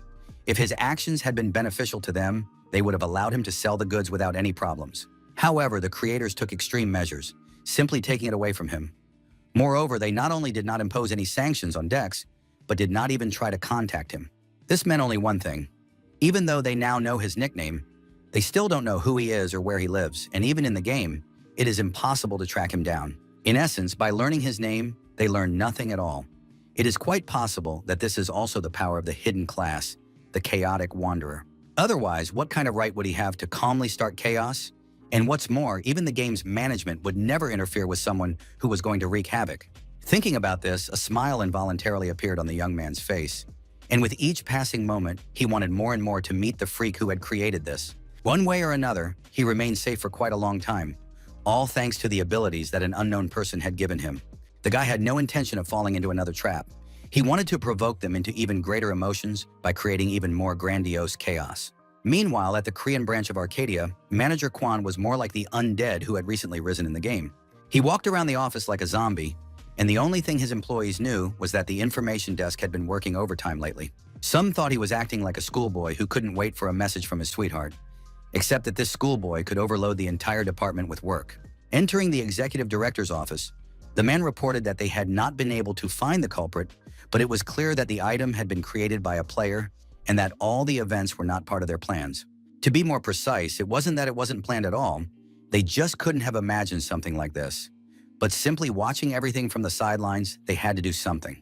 Unlike the tired zombie-like Kwon Myung-han, Lee Mi-yeon looked quite satisfied as she listened silently to her subordinate, smiling. After his not exactly lively, but very straightforward speech, the girl asked him if he could predict what would happen tomorrow. They were the leaders of the company, not fortune tellers, so it was only natural that they couldn't predict the future actions of users or events. However, as interesting as it all was, it was a shame that the Arcadia branch still tolerated everything that one small player had in store for them. It was time to make a counter-move in this game. It couldn't be that some unknown chaotic wanderer could do whatever he wanted with impunity. The other day, they prepared a special plan of action, and Mi-yeon asked Kwon Myung-han if he remembered what it was. As soon as the man recalled the last few days, sweat appeared on his forehead. It seemed that even the employees of Arcadia considered this plan unnecessary. No matter how difficult the countries were, it was time to start implementing it. It was a great chance to respond to all the challenges that had been thrown at them. In the next few minutes, an announcement appeared that the first in-game festival, the Bamboo Spear Battle, was about to begin, the first PvP championship since the game's release. Later that evening, Jae Yang was sitting on the game's forum and saw that a raid on a level 20 boss had appeared, and he realized that the growth rate of users was much higher than he had thought. Users above level 100 began to appear, and now a battle with foreign servers for supremacy in the game has begun, so in the future, user leveling will become even faster. In other words, the main character's losses would soon begin to grow even stronger, because now there was no longer any advantage to be gained from the level system. What Dex feared most was happening, but he wasn't nervous, because all he had to do was use Divine Descent or acquire an item. Either way, it was time to leave the players to their own devices. He had interfered with their game for too long and gotten in the way.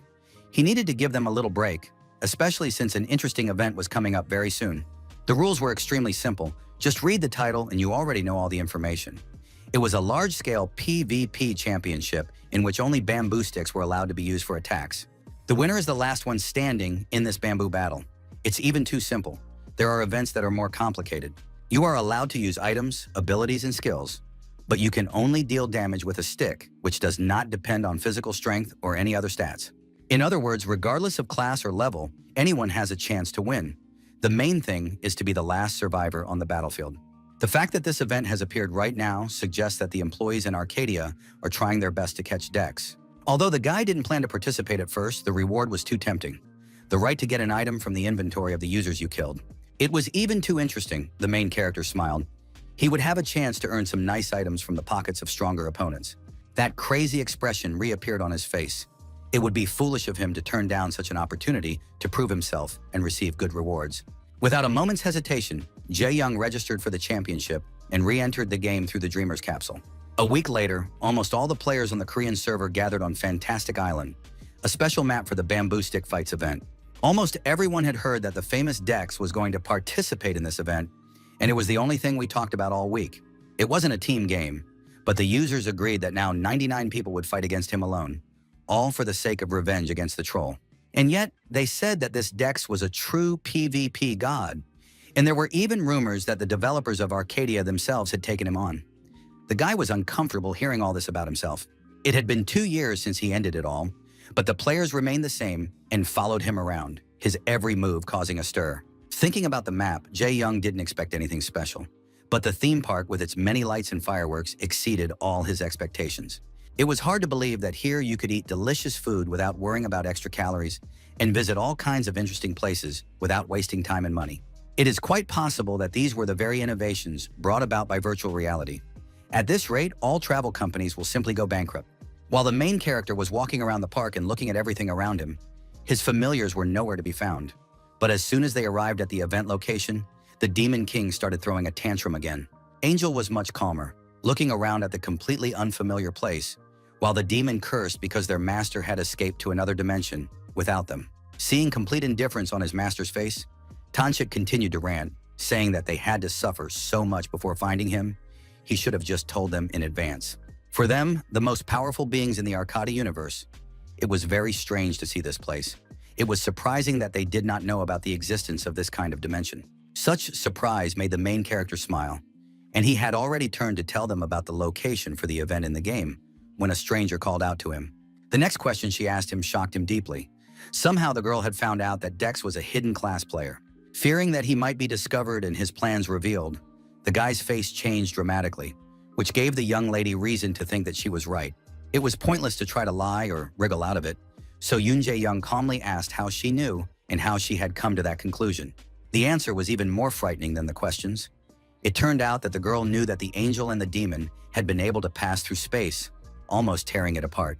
Of course, she didn't know that they were an angel and a demon, and I didn't know their true status either, but the fact that she knew of their existence was already surprising.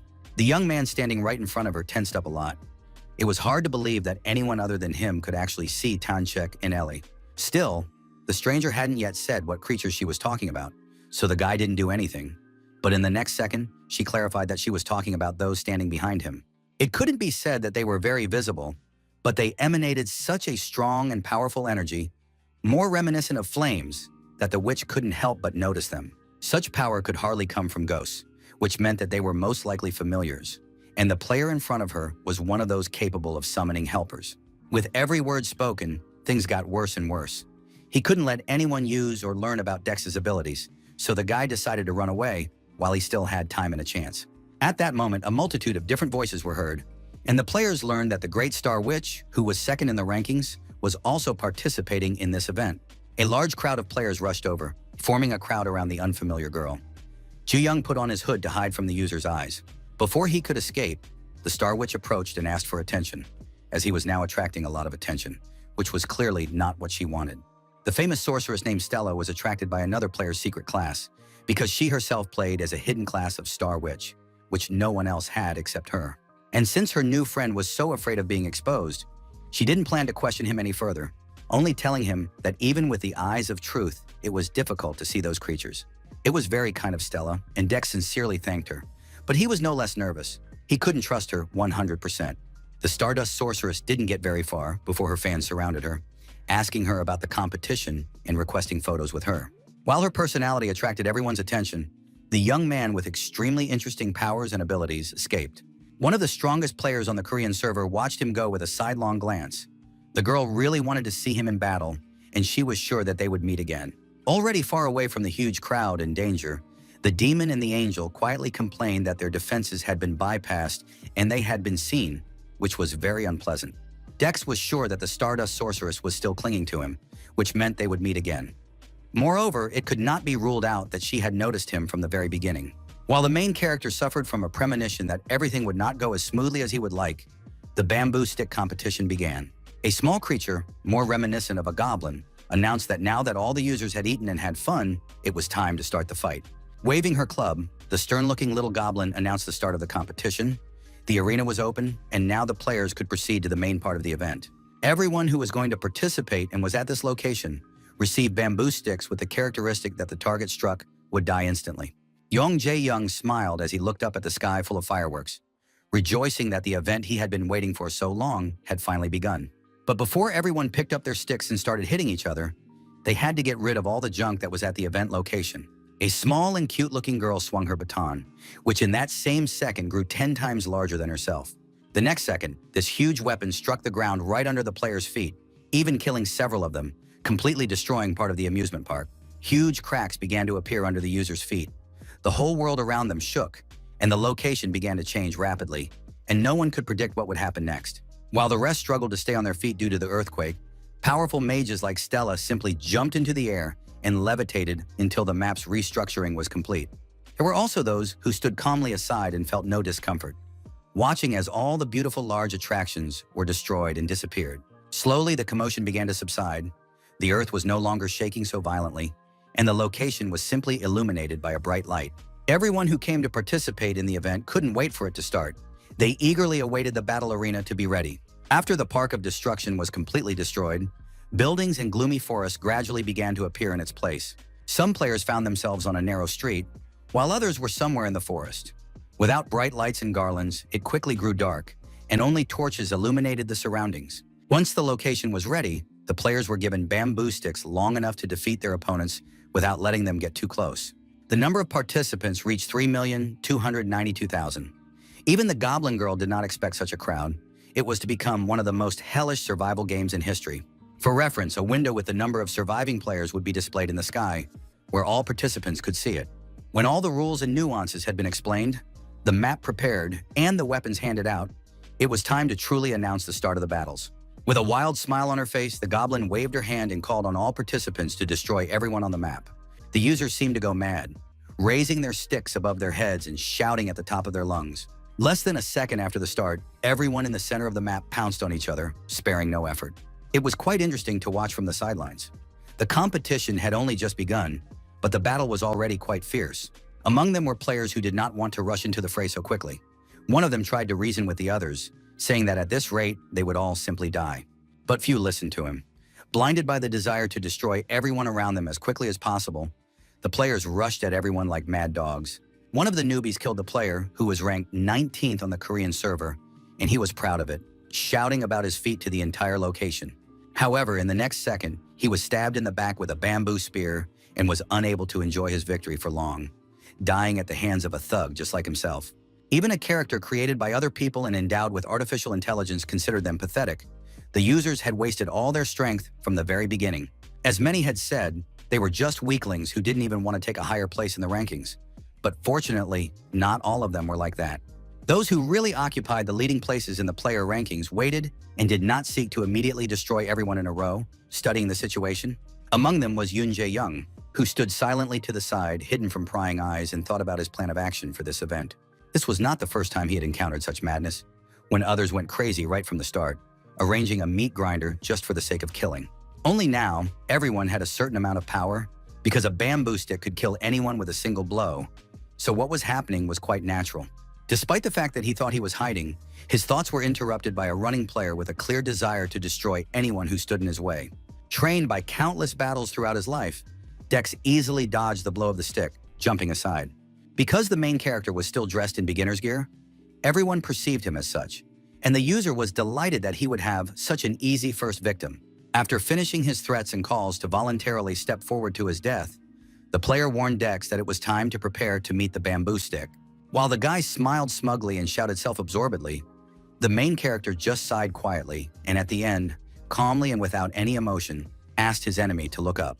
Unfortunately, the guy took this as mockery and did not raise his head, not noticing that a sharpened bamboo stick was flying towards him at high speed.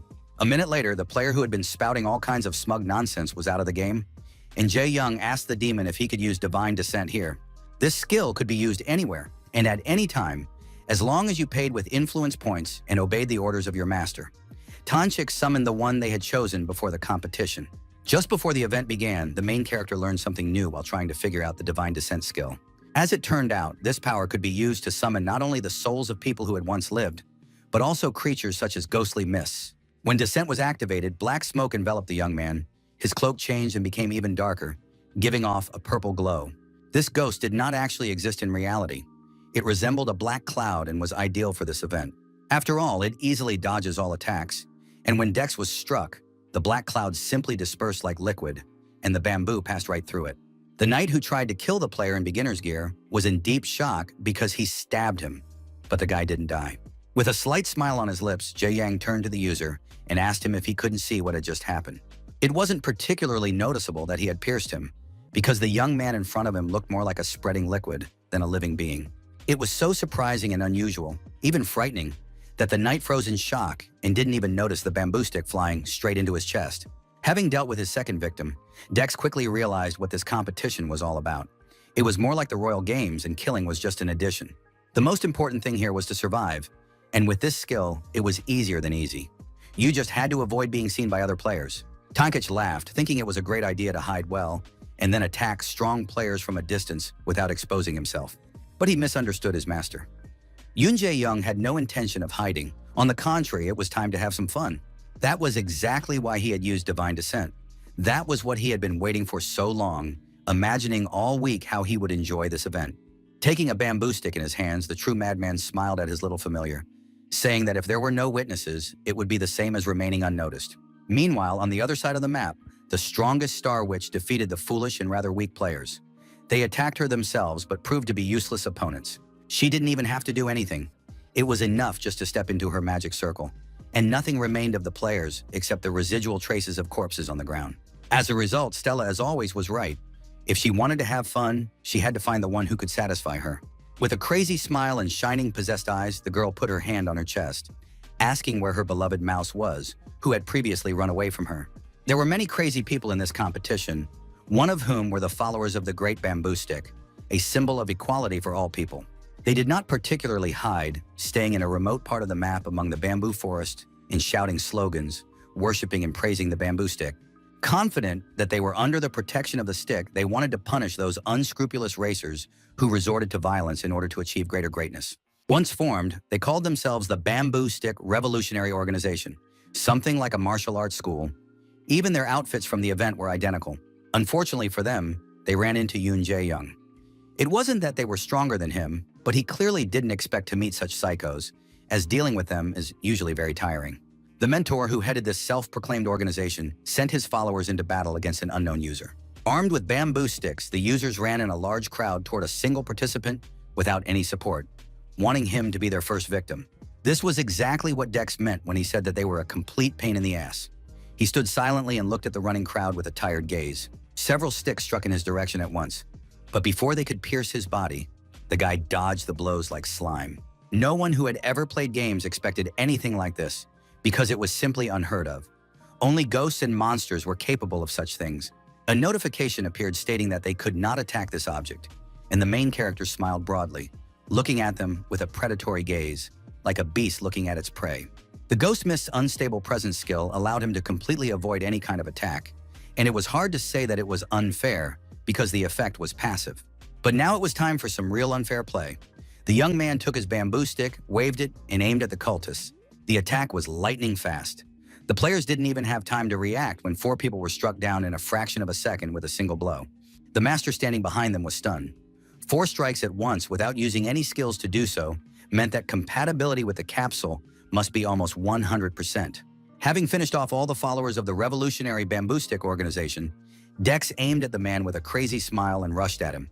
Seeing what this man was capable of, the user jumped back, blocking any future blows with the stick he held in front of his chest. Unfortunately, this proved to be completely useless, because in the next second, the main character delivered a decisive and powerful blow, bringing himself another victory. Thus fell the last member of the revolutionary organization, which had not even had time to properly announce itself, having encountered its first and last enemy. The self-proclaimed new organization of bamboo sticks was destroyed, and all this was the work of a single participant who didn't even do anything. All the battles Dex had been in up to that point had been the same, with everyone attacking only with bamboo sticks and no one using their skills, so the guy had even gotten bored. On the other hand, now was clearly not the time to stand out too much. Otherwise, you would simply be torn to shreds as soon as you made yourself known. Soon, notifications began to arrive that he had defeated more than 1,000 people with a stick, embodying the meaning of equality, for which he received the title of revolutionary in the struggle for equality. All these titles had already tired the young man, so he looked up to see how many survivors were left, but the number had barely dropped below 3,000. In the first few hours, more than 100,000 people died, and the number of players decreased rapidly, but now that there were only a few left, their number hardly changed. If Jae Young wanted to end this quickly, it was time to start doing something. The map was too big, so catching each survivor one by one was a pain. As he stood there thinking, he heard a loud female scream from the side, and a pink-haired girl was rushing towards him at full speed. A young man was standing right in front of her on the road, and she was screaming, asking him to move aside. Otherwise, they would collide and she might hurt him. There was too little time, and the surprise was too great. Even with such a high level of synchronization, Jae Young did not have time to react in time. Armed with a stick, the young woman rushed straight at him. She couldn't stop or turn anywhere, so he could only hope that the man in front of her would escape the danger and leave. Realizing that a miracle would not happen, the user closed her eyes, thinking about what to do, because the last thing she wanted was to collide with someone. Due to the passive skill of divine descent that Dex used, the girl literally passed through him, and there was no collision. As a result, the girl fell to the ground, slipping on the spot. It was a very spectacular fall, and the young man turned to her, wondering if she was all right. Coming to her senses, the young lady turned around and screamed, saying that she was afraid they would collide, then asked what he was, if he was a ghost, to which he replied that it was something like that. Judging by her equipment and appearance, the player looked more like a beginner, but it was surprising that she had managed to survive until now. From the direction she had come running, she heard the familiar voice of the Star Witch, and she smiled happily, rejoicing at her new encounter with the mouse. The confusion grew by the day. Dex turned to the witch, looking at her suspiciously. Of course, he knew they would meet again, but he still hoped it wouldn't happen so soon. Stella, who was in second place in the overall ranking, looked at the guy, who seemed more like a possessed person, and said that she had a feeling that there was something special about him, and, judging by everything, she was right. This meeting, this look, even this smile said a lot about the Star Witch. The young man looked at her silently and sternly, assessing the situation and her intentions. It was obvious that the sorceress was after the pink-haired girl, and the newcomer turned to the player in front of her, asking him to help and protect her. Yoon Jae-young remained silent and continued to look askance at the user on the ground. Even if she weren't the Star Witch, he still wouldn't have agreed to help anyone. The Stardust Witch stood silently to the side, watching her new target intently. She was very curious to hear what the little mouse would say. Of the two, he only knew Stella well, so he didn't think too long about his decision. Everything was obvious. Turning to the girl in the novice's outfit, Dex calmly asked why he should help her, a stranger he was seeing for the first time in his life. The naive and kind user clearly did not expect such a response. She looked confusedly at the person in front of her and could not believe what she had heard. Even at first glance, it was clear that the Stardust Witch was chasing her, so why should he interfere in someone else's business and help? These words made the witch smile. This question was especially acute when the opponent was a difficult player, a poppy with fairly strong witchcraft, who was also in second place in the rankings. Although players can only die from attacks made with a bamboo stick, magic still works one way or another, and that's even more annoying and distracting. Despite his desire to fight one of the top-ranked players as soon as possible, it was still too early for that, so Jae-young said goodbye and turned to leave. With this attitude, he appealed to the Star Witch even more than before, which could not be said about the pink-haired girl, who watched the guy leave with disappointment. However, the young man was unable to go more than a few meters away, as he immediately remembered the task that had arisen from this situation. Meanwhile, Stella had already activated the magic circle and taken out a bamboo stick, approaching her cornered victim, taking her time and enjoying the fear. Dex, who had not left, silently stared at the pop-up screen of the system. He did not even have the words to describe the whole range of emotions he felt when he saw what was written. In his life, he would never have thought that his mission as a chaotic wanderer would be to save someone's life. There was almost no time left to think. The sharp end of the bamboo stick was already flying towards the young girl, who closed her eyes and had almost resigned herself to her fate. He had no other choice, and he had to act quickly if he wanted to complete the task and not ruin his secret class. The next moment, he stood between the two girls, deftly fending off the Star Witch's attack and saving the newcomer's life. This not only surprised Stella, but also slightly angered her. She looked at the mouse in confusion, asking what he was doing. The whole situation had already infuriated the main character, and then there were these stupid questions, the answers to which were so obvious. He himself didn't really understand what he was doing or why, but it was obvious that he was trying to save the stupid girl. The pink-haired girl sitting on the ground had completely lost track of the story. She looked confusedly at the man in front of her, not understanding why he had returned. The game was infuriating the young man more and more. He swung his bamboo stick and, in essence, literally challenged the strongest mage on the Korean server to a fight. The Stardust Witch looked at him with a slight smile. Let him ruin her plans, but now everything was becoming much more interesting and fun. According to the task, those who were to be used as allies had certain marks, and the main character had to find them and protect them if necessary. When the young lady with pink hair first found herself in this virtual reality of the mysterious world of Arcady, she wondered if it was really a game. This world was so special, so realistic and cool, that the girl decided that she definitely did not belong here. Because of this, it seemed to her that someone like her, a girl who lived a very ordinary and boring life, no different from the rest, would hardly be useful in such a colorful world. Just when she was at the point of complete despair, ready to quit the game and never return, someone appeared who agreed to teach her everything. This person turned out to be an NPC, a beautiful older woman, unlike the other characters, who was willing to take her on as her student. All this was very unexpected and surprising, because the young lady never considered herself someone special, worthy of learning magic. The training began with the basics of magic, and the most important part of this process was to expand her mind and start looking at the world differently, devoting herself to broader ideas and concepts. The gaze of this amazing lady was always fixed on the night sky, the majestic full moon that illuminated the world even on the darkest night. Unlike the others, as an archmage, she was most captivated by nothing other than the ever-shining stars and the majestic moon. The woman taught two of her loyal and devoted students the magic of two different but similar types, which she had created herself. The first was the great and powerful Stella, the Witch of Starlight. That's right, she also studied under this mentor, and it was thanks to the quest that she was able to obtain her hidden class. The second student was Angelica, the Moonlight Sorceress. The girl received her hidden abilities at the same time as her friend, but she did not know what this would lead to. She gave the two books, which contained her greatest secrets, to her two pupils before setting off on a long journey. The day when these two magical books merge together will be special, because then it will be possible to obtain power far greater than that which they possess separately. One of the great wizards will appear, whose abilities go beyond human knowledge and exceed any limitations. Great Magic, The Secrets of Sorcery, and a book that gave young Angelica the chance to become a great wizard. And even though the girl considered herself unremarkable and ordinary, she was the one who was given this opportunity and received the secret grimoire. However, her great teacher did not know that along with this gift, she would bring a curse upon her pupil. Stella was obsessed with power and authority, and as soon as she learned that combining these two books would give her even greater power, she began to hunt for Angelica. That is how she found herself in the situation she was in, with a golden lantern shining brightly above her head, visible only to Dex, thanks to which he decided to protect her. Now she sat with her back to a young man she didn't know, who was protecting her from death at the hands of Stella, who was possessed by power. If it had been any other player, perhaps the Witch of Starlight would have backed down, or at least not been so angry. But now she frowned, reminding him that he himself had said he would not interfere.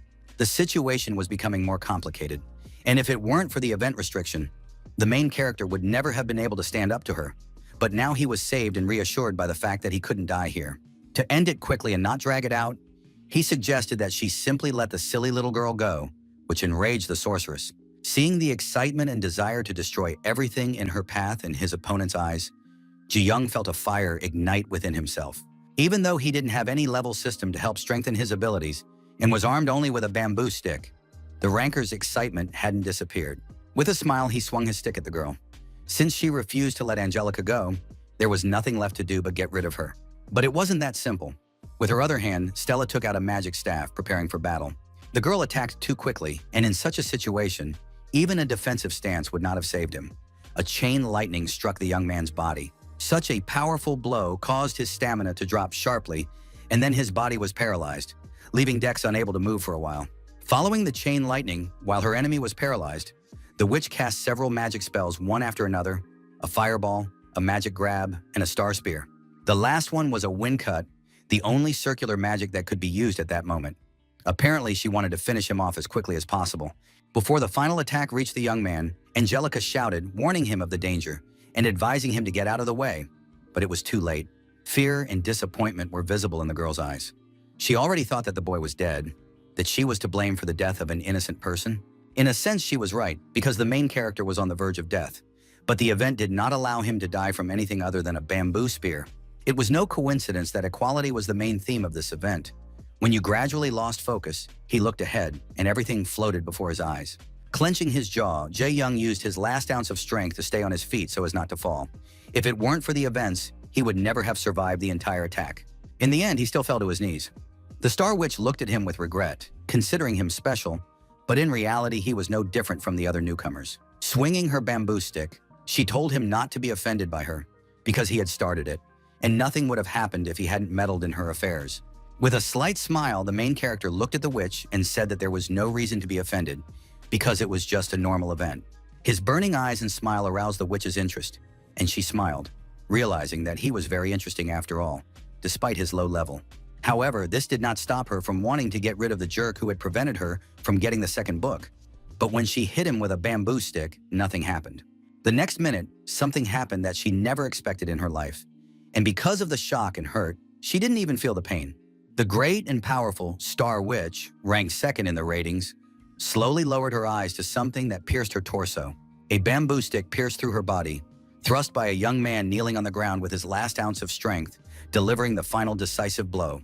With a smile and through gasps of pain, Dex told her not to be upset about losing, as they had agreed, because it was just an event. The girl's face contorted with rage before her character disappeared from the game world, and she screamed loudly, insulting him. Finally, the serious opponent was finished, and they were both safe now. The young man got to his feet, lucky that the rules of the event had not allowed him to die. The stick that Angelica had been holding fell to the ground with a crash. The girl's jaw dropped. She couldn't believe that anyone could defeat Stella. The protagonist was far from perfect. He could barely stand. His head was spinning, and recovery from such a great deal of damage was very slow. The frightened pink-haired girl ran closer, asking if he was okay, and the guy said that overall, yes, except that he had almost died. Getting close enough, the witch bowed very low and thanked her savior, because it was only thanks to him that she was still alive. Now that they could calmly recover and talk, Dex decided to find out what such a powerful witch wanted from a girl like her. In short, she told him that before leaving, her mentor had given them books. Stella had gone mad and, obsessed with the idea of power, had pursued her to take the grimoire. It was all very interesting, of course, but what interested the guy most now was what the girl was going to do about this madness. She was by no means an easy opponent. The Stardust Witch was ranked second, and it would be impossible to run away from her for long, especially if you didn't know how to hunt. The question stumped Angelica. She hadn't thought about it and had simply run away to survive somehow, having no idea what to do next. The user was currently at level 43, which said a lot about her as a person and as a player. And yet it was a rather vague answer. This level could not be called either low or high, and yet there was something much more serious than rank. Angelica was wearing a school uniform worn at level 20, and the accessory she was wearing was given as a reward at level 15. The whole point was that because the girl was only busy running away from Stella, she didn't have money for other clothes, and then the hero had a brilliant idea. He joyfully grabbed her by the arms, getting too close and too rough, and demanded that she give him all the items she had so that he could transfer the influence points to them. Very soon, all of Angelica's equipment and magic staff were lying on the ground in front of the hero. The girl did everything as she was asked. She felt extremely uncomfortable as she still couldn't fully trust the young man and doubted his honesty. So she was even slightly frightened by the fact that she had to take everything off. But, to her surprise, the guy didn't even look at her. All his attention was focused exclusively on the items, and he asked her to step away so he could concentrate. Only then did Angelica calm down and exhale. She had been worrying like an idiot, and he hadn't even looked at her. She was becoming more and more inclined to believe that she could trust the stranger. If she was to believe the new acquaintance's story, the items she was wearing had been used for a very long time, which meant they could indeed be improved with influence points. It was the perfect opportunity to experiment and test her new skills. The chaotic wanderer reached for his equipment and transferred the points to the items. It was very strange. The Moon Witch had never heard of such a thing as influence in her life, and she looked at the young man with incomprehension and interest. A bright beam of light struck the ground, filling the dress and staff with influence points, increasing their characteristics. All items changed and became one of a kind. The staff now had skills to reduce damage in the third and second circles, increase damage in the first circle, and apply it instantly. The Cloak of Poverty now increased the recovery time for third and second circle magic, but reduced the time for first circle magic. If you equipped the shoes, your movement speed increased when using the first and second circles of magic, but decreased in the third circle.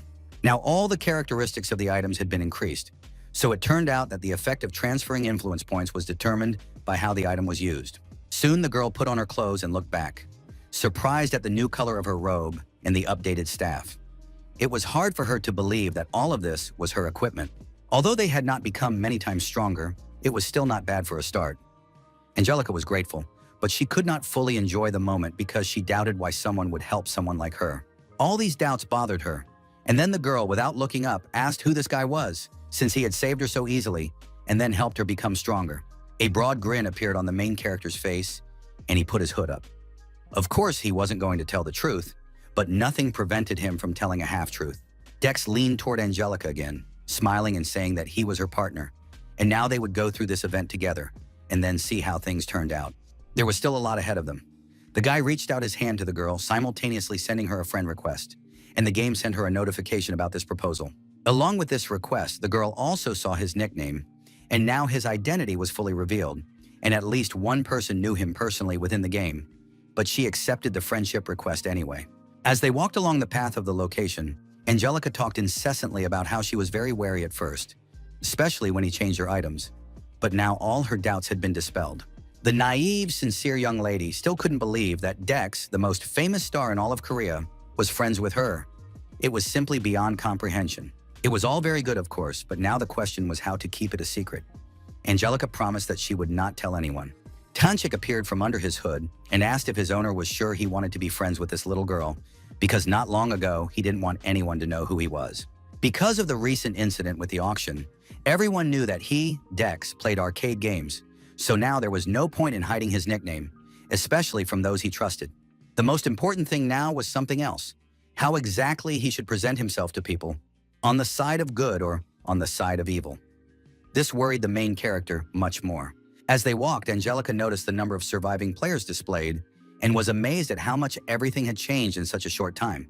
There were fewer and fewer of them left, only 2 people, and they would soon reach the 1,000 mark. It was unclear who was behind it, but it was clearly the work of some scumbags.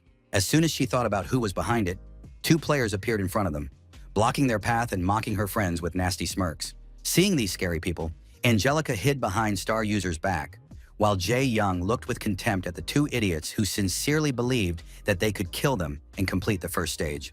Paying absolutely no attention to anything, the 2 idiots continued to mock them, ridiculing their appearance and discussing how no one had finished them off yet, even though it didn't really matter anymore. The main character agreed these 2 would be the perfect end to the first stage of the event, as well as a great opportunity to test his skills. Turning around, he asked Angelica if she could handle these 2 idiots, although it was hardly a question.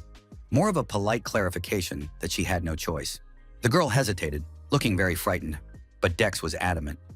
Now was the time to test the capabilities of the new items. His face and smile made it clear that this was more of an order. The user was so shocked that she even started to cry. She was scared to death and couldn't imagine how she would be able to defeat 2 such terrifying and powerful opponents. The guys standing on the sidelines were very annoyed. Not only were they being ignored, but they were also being discussed right in front of them, along with who would supposedly deal with them. Simultaneously pushing off the ground, the 2 idiots jumped into the air and, swinging their bamboo sticks, attacked Angelica. Everything that happened next was on autopilot. The girl didn't even seem to realize that she had taken out the staff. Now the entire poverty set was assembled, and the staff's additional power was activated. The effects of all the items were enhanced because the entire set had been collected. Stretching her arm forward, she summoned a shield to somehow block the blows and at least withstand the first attack. All of this was purely instinctive. A bright green shield appeared above the fragile girl, holding back the stronger opponent at the very last moment, preventing him from delivering a fatal blow. Although the block was only a first-level spell, it was able to repel 2 powerful attacks. One of the attackers laughed and did not despair, because very soon it would break, and she would be left without protection. He was right. Very soon the translucent surface began to crack, slowly crumbling under the warrior's onslaught. Time was running out. Angelica was getting more and more scared, and at the very last moment, she remembered what Dex had explained before and decided to use it. After that, the sorceress put her other hand forward with her staff and shouted the word, "Shield, activate," several times in a row, pushing her opponent aside with force, about 5 or 6 blocks at a time. The more powerful and muscular warrior fell to the ground with a crash, sliding several more meters, while his friend landed on his feet, managing to coordinate his movements so that he was not hit as hard by the shield. These items were, of course, still completely incomprehensible, but she certainly would not have been able to defeat a high-ranking monster, and that should not be forgotten either. But the most important thing in all this was that if all these items were gathered together, their combined characteristics allowed Angelica to use first-level magic to her heart's content. This was what was happening now. The girl easily activated more than a dozen beads at a time, then immediately created a huge number of magic spheres that hung in the air, preparing for the next attack. Shock and fear brought tears to the eyes of one of the idiots. He looked at this huge wall of magic rockets and couldn't believe that someone like her was capable of such magic. The next second, an incredibly powerful and thick stream of magic struck the 2 friends who were attacking everyone in sight and killing them, inflicting very heavy damage. So the girl defeated her 2 opponents, completing the first stage of the event. These 2 probably didn't know it, but today was a difficult day, a very important one in the history of Arcadia, because it marked the birth of an incredible monster. A great mage of the first circle of magic, a real PvP psychopath, a psychic beaten to the bone who will finish you off until your brains spill out, the day when the real Angelica appeared. Meanwhile, the candidate for the assistant position had reached the level of trust, and now she could earn him influence points depending on the game. She had now earned him 242 points. It all sounded as if the guy had become a king.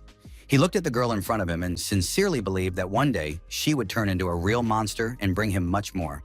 Meanwhile, at the Korean branch of Arcadia, the developers were watching the events unfold in order to calculate the so-called Dex. They noticed Angelica with her artifacts, which were now in a single exclusive quantity, and the amazing abilities she displayed made them realize that they had found him. The very same mysterious player, whose information no one in this branch had the authority to view, whom Director Kwon had been chasing for days and had practically gone mad over. Even though he didn't know what this player was up to this time, Kwon Myung-han was determined not to let it go and teach this scoundrel, who had ruined every one of his plans, a lesson once and for all. In the game, the battle was already over. No one was attacking anyone, because there was no need to, as the second stage of the event was about to begin any minute. Something unexpected happened, because the little goblin girl had expected that many high-level players would remain at the end. But in the end, most of the survivors were of medium and even low levels. Moreover, there was even a level 43 player among them. It was simply amazing that there was still someone who had not passed the level 50 threshold. It was quite possible that it was all about skill, or maybe luck. The whole truth would have to come out in the second stage anyway. The cunning little NPC seemed to laugh, keeping her predatory gaze on Angelica. However, despite her malice, she still had work to do. So the girl announced with a smile that she had something important to tell them before the start of the second stage. The important changes concerned the weapons they carried, bamboo sticks that glowed bright purple in the hands of the survivors. There was nothing to worry about. Everything remained the same, just a slight improvement in skills, as they seemed too childish for the second stage. Now the bamboo spear could be evaluated not only by physical attacks, but also by magical attacks. In other words, tricks such as ignoring physical attacks or absolute protection no longer worked. The little demon king came out of his hiding place, looking at his master with doubt. This improvement affected him directly, and now the demon was curious about what the guy was going to do. It was all becoming more and more interesting. The young man grinned, burning with excitement and rejoicing that something so fun had finally appeared in Arcadia. Dex was extremely careful not to avoid himself. He had everything under control and there was nothing to worry about, because who else but him could handle this seemingly difficult situation? The other participants were in complete shock. None of them knew that such a skill as ignoring physical attacks and absolute protection existed. It was real cheating, and who could even use it? Also, due to some items, there was a serious imbalance at a time when the festival was a war for equality, and such items contradicted the principles. So, in the upcoming second and third stages, players would not be able to use any gadgets or equipment effects. Only regular weapons would be available, which greatly disappointed Angelica. When all the updates were explained, the troll girl asked if everyone was satisfied. But even if they weren't, she hardly cared, so it was unclear why she asked. A deadly poisonous gas surrounded the map, which would slowly spread across the entire map as quickly as a person could run, so users would have to run around a bit. With that, the introductory moment was over, and with the predatory smile of a true madman, MPC announced the start of the event, urging players to prepare. The emergency changes made by Director Kwan were successfully activated by Alice, and some of the festival restrictions on bamboo sticks were changed. Because they did not meet the criteria of Alice's system, there were some penalties for this, which seriously alarmed the head of the script department. Chairwoman Lee advised avoiding penalties as much as possible, so the man was nervous, but his boss was adamant and promised to take full responsibility for the consequences. He was completely distraught because of the player Dex, who created the bloodsucker sword and caused many problems for their work, and he was willing to give anything to catch him. This festival they had organized was a kind of trump card played by our Korean branch to resolve all the complaints and dissatisfaction of the players. And such a problematic kid, who was the source of most of their complaints, had to be gotten rid of in the second stage so that he would not go any further and never create any obstacles for them again. Meanwhile, having gone a short distance into the forest, the main character suggested to his newfound friend that they part ways for a while and, if possible, meet again in the third stage. Tears welled up in Angelica's eyes. She was sure that now that she could no longer use her equipment and its features, the guy just wanted to get rid of her. This was simply absurd, as it was Ja Young who had created this set for her. And if he had wanted to use someone else, he would have gotten rid of her long ago. This was evident. It was all because after she got involved with that Stardust Witch, he didn't gain anything good from it. All this was said calmly, emotionlessly, and in a rather sarcastic manner. This affected the girl quite strongly. On the one hand, it calmed her down, but on the other hand, she was already quite confident in herself. But after that, her friend said he was just joking and smiled. He gently stroked her head and said that he wasn't sure if he could protect her during this stage, because his own opportunities had been severely curtailed. Besides, he had a plan that he could carry out on his own. But if someone else was with him, it would be too dangerous for him, and who knows how things would turn out. Right now, Angelica could still use her weapon. The main thing was not to mess with any jerks, and then everything would go smoothly. The girl wished him luck in return. Even though she wasn't sure of herself, she still wanted to get to the third stage. And now she had hope that everything would work out, so she waved to her friend and shouted that they would meet there. Dex, who was going deeper into the forest, waved to her from behind, and they turned around and moved on to use the next skill and pass the second stage of the event without any problems. The girl remembered the passive skill her friend had mentioned. According to him, it only protected against excessive attacks, but she couldn't shake the feeling that there was something more to it. And she was sure that even a player like Dex would never cheat and deceive the game with some extra tricks and gimmicks. How wrong she was. After moving a sufficient distance away, the young man reactivated the Divine Descent skill to summon another spirit. He wanted to transform into the Dark King, Azarak, an ancient demon who wore a mask and protective plague doctor suit and was covered with small skulls on his cloak. Now he had access to powers such as resistance to poisons, immunity to poisons, the ability to use poisons, as well as blood poison, and a phantom green plague doctor's mask appeared on his face. Finally, the Archangel Michael appeared. She looked at her master with contempt and said resentfully that she was extremely disappointed in him because he was again using the powers of the demon world, to which the young man replied that only there could he find the skills he needed. After that, the young man turned to the Demon King, asking if everything would go according to his plan, to which he received approval and questions about whether he would be punished for wanting to cheat in the competition again. Such suspicions only made the young man smile, and he honestly told Tanshik that sometimes he seemed too naive to be a devil. These words hurt the little demon deeply, and he cried out, looking at his master in complete bewilderment. He would never have thought that anyone would say such a thing to him. Of course, the rules were already included in the card, and to be more precise, they should be designed specifically to benefit the situation, as in his case. That's why Yoon Jae-young was going to act cunningly, not like the others, but without breaking the rules. It was the perfect plan. Because of the poisonous gas, everyone would eventually gather in the center of the map, and then a fierce battle would begin, with all the users who were lucky enough to survive facing each other. Many players had fallen in the first stage, and now that there was nothing that could be done against the bamboo sticks, the second stage could be passed quite calmly. The only way was to be wary of the others, avoid clashes with other users until all 1,000 people, except for him, suffocate from the poisonous gas.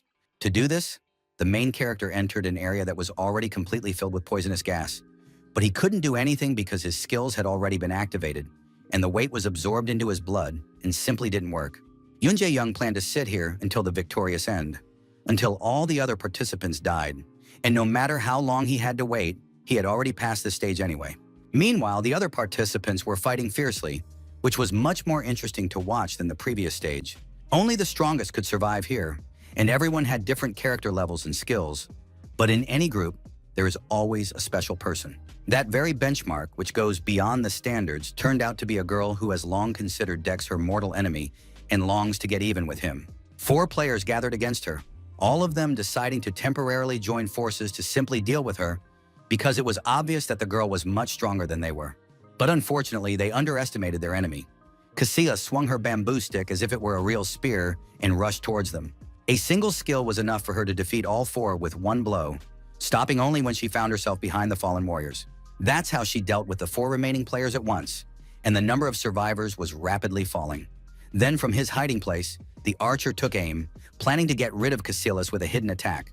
But the girl, like a wild beast, sensed the threat and looked in the direction from which the arrow was supposed to be fired. She deftly dodged, jumping to the side, and the attack, seasoned with magical fire, passed a few centimeters from her head. The projectile landed behind her, and the user turned her gaze to where the shot had come from, for that was where her last enemy was.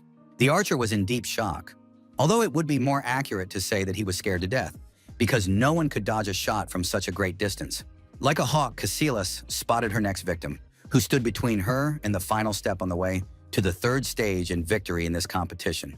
Hiding high on the roof, the participant did not even notice how the girl jumped up and was already hanging over him, swinging her bamboo spear. Finally, he saw her, but it was too late. These were the last minutes of his life and the last question he managed to ask in an attempt to find out who she was and how she had managed to avoid the attack. Before the girl struck him with her bamboo stick, the guy managed to guess that she most likely possessed a hidden character class that was unavailable to most other players. It felt as if Cassia saw no one but Dex, because even now, all she could think about was that while everyone was fighting, this guy was hiding somewhere. Frowning, she looked around, asking the void where her worst enemy was hiding. She had hoped so much to meet him at this event and get even for everything. With that, the 2nd stage of the bamboo stick fighting event was successfully completed, with only 2 people left alive. One of the strongest participants, Casillas, and the most cunning of them all, Dex. During this stage, the girl exterminated the players one by one. No one could withstand her attacks. No one could even make a single attack. Almost all of the 1,000 survivors, more than 8, died at her hands, and so many, almost 8 people at once. It was some kind of incomprehensible combo attack of hidden skills that was almost impossible to see clearly. The guy, on his last breath, looked at her with fury. It was supposed to be a fight with bamboo sticks, the fairest fight. But what fairness are we talking about if there is no way to defeat a monster like Casillas? The girl spent 3 minutes on everything. She counted it on purpose. It wasn't enough, because in this sense, nothing here was different from the game she had played before, which meant she could do it faster. 20 years ago, an RPG game was released, an online game with an open world, which was so popular that it was called the National Game of Korea. Although it required the most precise control and good physical skills, the game engine was old, and the game quietly faded into the past, all because of outdated graphics and gameplay. Casillas was once one of the game's biggest fans. The girl played it until the very end.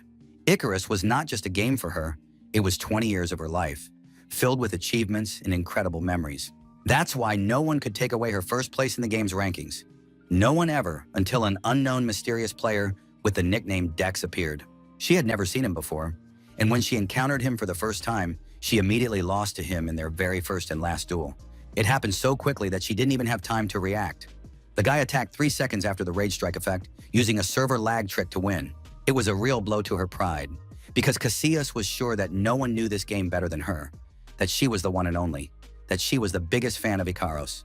But it turned out that this guy not only knew the game better than her, but also knew how to exploit its weaknesses to win. She watched him for a while after her defeat, until she noticed a message he was writing, saying that it wasn't bad for someone who was so bad at the game. And after he took first place in the rankings, Dex laughed and said it was time to pack up and quit the game for good. As a result, Casillas was completely destroyed. This jerk trampled on her pride and the pride of the game Irako, and then simply left. Over time, the game was shut down, which was an even bigger blow to the girl. Now she has come to Arcadia and opened a hidden fighter class that can fight with any weapon that comes to hand. Thanks to the special skill Quick Selection, she could engage in combat similar in style to Icarus. It felt as if this character class had been created especially for her, and it was hardly a coincidence. Obsessed with revenge, Casillas was sure that she had been given another chance, and she was going to use it to find Dex and destroy him just as he had destroyed her. While she was dealing with everyone else, that monster sat quietly in his house in the middle of a toxic gas zone, calmly waiting for the second stage to end. The developers from the Korean branch of Arcadia were watching this, and they could clearly see that the player was sitting calmly in the middle of the poisonous and very strong gas and was not taking any damage. Director Kwan was in a terrible mood. He was very angry and coldly asked the head of the script department how exactly he had set up this poisonous fog. The damage it inflicted was level 200 at the time, while the highest level on the server was only 60, but this guy survived 30 minutes in this fog. Then the head of the department suggested that it was probably some kind of skill, but this suggestion completely enraged Kwon Myung-han. He glared fiercely at his subordinate, literally hissing the question through his teeth. Seeing his boss's anger, the man immediately rushed to say that it was impossible and that the basic resistance to poisons must be no lower than the 3rd level, and that he had said something stupid. If he continued in the same vein, the guy would definitely withstand the poisonous fog, and in the end it would be a scenario in which this freak would win. This upset him so much that there was nothing left to do but go to Alice and ask for help again in changing the next characteristics. As a result, the poisonous mist was adjusted to the highest level, and a setting was added that ignored the resistance skill. But because the effect was aimed at a specific player, it was an illegal change. Alice warned that if additional unauthorized settings were applied, the request for application could be rejected and the administrator's privileges revoked, resulting in double penalties for the man. But he was willing to go for it, and as a result, all the players who were still alive received a notification that the poison gas had been raised to the highest level and that any resistance was no longer effective. No matter how poisonous Azekar was, it was impossible to block someone of my level. Even the Demon King was alarmed and asked his master what they should do, but the guy himself was calm. It no longer made any sense, and he was going to end it all properly. These words greatly surprised Satan.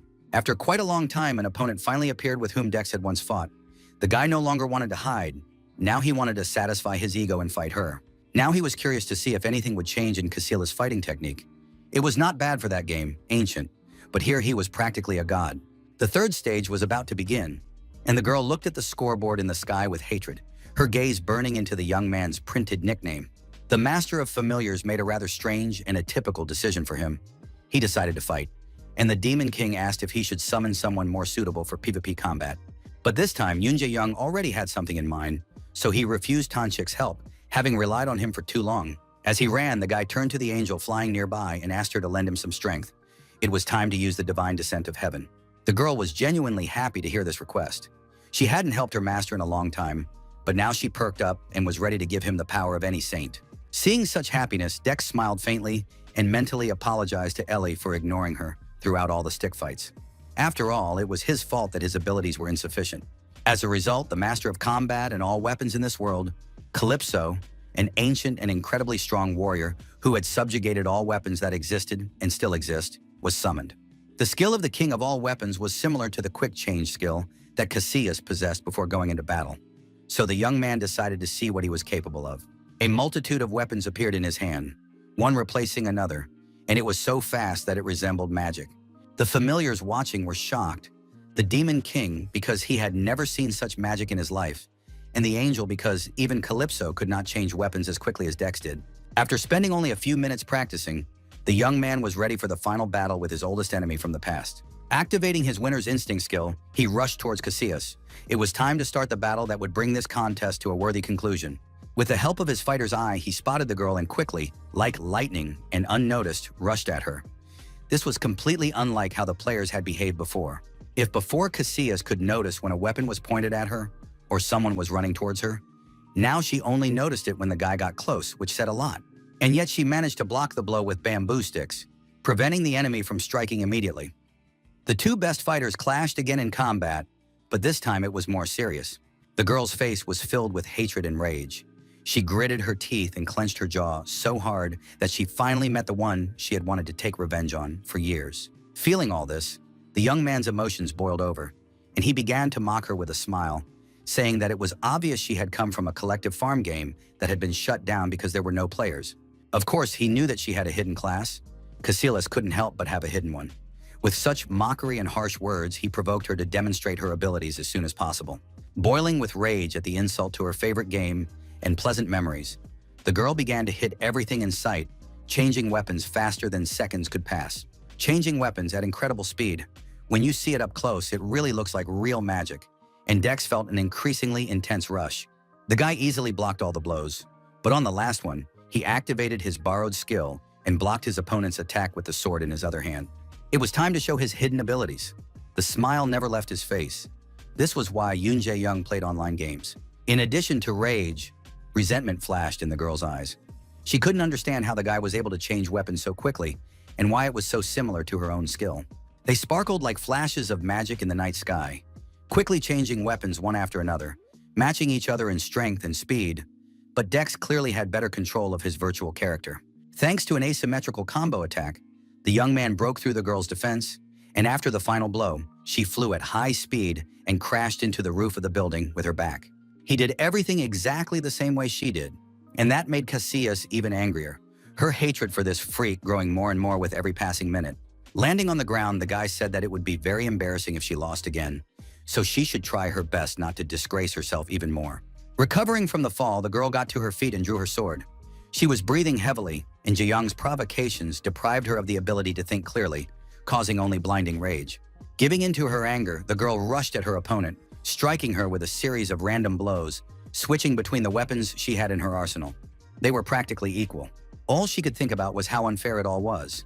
That then, as now, she had practically no chance, even though she had come much further now. No matter what her opponent said, it wasn't the same. Back then, she had disgraced herself by allowing herself to be humiliated so badly, but now everything was completely different. Quick selection was a skill that allowed her to quickly change and equip items. But the weapon in Dex's hands transformed, albeit not significantly, but it was still different from Casillas' abilities. It felt like both powers came from the same root, but they were completely different in their capabilities, which is why the girl couldn't keep up with him using quick selection. The longer they fought, the more she realized that she would not be able to win this way. To clear her honor and regain her pride, she would have to resort to the most extreme option. Stopping, the player looked up at the guy in front of her, quietly asking what skill he was using. Her anger cooled a little, but her hatred did not go away. It wasn't that the main character was trying to hide it, so he directly stated the name of his ability, Master of All Weapons, saying that it was indeed very useful. Being a class user, the fighter, Casillas, of course knew about this skill. At least she had heard of it and couldn't deny that her enemy was lucky to have obtained such a powerful thing. While the guy laughed quietly, saying that luck was also a skill, the terrifyingly calm girl continued to mutter under her breath, saying that then, as now, it always confused her. It was time to show what she could really achieve by playing arcade games, because the skill of quick change was not the only one the girl had managed to acquire. Throwing the bamboo stick aside, Casillas stretched out her arm and concentrated. She was much calmer than at the beginning and was determined to completely destroy the one who had trampled on her pride. All this time, she thought it was impossible to fight Dex with a weapon she wasn't used to, no matter how powerful it was. If it was impossible to fight with, it was useless. And even though the only way to kill someone here was with bamboo, the girl was determined to completely destroy him with her sword first. The aura of the sword that the girl had drawn was very strange. It seemed dangerous to Jae-young, and he began to think quickly about what weapon to use against it, but it was too late. He didn't even have time to switch his sword for a shield when a bright cut pierced his body, causing intense pain. This cut was unlike any previous ones. No weapon could compare to it. The girl's speed increased significantly, and she covered a large distance in a single leap, ending up behind the young man. The critical damage inflicted by this weapon was so severe that the guy suffered fractures, bleeding, and serious internal injuries, limiting his movement until he healed. Almost no one expected this. The Demon King flew closer to his master, excitedly asking if he was okay, while Ellie looked at the sword in surprise as if she recognized it. The blade was indeed quite unusual, and the Archangel could have sworn that she knew it long before it fell into the hands of this determined girl with a thirst for revenge. The protagonist managed to block her next quick attack with his shield. They were very lucky, otherwise the guy would have suffered even more serious damage and injuries. Casillas' eyes burned with determination. She smiled and mocked him in response to his previous insults, saying that he should continue to block her blows unless he had decided to give up. Even though it was very serious, and even though he could do practically nothing, the young man still felt incredible joy and a rush of adrenaline. It was sad, but Dex could really only use the shield, even though it wasn't his fault. Ever since the girl had drawn her sword, she had become faster and stronger. At such a tense moment, when every second was precious, Calypso, the divine soul whose powers the young man was using, asked for dialogue. Ellie, flying nearby, was struck as if by lightning when the divine soul of the King of Weapons spoke. Apparently, it was something incredibly serious. The archangel flew closer to his master, pointing to the ancient sword in the hands of his opponent. The young man thought it was just a strange object, but his premonition did not fail him again. According to a message from Calypso, the master of all weapons, this sword originally belonged to him, and he had prepared it for his successor, who would continue his work. However, in addition to the ancient blade, which grants a class upgrade, there is also a necklace that transfers skills as the user becomes stronger. But now the old master felt no trace of the medallion he had created, so he was angry that something was wrong, and the situation was such that Calypso demanded dialogue. It was all untimely and very difficult.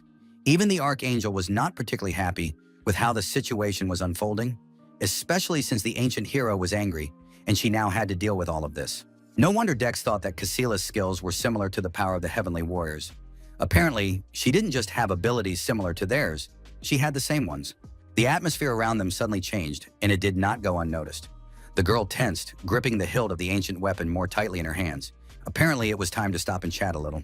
Although he didn't really want to, he still asked if she had obtained this sword by completing a quest for peace.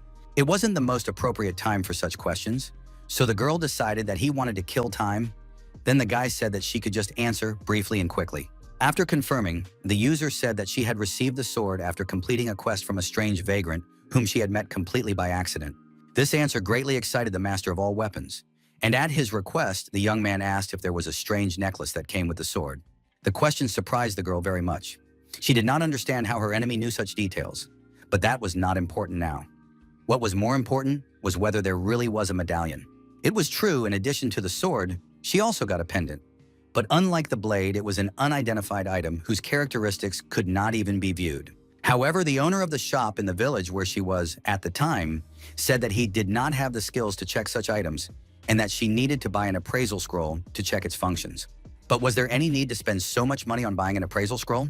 Cassilis decided it was completely useless and sold the necklace along with other items. She received about 15 bronze coins for it. The price was the same as the appearance of the item, absolutely nothing. This made Calypso incredibly angry. He literally screamed, but only inside Dex's head, saying that he renounced the lineage that had sold off all its heritage. It was very hard to bear. The young man's head was splitting. It wasn't a scream as we understand it, but it still sounded inside his head and was deafening. The only question was what the weaponsmith was going to do next. The next notification struck both the hero and the angel. The divine soul wanted to temporarily take complete control of the young man's body, saying that it would take all the costs and consequences upon itself. It was very difficult for Ellie because she herself was not sure whether it was allowed or not. According to the rules, it was not, but if he was willing to bear the potential costs himself, then perhaps it was possible. But since the warrior was so determined and it concerned a teacher and a student, it could serve as a basis for intervention in the world, and the archangel allowed him to do so. In the name of the great archangel Michael, warrior of the heavens, master of all weapons, Calypso was allowed to enter the body of a human, and at that moment a powerful pillar of light struck the ground.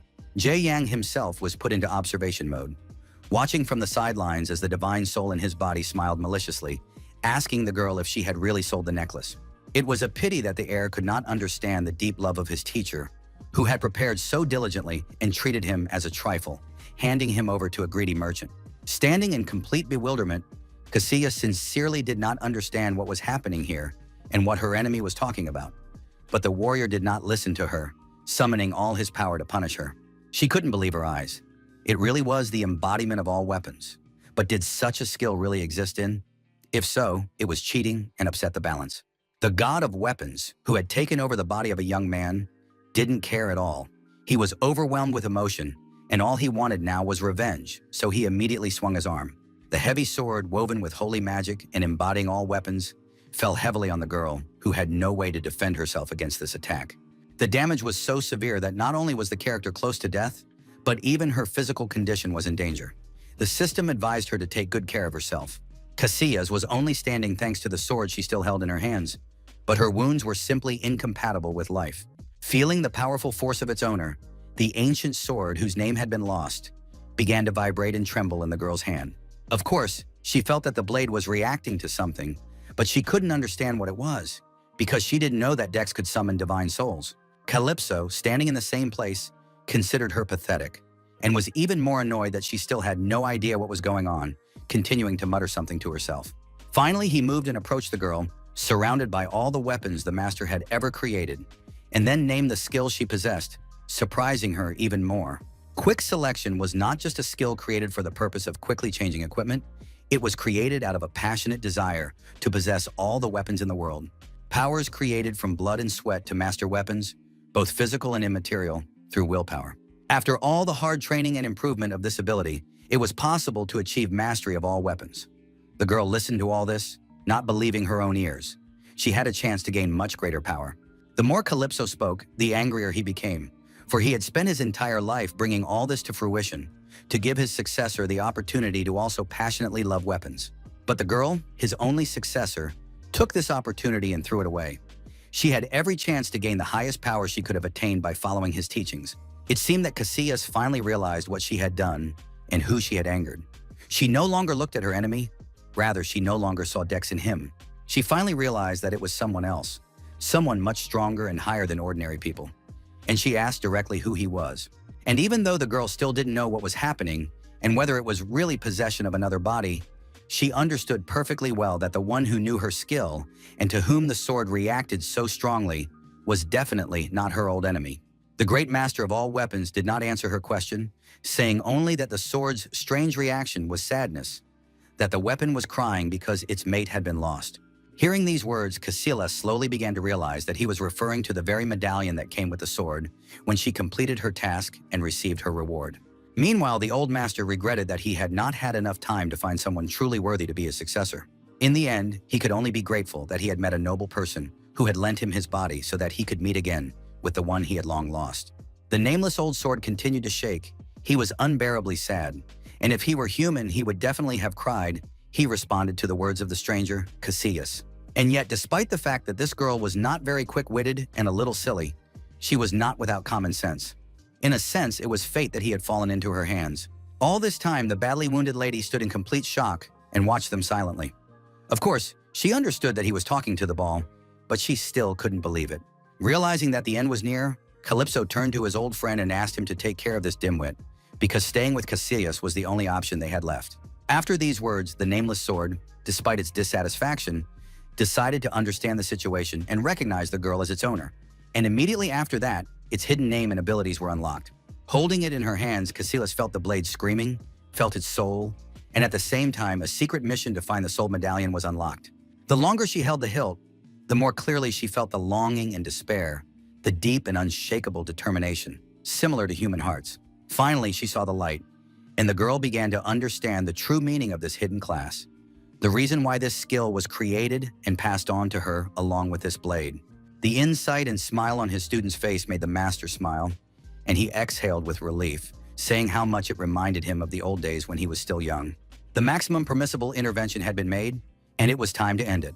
He had already had to go to great lengths for one bad student who had slipped up. Finally, the divine soul left the player's body, Dex finally regained control of his own body, and observer mode was disabled. Everything happened as he had thought it would. Such a level of intervention was unacceptable for someone like Calypso. But thanks to this hero, he saw something truly worthwhile, for which he was grateful. The forces that had kept Casillas on his feet until now finally ran out completely. Realizing that she had just seen a true master who had given her this opportunity to change weapons, the girl burst into tears. When she realized that the king of all weapons was definitely gone, she finally allowed herself to fall to the ground, the sword falling beside her, no longer expressing any emotions or sounds, as if it had fallen asleep. Due to her near-death state, her body must have been so numb that she could barely stand on her feet, but held out for so long that the more the main character looked at her, the more poisonous she seemed to him. There might not be another chance for such a conversation in the future, so the guy decided to wait for her a little and chat, sitting down next to her and saying that she was really stupid for selling the necklace. At first glance, it was clear that this was a hidden quest, practically a cliché of all RPG games. Who would even think of selling a necklace that comes with a sword? This hurt the girl, but she remained silent, accepting the blow, because it was all true. Since she had only ever played Icarus, she didn't know that such quests existed and that they were important. These words sent a chill down Yoon Jae-young's spine. He would probably never understand people from the old school. It was all a generation gap. After that, he advised her to return to the village as soon as possible and return the pendant. When the conversation was over, Casillas brought up the subject of Dex's class, because the man who had just fought her was clearly not him, which meant he had some unusual abilities. It felt as if someone had possessed him for a while, which was basically true, but the guy avoided answering, limiting himself to saying that he simply had a hidden class. Immediately after that, the young man returned to his usual state of ecstasy from fighting and winning, pointing to the bamboo stick and telling the girl that it was time for them to resolve one small issue. These words made the girl laugh. It must have been the first time in their lives that they had spoken so long and so calmly with each other. Moreover, it was the first time Casillas had laughed because of him. The laughter that came from the girl was hardly laughter of joy, but rather laughter of hopelessness. Because there was basically nothing to talk about here, the outcome was already obvious. For starters, the girl would need at least 3 more minutes to come out of the death-like state that had completely paralyzed her body and prevented her from moving even a finger. In addition, the poisonous fog had already reached them, thickening and practically engulfing their bodies, which meant that the fighting was over and the old enemy's question was essentially meaningless from the outset. The badly wounded girl lay on the ground, and her worst enemy sat above her. She wanted revenge so badly, but in the end, the outcome was a foregone conclusion. Who would have thought it would end like this? The situation was downright unfair. Even Jae-young felt sad. He was sorry that it had ended this way. It would have been nice to fight properly, because that was what he had been waiting for. A broad smile appeared on the fighter's face. She said that she just needed to wait a little, and in the next meeting she would definitely emerge victorious and kick Dex's ass. As expected, without any sarcasm or irony, the main character smiled gently and said quite sincerely that he felt like he would just give up the next time they met. After that, he pierced his opponent with a bamboo stick in one swift motion, winning the competition between the players and promising her that they would meet again in this world of Arcadia. As a result, a golden crown lit up above his head, and the game officially declared him the final winner of the bamboo stick fighting event. All the main battles in the bamboo stick fights were broadcast in real time, with numerous candidates nominated for victory. The highest rating was, of course, given to the Star Witch Stella, which is not surprising since she was ranked second on the Korean server, and if she had not encountered Dex, she would have surely won. In addition to the usual players, some rather strange characters took part in this event, such as a revolutionary group of bamboo sticks that called for universal equality. Another crowd favorite was Casillas, who played brilliantly and made it to the 3rd round, destroying her enemies one by one with incredible determination and speed. However, she was defeated by a player named Dex, who appeared suddenly and whose victory seems quite unusual despite the fact that he is known throughout Korea. The mere name of this man lent credibility to all the events. Even Black Dragon, who was watching the broadcast, knew this player and finally understood what had happened to her when they met. The girl was glad that she did not take part in the bamboo stick fights because she almost met the person she would never want to meet again in this life. At that moment, a little goblin girl appeared with her huge spiked bat, laughing and congratulating the winner, saying that it was time to hand out the long-awaited prize. With a mighty swing of her club, the little girl summoned a strange box, which fell right into the hands of the main character. This mysterious box contained the prize. Inside were all the items belonging to the players whom Yoon Jae-young had defeated in all 3 stages of the competition. As mentioned at the beginning, one of them could become his gift. According to the rules, the little troll girl could choose only one item from all of them and replicate it exactly, after which she would give it to the guy and the item would become his forever. Inside were unique equipment, epic swords, and many other treasures that even made the little goblin NPC drool. But for Dex, who silently examined all these items, they were crap. The difficulty of finding them was not even 10,000.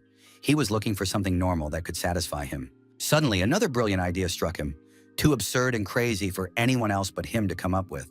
Before announcing his choice, the guy asked the girl if he could really choose any item from the defeated users, no matter what it was. After she confirmed that this was the case, the host flew over to see what powerful treasure the main character had chosen. But as soon as the girl saw what the winners wanted, her face contorted with fear and shock. The creators had not prepared her for such a request.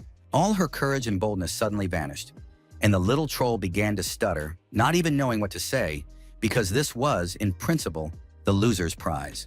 Dex looked at her with a smile and a grim expression, reminding her that she had promised to give him any item he chose. Such persistence and pressure brought tears to Takabi's eyes. She cowered, flying back a little. She had no choice but to fulfill the winner's wish. All the players on the server watched this unfold. The little girl had been very arrogant before, but now she looked worried. No one understood what was going on. Deciding not to delay any longer, the goblin girl conjured a bamboo stick whose characteristics remained the same, capable of killing any player with the first blow. Now, the main character had a weapon that bypassed any block and magical defense, worked on players of any level, and killed anyone who stood in his way. At the sight of such audacity, the executive director nearly lost his mind from shock. All his efforts to catch the monster and restrain him had come to nothing. Immediately after that, he called an emergency meeting of all the directors, despite their very busy schedule. But this issue required an immediate solution. The bamboo stick fights, for which they had prepared so diligently, had ended a couple of hours ago. And, as could be seen from the monitoring, the problem had arisen during the process of issuing rewards. Most of those present, due to their busy schedules, had not been able to observe and did not know what was going on. So Kwon Myung-han and his assistant decided to explain everything briefly. As soon as they saw that the player had obtained the bamboo stick, most of the people simply jumped out of their seats, unable to believe that they had not foreseen this. The biggest problem was the special characteristic of the bamboo stick. The claim of instant death was a global problem because specific targets were not specified. It turned out that this applied not only to monster bosses in high-difficulty raids, but also to targets that were currently considered invulnerable to players. While this has not been confirmed, there is a possibility that if Dex attacks characters such as the Guardian of Arcadia or the Dragon Lord Goldrian with this stick, he will kill them. But even if it's not Goldrian, but just an important NPC, it could still cause the entire main scenario to collapse, all because of Kwon Myung-han's mistake. CEO Lee Mi-yeon was also present at this meeting. The situation was very serious and most likely required direct intervention. To do this, she took out her tablet and addressed Alice directly from there. The blonde goddess could communicate with them directly, which was somewhat reminiscent of voice chat. After briefly explaining the essence of the request, the girl waited for the artificial intelligence to review the application, but then they received an unexpected refusal. This was so unexpected that the CEO was very confused, as she had never encountered this before, and asked for an explanation. It turned out that 2 unjustified patches had already been applied to the user, and a promise had been made that nothing similar would be imposed on him again. Alice also provided evidence. It was a recording of their conversation with Director Kwon, where the man promised that this would be the last patch related to this specific event. Despite the girl's smiling and calm expression, she exuded such a deadly aura that everyone in the office felt a chill run down their spine. Speaking in a soft voice, she politely demanded that her subordinate explain what had happened and how he had been able to violate her request to avoid resorting to this, if possible. While Myung-han tried to justify himself and explain everything, in the game, Jae-young took his newly acquired bamboo stick out of his inventory and waved it. It was a beautiful item, and what's more, it was infinite. The guy smiled as he looked at the spear, already quietly thinking about what he could do with it. The Demon King flying nearby was terrified, looking fearfully at the bamboo and saying that the energy of this item gave him goosebumps. Using it in that unusual dimension and using it here were completely different things. Even the angel agreed with her enemy that the stick had enormous potential here. So great that with a single swing, this piece of wood could wipe out an entire continent, turning the world of Arcadia upside down. The mere fact that his little familiars, some of the most powerful beings in this world, reacted this way convinced the guy that his decision was the right one. At that moment, something very unusual happened. So much so that he couldn't even predict it. The administrator personally requested permission to talk to him. It was curious and unusual, of course, and an avid gamer like Yoon Jae-young simply couldn't refuse. After he answered the call, he was transported to a secret subspace of the world, where the female administrator was waiting for him in the guise of an elf. Introducing herself as Helene, the girl greeted him with a warm smile, expressing her hope that their dialogue would be understanding and lead to satisfactory results. Actually, the elven race is not yet available in the game, but since he was an admin, he could do anything. So the guy decided not to waste time on pleasantries and got straight to the point. It was obvious that the conversation would be about bamboo sticks. This item was not intended as a reward, but if used in Arcadia, it would have a significant impact on its course. Initially, the young man thought that the developers would simply take the stick away from him, but since the spear had been obtained honestly, no one was going to take it away because of an administrative error. Therefore, they initially planned to obtain his agreement and then submit a request for adjustments, or the fake asked with a smile if he wanted to know what these changes were. In total, the management put forward 3 plans: to limit the number of times the bamboo stick could be used, to limit its scope of application, or to return and replace it with a suitable item. This was a risky decision that acknowledged the danger of the bamboo stick and solved the problem in advance. In other words, it was a decision that only Lee Mi-yeon could make. But there were no plans that Dex would like, which meant that these were very well thought out measures. So the guy decided to find out what would happen if he agreed to all of this. Initially, the girl expected an aggressive stance from the young man, given his playing style, but he turned out to be much calmer, which was a pleasant surprise. This was to be decided by the user reward program, artificial intelligence, and since it was their fault, the girl showed him what he would get. When he saw what compensation awaited him, the guy was stunned. His eyes popped out of his head. It was even better than any plan they could have given him. He looked through what he would receive as compensation, but everything was real.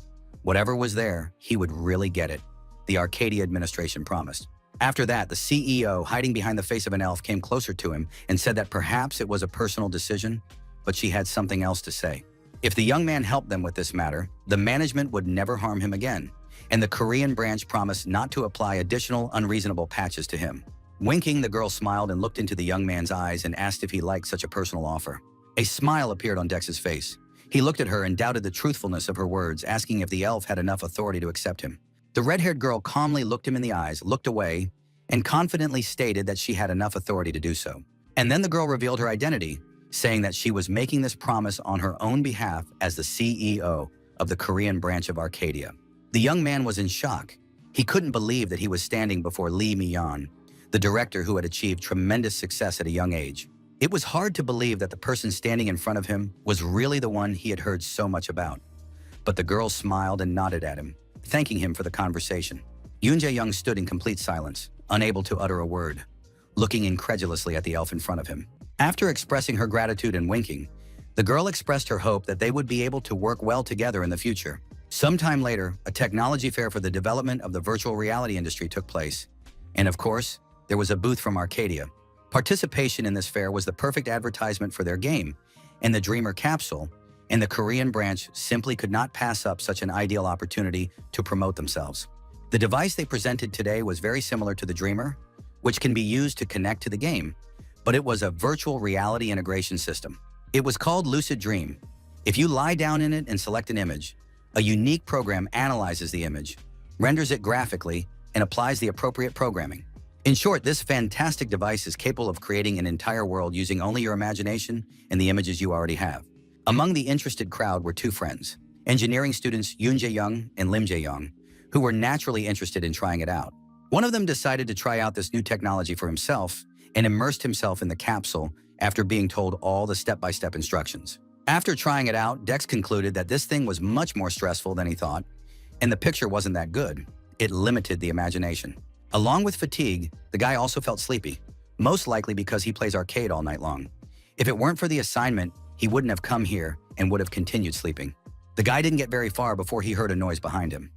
Everyone was in complete shock that some guy was able to record a 10-minute video, while it takes developers months to do so. Turning around, he saw that all the noise was because Lucid Dream had decided to try it out with his friend from university, Jae-young. One of the directors of the Korean branch of Arcadia approached him, asking his name, because his compatibility with this capsule was incredibly high. The fact that his friend had found his talent brought a slight smile to Dex's face. He may have been the one bringing chaos to Arcadia, but he was still a young man with emotions. As a result, he was offered a contract with the Korean branch, but Lim Jae-young planned to refuse, responding that it was too early for those who were not yet 20. The conversation quickly turned to Yoon Jae-young, because the guy was extremely curious to know if he really received a bamboo stick as a reward for the event. During the broadcast, he thought he would die of disappointment because he couldn't hear anything, only see, so the student really wanted to hear what had happened there. With an incredibly bright smile, Dex happily refused his friend, and when he logged into the game the next time, he received a notification that the stick could now only be used once. As compensation, he was given 1 million influence points, 10,000 gold coins, and a note from Helene with her phone number, and a request to contact her if he had any difficulties. After some time, unknown people on the internet held a meeting, and the leader, who had called everyone together, announced that what they had been waiting for so long had finally happened. Pursuing Dex, the most famous and top player in all of Korea, they couldn't miss the fact that he had finally shown up, which meant it was time to gather in Arcadia. In the game, after the recent events, everything was pretty quiet. Everything had finally settled down, and players could calmly complete quests, walk around cities, and enjoy the process. Unlike the real world, the world of Arcadia was always warm. In reality, it was raining, but inside the game, they could bask in the sunshine. Not much time had passed since the bamboo stick event ended. So many were discussing Dex's game. Of course, it was easy to talk now, so one of the guys said that he had also thought about choosing the bamboo stick, but he just didn't win. But his friend didn't believe it. He was almost 100% sure that the young man would have chosen something expensive to sell later. While they were talking to each other, a young man walked past the cafe where they were sitting, immediately attracting everyone's attention. It was none other than Dex himself. He was now in the same city as many players, but he didn't want to gather a crowd around him. Everyone who was on that shopping street at that moment froze, their eyes fixed on the hero who had been on everyone's lips lately. The only one who didn't like what was happening was Yoon Jae-young. He sincerely hated the streaming system, because of which everyone saw him fight and because of which everyone knew about him. All his attempts to remain unnoticed had come to nothing. Now, no matter what he did, all eyes would be on him alone in all the cities of Arcadia. Feeling the stares of those around him, the young man felt like an animal in a zoo. So he used the power of an angel and teleported away. These were the abilities of the already familiar Knight Capellus, which were unavailable to other players, so everyone was very surprised when he simply disappeared. The host's reaction to all this commotion surprised the King of Hell, because being a ruler, he was accustomed to universal attention and considered it a good thing. In his eyes, it was very foolish to use a heavenly being to escape. Even the archangel felt fear emanating from the young man. It was all because of something that even his family didn't know about. Dex had been hiding practically all the time since he became a famous gamer. It was all because of the crazy stalkers who had been following him for years, showing up sooner or later in almost every game he played. He didn't have time to tell the whole truth, because a strange approaching sound was heard, which alerted all three of them hiding away from the city. A wooden chair flew headlong into the middle of the street. Someone had clearly come here to cause trouble and disturb the peace that the users had been waiting for so long. A rather massive tall man and a witch stood over one of the players, looking for Dex, checking each person and staring into their faces. They looked very stern, and the girl stood up and shouted so that everyone on the street could hear her, telling them to cooperate and show their faces. If everyone voluntarily and calmly showed their faces, these crazed Dex fans, who were as famous as he was, would not cause any bloodshed. All these guys were part of a recently created but already infamous guild, which consisted only of fans, and their name was no less provocative. Of all those who were there, the only one who could understand the main character was Tanchik. He frowned and said sympathetically that his master was experiencing the same thing. When the heavenly chicken asked what he meant, the demon replied that an ugly creature like her would not understand that those who are truly outstanding will always be persecuted. As a result, the two got into another loud argument. Ellie accused the demon of humiliating her, while Tan claimed that he was just telling the truth.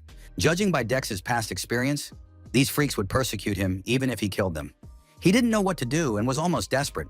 It was the sadness in his master's voice that caught the attention of the two familiars. The Demon King finally broke away from the fight and began to tell the story of how he had experienced something similar in his youth. Immediately after he became the Demon King, strife began, and some jerks attacked him to take away his share and part of his power. At that moment, he solved the problem by killing them, but of course, he did not expect that this problem would be so easily solved in the future. That is why the devil spent a lot of time creating a mask of deception, behind which he could hide his true self and show others only what the owner wanted. At first glance, the thing was very simple, and it was not even suitable for battle, but its rank was mythical. These words hurt Satan deeply, and he shouted that he had killed many great monsters for it. He could guarantee that this thing was incredibly powerful, that no powers or skills could penetrate it and reveal the true identity of its owner. In short, if you don't want to, no one can reveal you. The Demon King was ready to lend it to his master. It was obvious that it wasn't free, so the main character hurried to ask how many influence points the little trickster wanted just because it was a mythical item. The little imp immediately began to explain that this thing was very important, because without it, he would be easily exposed, and then demanded 100,000 for lending it until his death. Such an amount was quite stressful, but there was nothing he could do about it. Besides, not so long ago, he had received compensation in the form of 1 million influence points. This mask was the only way to escape. It was best suited to this situation, so the guy had no choice anyway. Putting on the mythical item, the Mask of Deception, he immediately felt the powers of deception and disguise envelop his entire body, gradually hiding the player's identity completely. Meanwhile, members of the fan guild searched the inn and the weapon shop, but found no one resembling Dex. The leader standing next to them was furious, as they had received a notification that the wanted man had been here just 30 minutes ago, which meant he couldn't have gone far. The witch standing next to him looked quite sad. She was sure that Dex could no longer escape them, but the fact that he was still hiding was very upsetting. Dex, meanwhile, calmly went out into the city, looking around, wanting to check out the situation in disguise. His appearance had indeed changed. Now he was a white-haired young man with reddish eyes and pointed ears, and hardly anyone would be able to recognize him. Now being completely hidden, he could calmly assess the situation in the market, because previously the guy could not track information about the items being sold and the price of gold.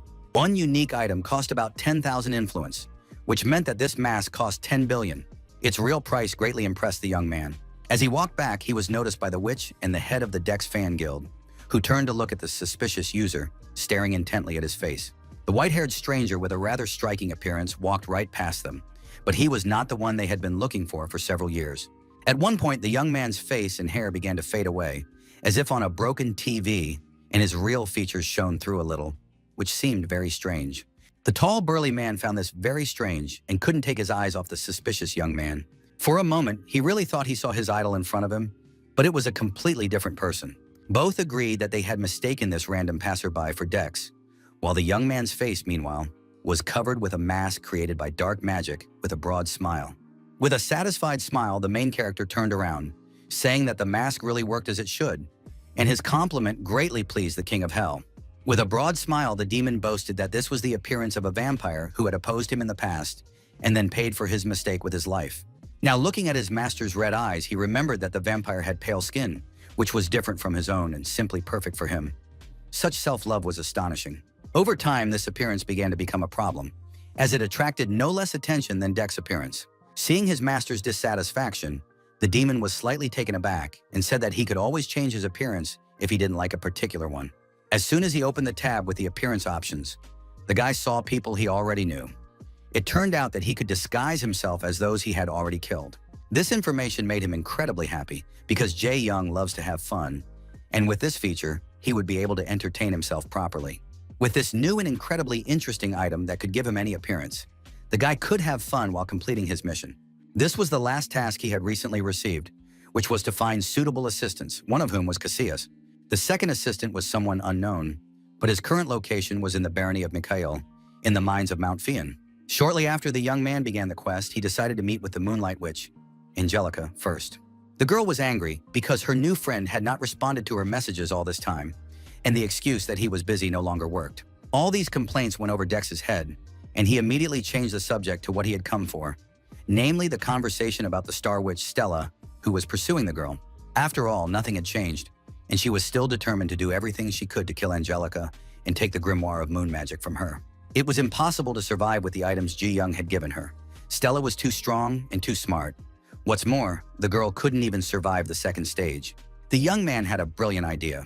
He suggested that his friend give him the book for safekeeping while she continued to develop her skills.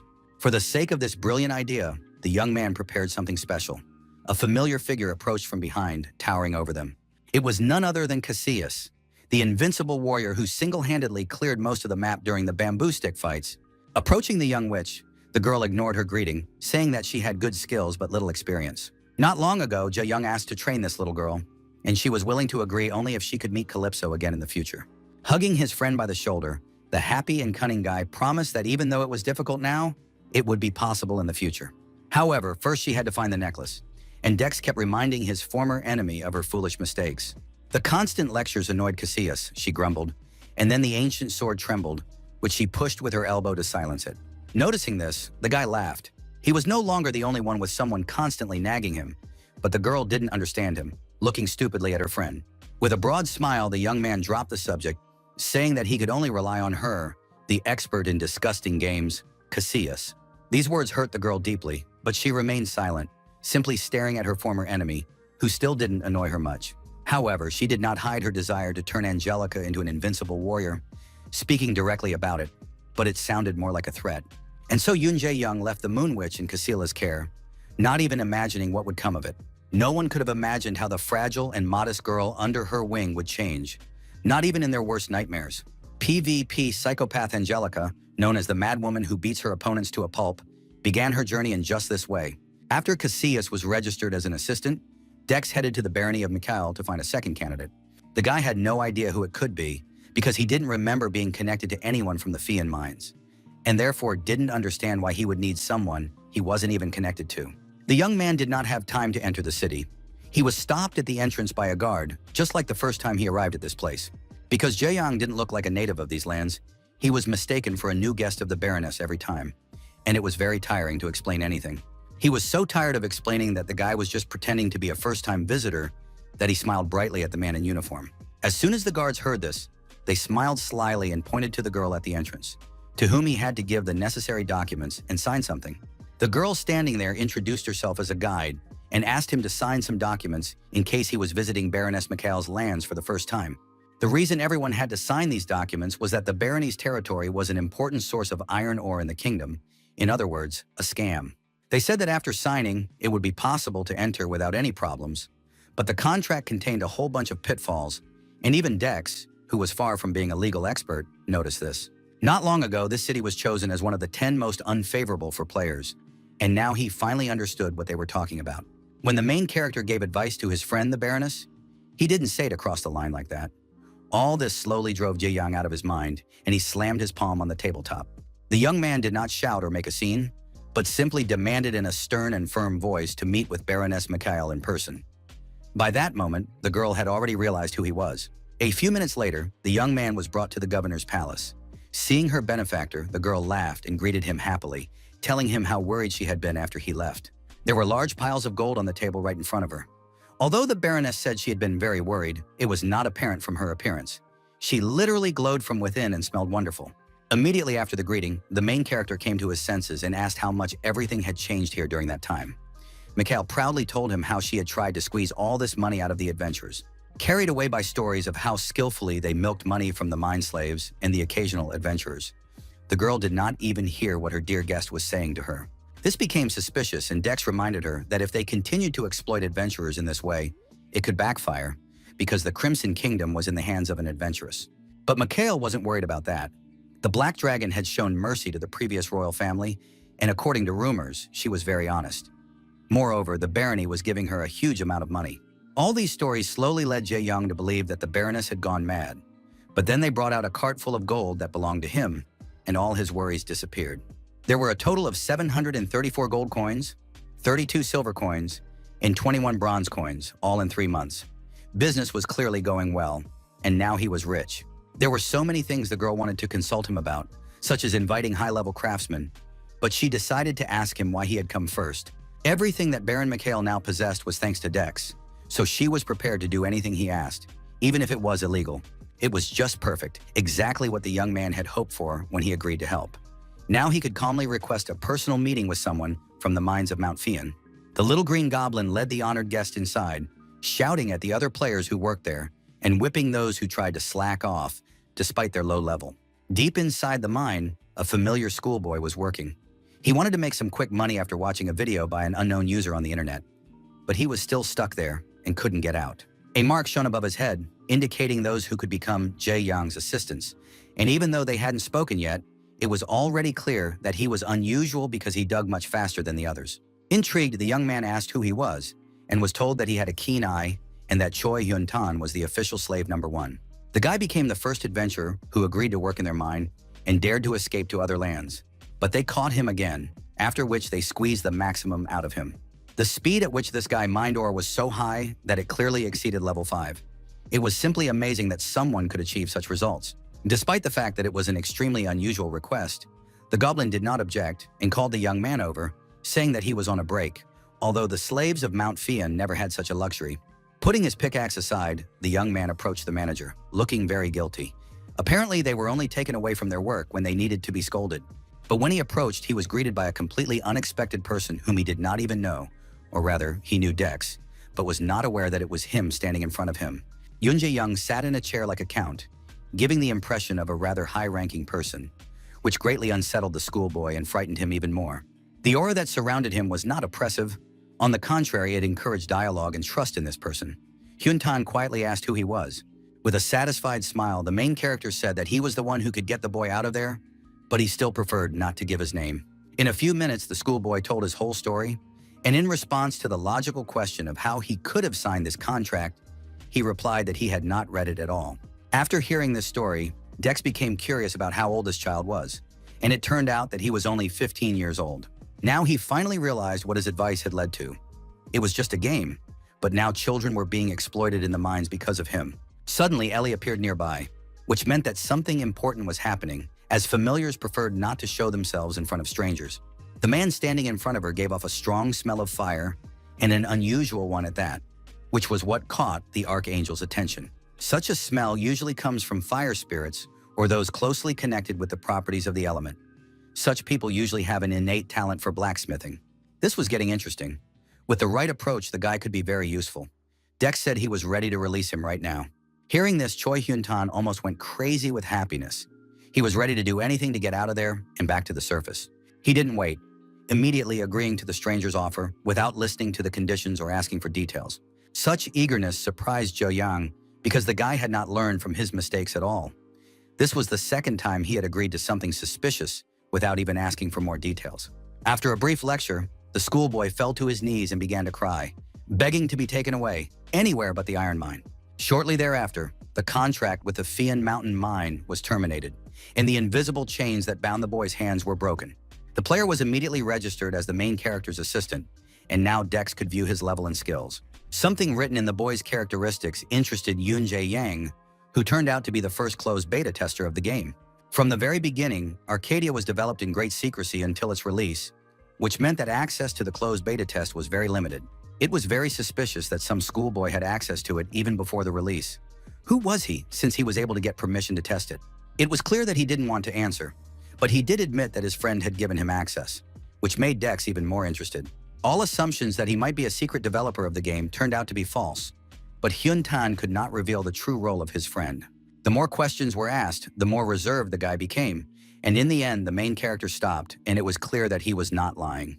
That was the end of the idle chatter. Jae Young smiled and eagerly suggested that the guy take a little test of his abilities. Choi Hyun-tan looked confused. He was at a very low level and could hardly do anything, but he didn't dare refuse because this was his chance to escape from the mines. Soon, one of the relatively strong and dangerous monsters, resembling an anthropomorphic wolf, was slain in the thicket of the forest. These creatures were called kobolds, and the level 24 schoolboy was able to defeat one of them single-handedly. It was almost the first mob he had ever killed with his own hands, and the boy couldn't help but be proud and brag about it to his new friend. In order not to upset the child, Jae Young played along and praised him, but in reality, his combat skills were completely useless. And it wasn't even worth mentioning his item crafting skills, but in Hyun's defense, crafting was very difficult here. It was quite upsetting that he had ended up with such a guy as his assistant. He had been here since the beta test, but was still at a low level. Dex took it as a punishment. Hearing such sad words, Archangel Michael came out of hiding and asked her master if he really thought so. A blacksmith needs not only talent, but also creative abilities to put spirit into his creations. All of this was very important, but in Ellie's opinion, it was not the most important thing that a true master of his craft should have. Standing in front of the furnace, blazing with the heat of fire, striking the metal with a heavy hammer, what they need most is perseverance, to never give up. Only through hundreds, even thousands of hammer blows with unyielding willpower can a weapon of great power be born. This, according to the angel, is how a blacksmith should work. The child who now stood before them, covered in abrasions from hard work that was beyond his years, had coped with a difficult situation and did not give up. Therefore, it seemed to her that Choi Hyun-tan had much more potential than anyone else in this world of Arcadia. This was a little out of character for Ellie, and the main character asked why she was so knowledgeable about blacksmiths and why she thought so highly of the boy. But the Archangel couldn't say, because unlike the rest, if such information leaked out, it could have a major impact on the entire continent. If she allowed this to happen now, she would disrupt the order. In other words, if there was enough influence, then she could tell. Even though the hero understood what was needed to reveal the secret, the angel was still very confused, and it was clear that she did not want to share this information under any circumstances. In response to her hesitation, the guy smiled and said that he would pay any price, as information that could have a major impact on the continent should not pass him by. His determination surprised the Archangel quite a bit. It was the first time she had seen someone so curious that they were willing to spend such a huge amount of money. But Jae Young did not back down and gave 150,000 influence for the angel to reveal the secrets of her past from the time before the war between angels and demons. In that era, a mythical era, there were gods who possessed various powers and authority, such as the god of hunting.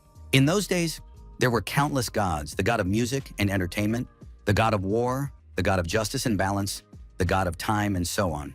And as befits humanity, there were countless cults that worshipped this infinite number of gods. However, peace and tranquility could not last forever, and one of these cults decided that it was superior to the others and completely destroyed the entire era of gods. As befits the main character, Yoon Jae-young was very quick-witted and quickly realized that he was familiar with the very same insane sect that killed everyone and declared that their god was the only one.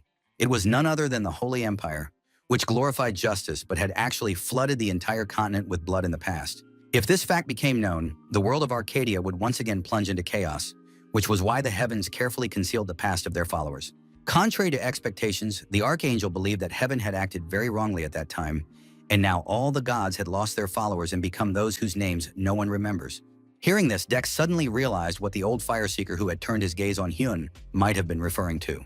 The one who first illuminated the darkness, the father of all blacksmiths, the creator of Muspelheim, the strongest weapon of the heavens, the god Vulcan, watches over this child. This was the reason why the main character had to make the boy his assistant. He had to help him grow and develop, become the best, and gain recognition as a great master. This raises a second question. How to do this, since the young man is not even a master blacksmith and has never tried to create anything in this way? Then the angel flew up to him again, saying that Choi Hyun-tae could be taken to the dwarves, secret creatures who were masters of blacksmithing. Apparently, the archangel did not know how things stood, so the young man had to explain to her that at the moment, users had not even discovered other species, so he could not take him anywhere. Only then did Ellie realize that her plan would fail at the very first stage, because she also did not know where the dwarves were. But then Tanchik intervened in the conversation and said that he knew.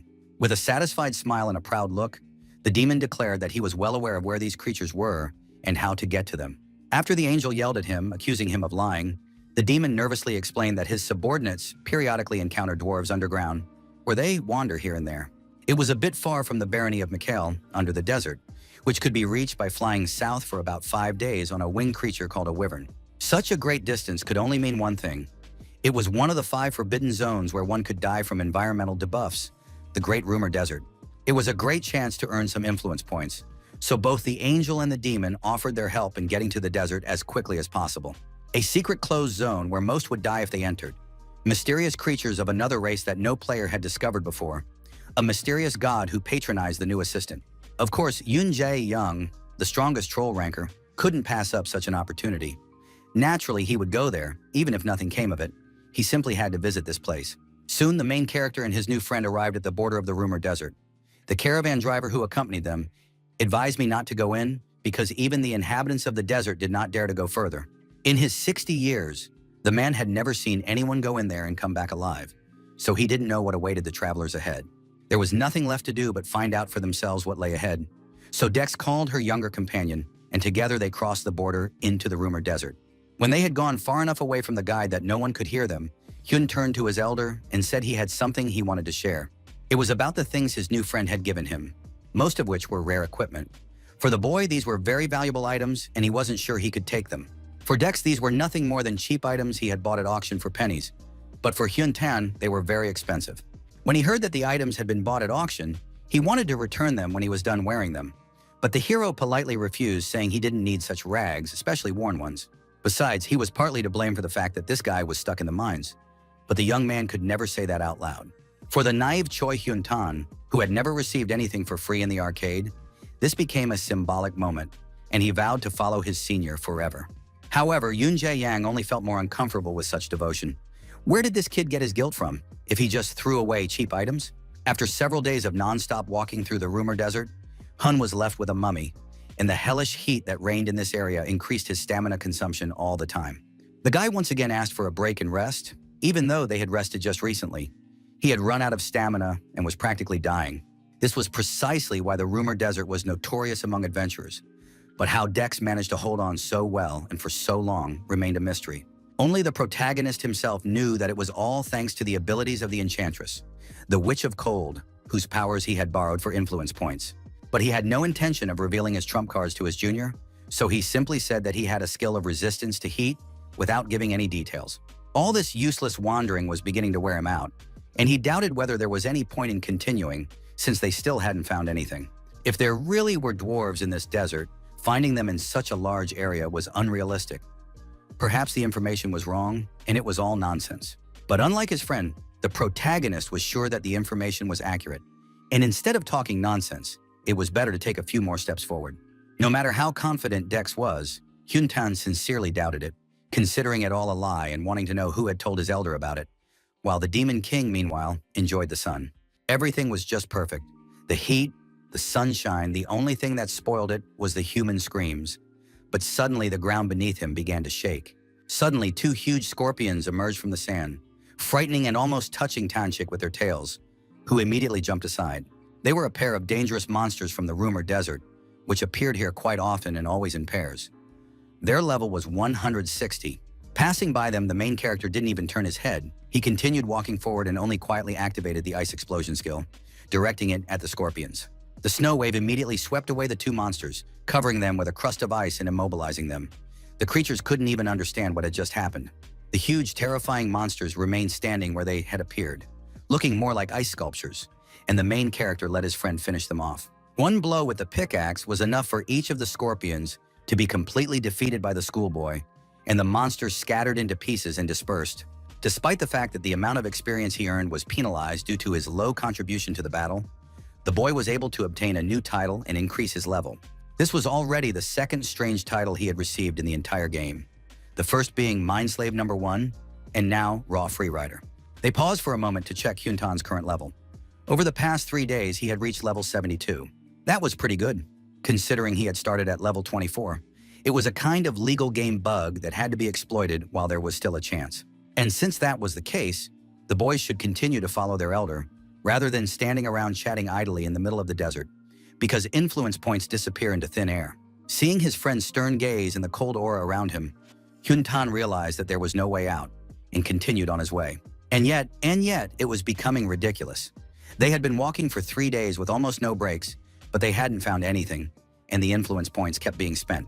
As if reading his master's thoughts, the Demon King, basking in the sun, remembered something very important that could help them. He immediately sat down and turned to Yoon Jae-young, telling him that he had a wonderful idea that would solve all their problems. There was a dwarf who secretly collaborated with the inhabitants of the demon world and was well known among them. Despite his dealings with monsters, he was truly talented. The point was that if the main character released the demon and gave him time to control his body, he would be able to summon this dwarf here to ask him questions. Dex was annoyed that he was asking for this again, but the familiar was tied to him every day, despite the fact that he also had to watch over the demon world. The same applied to angels. They were forcibly bound to humans while continuing to perform their duties in other spaces. There was no reason to refuse such a generous offer, because otherwise they would continue to wander the desert and find nothing. Over time, Tang, the head breaker, or rather his soul, appeared in the mortal world before Yoon Jae-young. A powerful wave of dark energy struck the place where the main character was standing, and the wind picked up, which slightly alarmed Choi Hyuntan. Soon the dwarf himself appeared, his powerful bass voice ringing in their ears as he laughed loudly and uncontrollably. He did not hold back his emotions, immediately shouting about how long it had been since he had felt the heat of the desert, the dry winds, and the golden sands. This noise woke up the Archangel Michael, and the girl demanded with displeasure that he stop his empty chatter and tell her what he had to say. The fact that the Archangel and the King of Demons were working together surprised the old man quite a bit, and after a moment of astonishment, he began to search for his homeland. Glancing at the desert, Tane realized a rather shocking fact, cried out, and looked down at the place where the young man was standing. It turned out that his hometown where the dwarves lived was right under their feet in the very place where they were now talking. He was absolutely certain that it was the energy of the Sandforge, the last refuge of the dwarves for the protection of which he had sacrificed himself to the very end. The fact that the city seemed to be right in front of him, or rather under his feet, greatly angered Dex, but there was no point in saying anything, so he simply asked how to get there. The suggestion to dig until he reached his goal greatly surprised the old man, because there was a much easier way to get down there. They literally read each other's minds, and being a true madman, Dex understood perfectly well what Tane meant. Before putting the plan into action, they had to take care of their little companion, so the hero asked the schoolboy to step aside. It was better to move as far away as possible and not come back until everything was over. With a broad smile on his face, the guy took out a huge dwarf hammer. The young man watching this was in complete shock. He looked at his elder and couldn't understand where he had gotten the hammer or what he was going to do with it. It was a brilliant idea, not a long process, but quick and easy. With a crazy smile, the guy swung the hammer. Using a secret skill, the young man struck the ground beneath his feet with great force, breaking the sand like stone. The ground beneath their feet began to crack and crumble, sinking deep down and taking not only Dex, but also Choi Hyun-tan with it. Together with his younger partner, they flew down, where there was no bottom in sight, only the bright light of magical energy emanating from the forge.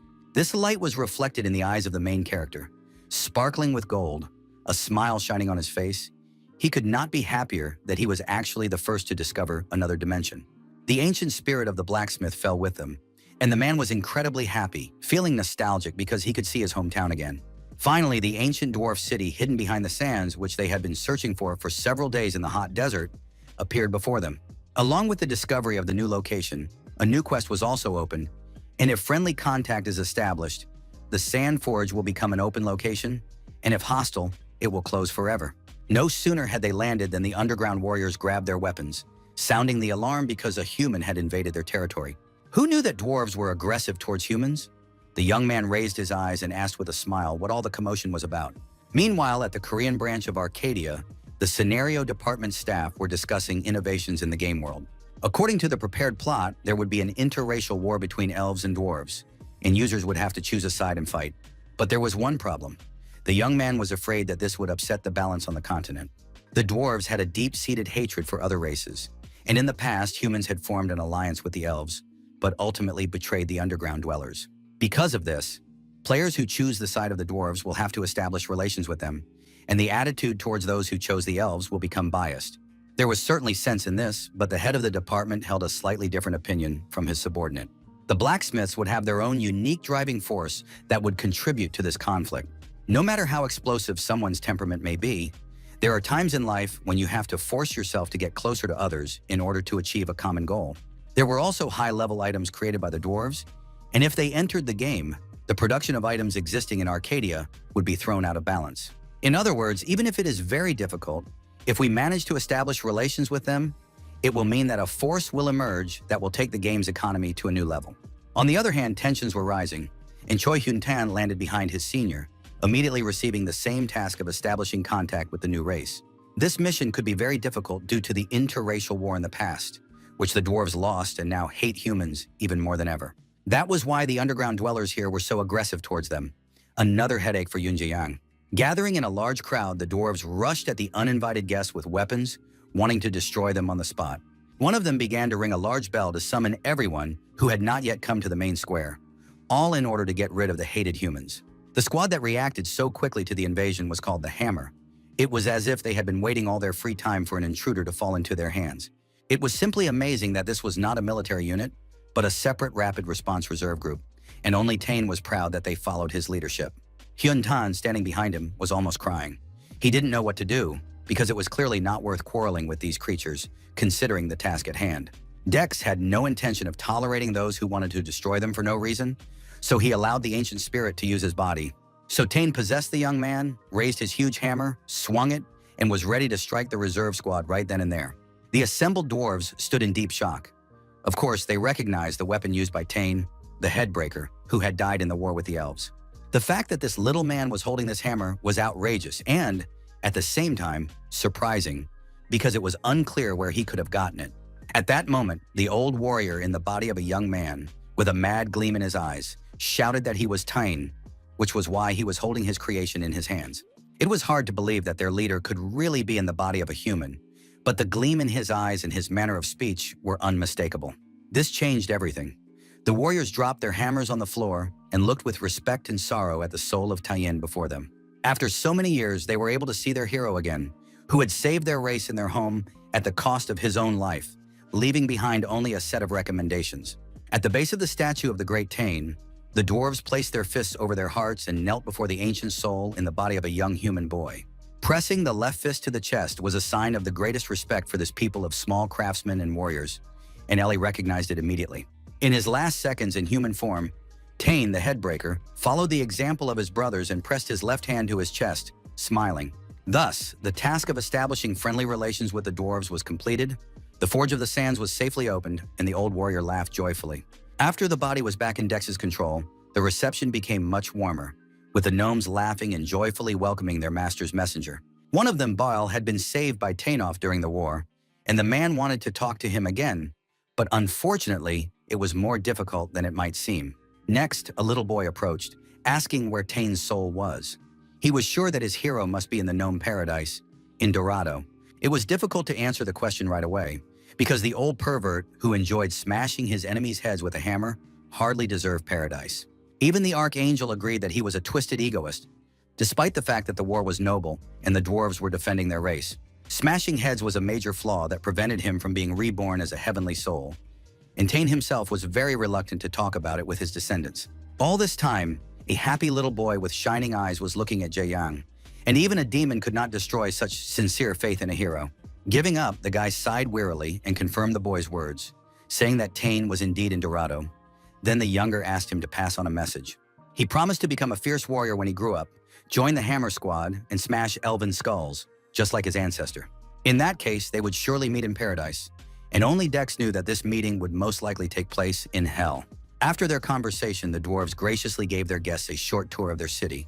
Thanks to the help of the ancient soul, no one threatened them anymore. Every inhabitant of this place was a blacksmith, engineer, and architect, and the houses were amazing. The dwarf race was truly full of talent. The Hellion Forge, one of the 3 best workshops, was run by Bale's father, who was a member of the Council of Elders, where the direction of the clan's development was discussed. The elderly blacksmith's name was Byron, and it was he who was asked to take Choi Hyun-tan under his wing, but he was not happy about this request. The dwarves did not have a very good attitude towards humans, but the main character tried to persuade him to take the stubborn boy under his wing.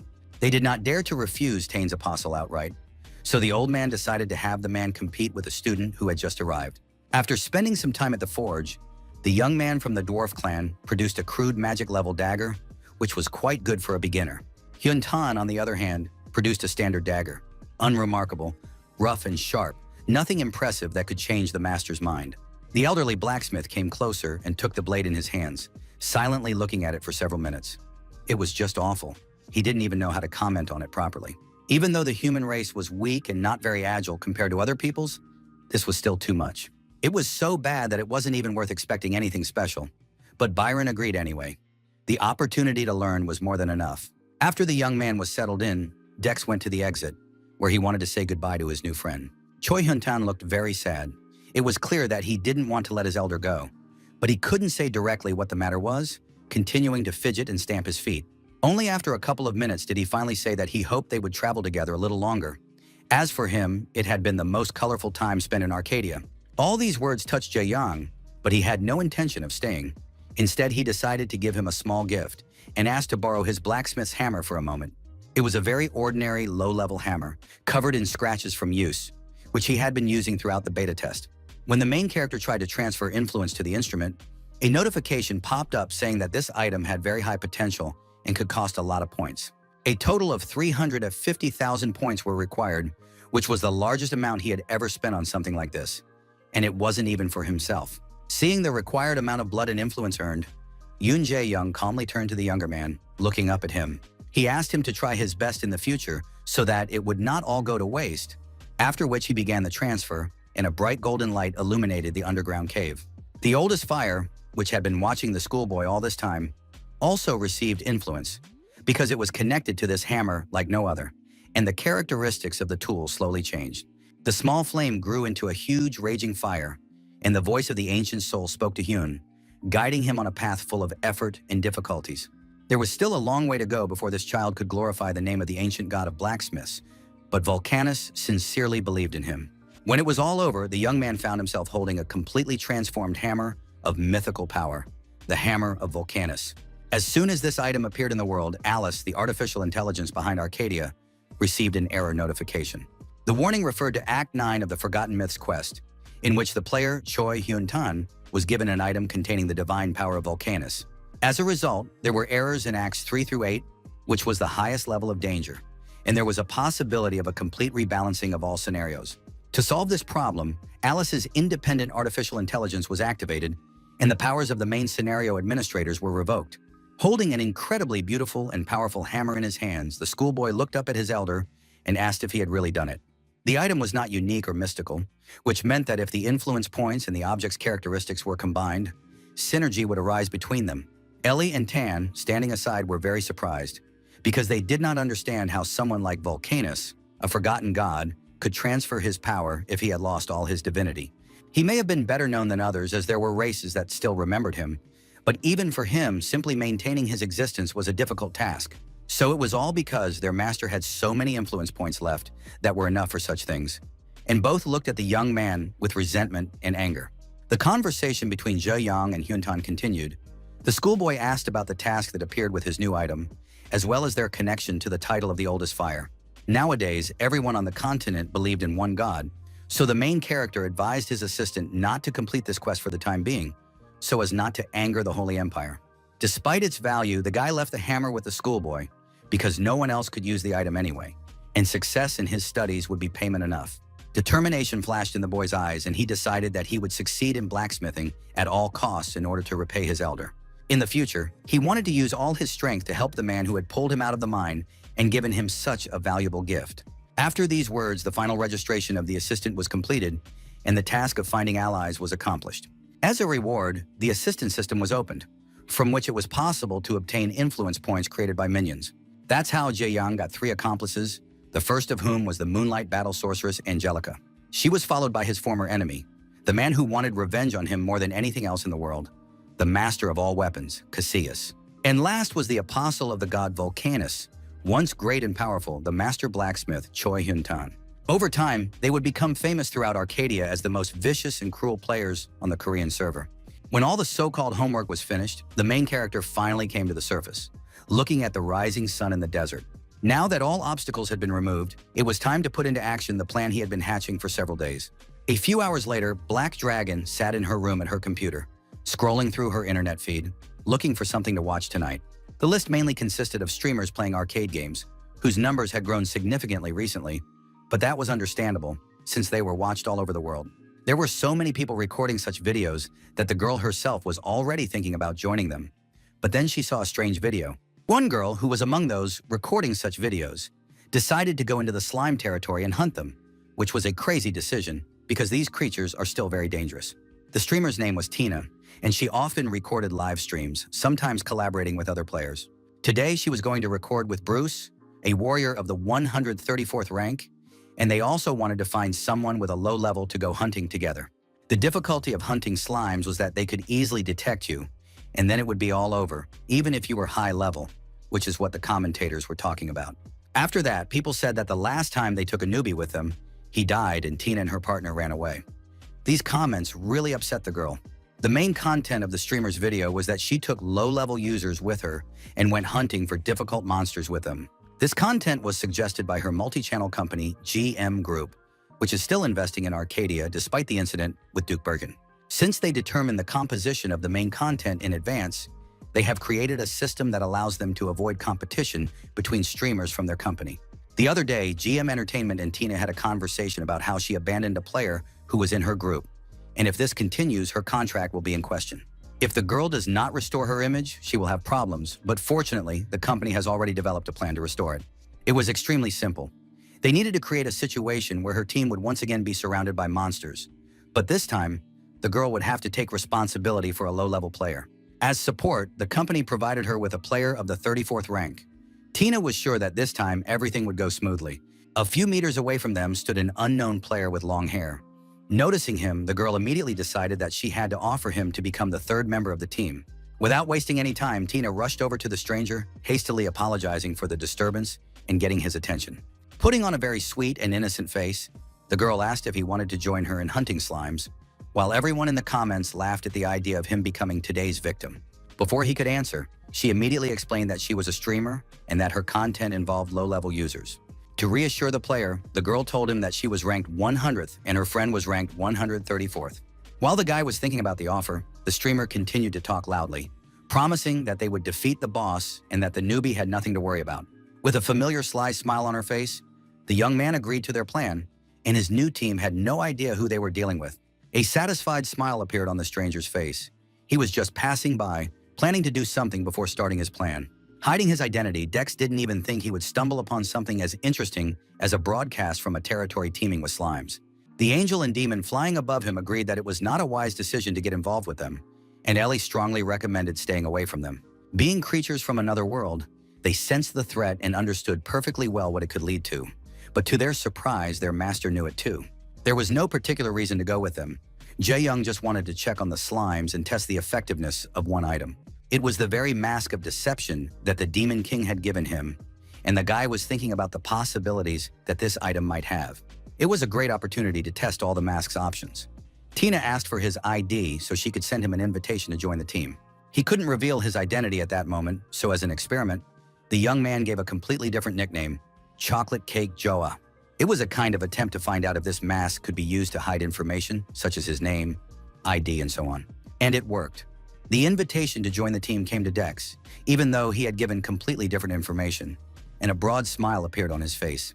As Jae-young had suspected, the Deceiver's mask not only changes one's appearance, but also helps to hide information in Arcadia and register in the system as a completely different person. After that, they discussed Byron's shield, which he received after defeating the monster during the Argeimer incident. While the star of the broadcast and her friend discussed his level and other stronger players, the main character stood aside and watched them silently. The only one who was annoyed by the behavior of these smug, stupid people was Satan, the king of hell. He was so dissatisfied that he suggested to his master that they kill them. Jae-young didn't see any particular problem with this, as they also needed to earn a living. Soon they remembered him, and Tina apologized for talking too much about personal matters. His response that it didn't bother him much made the girl think that he was just pretending to be cool, but was actually excited about hunting celebrities. Before setting off, she checked his level, and because it was low, they concluded that he had never killed a slime before. This was already a victory. The streamer didn't think about any problems or possible nuances, because with such a level, she would definitely be able to regain her popularity. After that, they went deeper into the forest on the slimes' territory, hiding behind trees so that the monsters jumping around nearby wouldn't spot them. There were both large and small ones, but that wasn't the main problem. The main problem was that there were too many of them in one place. Usually, slime doesn't accumulate in such large numbers. Watching them, even Byron, who had been invited by the agency, was slightly nervous, thinking that they would not be able to cope with such a large number. And of course, Tina also saw that there were more than she had expected, but she turned a blind eye to it, thinking only about how many views she would get if she filmed everything correctly. Behind them stood a smiling Dex. He understood that the slimes were probably very happy to meet him, which is why they had gathered in such large numbers.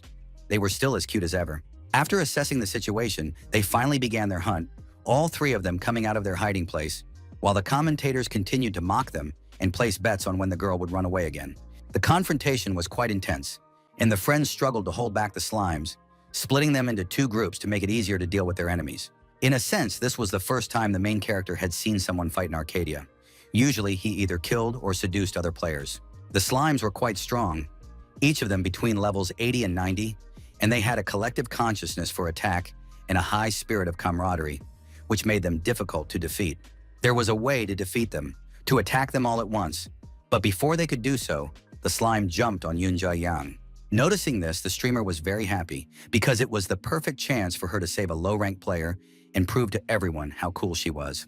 Jumping right in front of him, the sorceress activated her most powerful spell, directing it at all the enemies at once. Powerful tongues of flame struck the purple creatures, dealing them quite a lot of damage but not killing them. The victory raised the girl's level a little, but the attack drained her last points of stamina, and now she was completely useless until she regained her strength. There weren't many slimes left, so Byron asked her to rest while he dealt with them alone. He could easily defeat that many. Covering his companions with his back, the man pushed the monsters back with his shield, defeating them and saving the whole group. The commentators were happy because this time the girl didn't run away.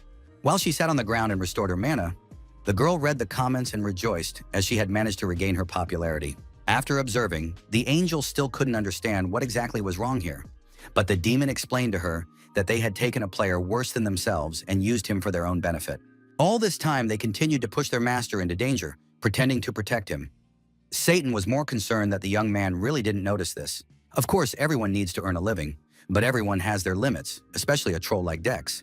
It was time for him to finally intervene. So that his little familiars wouldn't get too scared and worried, he warned them that he was going to talk nonsense to himself for a while.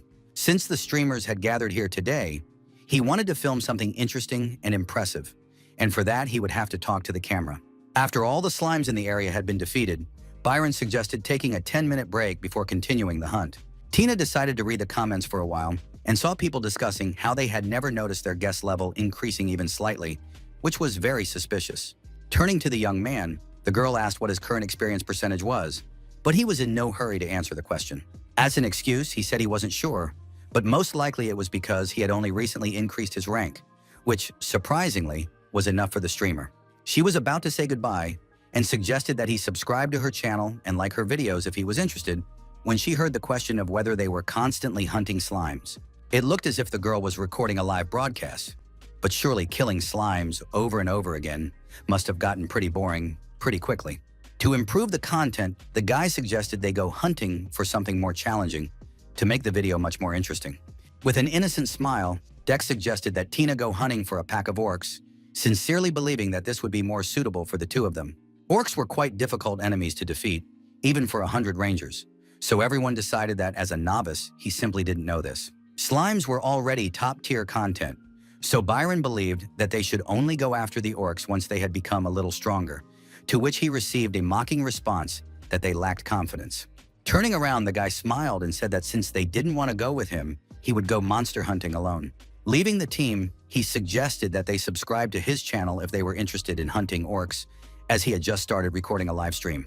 With a satisfied look, Jae Young named his channel The Destroyer's Daily Life, which he had created quite some time ago to help the Baroness, and left. People in the comments went crazy.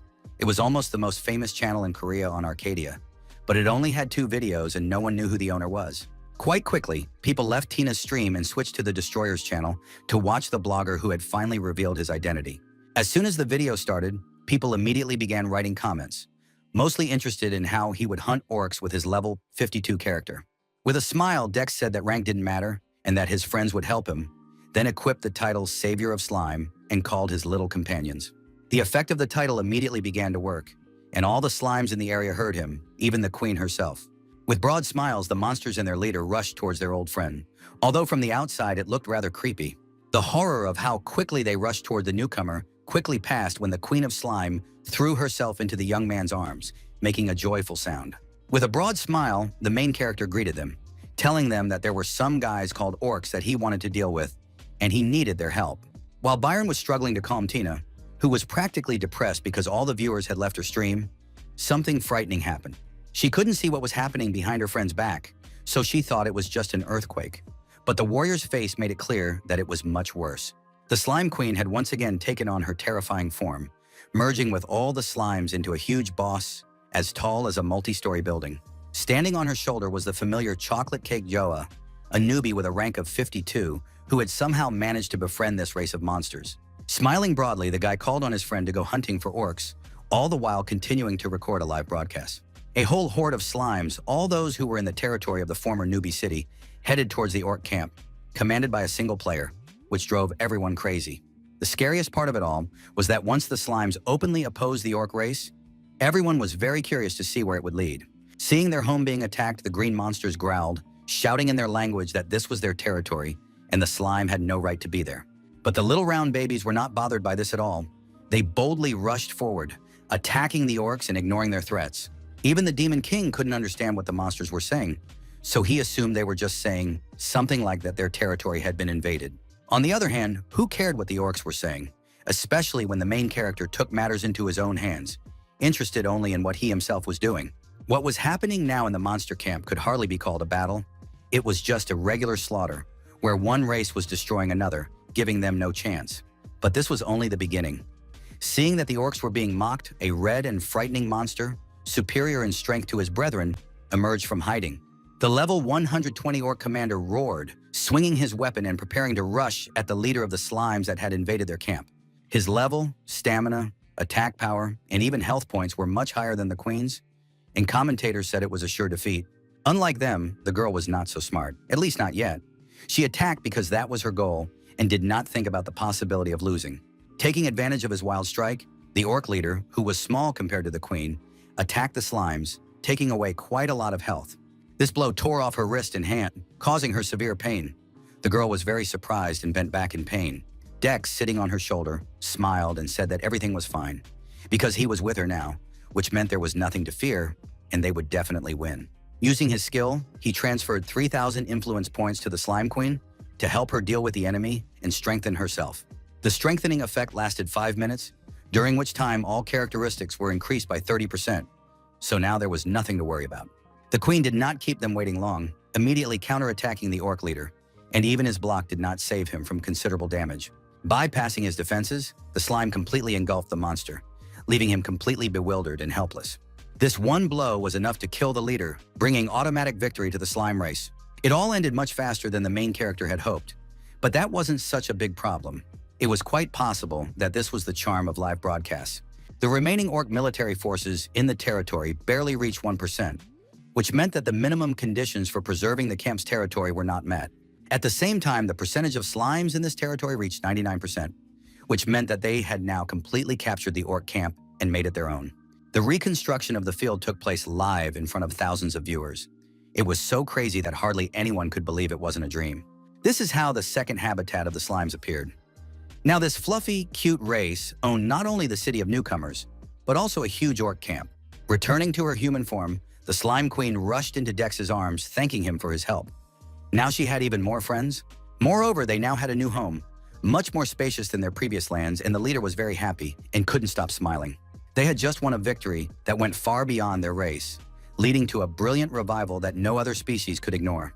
Thanks to this, changes were made to their people, slime gained new additional characteristics, and the queen changed her appearance again.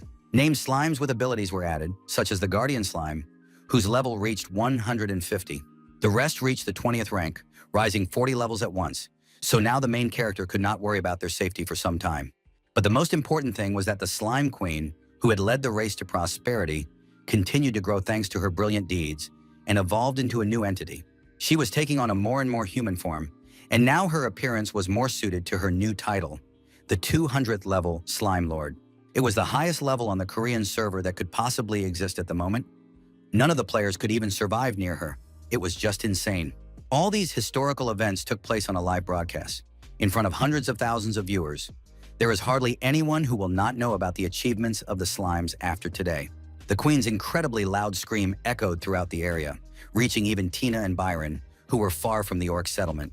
Notifications poured in that they had fallen under the sway of the slime queen, causing their stats to decrease by 30%. Their level was too low to overcome this domination, and instinctive fear paralyzed their bodies in virtual reality, significantly reducing their movement speed.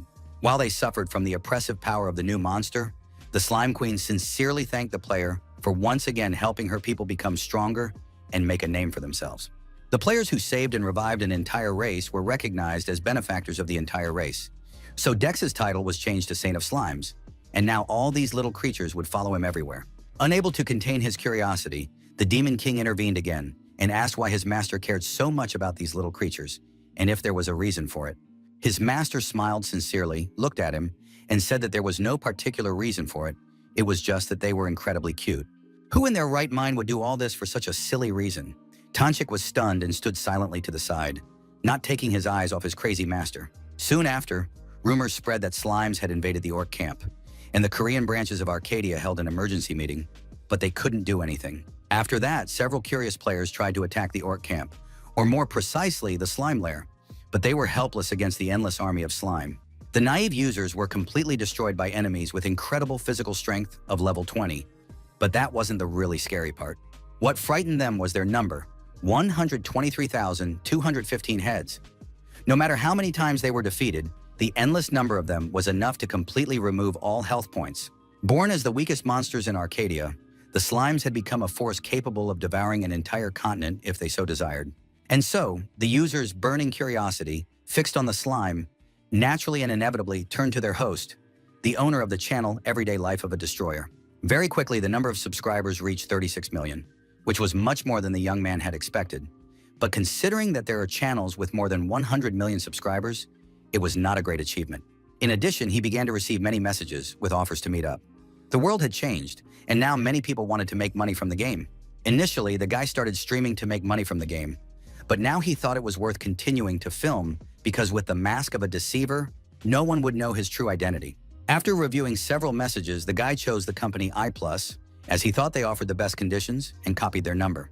He immediately called them and said that he was calling after seeing a job offer, and they asked him for the name of his channel. As soon as he said that he was the owner of the channel, The Destroyer's Everyday Life, the CEO himself came to the phone to discuss all the details. The next day, the protagonist arrived at the company's building, but it turned out to be much smaller than expected, and he even wondered if he had come to the wrong place. CEO Cho So-wook explained with an awkward smile that he had rushed to secure the location because his employees lived nearby and the neighborhood was quite nice. Even though it was Jae-young's first time signing a contract, he wasn't stupid and asked if there were any other streamers who worked with them and whose examples he could look at. Hearing this request, the director hesitated. It turned out that his company had not yet signed a single contract, which was not surprising given that they were in such a small office. Nevertheless, the employees here were people with many years of experience in the marketing and communications department and with the GM Group's public relations, so the man insisted that the young man give them a chance. As soon as Yoon Jae-young heard which company the people here had previously worked for, his interest was immediately piqued and he asked for more details. He couldn't pass up this opportunity, so Cho So-wook immediately explained that he and the other employees had been dismissed due to the recent incident with Bershin, which had been triggered by Dex's audio recording. It all started after the uploaded video spread across the internet, exposing the GM Group to the whole country. The team applied to Arcadia's new department to be in charge of promoting GM Group, but in the end, they couldn't get anything done, so they took responsibility for what happened. That's how they were laid off, but they weren't going to give up and organize their own company to embark on their last big journey. So-won was ready for anything to make this project a success. Of course, such a small company was met with skepticism, but he continued to insist that they continue to believe in their strengths. The man did not believe in himself at all. If he were in the young man's place, he himself would not have cooperated with a company whose CEO acted solely on emotions. But to his surprise, the young man sitting across from him agreed to try working with them, which greatly surprised the already desperate So-won. Of course, nothing happened just like that. Dex was not a completely desperate fool and set one condition. Under no circumstances should I+ provide anyone with his personal information, and the same applies to what will be shown in the video. This request surprised the man greatly, as it was self-evident, but he did not have time to finish his sentence, as the young man continued. It didn't matter if it was family or friends, no excuses were acceptable. In a cold and stern voice, he insisted that they maintain absolute confidentiality. His voice became increasingly frightening. If the company could not keep everything secret, the contract would be terminated, but there was a chance that he would go much further in his actions. Cho So-wook's opponent was a mysterious player who had shaken up the GM Group, and he was about to reveal his identity. It was not mistrust, but a direct threat. In case of failure, it was unknown how it would backfire. The only thing the man could do was to put everything he had now on the contract. There was no other way out, and he promised to do everything possible to keep his client's secret until the very end. Only then did Yoon Jae-young dare to remove the mask and glasses from his face, revealing his appearance, and officially agree to sign the contract. After that, he handed over his video to their team so they could start working. After this conversation, the director looked as if he had been through a war. The footage captured in this video was from the protagonist's recent journey to the underground dwellers in the Rumor Desert. Since no one had ever seen this location before, the team couldn't understand what exactly the tunnels in front of them were. It looked like a video about exploring the underground. But the more they watched, the more incredible the content became, and soon the CEO's eyes popped out of his head. It was a city of dwarves, creatures that had disappeared after the war with the elves and had not been seen since. Moreover, no one had yet discovered other races like this one. Exclusive maps of new locations, closed to most.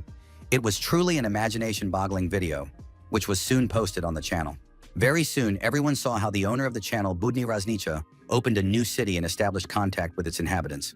The main character's face was not visible, but everyone could see the dwarves and listen to them talk about their workshops, smithies, and homes. Soon, one of the blacksmiths appeared and complained that he didn't have enough workers, and if the protagonist could recommend some skilled craftsmen, he wouldn't even care that they were humans. Viewers noticed that it looked as if there were a lot of deleted scenes, because it was unclear how the author of the video befriended these creatures or discovered the Sandforge. In just one day, the video spread all over the internet. The number of subscribers reached 37 million, and there were already more than 10,000 comments. The CEO knew that the ripple effect would be serious, but he did not expect everything to be so amazing, and the company also received many requests. It was scary to think about the commotion that was now taking place at Arcadia's headquarters. Dex looked young, but he had a huge influence on virtual reality. A sudden cell phone call in the middle of the night greatly frightened Cho So-won. The man flinched. Due to recent events, his nerves were completely shot. It was Jae-yang. The guy wanted to praise the work of his new colleagues. Even though he hadn't made any additional requests, the video had turned out flawless. After a brief exchange of pleasantries, the young man said that he had just sent another video that needed to be processed and uploaded. This time he had a request. The information about the items that would appear in the recording should not be hidden. The CEO was very interested in what this was about. Even though he believed that after the discovery of a new race, Hardly any object would be of interest to anyone. He and his assistant had been working on one video for almost a day, and now a new one had appeared. The young man brought his boss some coffee to perk him up. After thanking him for the drink and his concern, the man turned on the video before working on it. Surprisingly, it turned out to be short. As soon as the first minute passed, all the coffee in Soen's mouth went back up and ended up on the monitor. It felt as if his life had flashed before his eyes. The director did not yet fully realize what he had gotten himself into, but he already understood that this kid would change the world. The video showed a mythical object, the very hammer of Vulcan, the great ancient god, patron of all blacksmiths, as well as all of its incredible characteristics. The video, uploaded to the Destroyer's Daily Life channel, as usual, began to bring about huge changes among users. This sensation instantly reached the Korean branch of Arcadia, and following the previous meeting, they convened another one, but still could not do anything. Numerous players abandoned their daily lives and began flocking to the rumored desert to find dwarves and incredible rewards. Among them were many representatives of large guilds that operated on a corporate basis, such as the infamous Dex Fan Guild. The priority of the benefits that could be obtained from the city of underground dwellers became the main concern of Arcadia users at that time.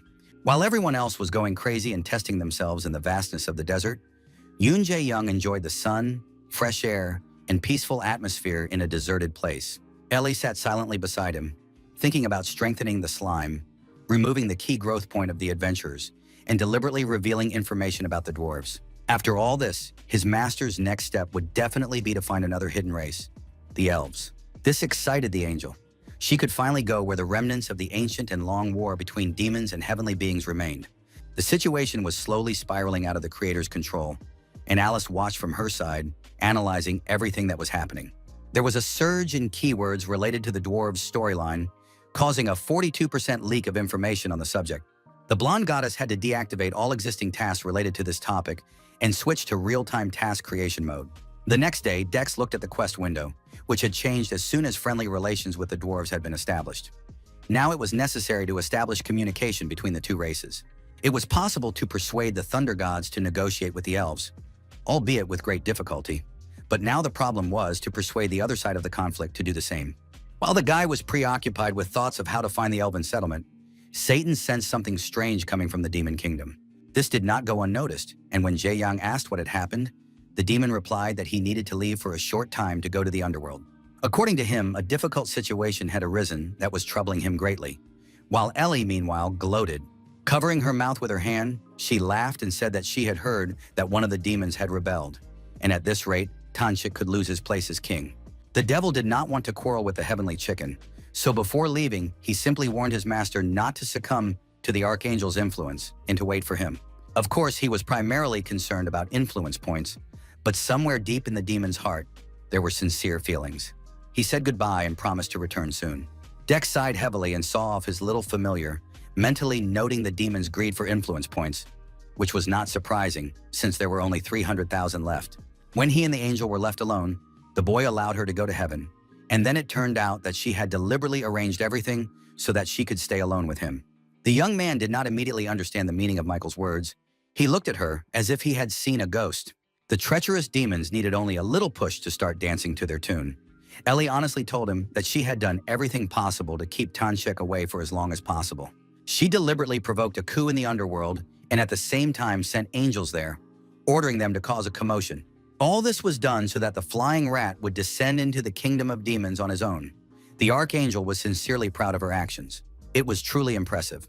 Dex was speechless, wondering why all this was necessary. He really didn't understand what kind of madness had started again. To explain the reason for her actions, the angel started from afar and reminded the man of the incident that had occurred in the sanctuary inside Mount Fian. All the sins that had been committed there were attributed to Tanchik, so Ellie did not blame her master for the destruction of the tomb. It seemed that she did not even guess who was really behind it.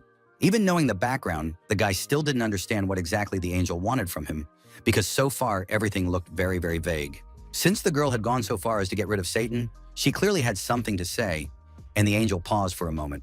The fiery speech that the main character was expecting did not happen right away. The reason was much more concise. Archangel Michael wanted justice. Thanks to her observation skills and quick wit, she was 100% sure that her master's next stop was the hidden village of the elves. This alarmed the young man. He couldn't understand how Ellie had found out about it, since he had personally negotiated with the dwarves while his familiars were busy with other matters. The settlement of the secretive race held a sacred object belonging to the Lord of Chaos and King of Demons, Satan, and the demons under his command. It was intriguing to wonder what this remarkable item was, since she referred to it as Tanchik's treasured possession, but it was preferable for the individual to see everything with their own eyes. Finally, they got to the main point. Ellie wanted her owner to destroy this object with particular care so that not a speck of dust remained. This made Yoon Jae-young feel a headache coming on. He stared blankly at the angel in front of him and mulled over what she had said over and over again. She said nothing more, and they silently set off for the elf village. Even though it was a game, it took just as long to get there as it would in reality. All this time, Dex couldn't stop thinking about what Ellie had told him and about the sanctuary inside Mount Fian, which he had mercilessly destroyed. There lay an object that allowed him to make a contract with the Archangel, the very same holy medallion. Apparently, it was a very important place for the heavens. Despite this, Ellie, who had never dealt with what happened there before, suddenly remembered the incident, which was unlike her. Naively, the guy thought that the object in the village was incredibly important, and as if hearing his thoughts, the angel stopped. Turning to the owner, she apologized for not telling him much, saying that she had only thought of a specific plan a short time ago, but the decision to destroy the object had been made centuries ago. After that, the girl asked if he knew why angels and demons work so hard to make contracts and influence the people of Arcadia. It was all about influence. The more they influenced the virtual world through human contracts, the more points they earned. But there was another reason. And it was much more important than the power to change and rebuild an entire reality. It was simply done to rub salt in the wound of the enemy. In this case, the angel considered it her duty to take revenge on the demon for destroying the sanctuary of heaven. The path led precisely to where the valuable item of the flying rat was located, which seemed like a fateful coincidence for the girl. Dex immediately realized that he was wrong. Those eyes, that obsession with revenge, that manner of speech, which gave the impression that the devil and the angel had switched places. This was the real Ellie. All this was, of course, interesting, but the Archangel should not have forgotten that the main character was not going there for this reason at all. It was an extremely important mission for the young man, and the girl laughed quietly, saying that she did not want to stand in the way of her master. By nightfall, they had reached the Great Amel Forest, which, along with the rumored desert, was one of the 5 largest regions of Arcadia, and it was somewhere here that the elven settlement was located. Fortunately, Jae-young managed to reach his destination without incident, even though several variables did arise. The thing was, there wasn't a single elf in heaven, which meant Ellie couldn't help him summon someone who could take him to the right place. When an elf dies, they go to the spirit world, not to heaven or the underworld, so Tan would most likely have faced the same situation. This was difficult, because Dex had planned to summon the soul of a forest dweller and ask for guidance. But fortunately, Ellie had a good idea. Although there were no elf souls in heaven, there were people who had a close connection with them during their lifetime. Using divine descent, Jae-young summoned the soul of Amelia, a female archer who knew the Amel Forest well. Now they were quietly making their way through the thickets. Amelia warned the young man that fierce tree spirits lived in these old forests, so they had to be extra careful. While they were discussing possible routes to the elf village, one of these evil spirits regained consciousness and opened its eyes. These creatures had excellent hearing, and as soon as they heard someone nearby talking about them, the tree immediately reacted and became angry at the named guest. A few seconds later, the spirit of the old tree appeared. It was incredibly tall and large, reaching 140 game levels. Without the support of the heavens, Dex would not have been able to withstand it. The monster of the Amel Forest roared, moving surprisingly quickly for its size, but this did not frighten the young man. Without any excitement, he stood still as a huge wooden palm flew towards him, threatening to crush him in the next second. With a crash, the hand fell to the ground, raising dust and knocking down nearby trees. It was difficult to see what was really happening there because of the wall of earth and sand.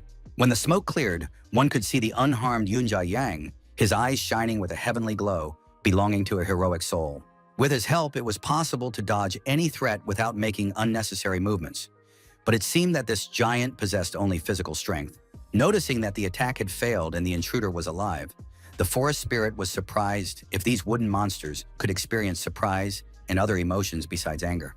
Roaring so loudly that it would make anyone's heart skip a beat, the large stump tried again to swing the arm on which a living, healthy man was standing. With calmness, Dex used one of Amelia's skills, Magnum Arrow, and slowly drew the bowstring of the ghostly bow, glowing with gold. Ignoring the enemy's defense, the strike dealt heavy damage to the enemy's weak spot. With the archer's eye, it was possible not only to avoid threats, but also to find vulnerable points. Still standing on the monster's arm, the young man continued to aim at the wooden spirit in front of him, arrows of divine energy burning brightly in his hands. With a mad smile, he activated Mad Rain, which was to be the final blow to the high-ranking enemy. The sight was quite beautiful, breathtaking. A golden whirlwind struck right where the spirit of the ancient tree of the Emil Forest stood, illuminating the entire area for several dozen kilometers. The attack skills were simply amazing. Dex was very pleased, but it was difficult to regulate the power, which meant that the consumption of influence points was quite serious. When all threats and obstacles were eliminated, the main character moved forward, making his way through the thicket, while two figures of unknown creatures silently watched him. The sharp-eared girls with burning eyes watched closely as the man invaded their territory and tried to find the village. But only they knew their intentions. Soon the main character and Amalia reached the place from where he could continue on his own without much difficulty. Ahead lay the territory of the elves, and there should be no monsters there. After listening to the man's gratitude, the heroic soul turned to him and asked him to fulfill one request when he met the elves in person. The girl's face looked very desperate, and Dex understood that it was something serious, so he did not rush to refuse, asking what exactly she wanted him to do. First, he needed to find out whether an elf named Pale was alive or dead. In the warrior's memories, he was a rather handsome man with long hair. The sad face changed to one full of anger and disgust, and Amelia shouted that if he was alive, the guy should kill him as ruthlessly and cruelly as possible. Initially, this elf's fate was quite tragic. He was supposed to die from a dwarf attack, but at the very last moment, the warrior saved him, and they swore to love each other forever. But as soon as they returned to the elven settlement, Pale immediately betrayed her and began spending time with other elves, not just one, but several at once. Remembering the past and the harm her beloved had caused her, the girl burst into tears and begged him to grant her request and kill the traitor. It all sounded crazy, but the main character had no choice but to promise to think about it, while Ellie, standing nearby, sighed heavily, looking tired. Because of situations like this, she didn't like to get involved with lost souls, and she had to explain to the girl that concepts such as love and marriage did not exist for elves. Amelia, as someone who had earned the title of honorary elf, should have known this well. They couldn't criticize elves when they acted in an elven manner. After the angel's words, the girl realized that her request was too complicated, but she couldn't meet the elves face-to-face either, so she asked to be returned to heaven. After Amelia returned to heaven, Michael explained that she was good if you didn't pay attention to her obsession, but Jae Young disagreed with him, period. All this talk about killing the unfaithful Peel still gave him the creeps, and at that moment, a sharp arrow flew past. It landed right in front of the main character's feet, as if warning him not to go any further if he valued his life. Lowering his gaze, the young man looked at the weapon below, which made him wary and realized that they were not alone here. All this time, they had been watching him closely and finally began to act. Without leaving their hiding place, the elves shouted, ordering him not to move. At first, Ellie kept saying that the elves had made a deal with humans, but now she suddenly admitted that it was a desperate move and that they actually hated humanity. At that time, they were desperately short of manpower during the war, so they had to enter into such an alliance and turn a blind eye to their original enmity. Finally, the forest rangers emerged from the shadows of the Emil Forest, pointing their weapons at the man. They couldn't let their guard down with an intruder at their doorstep. Now, Dex understood what Mikhail meant when she said that this enmity was due to human appearance. The average elf looked like a human supermodel. The archers tied the uninvited guest's hands and blindfolded him so that he would not learn the way to the settlement. Because of this, Jae-young walked slower than he could have, but his greatest regret was that he would never be able to see the way. These guys turned out to be much more cautious than he had hoped, and only after about an hour did they open his eyes when they stopped in front of the entrance. He had to wait a few seconds before his eyes adjusted to the bright light again, and he looked around and was very surprised when he realized where he was. They were standing where the World Tree slept, in the very center of the Emil Forest, in front of the entrance to the hidden village of the elves. The whole place was imbued with life energy and magic. One of the forest rangers approached the roots of the tree and touched them with her palm. Speaking in a mysterious language unknown to any living soul, the elf seemed to be conversing directly with the World Tree. Soon, responding to her call, the roots opened a passage to a dimension hidden from the eyes of strangers. In this bright light, I could see a colorful city built among the trees, secluded from nature. Magical particles flew everywhere, and the main character looked at the scene before him with excitement, holding his breath. Indeed, this place was impossible to find. As an achievement and reward for seeing the World Tree, the root that supports all of Arcadia with his own eyes, Dex's closeness to spirits and nature increased many times over. Now, if he told the whole continent about it, he would be considered a true hero. But something bothered him, and that was the sword sticking out of the tree. He simply couldn't wrap his head around how Tanshik managed to stick his sword into the World Tree. And only Ellie looked happy, now that her master would truly destroy the enemy's treasures. At the sight of a human in the village, some elves were so shocked that they dropped the things they were holding while a child who had never seen humans before stared silently at the guest's face. This reaction was not so much because he had appeared here in principle, but because of his appearance. Everyone who looked at the young man considered him ugly. Almost immediately, the Queen of the Elves, Melissa, came out and addressed the intruder, saying that she had been informed that he had been wandering through the forest in search of their territory. For the townspeople, as well as for Jae-young, it was surprising that Her Majesty had personally come here to meet with a representative of another race. A little angel peeked out from under her hood, saying that everything indicated that this woman had been watching him through the spirits of the forest from the very beginning. Ignoring the fact that Ellie had not seen fit to mention this immediately, the young man kept his eyes fixed on the majestic figure, listening to the questions she asked. And the first question was, of course, how he had mastered the art of archery, with which he had fought monsters in the Emil Forest. As soon as the queen heard the name of Amelia, from whom he had learned this skill, the girl immediately looked frightened and concerned. Whispers spread through the crowd that had gathered there. Everyone was in complete shock and even horror at the mention of Amelia. But Melissa ignored it and asked the rangers to release the man. She understood perfectly well why her subjects were worried, but did not consider it necessary to follow suit or worry so much. This reaction surprised the main character. Neither he nor Ellie knew about Amelia's past, so they had no choice but to obediently follow the queen for a conversation. The look that the Queen of the Elves had just given them could not be called friendly. On the contrary, it revealed a strong sense of fear. They entered the Elven Palace together, sat down at the table, and only then began to talk about how Melissa had never heard of Amelia having a human student. To avoid further questions, Dex said that he had never met her personally, that he had learned all his skills from Amelia's unique school, and after that, the queen had no more questions. The hero asked the next question, wondering what kind of person the warrior was, since everyone reacted to her name with detachment, even though she had been given the status of an honorary elf. It was clear how uncomfortable the woman was answering this question. Her Majesty hesitated before saying what she had not dared to say for many years. Although it was very awkward to say this, especially to a representative of the same race, Amelia was truly insane. As soon as she considered an elf handsome, she immediately stuck to him like glue, and she went crazy over the elves she considered her rivals. In particular, she was obsessed with Peel. The truth was that the queen also had a difficult time for 40 years, while she waited for Amelia's death so she could be with her beloved Peel. That is why she was frightened when she saw the archery technique, because he could have been a student who had come to take revenge, but fortunately, that was not the case. The conversation then turned to the reason why the man was so fiercely cutting his way to the village through the centuries-old trees that had previously protected them. On the other hand, if the guy hadn't done that, the trees would have simply killed him, but he didn't dare to answer that and just took out the scroll and handed it to the queen. It was an agreement to open a regular trade route, but that wasn't all the scroll contained.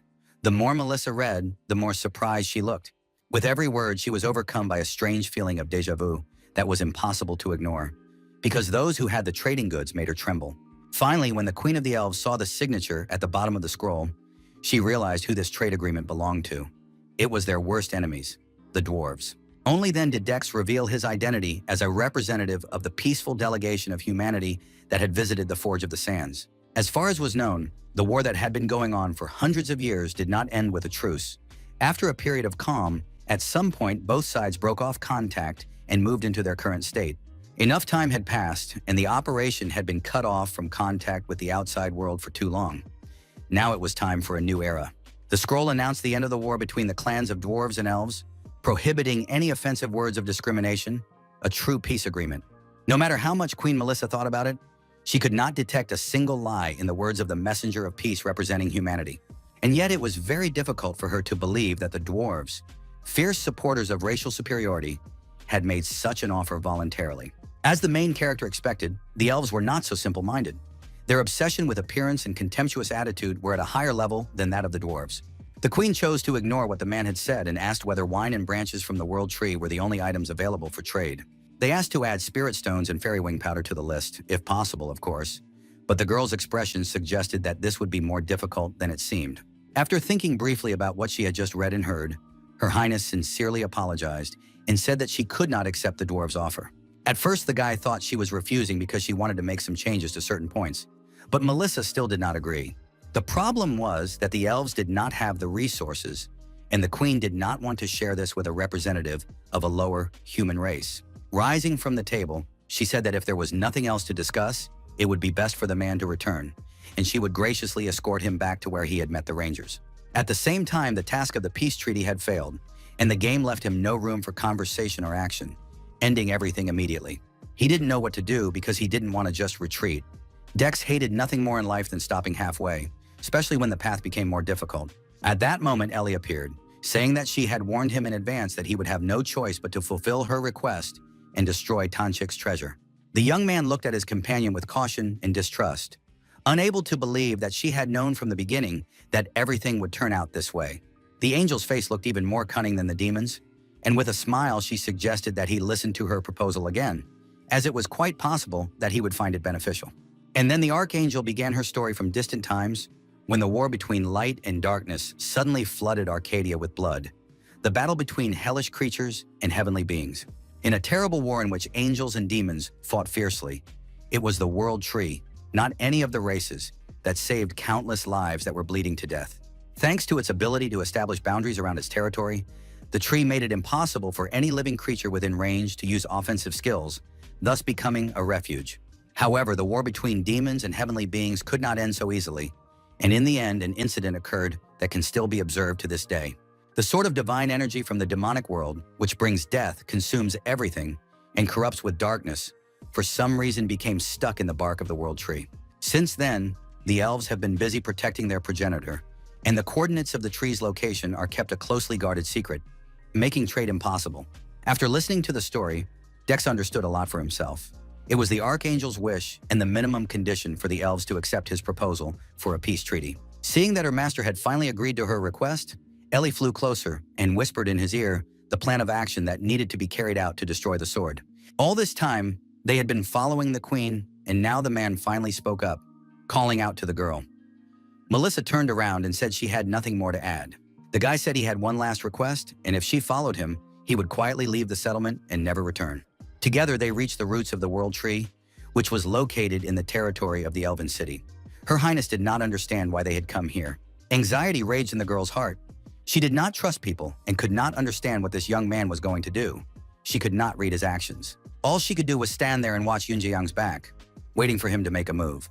The truth was that the young man himself did not know what to do, because an object with the divine energy of the demonic world was hardly something that could be easily destroyed. Ellie had an idea. She used her divine energy and, as if from her pocket, took out a heavenly weapon, a golden shining sword. It was the end of eternity, a heavenly miracle with an extremely powerful destructive nature. More detailed information about this weapon of the heavens was encrypted. A divine object can only be destroyed by another divine object, and the angel was also going to give her master a special discount on influence points.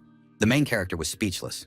His little familiars were getting items left and right that were simply impossible to obtain in the real world, but the girl didn't see anything wrong with that. As soon as he took the sword in his hand, the quest, the World Tree infected with evil, appeared, and divine energy enveloped his body, warming him. All this happened before the eyes of the Elf Queen, Melissa. She couldn't help but notice the divine weapon. Moreover, she couldn't help but know what kind of weapon it was. Meanwhile, the blonde goddess Alice watched closely what was happening in the elven settlement. She artificially created a quest, the emergence of new races.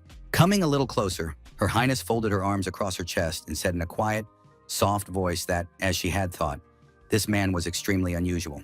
She was very concerned about what the end of eternity was doing on this continent, and even more so, what this weapon was doing in the hands of an ordinary human peace envoy. It was extremely difficult to explain, and moreover, the young man did not want to do so. He turned to the queen with a smile and said that he simply had some connection to the heavens. Hearing this, the girl cried out that it made no sense, because this sacred sword was mentioned in elven legends, and it couldn't just appear in the hands of a human. Then the young man turned to her again and, sighing, repeated her words verbatim, saying that this was not information he wanted to share with the elves. At that moment, Melissa was speechless. She silently looked at the man in front of her, sincerely unable to believe that someone could have such a repulsive character. What was more important was that the main character wanted to continue the conversation he had started about the truce and propose a slight change to the terms. He didn't even ask, but rather politely inquired about the reason related to the World Tree, which was why the elves were now hiding their existence. The fact that a human had learned their great secret greatly frightened the Elf Queen, but he continued to speak, demanding that they sign a peace treaty with the dwarves. If the elves do this, he will destroy the Demon King's treasure right now and free the World Tree from the ever-approaching darkness once and for all. Business negotiations began with a character named Melissa. She was offered exactly what she wanted, and the tree itself was interested in this. This was what the forest dwellers had dreamed of for centuries.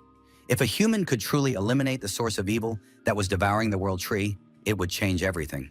If the elf mother could be freed from eternal torment and returned, then in the name of Queen Melissa de Artemis, leader of the Greenleaf clan, she swore to accept all offers. Nearby, Archangel Michael screamed in a fit of madness. This was more than enough for her master. Now it was time to destroy the weapon of the accursed demons. The blade, glowing with darkness, still stuck in the bark of the tree, poisoning what supported the entire world of Arcadia with its roots. A sly smile appeared on the main character's face. He took out the mask of the deceiver and asked his familiar to wait a moment. The destruction of an artifact with divine energy belonging to demons? Could there be anything more interesting to watch in the evening? It simply had to be filmed, so Dex immediately started a live broadcast on his channel, The Destroyer's Daily Life, instantly gathering viewers. Changing his appearance to that of the player Chocolate Cake Joa, he greeted everyone and said that today he would save the world tree live on air. Many of those who had just joined didn't understand what he was talking about and had never heard of such a thing. But there were also those who were well aware of the existence of this tree. The end of eternity, the great heavenly blade, I feel the presence of evil, trembling in the hands of man with impatience. The time has come, the main character swung, and the energy of destruction began to concentrate on the blade. It was time to destroy the darkness. I really wanted to end it all with a single blow, because I needed to save my influence points, which are not infinite and gradually run out. As if sensing the impending threat and danger, the bringer of death used his dark power to form a kind of protective barrier around himself. Energy gushed from the heavenly weapon, and the young man bent his knees slightly, pushing off from the ground and aiming right at the center of the bringer. Approaching the weapon stuck in the bark of the world tree, he was almost 100% sure that he would succeed in one go. He felt omnipotent, sensing the approaching mortal threat. The weapon of the underworld used its powers to defend itself.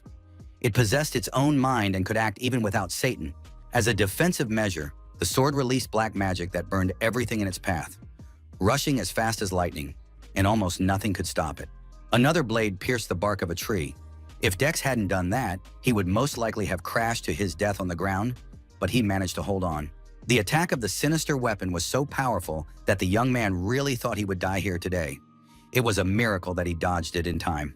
When he landed on a branch, an angel flew up to him, asking if everything was okay. The boy responded with a question of his own, asking what had just happened and how the object could use its skills. Before Ellie could explain anything, the Deathbringer soared into the air, as if looking around for a place to hide. Soaring higher into the air, he flew away from the clearing, setting off in search of a vessel he could possess and use to attack his enemies. Nearby was a giant ogre of the great forest, Emil, level 130. Who knows what he was looking for, but it was him that the sword spotted. Taking aim, the bringer of death rushed towards the monster, considering him the most suitable host. Standing on the branches of the world tree, the main character and the archangel watched in complete shock as the weapon fled the battlefield. Ellie did not expect such an outcome. After the weapon entered the ogre, there was a real burst of black energy, more like an explosion, and a dark purple beam struck the sky. Before the eyes of the elf defenders, a boss monster was created, the wicked warrior of the demonic sword. He grew even larger in size, and in his hands was a huge, heavy weapon. The rangers who were nearby immediately began to attack him, continuing to defend the world tree. No matter how big and scary the enemy was, they would not retreat. Being forest dwellers and children of nature, the elves possessed various elemental magic, and magical attacks and techniques flew at the ogre from all sides. When the smoke and dust from the magical explosion settled, the elves saw a monster that was alive and unharmed, which had not moved even an inch to the side. There was not a single scratch on it, and the rangers looked at it in horror. Now they were truly afraid, but they could not retreat, for behind them stood the world tree. Anger boiled up inside the Deathbringer. He had been stuck in the bark for several hundred years and no one had touched him. But now everyone was trying to destroy everything, and it was infuriating him. Swinging his heavy sword, the ogre, enslaved by a weapon with divine energy, struck toward where the elves stood, and dark magic burst forth, knocking them off their feet. Those who were hit turned to ash in an instant, and the rangers rushed back to the tree, retreating to what was still safe ground. Who would have thought that a simple desire to help would cause such a commotion? Even Mikhail did not think that things would go so far, although she believed that the sword would act as expected. To be completely honest, even a ranker like Yoon Jae-young couldn't handle such power, and the angel wondered what could be done in this situation. Her first thought was to call Tan Cheek, since he was the owner of the sword. But Ellie considered this unacceptable, because the loss of this item was the only reason why the demons weren't getting cocky. The only thing that could help them now was to fully unlock the power of the end of eternity.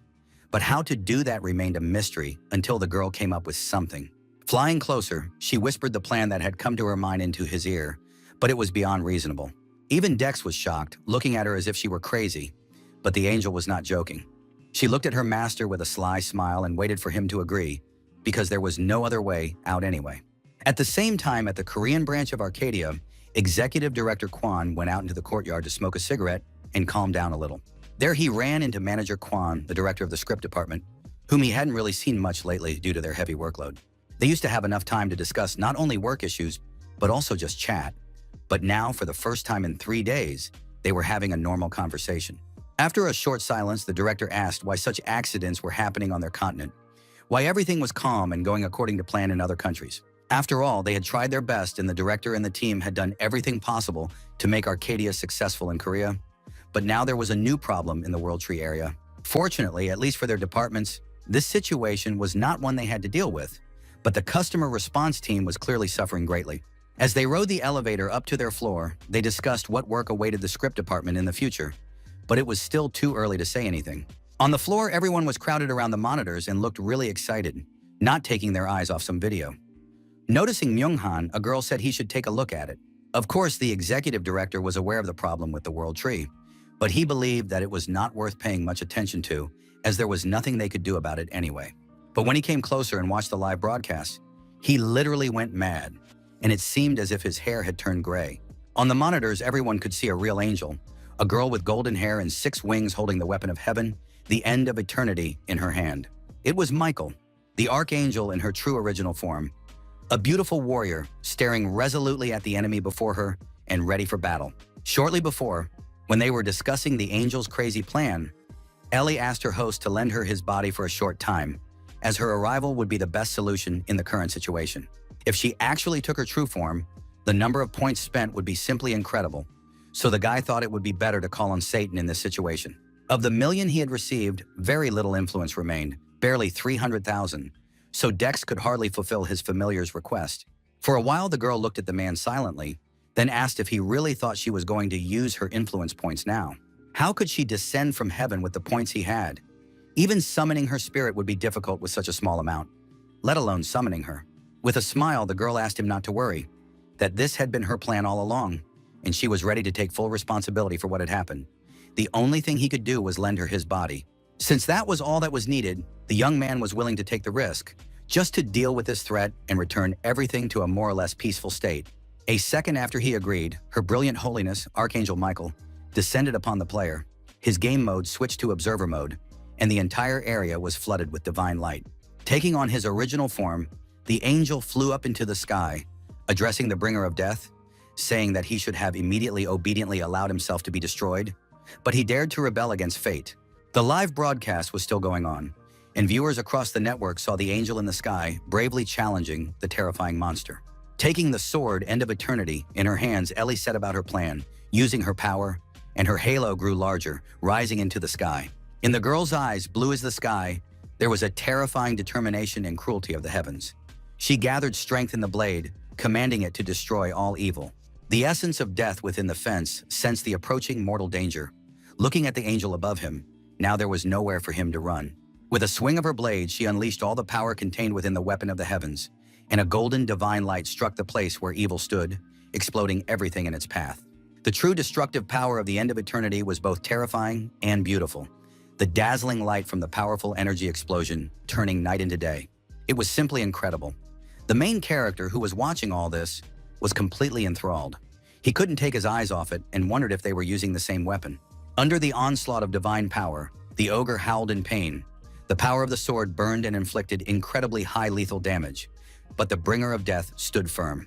Heavenly holy justice was reborn, bringing with it hymns of exalted honor that deafened all evil. The justice of the supreme sacrifice activated an unquenchable flame, burning a large area. The heavenly warrior flying in the clouds was surrounded by divine radiance, silently watching the enemy below in the middle of the scorched territory, waiting. The commentators went crazy. For the first time in the entire game, they saw an angel with their own eyes, a real heavenly creature, and they were curious about what the channel's author was doing. It was pure madness, a literal descent of an angel to earth. Dex was even afraid to think about what Ellie had been doing during the war between demons and angels. Meanwhile, the bringer of death did not want to give up and accept his own death. He took a defensive stance, as if challenging Michael. To increase his strength and survive a new attack, he absorbed the remaining life force of the carrier, drying the ogre's body to a mummy-like state. When the monster was dead, the sword glowed with dark magic again, soaring into the air. It was his last chance for survival. A familiar protective barrier appeared around the blade, changing its appearance to what it originally looked like, surrounding itself with black magic. Archangel Michael sighed quietly, staring sternly at the piece of iron in front of her, and marveling at how it still continued to resist so boldly. They say that there is no demonic sword that would not break after 10 blows from a divine weapon. It was this theory that the girl was about to test, swinging the end of eternity again and gathering new heavenly powers in her hands. She didn't care if she burned down the entire forest. Rushing forward, the heavenly warrior cut through space with a single swing, delivering another deadly blow to the weapon of the Demon King and Lord of the Underworld. This blow caused a new explosion of energy. The more blows there were, the more powerful the bursts were, the brighter the sparks were, and the greater the shockwave was. This battle was completely different from the skills used by the users. These were objects of the gods, a battle of things with divine energy and their own will. The bringer of death continued to stand firm despite the blows dealt to him by the end of eternity, but how long would this last? The sword in the archangel's hands received an endless supply of divine power from the heavens. It would never stop attacking, its power would never run out. The obvious outcome was only a matter of time. The blade of the demonic object began to crack and fall apart, barely holding together. The absolute vessel, the energy of demonic destruction, was corroding the sword. A new and final blow was struck, and the end of eternity unleashed all its destructive power. Before it was all over, the Archangel Michael appeared before the main character, Jia Yang, sincerely thanking him for his help in fulfilling her long-held dream. It was so important to her that she swore by her name that she would never forget the service rendered to heaven. Dex held his breath, silently watching her, feeling something warm spread through his chest from the divine grace that emanated from the girl. Finally, the bringer of death split into 3 pieces, destroying itself completely. It was the end he had been pursuing ever since Ellie crossed the threshold of the Emil Forest. It was a truly mythical feat.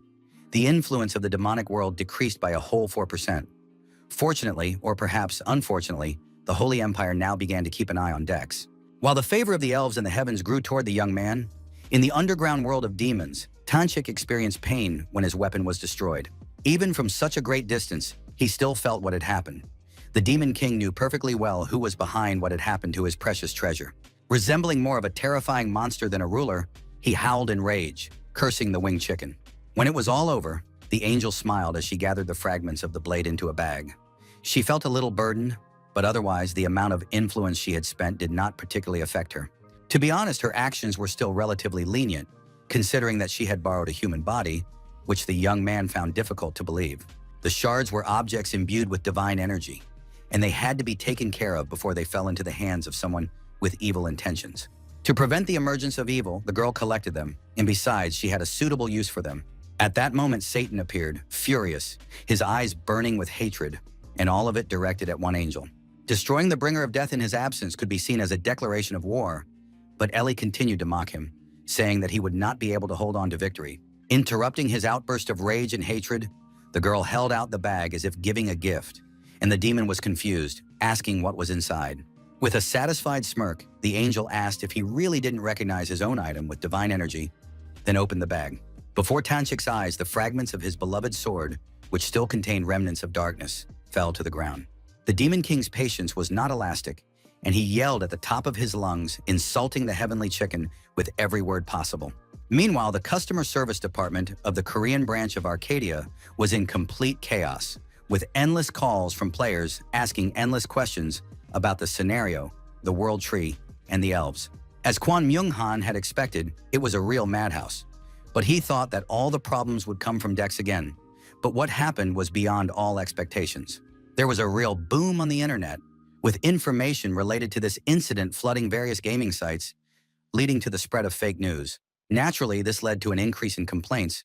The customer service department was overwhelmed, and the CEO went to the branch manager to find out if it was right to do nothing. Lee Mi-yun clarified whether she understood correctly that the subject of the dispute was a request for the authority to arbitrarily regulate the favor of elves and dwarves. That was exactly the case. With these powers, it would be possible to speed up the timing of interracial wars or peace agreements that would appear in future scenarios. The man was right. Improving relations between elves and gnomes was the most effective solution, but they could not choose this option. Because there was not enough justification for such a change, even though it was just a setting in the game. But the two races had fought each other hundreds of years ago, and their survival was at stake. If they suddenly started being friendly with each other for no reason, would players be able to understand what was going on in the game world? It would only raise more questions and arguments. Unlimited freedom and unlimited possibilities. This repetition is not just a play on words, it is the basis of their project. More importantly, this scenario is extremely rare. A situation where one user changes the settings twice at will, something that the Arcadia staff failed to achieve. Just one person was able to change everything so much that it threw everything into chaos and caused a whole commotion among users. Because of all this commotion, more and more offers and requests came to I+, which was not surprising since the channel owner does not reveal anything about himself. An employee approached the CEO and told him that the Korean branch had sent requests for cooperation, asking him to share at least some information about the user. The proposal to disclose at least some of the information infuriated Choso-un. He loomed menacingly over the young man, sternly stating that all customer information was strictly confidential. There were no exceptions, no matter who requested this information, and no matter what happened, even if it was God or Buddha. And yet, no matter how you look at it, measures must be taken, because even the Korean branch of Arcadi personally contacted them, and the man was thinking about whether to call Chocolate Cake Joa. At that moment, Chocolate Cake himself called him, as if he had read the thoughts of the CEO of I+. Due to his nerves, the man confused his position and addressed the young man as director, which surprised the man. Thinking that the latest buzz on the internet could cause some difficulties for his partner, the guy decided to ask how they were doing and found out that everything was just great. After reading the comments, he noticed that many people were interested in the location of the elf and dwarf villages, which was to be expected, as this would be of great benefit to users. Moreover, if he put it up for sale for hundreds of millions of dollars, there would be those who would want to buy it, and since that was the case, Dex simply offered to disclose this information to them. It sounded so crazy that the man shouted back, asking if he had heard correctly that the young man wanted them to disclose all the information about the coordinates to users. Not just information about what happened there, not just information that these creatures really exist somewhere, but also information about the settlements of elves and dwarves. He tried to reason with his employer, explaining how much more content could be filmed in these locations. Based on the current reaction, even a simple video about what objects were there would get a lot of views. But the young man did not want to do something as boring as the man suggested, and said that, from the point of view of popularity and profit, it would be more profitable to shoot videos with different content in each location. Any fool can do that. So even if people find out the coordinates of this settlement, it will be extremely difficult for them to get what they want, as both races have explosive personalities. After this conversation, he re-entered virtual reality, where he met a little elf girl in the village who asked him a question. These little girls always said that if she communicated with freaks, she would become a bad elf, but would everything be all right if she communicated with dwarves and turned out to be bad? This question was not only very awkward, but also veiledly insulting to the peacemaker himself. The guy tensed up and cautiously asked who had taught her this. As you might guess, it was her mother who told her this story. That was how elves were raised in this place. These creatures had many distorted values, but the young man tried to remain calm and explained in simple terms that if she interacted with dwarves, she would grow up to be a good elf. Turning to the queen, he asked her not to teach children such things in the future, as education that destroys character should not be prioritized. In any case, a peace agreement was signed, meaning that the elves and dwarves would continue to interact according to the deal. With slight embarrassment, the queen of the elves, Melissa, asked Jae Young if she should be kind to the humans who had recently been wandering around the Amil forest. Ignoring the fact that these were again veiled words about humans being ugly, the guy advised her to do as she pleased, as he didn't care either way. This news made the girl very happy because she had been deeply depressed, wondering whether she should let ugly people like humans into her village. But heroes, of course, were an exception. The next day, Dex went to the virtual reality engineering department's laboratory, where the professor again asked him to take a test to synchronize with the Dreamer capsule. His results were still incredible, and, as annoying as it was, the student couldn't refuse the professor, so he had to put up with it. Today's test consisted of a request for cooperation from the Korean branch of Arcadi and Asian Electronics, and if he agreed, he would receive a 5. Being greedy and mercenary by nature, the young man couldn't pass up the chance to get an A+ for the year, even if it meant missing this professor's class. To be honest, he didn't particularly want to cross paths with people from Arcadia, but the conditions were too tempting, and he could only hope that his identity would not be revealed. However, the simulation using the capsule was a simple intermittent action, like dodging a sword, and the young man doubted its effectiveness, but the employee was convinced that he had helped them a lot. Judging by what they had already learned from the test with the young man, the level of synchronization was literally an intertwining of the brain and the capsule. But so far, a lot remained unclear. Only one thing could be said for sure. If Yoon Jae-young played arcade games, he would achieve the best results in the entire history of virtual reality. After a bunch of boring tests, the main character went back to the game, appearing in the same location where he had been spending the last few days, near the World Tree. And again, he plunged into the chaos of his routine. After returning from the underworld, the Demon King did nothing but scream hysterically because of what the angel had done.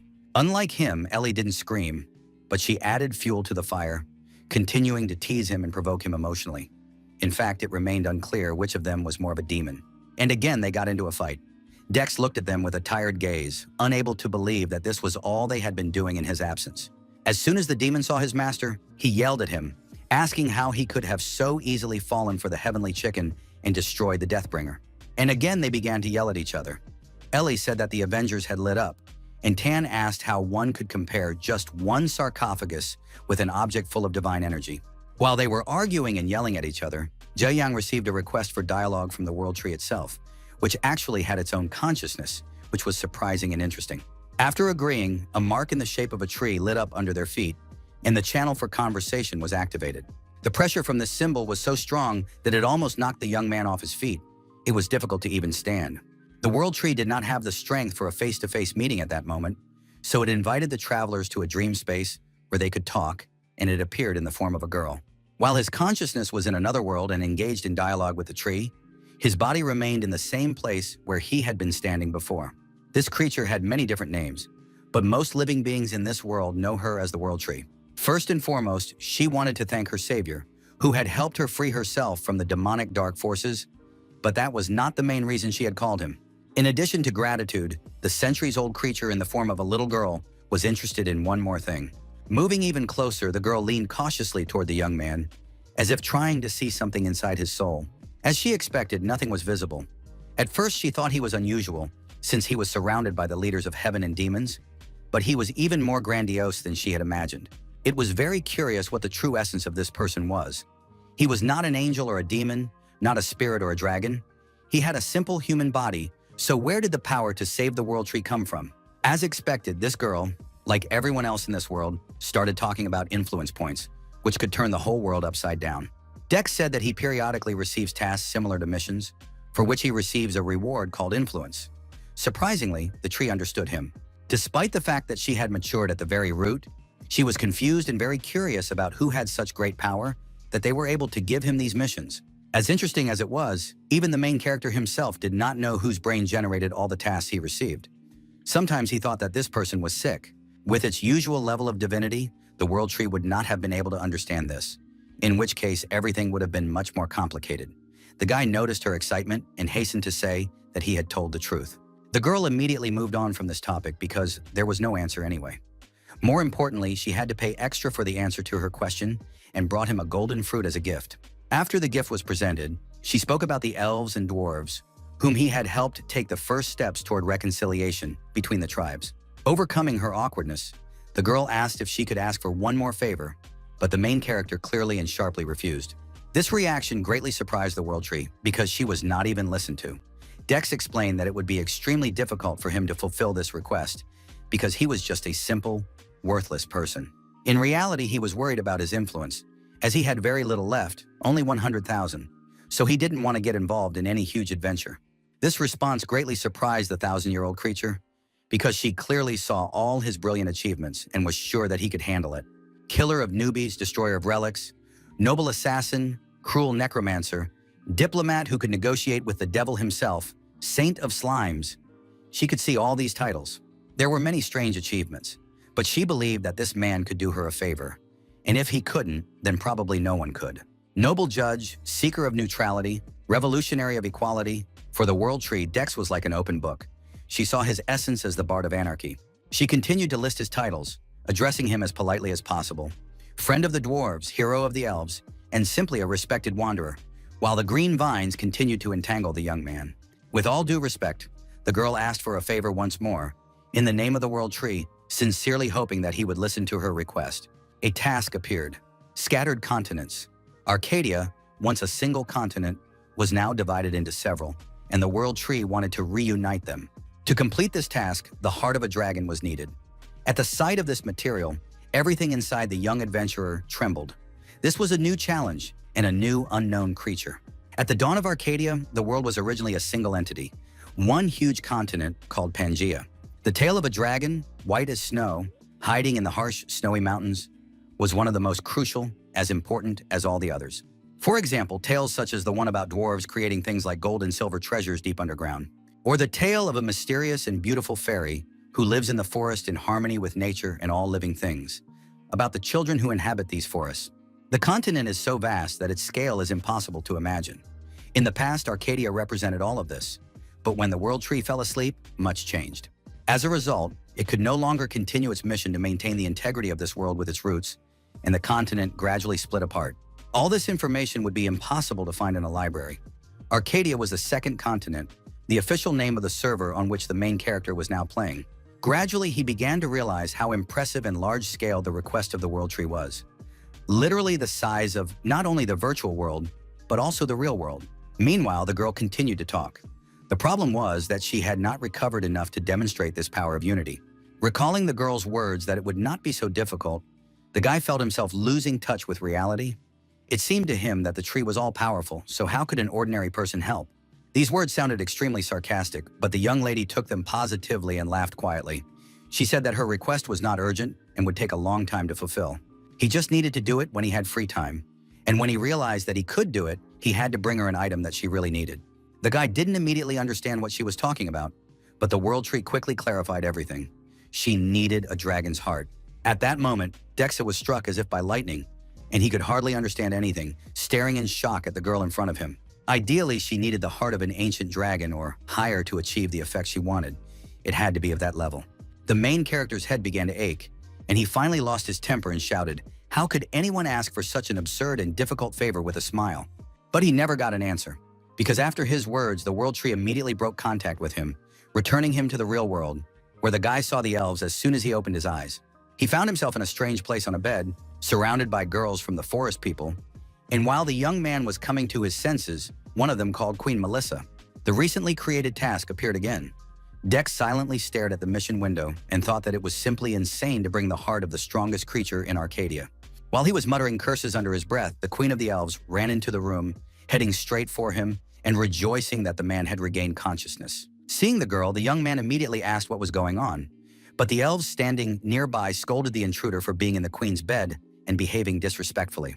Their words fell on deaf ears, both for Dex and their mistress, Melissa, who grabbed the hero's hand, unable to contain her emotions.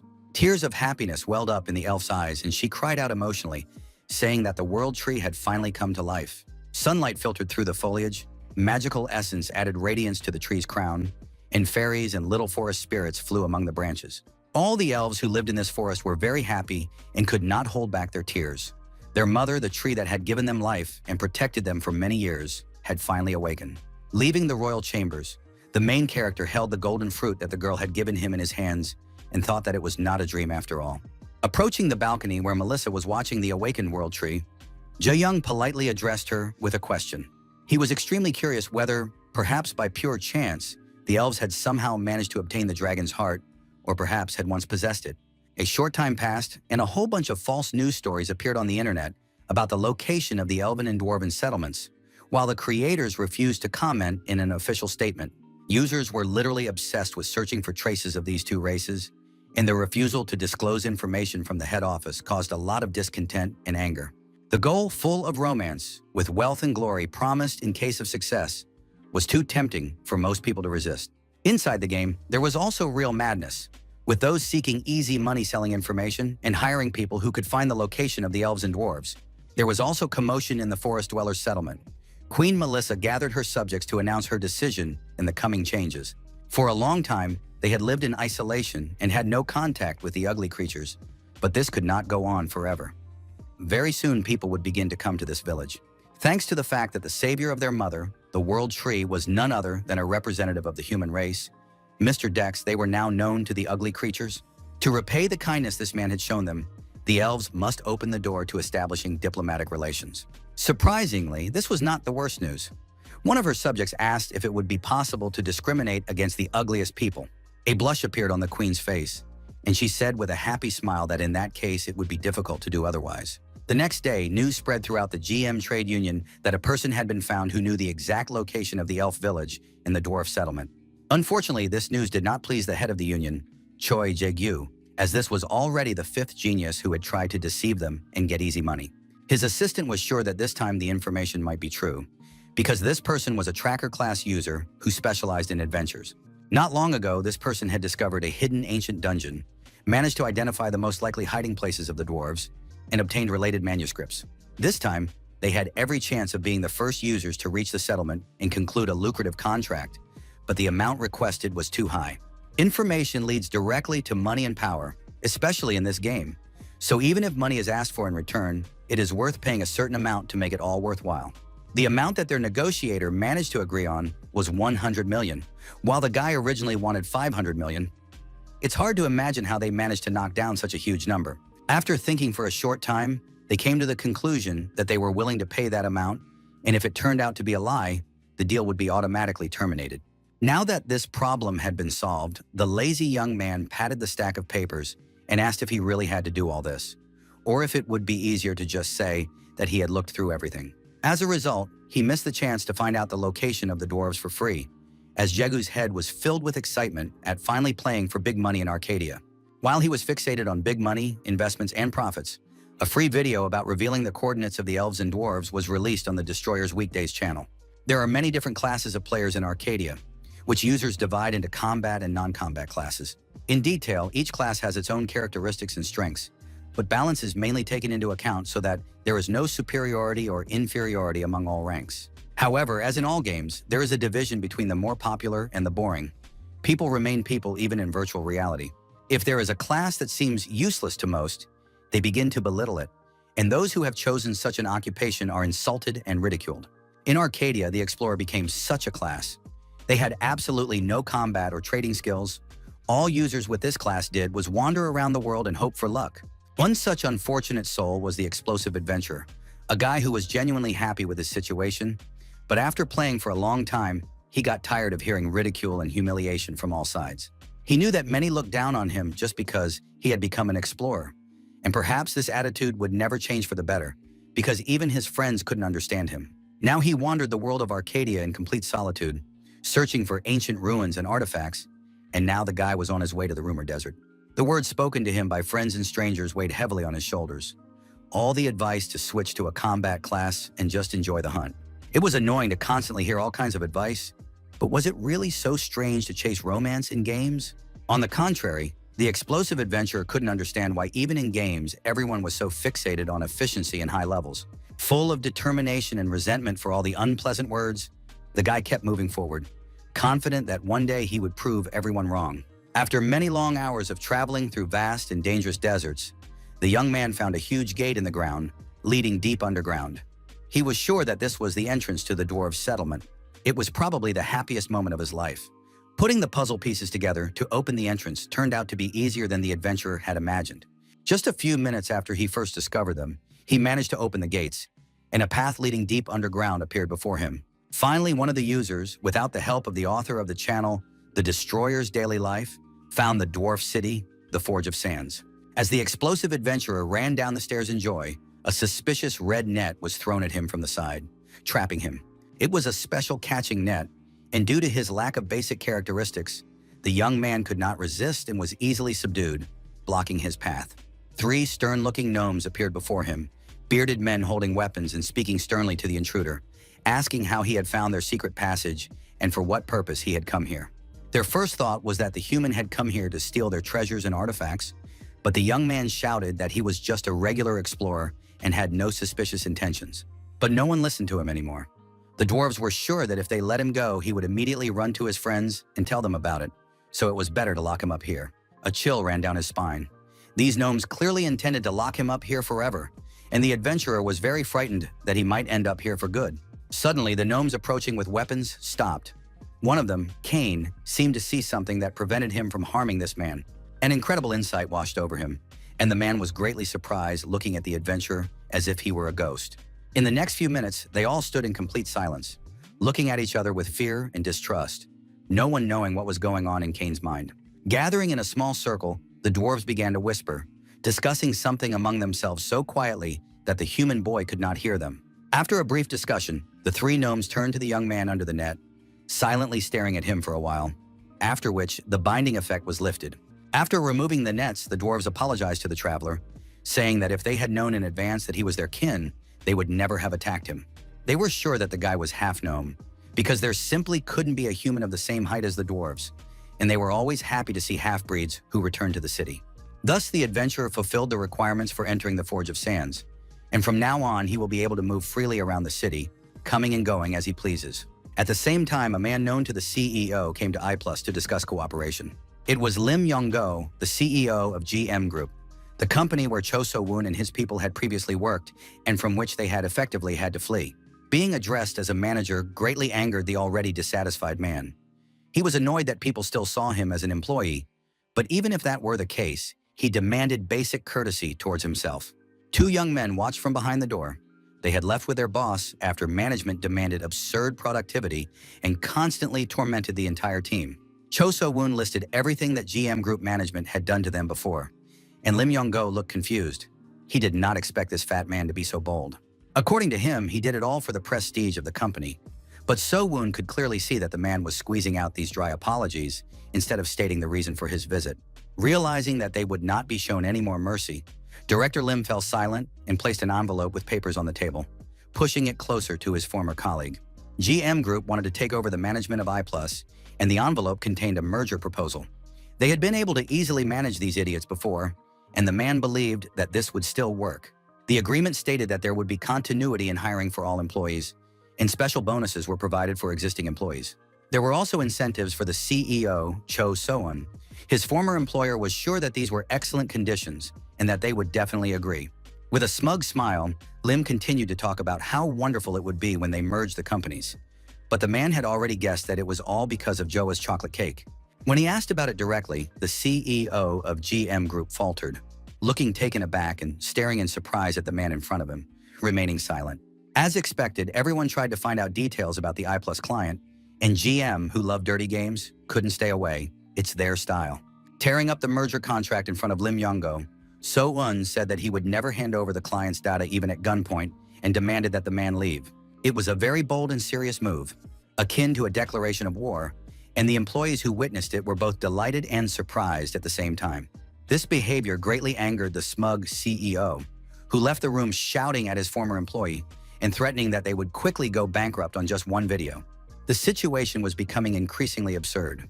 Cho So-woon wanted to laugh, but the sound that came out was more like gnashing teeth. After that, he laughed out loud, and his reaction and laughter frightened the man. It was just ridiculous to hear that the GM Group believed that their content would not bring them anything. Apparently, they had not even checked the videos properly. If the company was as good as they say, they would have known that a video revealing the secret locations of two races that had long lived in isolation had already been released. After the location of the dwarves and elves was revealed, users began to enter the settlements one after another, resulting in huge disputes. However, the forest dwellers were obsessed with appearance, and the gnomes were fixated on height, which led to a culture of verification among players. In this unexpected situation, when the game company was not involved at all, those who managed to infiltrate the cities began to publish videos about what they found there. High-quality items created by the dwarves and magic spirits passed down from the elves gradually began to reveal methods for obtaining unique classes. The distinctive features of the two camps contrasted sharply with each other, but the conditions for entry were limited. Users had no choice, and everything depended on appearance. As the information began to spread actively among adventurers, a wind of change began to blow across the continent of Arcadia, and even the NPS discussed the latest news. The Black Dragon, who held the position of the royal family, sent delegations to establish friendly relations and trade routes with the two races. In fact, she really wanted to go in person as a regular player, but she was busy with royal duties, which greatly limited her options. The situation became so acute that Arcadia was discussed on the news channel, with the host talking about discrimination against users based on their appearance and height. The number of people offended by this was too large, and the situation became more interesting with each passing day. Jae-young watched the report with interest and was amazed at how much the world had changed. 6 months ago, no one would have seriously considered discussing the game on the country's main television channel. But now he was watching how virtual reality was influencing the real world. After this report, the guy sat for a long time looking at the announcements of everything he had managed to do in the game since its release, starting with the destruction of the newbie village with slimes. Everything that had ever happened led to one person: the city of newbies, the slime queen, the witch hunt, the slaves in the Fian mines, and, in the end, the bamboo spear as a reward. Now, as he read all these messages and discussions about what had happened, he finally realized that almost everything that had ever happened in Arcadia was directly related to him. There was no point in the young man reading all this. He only got upset and felt guilty for no reason, but he didn't sit around procrastinating for long and immediately went to the game. After connecting, notifications started pouring in. The task was completed, the world tree awoke and watched over the world again, and relations between the three races were getting better and better. Along with the reward from the tree, the fruit of the world tree, Dex also received 738,591 influence points for everything he had managed to do over the past week. It was nice to get the influence back, but questions remained about the mythical item, which also gave a crazy boost to his stats. It was also said that this apple was created from the Philosopher's Stone, a material the main character had never heard of in Arcadia, but it suggested that alchemy existed here. Several minutes had passed, and there was no noise from outside. The annoying demon angels seemed to have disappeared into the ground. They were nowhere to be seen. As soon as Dex thought about it, a loud, piercing scream rang out nearby. It wasn't his familiars. The voice belonged to a human. Some unknown young man had tried to sneak into the city of the elves, but had been caught by the forest rangers. The little demon king and the archangel of heaven sat in a tree and watched the situation, discussing how ugly he was, considering that he was human. Surprisingly, they were chatting quite nicely and giggling, saying that he was too ugly for both demons and angels, and that by any standards, he barely scored 4 points. The only times they got along well were when they discussed and humiliated the appearance of others. When the elves took the intruder away and things calmed down a bit, the familiars returned to their master, and Tan poured the remains of his treasure with divine energy out of the bag. As he had thought, it would not be possible to simply repair the sword. The demon was no longer so angry, and he planned to take the fragments to the underworld first and look for a way to restore them there. Now that his assistants had returned, the main character was finally able to ask if the king knew anything about the dragon's heart. He said that the world tree had asked him to find the dragon's heart, and if there was something similar in heaven or in the demon world, he wanted to acquire it. It turned out that such things were very difficult to obtain, even for the most powerful beings, and they agreed that it was practically impossible to obtain. They did not know about other organs, but when it came to the heart, the situation changed radically, as it was an organ that generated magical power on its own. The efficiency of magical power generation was enormous. But the most interesting thing was that there was no limit to how this energy could be stored and accumulated. In addition, when dragons realize that their lives are coming to an end, they have a habit of returning the mana accumulated in their hearts back to nature after death. In other words, if a dragon dies a natural death, his heart dissipates back into nature and cannot be obtained by any means. It slowly dawned on the young man that the only way he could get the heart was the most difficult and time-consuming one. He would have to raid the nest, cut off the dragon's head, and tear the heart out of its chest with his own hands.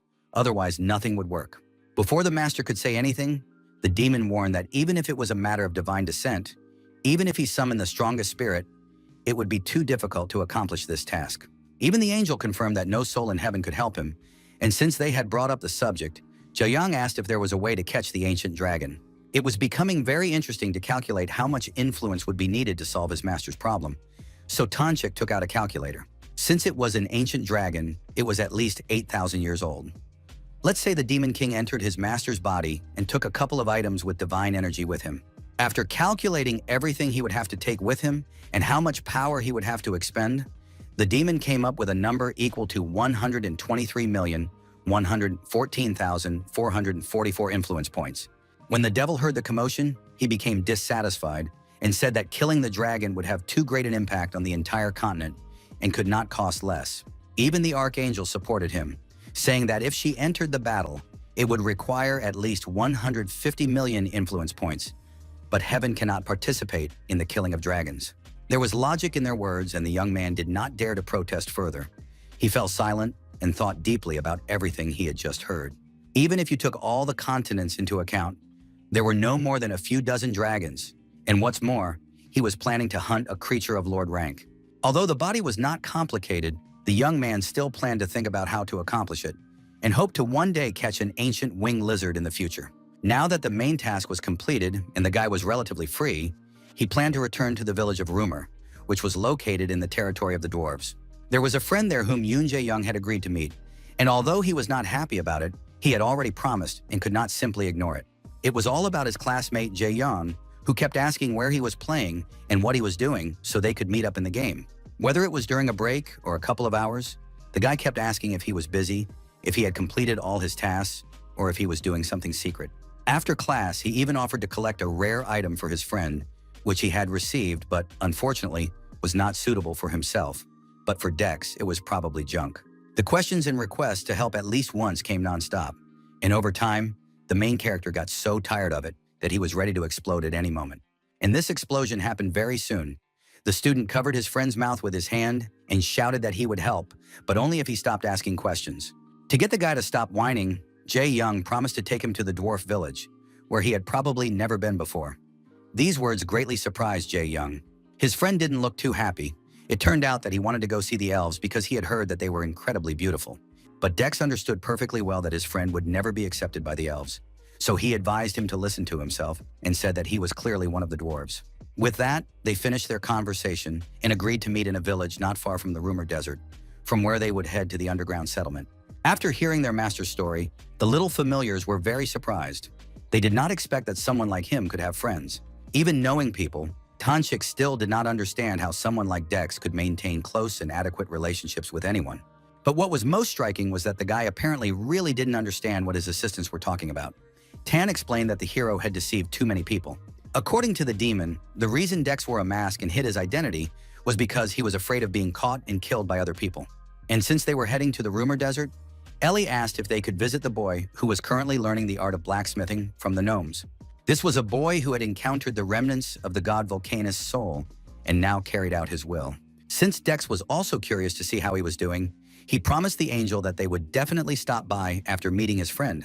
The village had changed a lot in recent days, with many more people, merchants, and even locals eager to make as much money as possible from adventures. Protection from desert scorpions, dwarf weapons at low prices. Now you could find anything there. It was no longer the rumor that Ji-young knew. Despite the fact that a proper strategy had emerged due to the large number of users who had gathered here, there was still a lot of sand and dust. The angel and demon flying nearby were excited, sincerely hoping that their master's friend was also an unusual person with a large number of influence points. The young man was increasingly struck by how much these points mattered to them, but he didn't comment on it because he saw the person he was looking for ahead of him. Jae-young stood to the side in a novice's cloak, the only thing that distinguished him from his everyday appearance being the absence of points. Yoon Jae-young slowly approached his friend, asking if it was him, which greatly surprised the young man, who did not expect anyone in Arcadia to know his real name. After thinking for a moment, the young man realized that it was Dex and began to shout with joy, and the main character had to cover his mouth so that they would not be heard and his identity would not be revealed. It was because of his great surprise. The student did not expect his friend to actually come to the meeting place, so he could not contain himself but immediately apologized. Realizing that Jae-young would hardly be able to restrain himself any longer, Jae-young sighed heavily. He had to come up with something to protect himself from unwanted attention. He took out his deceiver mask and put it on, changing his appearance beyond recognition, and asked his friend to call him Restio from now on. The young man's eyes sparkled as he looked at the boy in front of him with the enthusiasm of a crazy fan, calling him again by his loud and famous nickname, Dex. It was incredible. The face and name of the game character suddenly changed before his eyes. Emotion simply tore the guy apart from the inside. He had never seen anything like this before. Full of joy, he approached his friend, but was immediately stopped. Dex really didn't like it when people invaded his personal space, especially men. To end the discussion of his secrets and appearance, the hero changed the subject to the fact that it was time to get going, and his friend said that while he was waiting, he found out how to get to the dwarves. The method he chose was directly related to the GM Guild.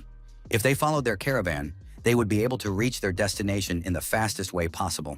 Without waiting or consulting anyone, the guy had already requested 2 guides and bought tickets, and this news gave Dex a bad feeling. His friend was a real fool. He had to choose the very guild whose leader he had had a major falling out with. The main character had a very bad relationship with this GM trading corporation back at Duke Bershin's residence, so he didn't want to get involved with these people again. One of the most compelling reasons was that they were annoying idiots who had a huge amount of influence in real life. Noticing his friend's slight irritation and thoughtfulness, Jae-yun asked if everything was okay, but he didn't expect to hear the question in response. Are there any other groups leaving at this time? There was one small group of people who, like the GM, were going to the dwarf settlement, but they were so small that they didn't inspire confidence. There was no other option, so the best decision was to go with that small guild. In the worst case, Jae-young would use divine descent. Surprisingly, this decision pleased the student, because the guild of rich idiots charged 1 gold coin per person for escort, and the small company of people only charged 20 silver coins. When he walked away, the angel and the demon appeared and complained that his friend looked weak and could not be used for their purposes. The name of the group was Pi, and it was led by the head of the guild, Yablotko, and his assistant, the vice head, Limonchik. With a polite smile, the main character shook hands with his new acquaintances, introducing himself as Restio. Because their guild was small, it was extremely difficult to find people who wanted an escort, but the guys had stocked up on provisions and were ready to do everything they could to support the journey. The story of what they had prepared and how long the journey would take was really interesting and important, but Dexa was concerned about something else. The outfits and nicknames of the leaders of the Pi Guild were too perfectly matched, as if they knew each other in real life and had deliberately chosen everything in the same style. The atmosphere immediately changed to a rosy vanilla one. It turned out that they were newlyweds and had gotten married just a month ago, yet they tried not to stand out too much. It was indeed quite reckless, but Jae-young remained silent, while his friend became envious, wishing he could play like that with his girlfriend one day. But it was time to leave, and to get to the dwarf city, the Sandforge, they would have to cross the rumored desert, one of the 5 forbidden zones of Arcadia. In addition to extremely high temperatures during the day and piercing cold at night, the endless sands caused many adventurers to lose their way. There was an even more serious problem than these things. An incredibly powerful monster, level 160, the giant desert scorpion. A direct confrontation with such a monster meant certain death for anyone, so the higher guilds crossing the rumored desert chose to avoid it. The caravan always included an explorer who could sense the threat from the scorpions and find detours. There are also mages who specialize in freezing to hinder the movement of monsters encountered during combat. In addition, there is an experienced warrior who buys time for the caravan to escape and pushes the enemy's endurance to the limit. This combination has become the minimum requirement for any guild currently crossing the rumored desert. For the 3rd time, fairly strong scorpions appeared in the hero's path, and the mage who was supposed to hold them back and give them a chance to escape had not yet restored his mana and could not cast spells. Situation looked serious. In case of death, the penalties would be simply colossal. But Dex decided to just watch the situation from the sidelines for now. Everything was as he had expected, except for this married couple. Most of the guild members were ordinary NPCs. At this rate, they were facing complete destruction and huge penalties for dying in the game, and the situation was getting worse by the minute. Having dealt with the warriors, one of the monsters rushed towards the members of the caravan, and then Yablotko ordered everyone else to retreat to a safe place while he drew his sword. There were too many things they were transporting. They would never have time to carry everything away. The scorpions were too fast and they would have to leave most of it here. It was just awful. Without all this, they wouldn't be able to trade and would lose a lot of money. The shock paralyzed the young man for a second. He couldn't believe such a terrible outcome. It seemed that the desert was a place they should not have ventured into. If only there was a way to deliver at least some of the valuable items they had requested, the guild leader couldn't just back down and abandon everything. Gripping the hilt of his sword tightly, the young man stepped forward. Even Yoon Jae-young, standing to the side, could sense his determination, and it moved him. Even knowing what the penalty for death would be, Yablotko still stood up to the monsters, determined to do everything possible, even give away his last money, to save his order and see the job through to the end. Lemonchik understood what her husband was up to and screamed, calling him to come back and not take such a risk, because for her, the life of her beloved was more valuable than some game. But the young man did not listen to her. He had already made his decision and was not going to back down. At that moment, the scorpion raised one of its claws, preparing to crush the man.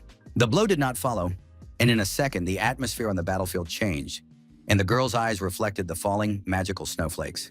The guy known as Restio stood between the monster and the guild leader, freezing the claw with ice magic and saving his new acquaintance. He didn't expect much from this journey, but he considered what Yablotko was about to do to be an extremely rude and reckless act. The sudden appearance and push knocked the young man to the ground. He looked at the person in front of him in surprise, unable to believe that someone could possess such powers. The frozen claw fell to the sand and the scorpion screeched, feeling his limb go numb and slowly lose sensation. The monster had no intention of giving up so easily. It roared and swung its tail, planning to finish off the intruder in front of it with a single blow. Unfortunately for him, the wild beast had picked the wrong fight. Dex managed to use the power of divine descent and summon the Enchantress, the Great Witch of Cold. In addition to her resistance to heat, endless mana reserves, and considerable power, she had a powerful skill, Frost Gaze. From just one glance from the main character, the monster was covered in ice and could no longer move, turning into an ice sculpture.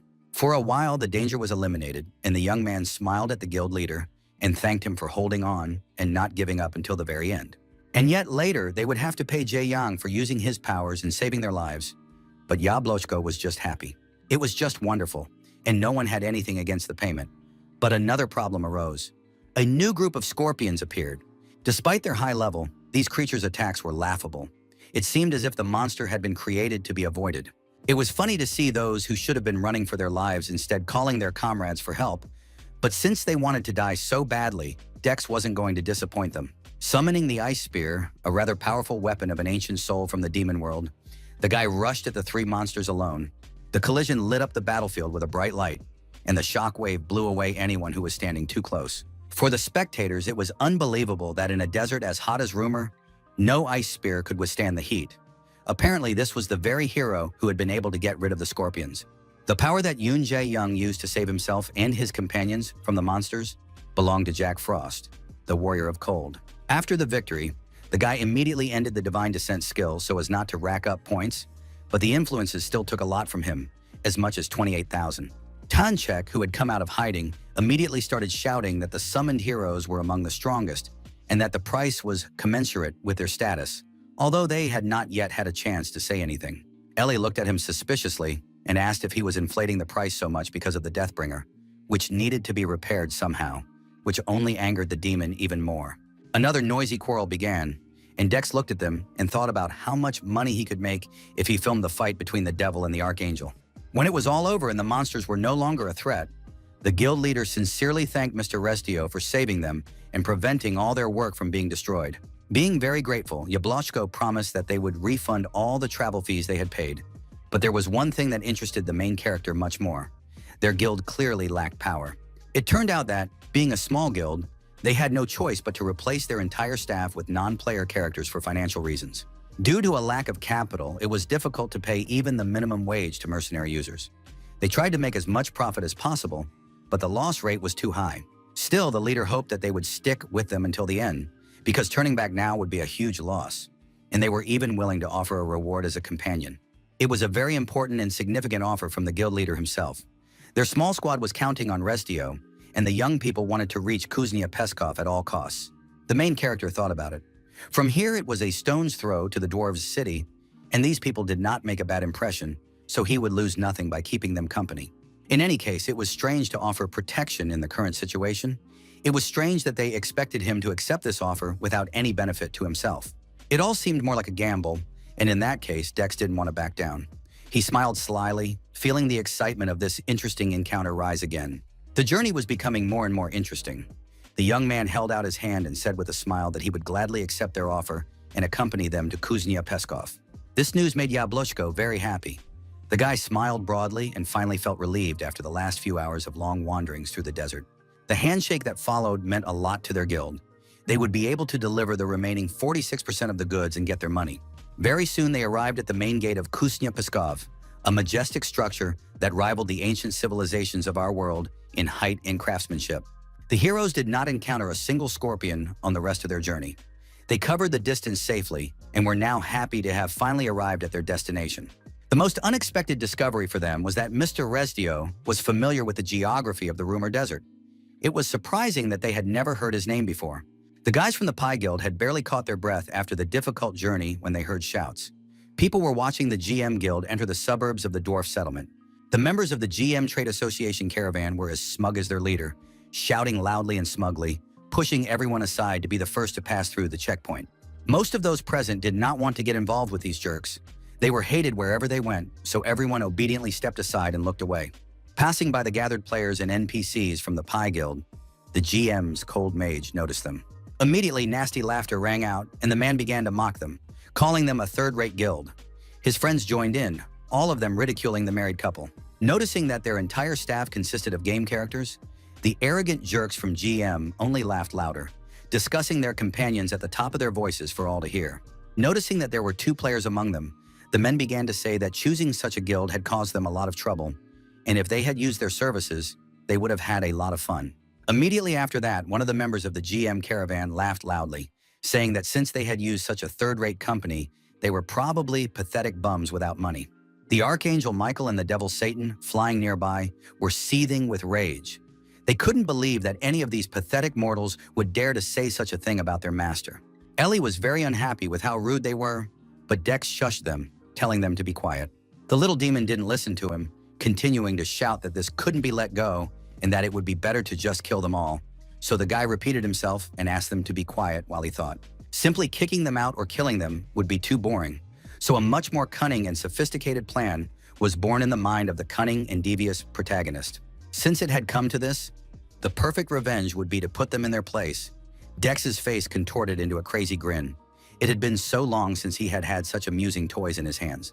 While he was thinking, his friend listened to the conversations of the characters in the market. Many were curious about what such a high-class guild was doing here. There was a reason why there were so many trading companies in the Rumor Desert. As the number of visiting dwarves increased, the hidden conditions for entry were gradually revealed.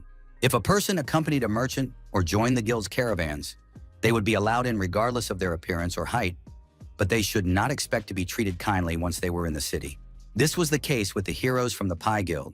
They were only allowed in because they had many bottles of alcohol, which the gnomes loved so much.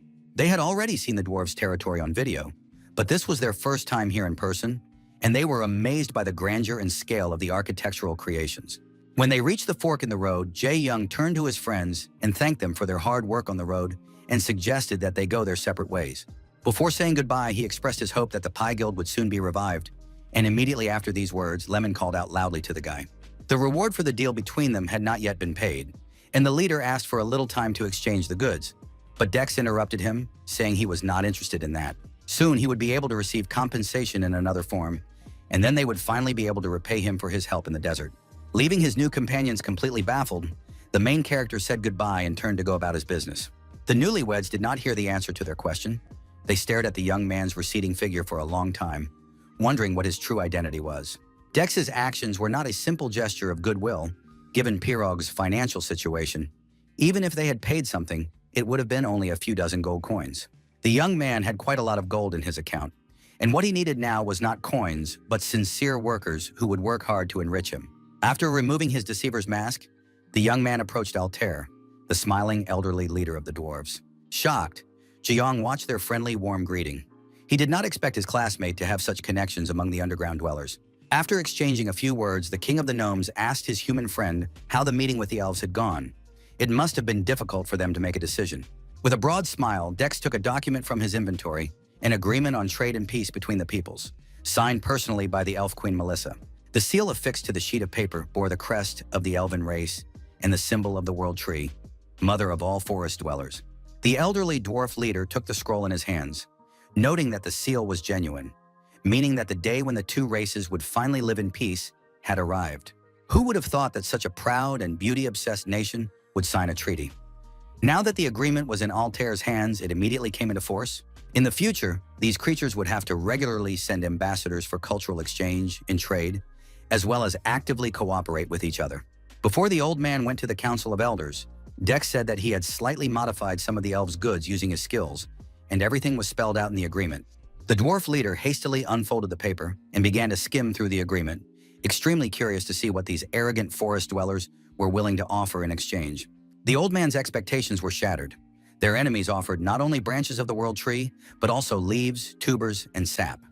This agreement was not only an example of good trade, but also reconciled the two races. The Lord of the Courts was deeply shocked. He did not understand how the young man had managed to conclude such a deal. As a piece of advice, Jiang asked him to establish close relations. Dex raised his negotiation skill to the 5th rank, received a legendary achievement, and achieved a significant improvement in the functionality of the items produced by the dwarves. After shaking hands and saying goodbye to the leader of the Gnome Nation, the friends headed towards the smithies. On the way, Jae-yong asked the elves about what they had been discussing recently. The young man secretly told his friend that he had concluded a peace treaty between the dwarves and the elves, and then said that they needed to visit someone else. The fact that they had to see this person after meeting with the leader of the gnomes greatly confused Ji-young. In the student's imagination, this person was someone very majestic and important. So important that they had come here just for him, even more important than the leader of the dwarves. In a way, he was right. In a normal situation, it really should have been a secret genius capable of changing the entire continent. But he couldn't even imagine that this mysterious younger brother would turn out to be an ordinary schoolboy, distinguished from others only by the fact that the god Vulcanus had set his sights on him. In Hellion's Forge, there was an entire workshop dedicated to novices practicing their skills and learning to forge the best weapons worthy of the dwarves. The instructor walked between the tables and anvils, scolding everyone for various mistakes. Some were striking too weakly, others were not adjusting their strength enough. In his opinion, they were all unworthy. After that, he picked up a dagger made by a human and turned to his youngest and most useless student, asking how many more times he needed to explain the basics. Choi Hyun-tan was practically crying as he listened to his teacher's scolding and begged for forgiveness, starting to redo everything from scratch. For him, it was too much. No matter how hard he tried, no matter how much he jumped out of his pants, the dwarves were still dissatisfied with him. If it weren't for Dex's request, the man would have thrown him out of his forge long ago. The cruel and unfair treatment pushed the student to his limit. He wasn't the type to give up halfway, but now he really thought he was doing something wrong. Very soon, he created a dagger for beginners of impeccable quality, and his weapon-making skill rose to rank A. But that was still not enough. He needed to do even better. The young man was twirling the blade he had crafted himself, looking disappointed, when he heard a familiar voice behind him and turned around. Standing before him was his brother Dex himself, who had finally come to visit the young man after bringing him here and leaving him in the care of the gnomes. With a broad smile, the main character greeted his acquaintance, asked how he was doing, and said that he had come to see how much his manufacturing skills had improved. Lowering his head to the floor, the student said that forging a dagger was the first step in his training, and the dwarves he started with had already moved on to the second step, but he had no idea how he could move forward. This was hard to believe because the blade was of epic quality and had incredible power for a beginner's item.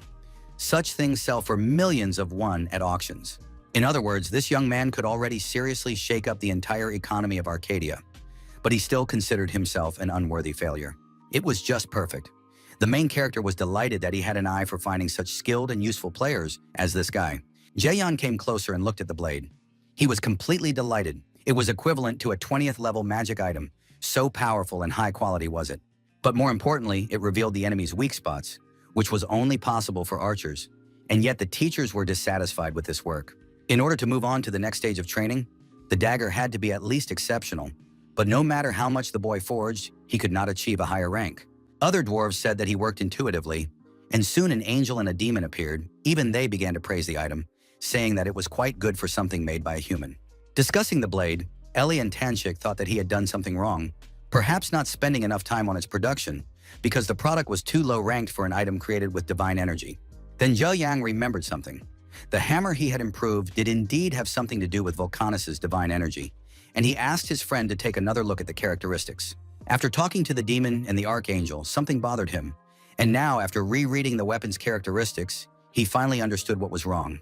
To understand what exactly was wrong, the main character asked Hyun-tan what he thought about when he was forging his daggers. The boy was unable to answer this question. He was confused. And then the elder asked him a leading question. Did he really put his heart into his creations? Perhaps he simply thought of it as a training process, rather than an object that he forged with all his desire and trepidation. Seeing that the young man was beginning to realize this, the older man asked him very seriously to listen to him, because the schoolboy also felt it. Arcady was not just a game. He advised him to try forging the dagger again, but this time not to be distracted by any extraneous thoughts, to think only about the fact that soon he would make the best object in the world. Only after these words did it dawn on the schoolboy that he had to put his heart into the object he was creating with his hands, and only then would everything work out. Then he began forging, but this time he was completely focused on what he was doing, thinking only about the blade, about how it should turn out, putting his whole soul into the metal. Hyuntan's eyes burned with a flame comparable only to Vulcan's passion. Jaeyeon thought that this would not end in the coming days and suggested leaving this place for a while. All this time, the main character did not take his eyes off the young man. He was sure that he was on the verge of discovering the greatest talent. Apologizing to his friend, he said he would have to leave first. Dex had no plans to leave the forge until he saw the result. The young man believed the words spoken to him by his elder and had been stubbornly pursuing his path to becoming a blacksmith. Now he also raised his hammer, trusting Jaeyoung. This reason was enough for the main character to want to stay here, at least until the new creation was completely ready. It was the least he could do. Never before had the schoolboy had such enthusiasm. He was sure that he had absolutely no talent, skills, technique, or artistic sense. Neither in reality nor in this world did he have anything at all. The student had lived his entire life obeying the atmosphere around him. At least that was how it used to be. But now everything was different. For the first time in his life, he had found someone who believed in him and supported his aspirations. Even knowing that Hyun Tan was nothing special, his brother Dex continued to insist that he believed in him until the very end. No one had ever supported him so much or done so much for him before, so he simply had to repay that trust. Volcanus's hammer responded to the player's persistence, which was enough to significantly reduce the creation time and the rate of stamina loss. Even Alice noticed when this item was created, the first time in the history of Arcadia that something like this had happened. This equipment was capable of surprising the entire continent. The young man had created a unique item for the first time. His weapon crafting skill had risen to level 8, and the oldest fire deity was proud of his follower. This was the first time Hyun Tan had felt such a surge of energy and joy. He had finally succeeded and created an incredible blade of high quality. The loud cry woke the king of hell, and his eardrums nearly burst from the noise. Even Dex found it difficult to hold back a smile. He rushed over to the younger man and ruffled his hair, saying that he was a great guy for being able to accomplish this goal. After that, Alice turned to Jack and told him that a unique item had been created, which was supposed to happen in at least a year. After checking the data, the man made sure that the rank had been assigned, since all the criteria had been met, and it had taken the player a whole month to make it. Since we were talking about such a passionate love for his work, the creator was ready to believe it, but still, there were doubts as to how the young man had figured out so quickly how to use the hammer with divine energy. Alice, standing nearby, calmly said that she had concluded that the reason was a variable called Bard of Anarchy. Once again, all paths led back to Dex, the player who was changing their plans for the umpteenth time and completely turning the game upside down. Despite the fact that the entire system had been turned upside down in a very short time, Jack was pleased with this guy. He was well versed in games, and this profession went to the one who was most suited for it. Moreover, in addition to evil, this young man managed to completely heal the world tree and reconcile 2 warring camps, which was amazing. He asked Alice what the chances were that the Pangea scenario would be launched because of him. Based on the calculations of artificial intelligence, it turned out that it would be activated in a year. This time was approaching much faster than they had expected, so it was necessary to implement a real-time oral and written translation system as soon as possible, before it was too late. The unique blade had an unusual shape, and its characteristics surpassed all of Hyun Tan's previous attempts to create a weapon. For this, the main character received 150,000 influence points, and he was proud of his assistant. Unexpectedly, the boy asked his older brother to take the blade for himself as a gift and compensation for everything he had done for him. It didn't matter whether he kept it for himself, used it, gave it away, or sold it. The schoolboy simply wanted to thank Yoon Jae-yang for all the good he had done for him. Feeling that it was impossible to refuse in such a situation, the young man sighed and accepted the gift, thanking his younger brother for his generosity. Now that he had managed to create a blade of the required level, the young man planned to stay here, learn, and create even more unique and incredible weapons. It was time for Dex to move on. He said with a smile that he would visit his junior from time to time, and if he wanted to meet, he could just send him a message. The fire burned in the young man's eyes again. He was full of confidence and determination to move forward in what he loved so much. He thanked his elder and said goodbye, wishing him luck. He promised to try to become even better, to continue training until he could be useful to his older brother, and with that, they parted ways. On the way out of the dwarf city, the Demon King asked his master what had come over him, as such behavior was extremely uncharacteristic of the true madman.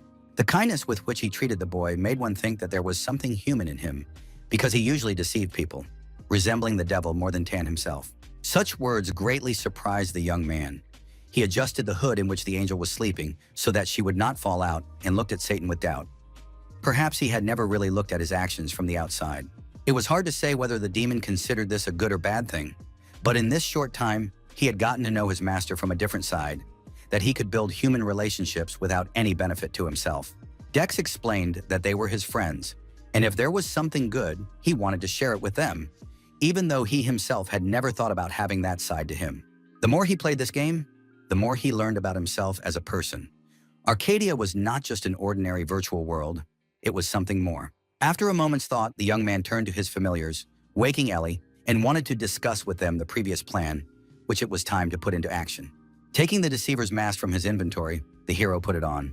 It was time to see how kind a person like him could be to more or less adequate guys. Behind the column stood two men, hidden in the shadows, watching the young man intently, the perfect target to cool their ardor. The appearance of creatures such as elves and dwarves on the scene brought many changes to users playing Arcadia Online. But the most interesting thing was that the changes affected not only users, but also ordinary NPCs. Rumors spread throughout the cities that after the peace treaty, the continent would plunge into chaos. And these rumors turned out to be true. It didn't take long before the powerful nations began competing to be the first to make a deal with the two incredible races. Some of them wanted to strengthen their power and get their hands on the dwarves' weapons, while others wanted to obtain their jewelry, which was now in vogue, and were willing to give up their entire fortune for it. There were also those who did not want to lag behind progress, who wanted to continue their research and reach a new level. They needed the tools created by the gnomes. Due to the influx of NPS gold coins from the nobility, a real revolution began in the economic system of Arcadia, better known as the Gold Rush. All this spilled over into the real world, and the GM Guild made a statement that they view the game as another reality in which they learn from their mistakes and create a reliable market system. As part of their new business ideas, they even created new jobs for people who would work specifically for the GM Trade Guild within Arcadia, exploring the world and concluding contracts. Very quickly, the atmosphere at the entrance to the dwarf city changed significantly from what it had been before. Dex silently wandered the streets and watched as the guild guide systems took shape. Moreover, the time was slowly approaching when it would be time to show his teeth. The plan was ready and just waiting for the right moment. An unfamiliar girl dressed as a desert mercenary slowly approached the young man who was about to leave the dwarf city and asked if he had already bought a guild ticket. If he intended to buy a GM ticket, he should hurry, because sales would end very soon. She was the head of the GM Guild caravan herself. Dex recognized her immediately, because he had seen her walking at the head of the caravan before. And no matter how you looked at it, she was clearly the leader. The young man, who looked like Restio, said that he planned to use the services of a completely different guild and was not interested in their help. Then the girl said that the fact that he had spent a whole month here indicated that he probably had a lot of spare cash. And of course, she remembered perfectly well that last time he had used the help of Pirog, a tiny company that had neither the strength nor the manpower. From these words, the guy concluded that he was absolutely right when he decided that those who were following him were people from the GM Guild. She continued to speak, surprised that even after all the difficulties he had gone through, the guy still seemed unable to draw a reasonable conclusion since he continued to make the same mistakes. Waving her hand, the girl left, saying in parting that she really hoped he would be lucky enough to cross the rumor desert safely this time.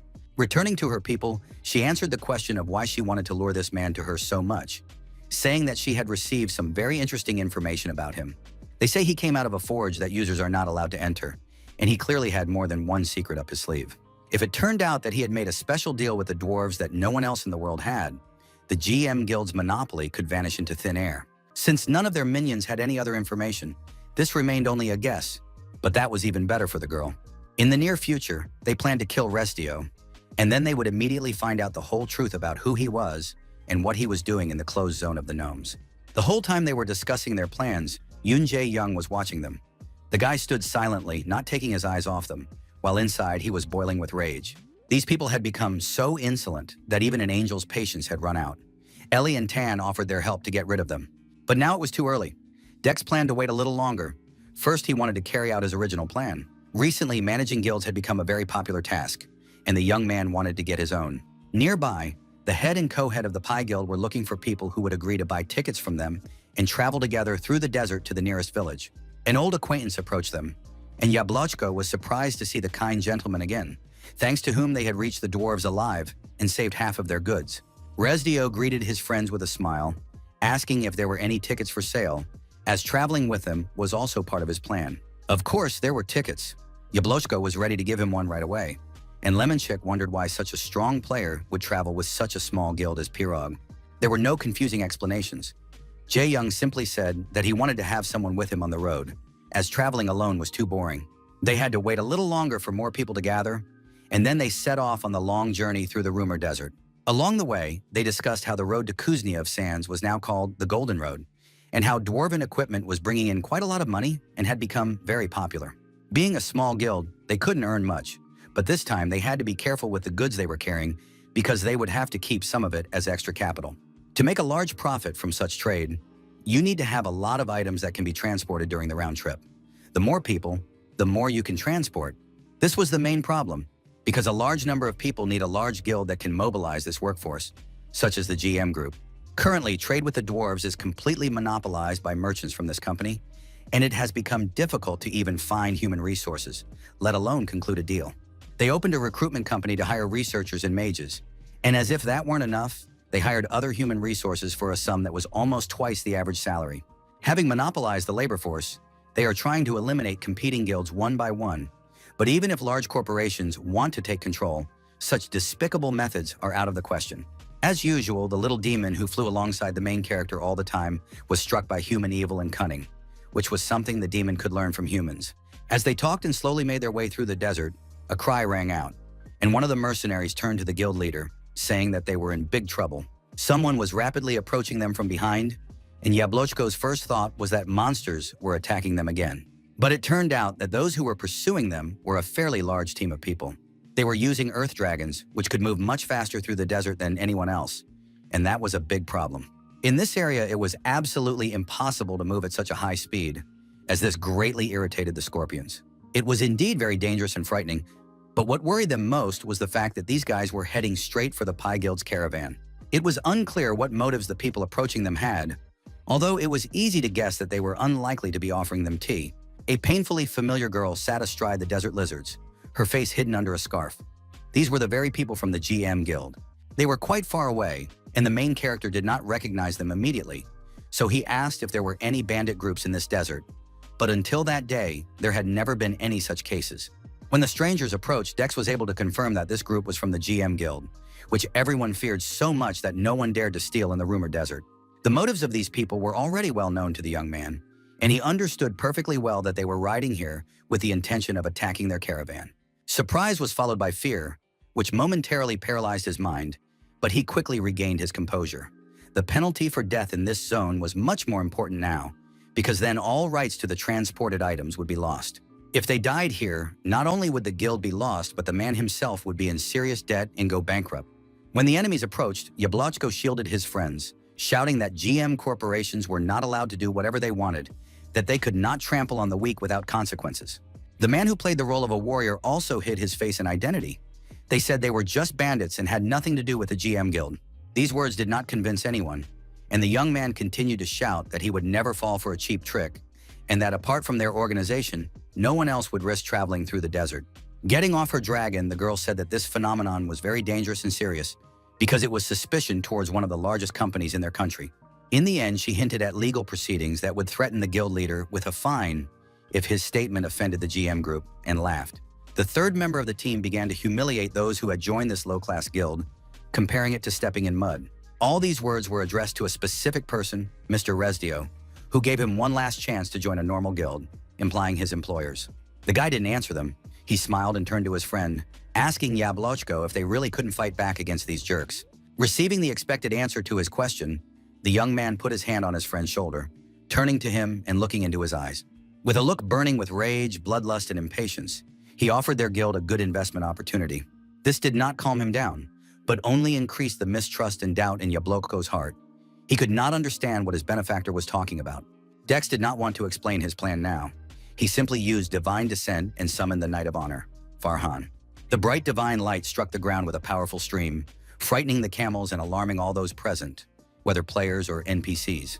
The energy was so strong that the shockwave from it almost knocked the riders off their seats. Along with the excitement in her heart, the girl from the GM Guild felt impatience. She knew that this guy was unusual and couldn't wait for him to show his true colors. Turning to his friend from the Pi Guild, the main character asked if he hadn't said that it was the corporation that was abusing its power. He suggested that they stand firm with their investments, removing the mask of deceit from their faces in front of everyone. The young man wanted to make them the strongest guild in Arcadia. A few seconds later, the Ranker, known to almost the entire server, stood before his comrades and enemies, enveloped in divine light. The short nickname Dex was displayed above his head. The hero smiled and looked coldly at the people from GM who were pretending to be bandits. He had waited a whole month to finally get rid of them. With the golden sword and shield of an ancient hero, the young man walked forward, not taking his eyes off the three warriors from the enemy organization he hated so much. Seeing the name that appeared above the character's head, the trio became nervous, remembering him from the battle with bamboo sticks. Swinging his sword, the main character smiled. It was time to teach these idiots a lesson. to show them in practice what kind of people are better not to mess with. The girl was extremely dissatisfied. She had carefully checked the information and was sure that neither she nor her people could have been mistaken. The situation was heating up. Through their own stupidity, they had stumbled upon a very serious figure whom, under normal circumstances, they would never have provoked. And yet the warrior did not want to retreat. There was only one enemy, and now the situation was radically different from the battle with bamboo sticks. She was not going to retreat. She was not going to run away. All she wanted was to finish him off once and for all. The girl was confident in the victory of her people, because there were many of them, and he was alone. Pointing her blade at Dex, the leader of the GM Guild caravan shouted, urging her companions to destroy the young man standing before them. There was no emotion in the main character's eyes, only cold calculation. He stood in one place with a smile, as if waiting for them to attack first. The mages in the team pointed their staffs at him, casting weakening and restraining spells. A single large stream of speed reduction, slowdown, and endless panic fell upon Jaeyoung. In a normal situation and with a normal player, all these debuffs would have worked. Immediately after that, the warrior cast buffs, haste, divine blessing, and careful healing on his own team. The adventurous' eyes burned with rage. Now that they had cast binding spells on their enemy and buffs on themselves, they could rush into the attack. The three friends, who were essentially the leaders of this caravan, and the mercenaries who accompanied them, simultaneously jumped on the most famous player in all of Korea. Their joint attack bore no fruit. Even after a powerful explosion, Dex remained unharmed, smiling as he praised the GM's buff and debuff skills. But despite their strength and skills, Farhan was a crusader who specialized specifically in defense. Any damage he might have suffered was negated by the ancient hero's shield, and the user's body achieved maximum resistance to magic. Even though the debuffs were applied properly, he still managed to block and remove them all, stunning his enemies. The Paladin and Crusader classes specialize in defense, so if they wanted to kill him with one blow, they would have had to bring at least 100 people with them. The warrior's eyes filled with blood. She was determined to destroy the man in front of her. It was no longer about the guild, it was personal hatred. Using her assassin skills, she quickly approached the young man, appeared behind him, and swung her dagger. People who use assassin classes can easily appear behind their opponents or simply move quickly across the battlefield, because this was the rank of an assassin. Activating her shadow capture skill, the girl stuck the dagger into the shadow on the sand that belonged to Dex. The user's body resisted, but complete suppression was not possible, and for a while the guy lost the ability to move. Even the passive skill of the spirit summoned from the heavens could not block this skill. The guy did not expect this, but he did not show any fear. Responding to their leader's call, the warriors rushed into the attack. Now that the guy was immobilized, they were sure that victory was theirs. The eyes of the most powerful fighter among them, who apparently belonged to the class of knights, burned with insane fury. He called Dex a cheater before delivering the decisive blow. There was no excitement because this was just a small variable in his plan that made the battle even more fun. The main character asked with a smile if they really thought he was a cheater. With Farhan's help, the young man was able to parry all the blows aimed at him. His heart, which never stops, was activated, and his recovery speed increased. Swords, arrows, and spears were all thrown at the young man and hit their target, but he did not die, standing in place and asking if they were finished. The personality of a true madman burst out, and in a frightening voice the young man said that, since they were going to fight, they should do it with full force. Now that they had started a serious fight, the GM people needed to demonstrate a clear difference so that there would be no backlash. The resistance was finally successfully overcome, and the blade with which the girl was holding back her enemy flew to the side. Now he could move freely. Now they finally understood how great the difference was between them and the top player in the history of many games before Arcadia. The caravan leader's companions had already lost the ability to think clearly. They wanted to flee right now, but the girl did not understand how it was even possible to escape while fighting such a monster. No matter how you looked at it, it was a complete checkmate in their game. They couldn't deal any damage to the enemy, and they had already exhausted their mana. Dex decided that since they had attacked, it was his turn. He activated his paladin skills, switching from a defensive class to a warrior, and a huge sword lit up in his hands with a bright light. As expected, he enjoyed killing idiots more than anything else in the world, and at the moment of attack, the true madman's face began to resemble that of a demon more and more. The blow from the divine weapon caused irreparable damage, its powerful energy creating a large explosion that destroyed all living things within its range. The group of thieves was eliminated, no penalty was imposed on the main character, and only 9,000 influence points were taken for using Farhan's powers. Ellie flew closer and asked how much she would take from him, confirming the theory that the cost of points varies depending on who your opponent is. Then she admitted that, in addition to weak enemies, she also gave him a small discount because, as an archangel, she could not remain silent in the noble cause of fighting the wicked and saving the weak. When the lights went out and the situation gradually calmed down, the guild leader Pirog, standing behind him, cautiously addressed his savior. It was simply incredible. They had avoided serious losses for the second time thanks to this man, so the newlyweds thanked him profusely for his help. In fact, Dex had already forgotten that they were here, so immersed was he in the battle. He already had a plan for what to do with these naive spouses, and with a smile, the guy turned to them to share his ideas. Whether other users benefited from the deals resulting from the peace agreement between the dwarves and the elves did not particularly concern Jae-young, but he could not tolerate the arrogance of the GM group. It was already a personal animosity stemming from the conflict with the young master of the Choi family. The guy turned to the guild leaders, reminding them of the investment proposals. To annoy his enemies, the young man planned to help them become stronger and bigger, so he suggested discussing the proposal in more detail along the way. While the caravan was crossing the desert, Yablochko and Limonchik talked about how they came to manage a business in virtual reality. In short, the two were an office couple who met at work, and immediately after they got married, their company went bankrupt. And at the same time, Arcadia was released. They put all their assets on the line to form a guild, and that's how they ended up here, transporting goods through one of the most dangerous locations in the world. After hearing their story, Dex concluded that they had been fired and decided to become dark players who prey on other users within the game. At first glance, this might seem strange, but she and her husband took the matter very seriously and started their own business within the virtual world. As it turned out, Arcadia became both their job and their family business, the only thing that brought in money for their livelihood. Everything was going perfectly for Yoon Jae-young. He planned to make a large investment in this guild in order to carry out his plan against the GM group. Yablochko, who had already heard the promise to sponsor their work 3 times, was amazed that his new friend was not joking and was extremely serious. Finally, since they were talking about it, the young man was able to ask a question, asking for an explanation of what exactly the main character meant. With a very serious expression, Dex stated that he would give their guild the right to monopolize all trade routes related to dwarves and elves. This would also help put an end to the GM guild's machinations. So they needed outside help, which is why the guy asked them to send him some gameplay videos later. While he was saying this, his companions were still digesting what he had told them, unable to understand how these routes could be monopolized. Confirming his own words, the young man repeated that their small family business would receive the exclusive right to transport and sell goods traded between the two races. It was hard for the head sitting opposite him to believe this, because the GM guild would never agree to stand by and watch as all opportunities were taken away from them. There was no need to worry about that, as from now on, the dwarves and elves would not make a single deal with anyone associated with the rival guild. Yablochko still couldn't understand what his new friend was talking about. How it was possible to get everyone around him to ignore such a huge giant corporation?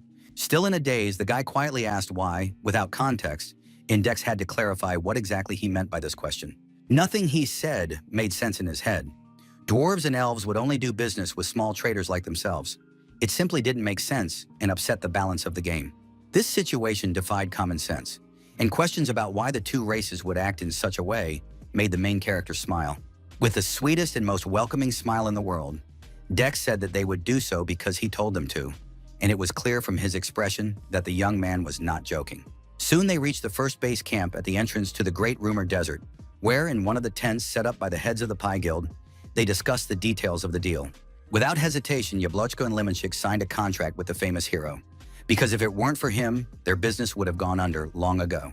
In the situation they found themselves in, the only right thing to do was to agree and trust their new partner.